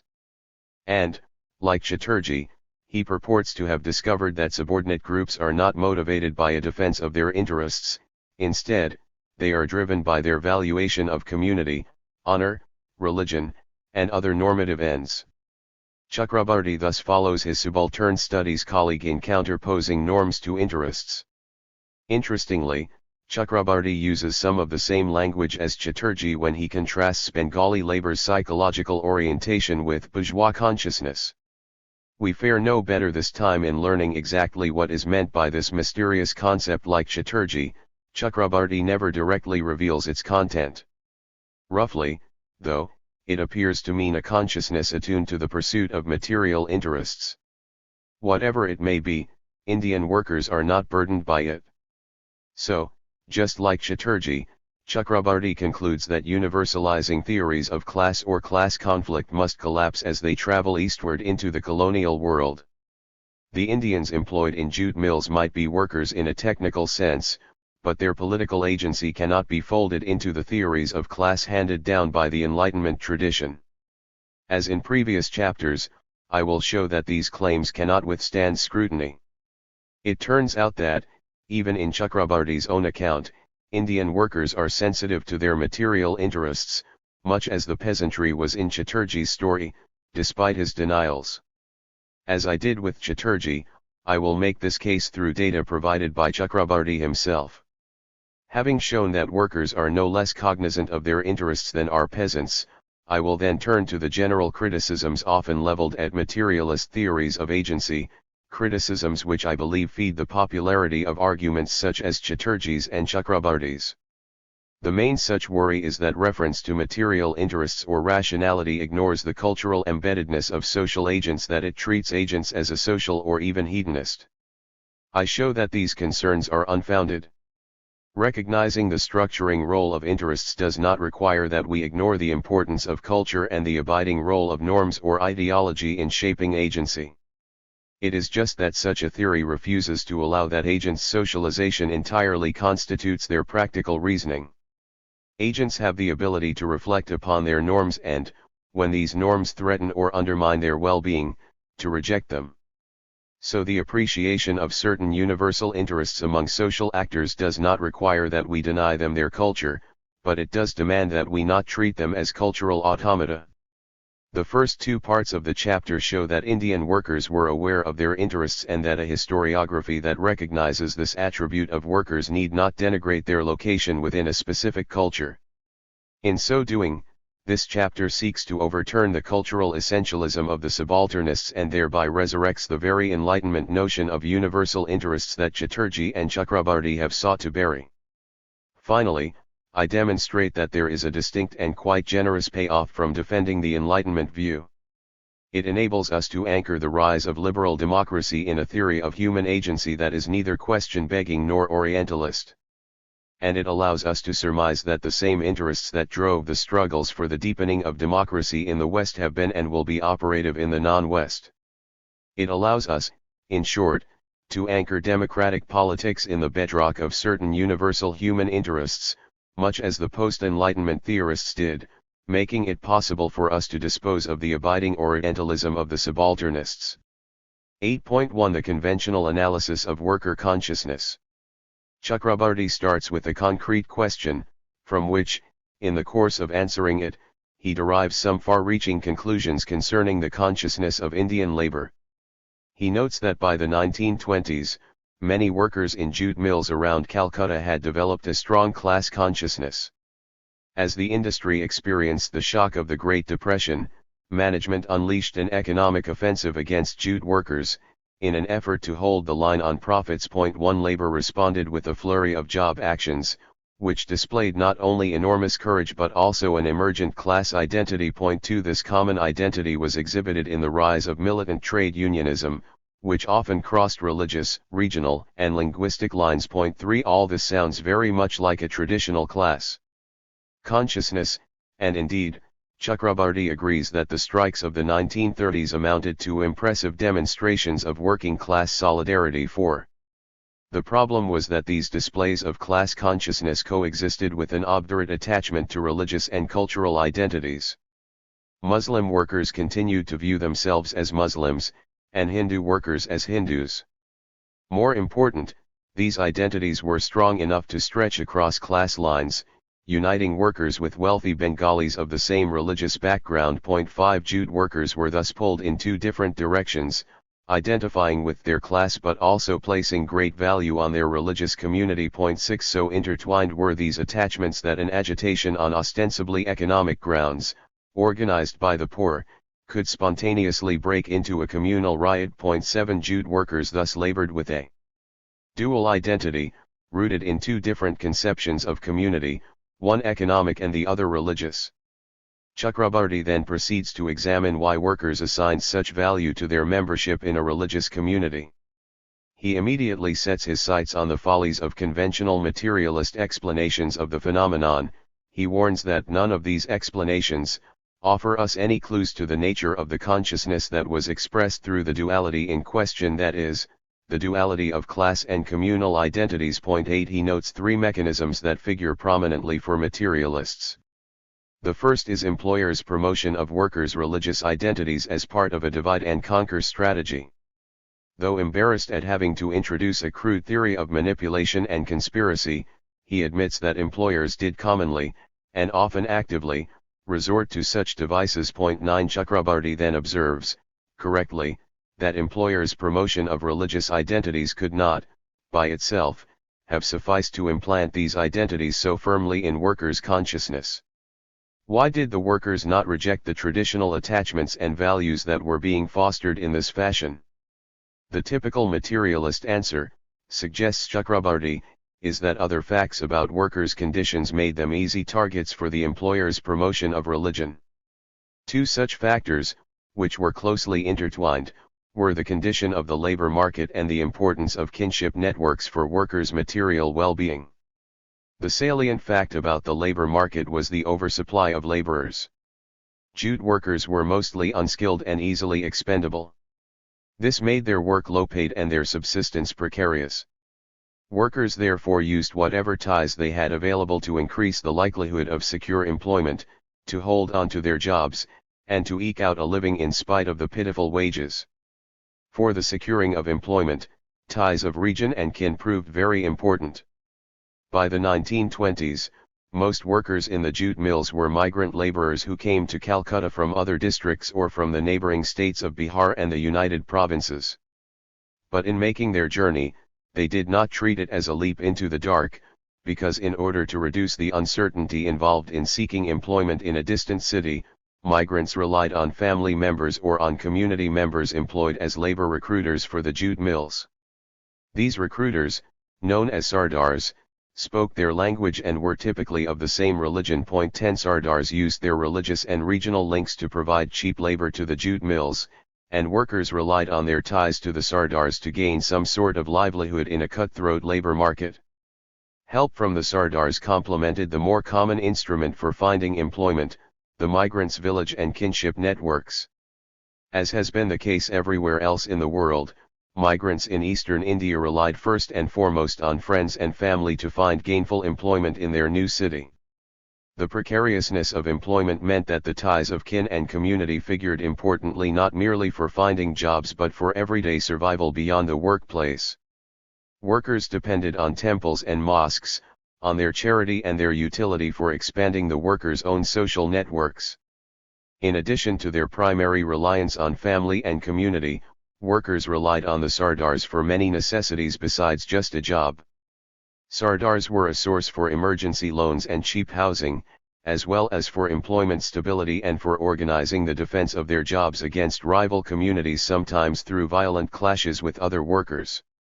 Indeed, Sardars often built temples and mosques to serve the migrants of their communities, which in turn became sources for the supply of so many of the necessities described above. Point 11. Thus, the structure of the labor market, its oversupply, low remuneration, and high turnover elevated the importance of kin and community for the worker.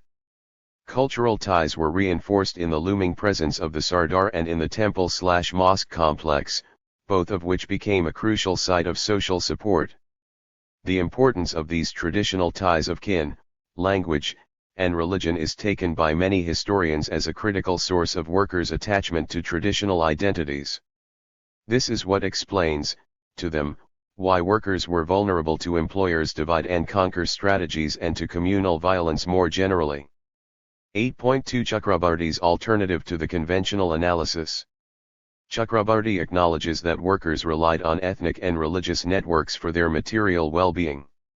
In other words, he fully endorses the view that workers depended on their traditional social ties for their reproduction. Yet he insists that this reliance on traditional ties cannot explain why workers remained attached to their religious identities. His reservations do not rest on an empirical disagreement. He has no quibble with the description of traditional ties or of their role in workers' reproduction.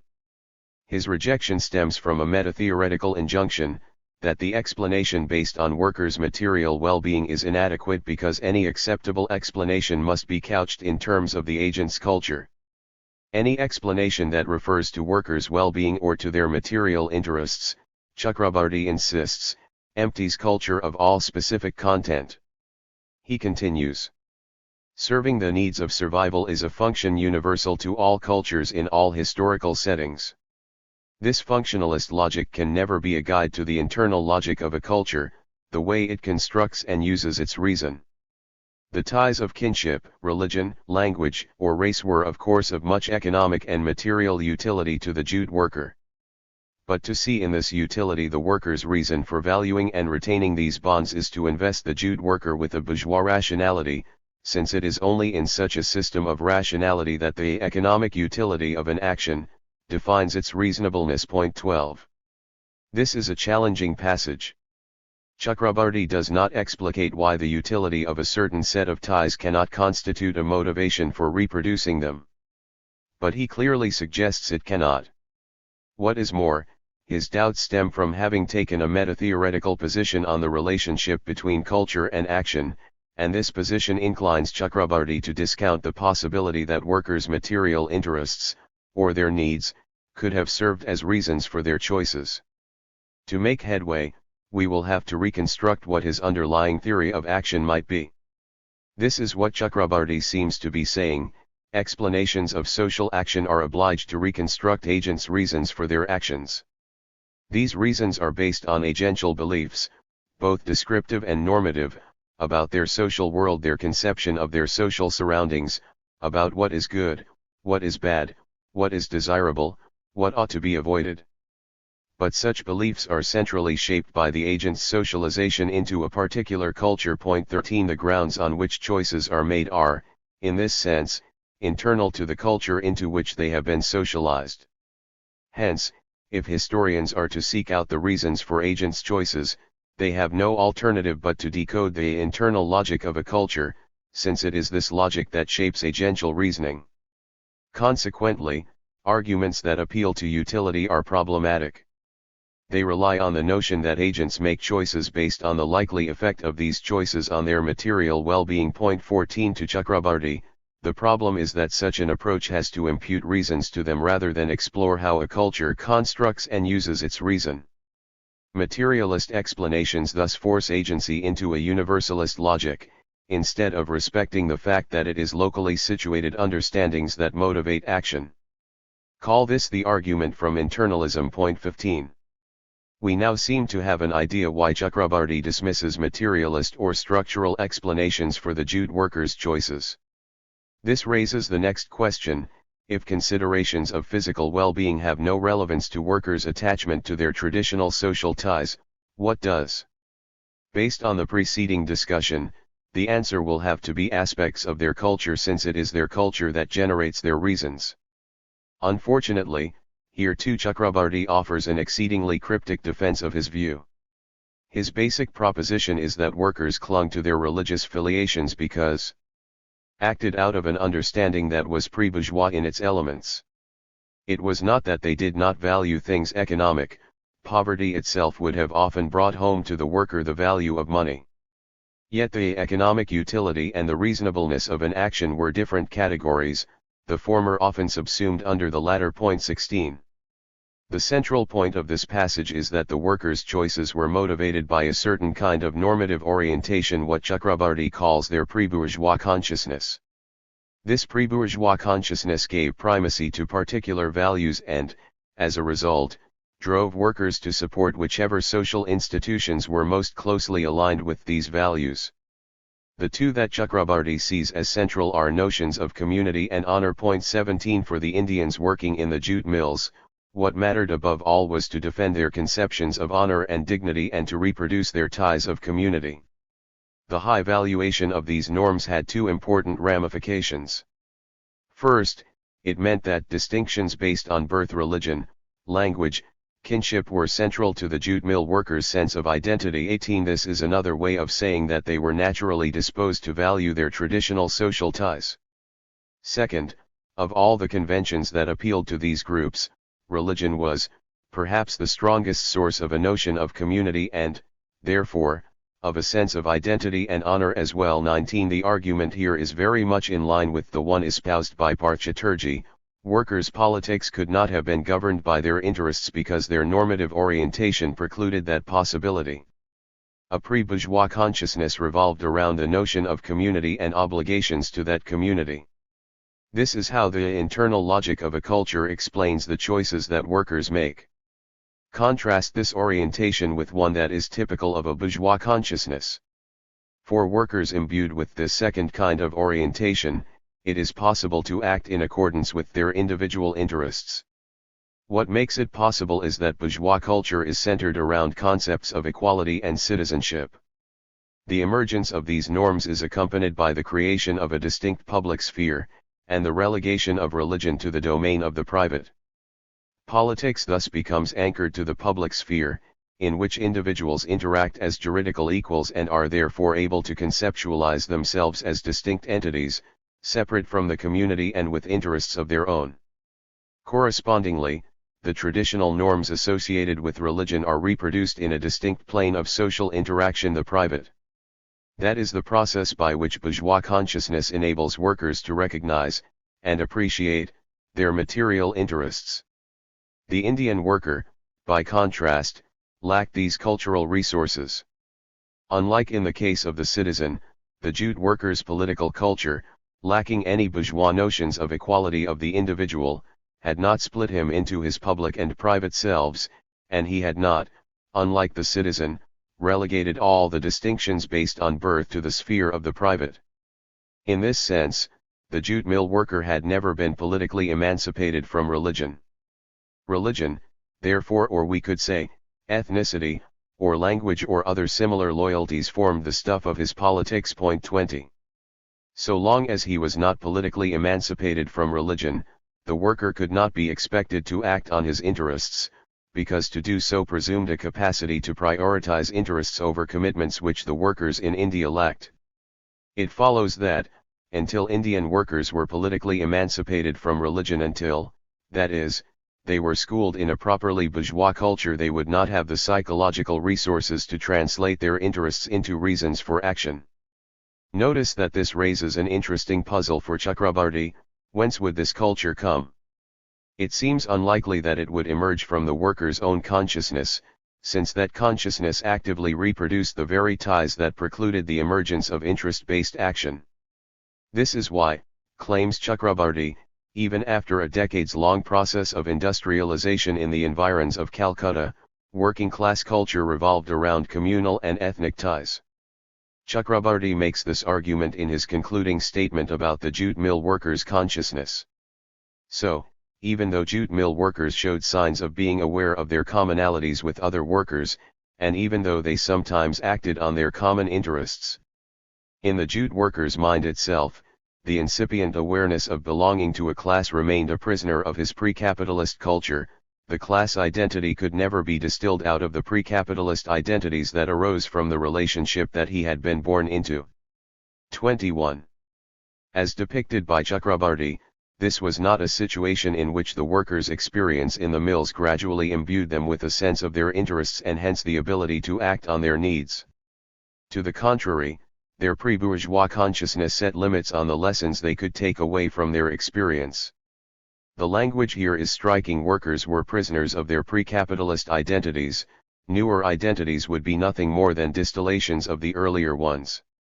Hence, a prior transformation of their culture would be required before workers could become politically emancipated from religion, and for their needs and interests to become part of their motivational set. On the basis of this argument, Chakrabarty permits himself a series of observations reminiscent of Chatterjee's highly Orientalist description of Indian peasants. Workers elevated community over individual interests. They underplayed any idea of the individuality of the person. 22. They were lacking any bourgeois notions of the equality of the individual. 23. Religion, or we could say, ethnicity, language or other similar loyalties formed the stuff of politics. 24. So imbued with this religiosity were they that events that historians often regard as trivial could spark violent religious conflicts. 25. Indians are thus trapped within their religiosity. They lack any concept of individuality, are inured to hierarchy, and remain unmoved by calls for equality. They can erupt into orgies of violence at the slightest provocation. Their consciousness is split between the modern and the traditional. And so on. 26. Chakrabarty unloads these bromides without even a hint of self-consciousness, without any recognition of their affiliation with traditional colonial ideology. But let us set aside these concerns for now. The dubious lineage of Chakrabarty's views does not, in itself, make them wrong. Furthermore, we must acknowledge that they have found an incredibly friendly audience in American academia. We therefore need to address them on their empirical and theoretical merits. According to Chakrabarty, Calcutta workers' entrapment within a religious and communal orientation would not change until they were schooled in a properly bourgeois culture. So whence came this culture? What is the source of its emergence? Surprisingly, after arguing that workers' consciousness could not break out of its prison house, Chakrabarty simply puts down his pen. He never tells the reader what might be the source of the new culture of rights and equality. The reason, I believe, is that he thinks the answer is obvious. Indeed, it is the foundational premise of the entire subaltern studies project that it is the bourgeoisie which forges the new culture of equality and citizenship. Once we accept this premise, his argument becomes plausible, and takes on an appealing symmetry. In the West, the bourgeoisie led the struggle against feudalism and forged a new culture of rights, equality, and citizenship. The working class was the happy beneficiary of this transformation, and in the process, was politically emancipated from religion. Having been socialized into a culture of equality and citizenship, it was able to acquire the psychological resources needed for a politics based on interests. In the East, however, because capital had abandoned its universalizing mission, the bourgeoisie failed to bring about the cultural revolution experienced in the West. Workers were deprived of a proper bourgeois culture and were thus unable to consign distinctions based on birth to the private sphere. They remained prisoners of their pre-bourgeois consciousness, which therefore set limits on their ability to engage in the new politics of class and party. The problem, of course, is that the foundational premise is gravely mistaken. As I showed in preceding chapters, it was not the bourgeoisie that brought about the culture of equality and citizenship. For those tropes to become part of the national cultures of Europe took more than 2 centuries of struggle by the very groups that, on Chakrabarty's logic, ought to have been mired in a pre-bourgeois consciousness, and hence incapable of fighting for their interests: workers, artisans, and peasants. So now we face a difficulty. If workers led the movements that brought about modern democratic culture, how could they do so if they lacked the appropriate psychological resources? The long-standing demands for political equality and individual rights, central to labor struggles since the 17th century, now appear to be rather mysterious. The alternative, however unnerving it may be, is that Chakrabarty's entire argument about the relation between interests and reasons is flawed.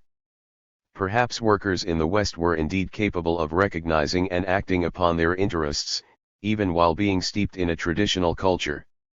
If that is true, we might expect that Indian workers, too, might be similarly capable. And if they do have such a capacity, then Chakrabarty cannot rule out the possibility that when they clung to their traditional networks, they did so because of those networks' importance to their well-being.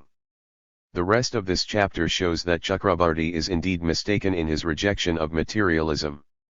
I will show that actors are quite capable of appreciating their interests, even while imbued with their traditional culture. In so doing, I will, as in the previous chapter, draw on Chakrabarty's own evidence. But my defense of the materialist explanation will not presume a rejection of internalism. Instead, I will argue that a defense of the role of objective needs and interests can be made even if we insist that such needs have to be perceived as culturally mediated desires. Chakrabarty can therefore maintain his internalist credentials, even while recognizing the motivational force of workers' objective needs. The problem is that his view about the relation between interests, culture, and agency is based on a series of quite severe misconceptions. 8.3 Reasons and Interests. Chakrabarty's argument rests on a contrast between interests and reasons. His view is that agency must be motivated by reasons, and interests cannot be reasons. This is because reasons have to be based on beliefs, wants, values, and so on, all of which are culturally constructed. They are, therefore, internal to a culture. Interests, on the other hand, derive their explanatory power from their connection to agents' supposed needs. Chakrabarty takes needs to refer to baseline necessities for physical well-being: the need for physical safety, for food and water, for shelter. His view is that whereas beliefs and desires are internal to a culture, needs are not. The idea that needs are not internal to a culture can be understood in two ways. First, it can be taken to mean that they are universal in scope, being common to many cultures. Second, it can mean that they are not culturally constructed at all, they operate independently of culture. So, needs could be ruled out as reasons either because they are culturally constructed but not unique to a given culture, or because they are not cultural constructions at all. The ambiguity of Chakrabarty's language leaves open the possibility that he objects on both counts to needs being cited as an explanatory mechanism. On the one hand, he says they are common to all cultures and immediately counterposes this to genuine reasons, which emanate from the internal logic of a culture. He seems to be contrasting reasons that arise across cultures with reasons that arise from dynamics internal to a particular culture. This suggests that for reasons to be operative as needs, they have to be culturally specific. But Chakrabarty also appears to maintain that needs are not cultural at all. The idea here seems to be that if reasons must be based on culturally constructed beliefs and desires, then to say that needs as such are reasons is illegitimate, because reasons cannot be described independently of culture.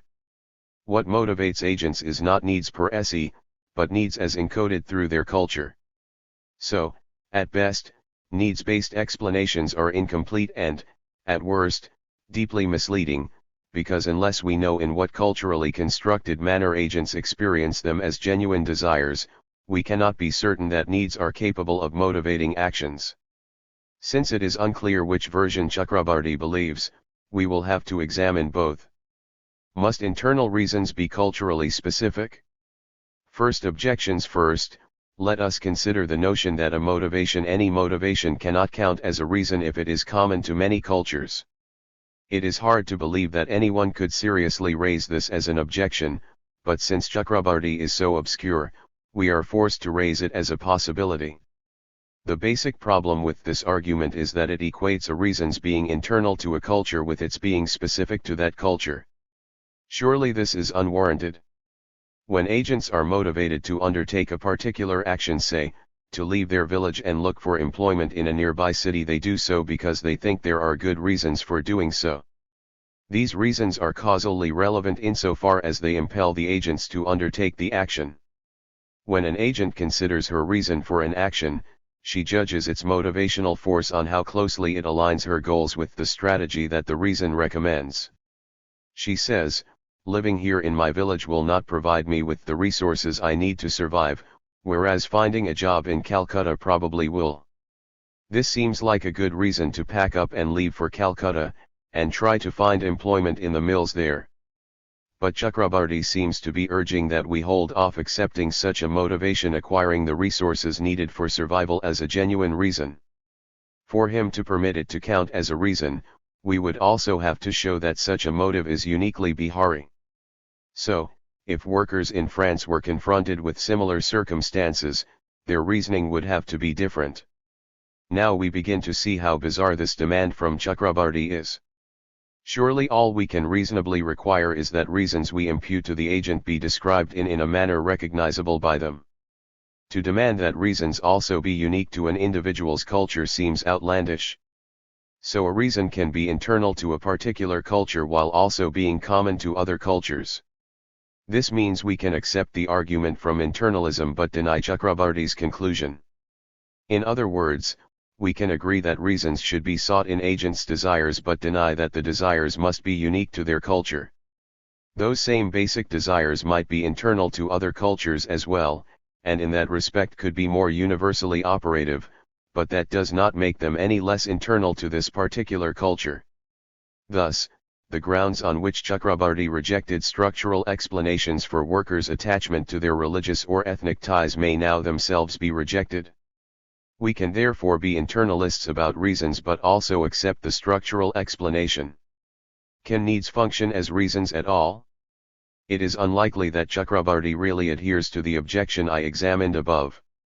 So let us turn to the second objection, which rules out interest-based explanations on the grounds that agents' needs are being defined independent of culture. Can needs, defined in some culturally neutral way, stand in as reasons at all? Chakrabarti says we have no grounds to believe that they can, unless and until we understand how they are filtered through the local culture. Two concerns are at work here. The first is that even if needs exist, they cannot motivate action until actors consciously perceive them as desires, and all desires must be perceived through the local cultural codes, as part of the norms or values that actors find meaningful. Second, there is a concern that the reasons ascribed to the actors might simply reflect the prejudices of the analyst. She might be imputing to the actors reasons that they could never have held. When we impute to workers a certain motivation, which we explain by reference to their circumstances, Chakrabarti enjoins us to ask, is the consciousness that informs this observation the same as the jute worker's consciousness? 27. I take Chakrabarti's challenge here to be an expression of the concern that the analyst is imputing a set of motives to the worker that the latter might not have had. To guard against this possibility, we are urged to uncover the desires and beliefs that the worker actually had when she made her choices. The anxiety about needs-based explanations thus issues from two distinct but related sources. The first question to tackle is whether Chakrabarti agrees that there are any basic needs at all. To his credit, Chakrabarti does not join the chorus of theorists who deny their very existence. We do find hints that he is uneasy about it. He expresses some reservations about the essentialist presuppositions regarding human nature that seem to underlie a commitment to needs. 28. But he is quite clear that when workers went to the city in order to find employment, they did so because they were driven by a basic concern for their well-being.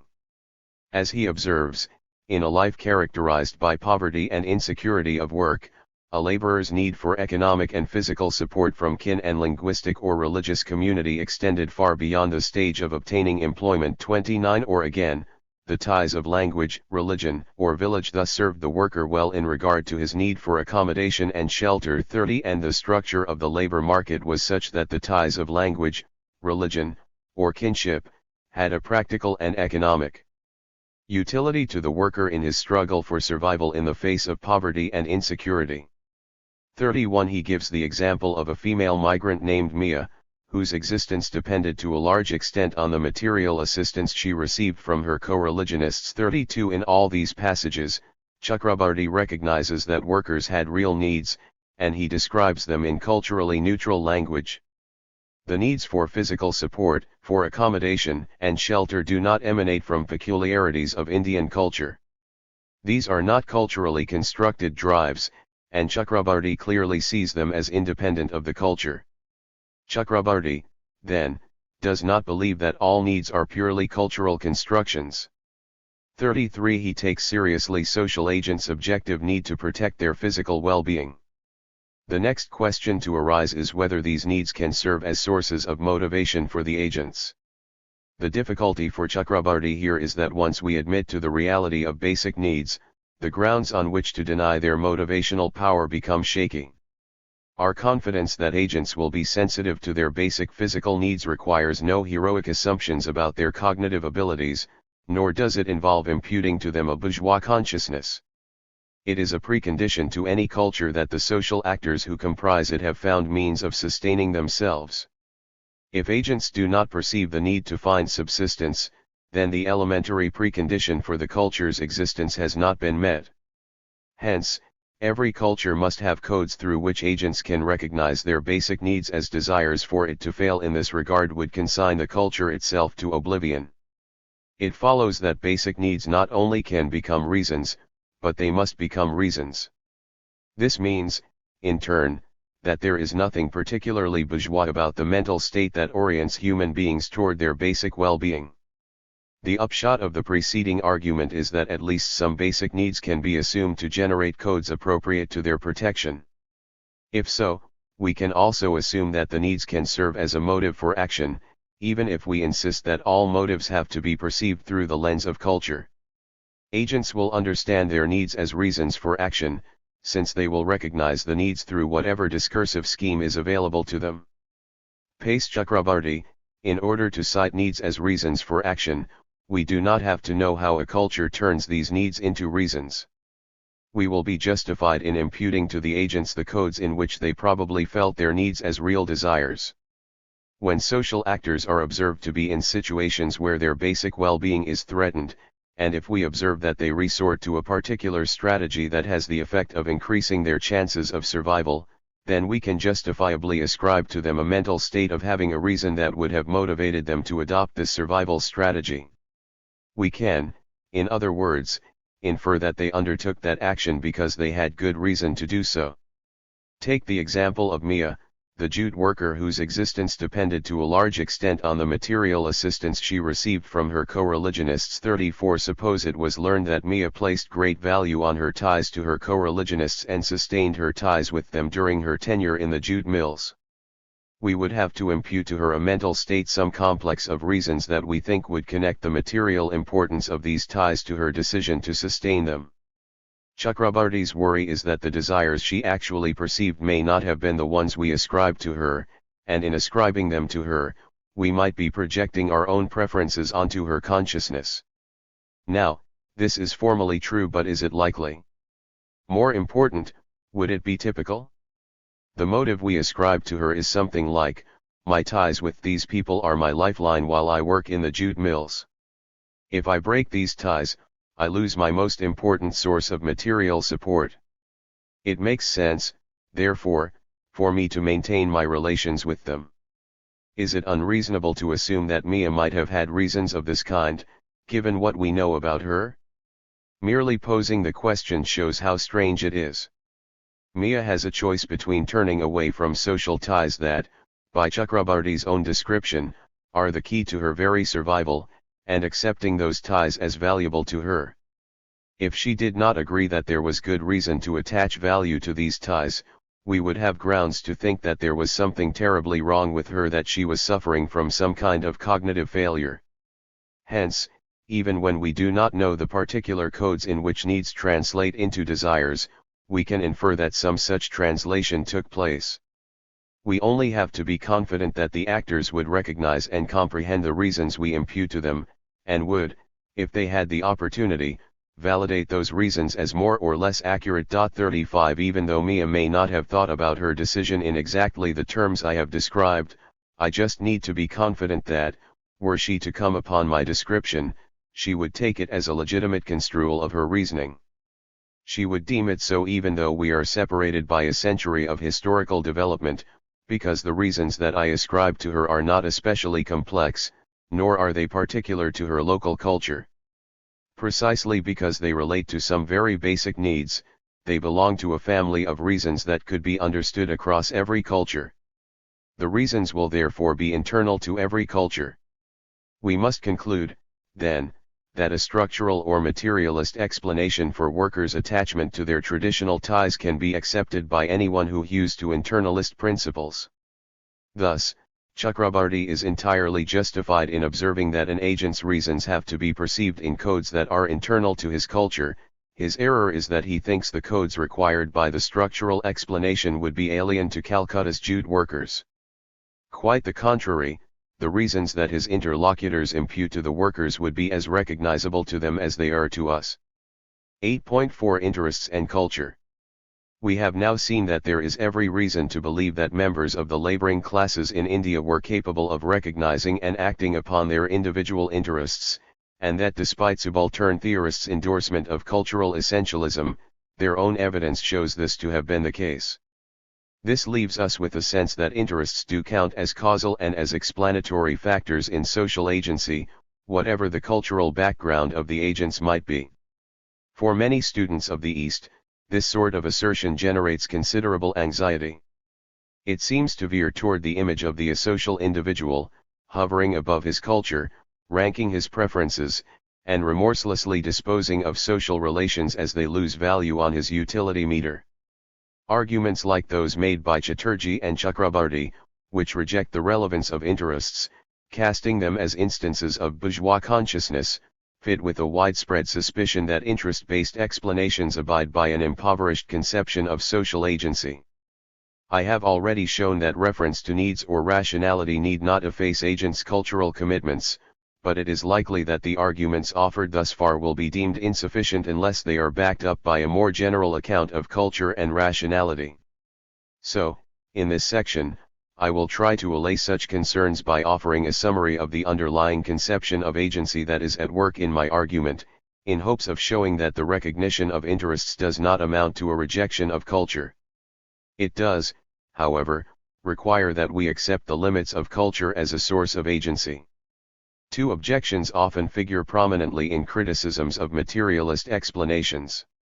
The first has to do with how agents make their choices, the second with the goals they pursue. On the first issue, critics charge that the assumption of rationality seems to treat agents as asocial. Treating agents as rational seems to imply that they can step out of their cultures and make decisions based on a neutral, unchanging algorithm. Both Chatterjee and Chakrabarti were, at least in part, motivated by this concern. Both of them placed great stress on the cultural subjectivity of their agents, contrasting it with the asocial rationality imputed by materialist theories. The second objection is that ascribing material interests to non-Western people unduly universalizes a Western conception of the self and of social interaction, making the assumption a carrier of parochialism, even of cultural imperialism. Chatterjee and Chakrabarti offer the heavily socialized, culturally constructed agent as an antidote to the parochialism of Western theories. As I will show, both objections are unfounded. Asocial individuals. Let us start with the notion that the assumption of rationality requires agents to be placed outside their cultures or belief systems. Imputing rationality to actors requires, so the argument goes, that we treat them as largely asocial, responding to every situation by taking out their utility calculator, tallying up the cost-benefit ratio of every available option, and then picking out the one with the highest payoff. Preference-enhancing relations and institutions are maintained, while preference-blocking ones, or even those that are suboptimal for the realization of preferences, are rejected. However, argue the critics who dispute rationality, individual agents do not go through their day as choice-making machines. They do not pick and choose their norms, nor do they assess their social relations on a utility scale. There are two related but distinct points that critics make in this regard. The first is that people's identities are not the product of their choices, rather, having an identity, a set of cultural dispositions, is the precondition to exercising any choices at all. 36 The second point is that materialist theories vastly overstate the role of choice in social reproduction. Most people live their lives as a series of routines, which they practice as a matter of habit, on norms that they have internalized. 37 There is considerable merit in this criticism of rationality. As a behavioral fact, it is certainly true that people do not stop and ponder the cost-benefit ratio of every interaction they undertake. Habit and routine govern most people's daily lives, in which their beliefs, values, and obligations are treated as givens, as parameters, not variables. Yet it is possible to overstate the weight of values and routine. Part of being a social agent is to have the capacity for reflection and introspection, and this capacity incorporates the beliefs and values we have internalized, as well as the demands made on us by our social arrangements. As the ethnomethodological tradition in sociology has stressed, while actors do go through daily life mostly following conventions and habits, even this somewhat routinized process takes considerable imagination. 38 Roles must be interpreted, minute variations in routines necessitate adjustments, and every now and then, the very grounds on which norms are accepted might come under scrutiny. At the very least, agents practice a reflexive monitoring of their daily interactions. 39 At other times, they initiate what Margaret Archer refers to as an inner conversation about their received roles and beliefs, a more active, conscious rumination on the reasons behind their actions, their legitimacy, possible alternatives, and so on. 40 This kind of active reflection is especially likely when agents feel pulled in different directions, as when they are subject to conflicting demands or when the demands on them run up against their own perceived needs and desires. To engage in an inner dialogue of this kind is to seek a rationale for one's actions. It is an attempt to extract justifiable reasons for the kinds of interactions we engage in or the demands being placed on us. But doing so opens up the possibility that whatever reasons the agent discovers might not be deemed sufficient. The very act of reflection presupposes that the agent can distinguish between good and bad reasons for action. And if the reasons are deemed insufficient, she could very well decide not to accept them, even though they have the sanctity of tradition or the backing of political authority. So while we can acknowledge the importance of norms and habit, it is important to resist the notion that human agents are nothing other than bearers of social relations, or trigger, as Althusser famously insisted. 41 They do reproduce their social relations, but they also have the capacity to resist the roles assigned to them and even, on some occasions, to change them. Cultures, after all, are not only reproduced, but are also transformed. I have tried to show that this sort of agential reflexivity is no less operative in the East than it is in the West. For evidence, we need look no further than the subalternist collective's own findings. In Guha's History of Peasant Insurgency, which we examined in the previous chapter, he does not in the least deny that peasants were immersed in a distinct assemblage of roles and normative entanglements. Indeed, he affirms that they were powerfully shaped by their culture, and that this culture imbued them with deep-seated mutuality. But Guha does not take this as a preconstructed, unalterable datum about peasant psychology. In his account, peasants reproduced their roles, but not passively. They were capable of reflecting on the demands being made by their community, the appeals to their sense of obligation, and distinguishing between reasonable and unreasonable demands. The call to rebellion against massive power centers, which would involve great risk, was deemed by many peasants to be an unreasonable demand. The weeks-long deliberation that ensued was nothing other than their leaders working to persuade them to abide by their duties. It was a plea to extend their sense of communal obligation to this new and highly dangerous group endeavor. And in many cases, even after considerable effort by the community leaders, families remained unconvinced.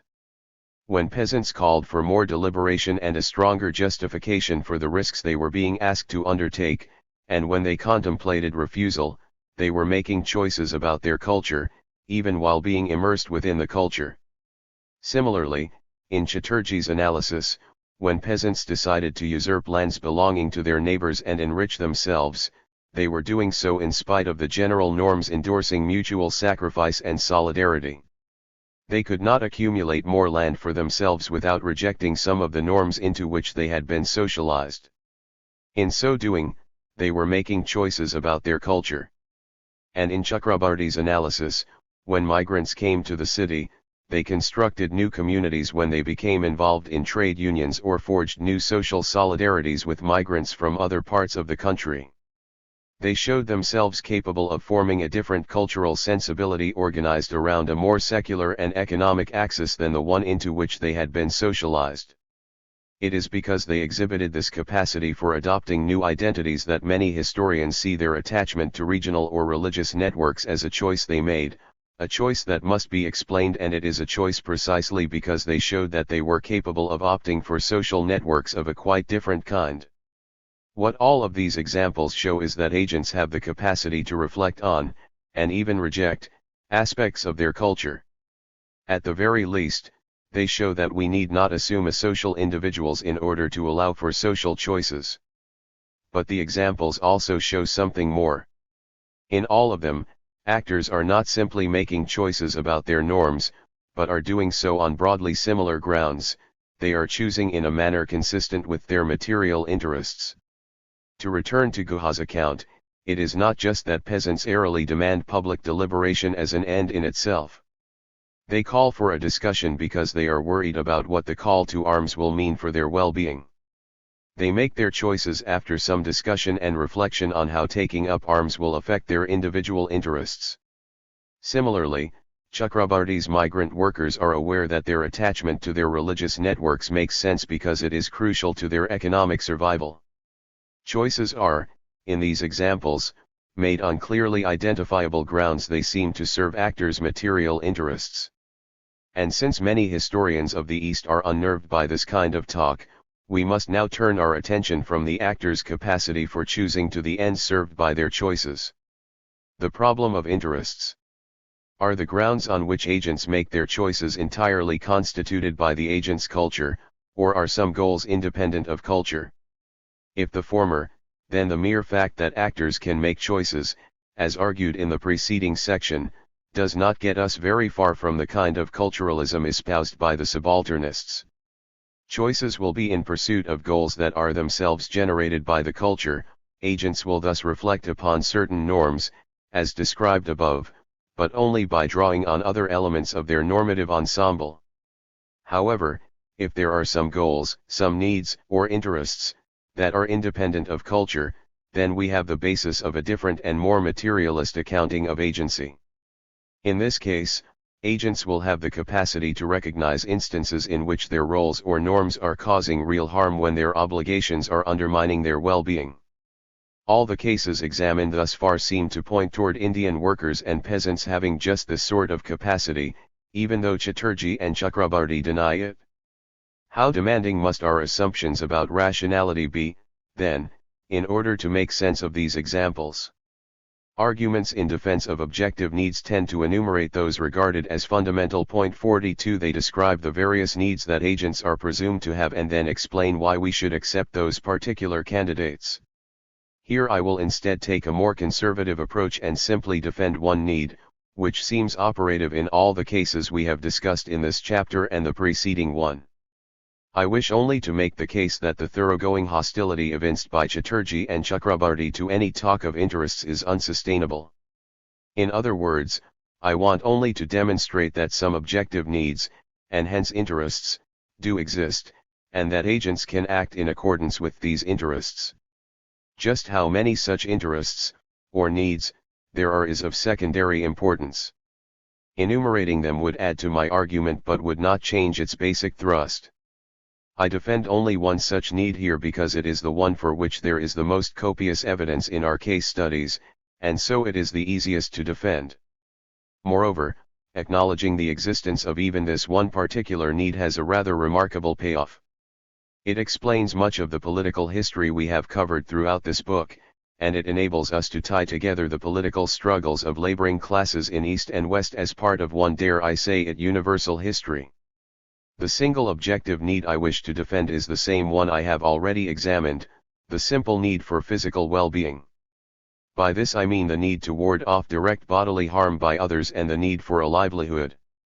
That agents do have this interest, and that they typically act to defend it, is not only acknowledged by every theory of need, it is also at work in the subalternists' own findings, even if they refuse to acknowledge it.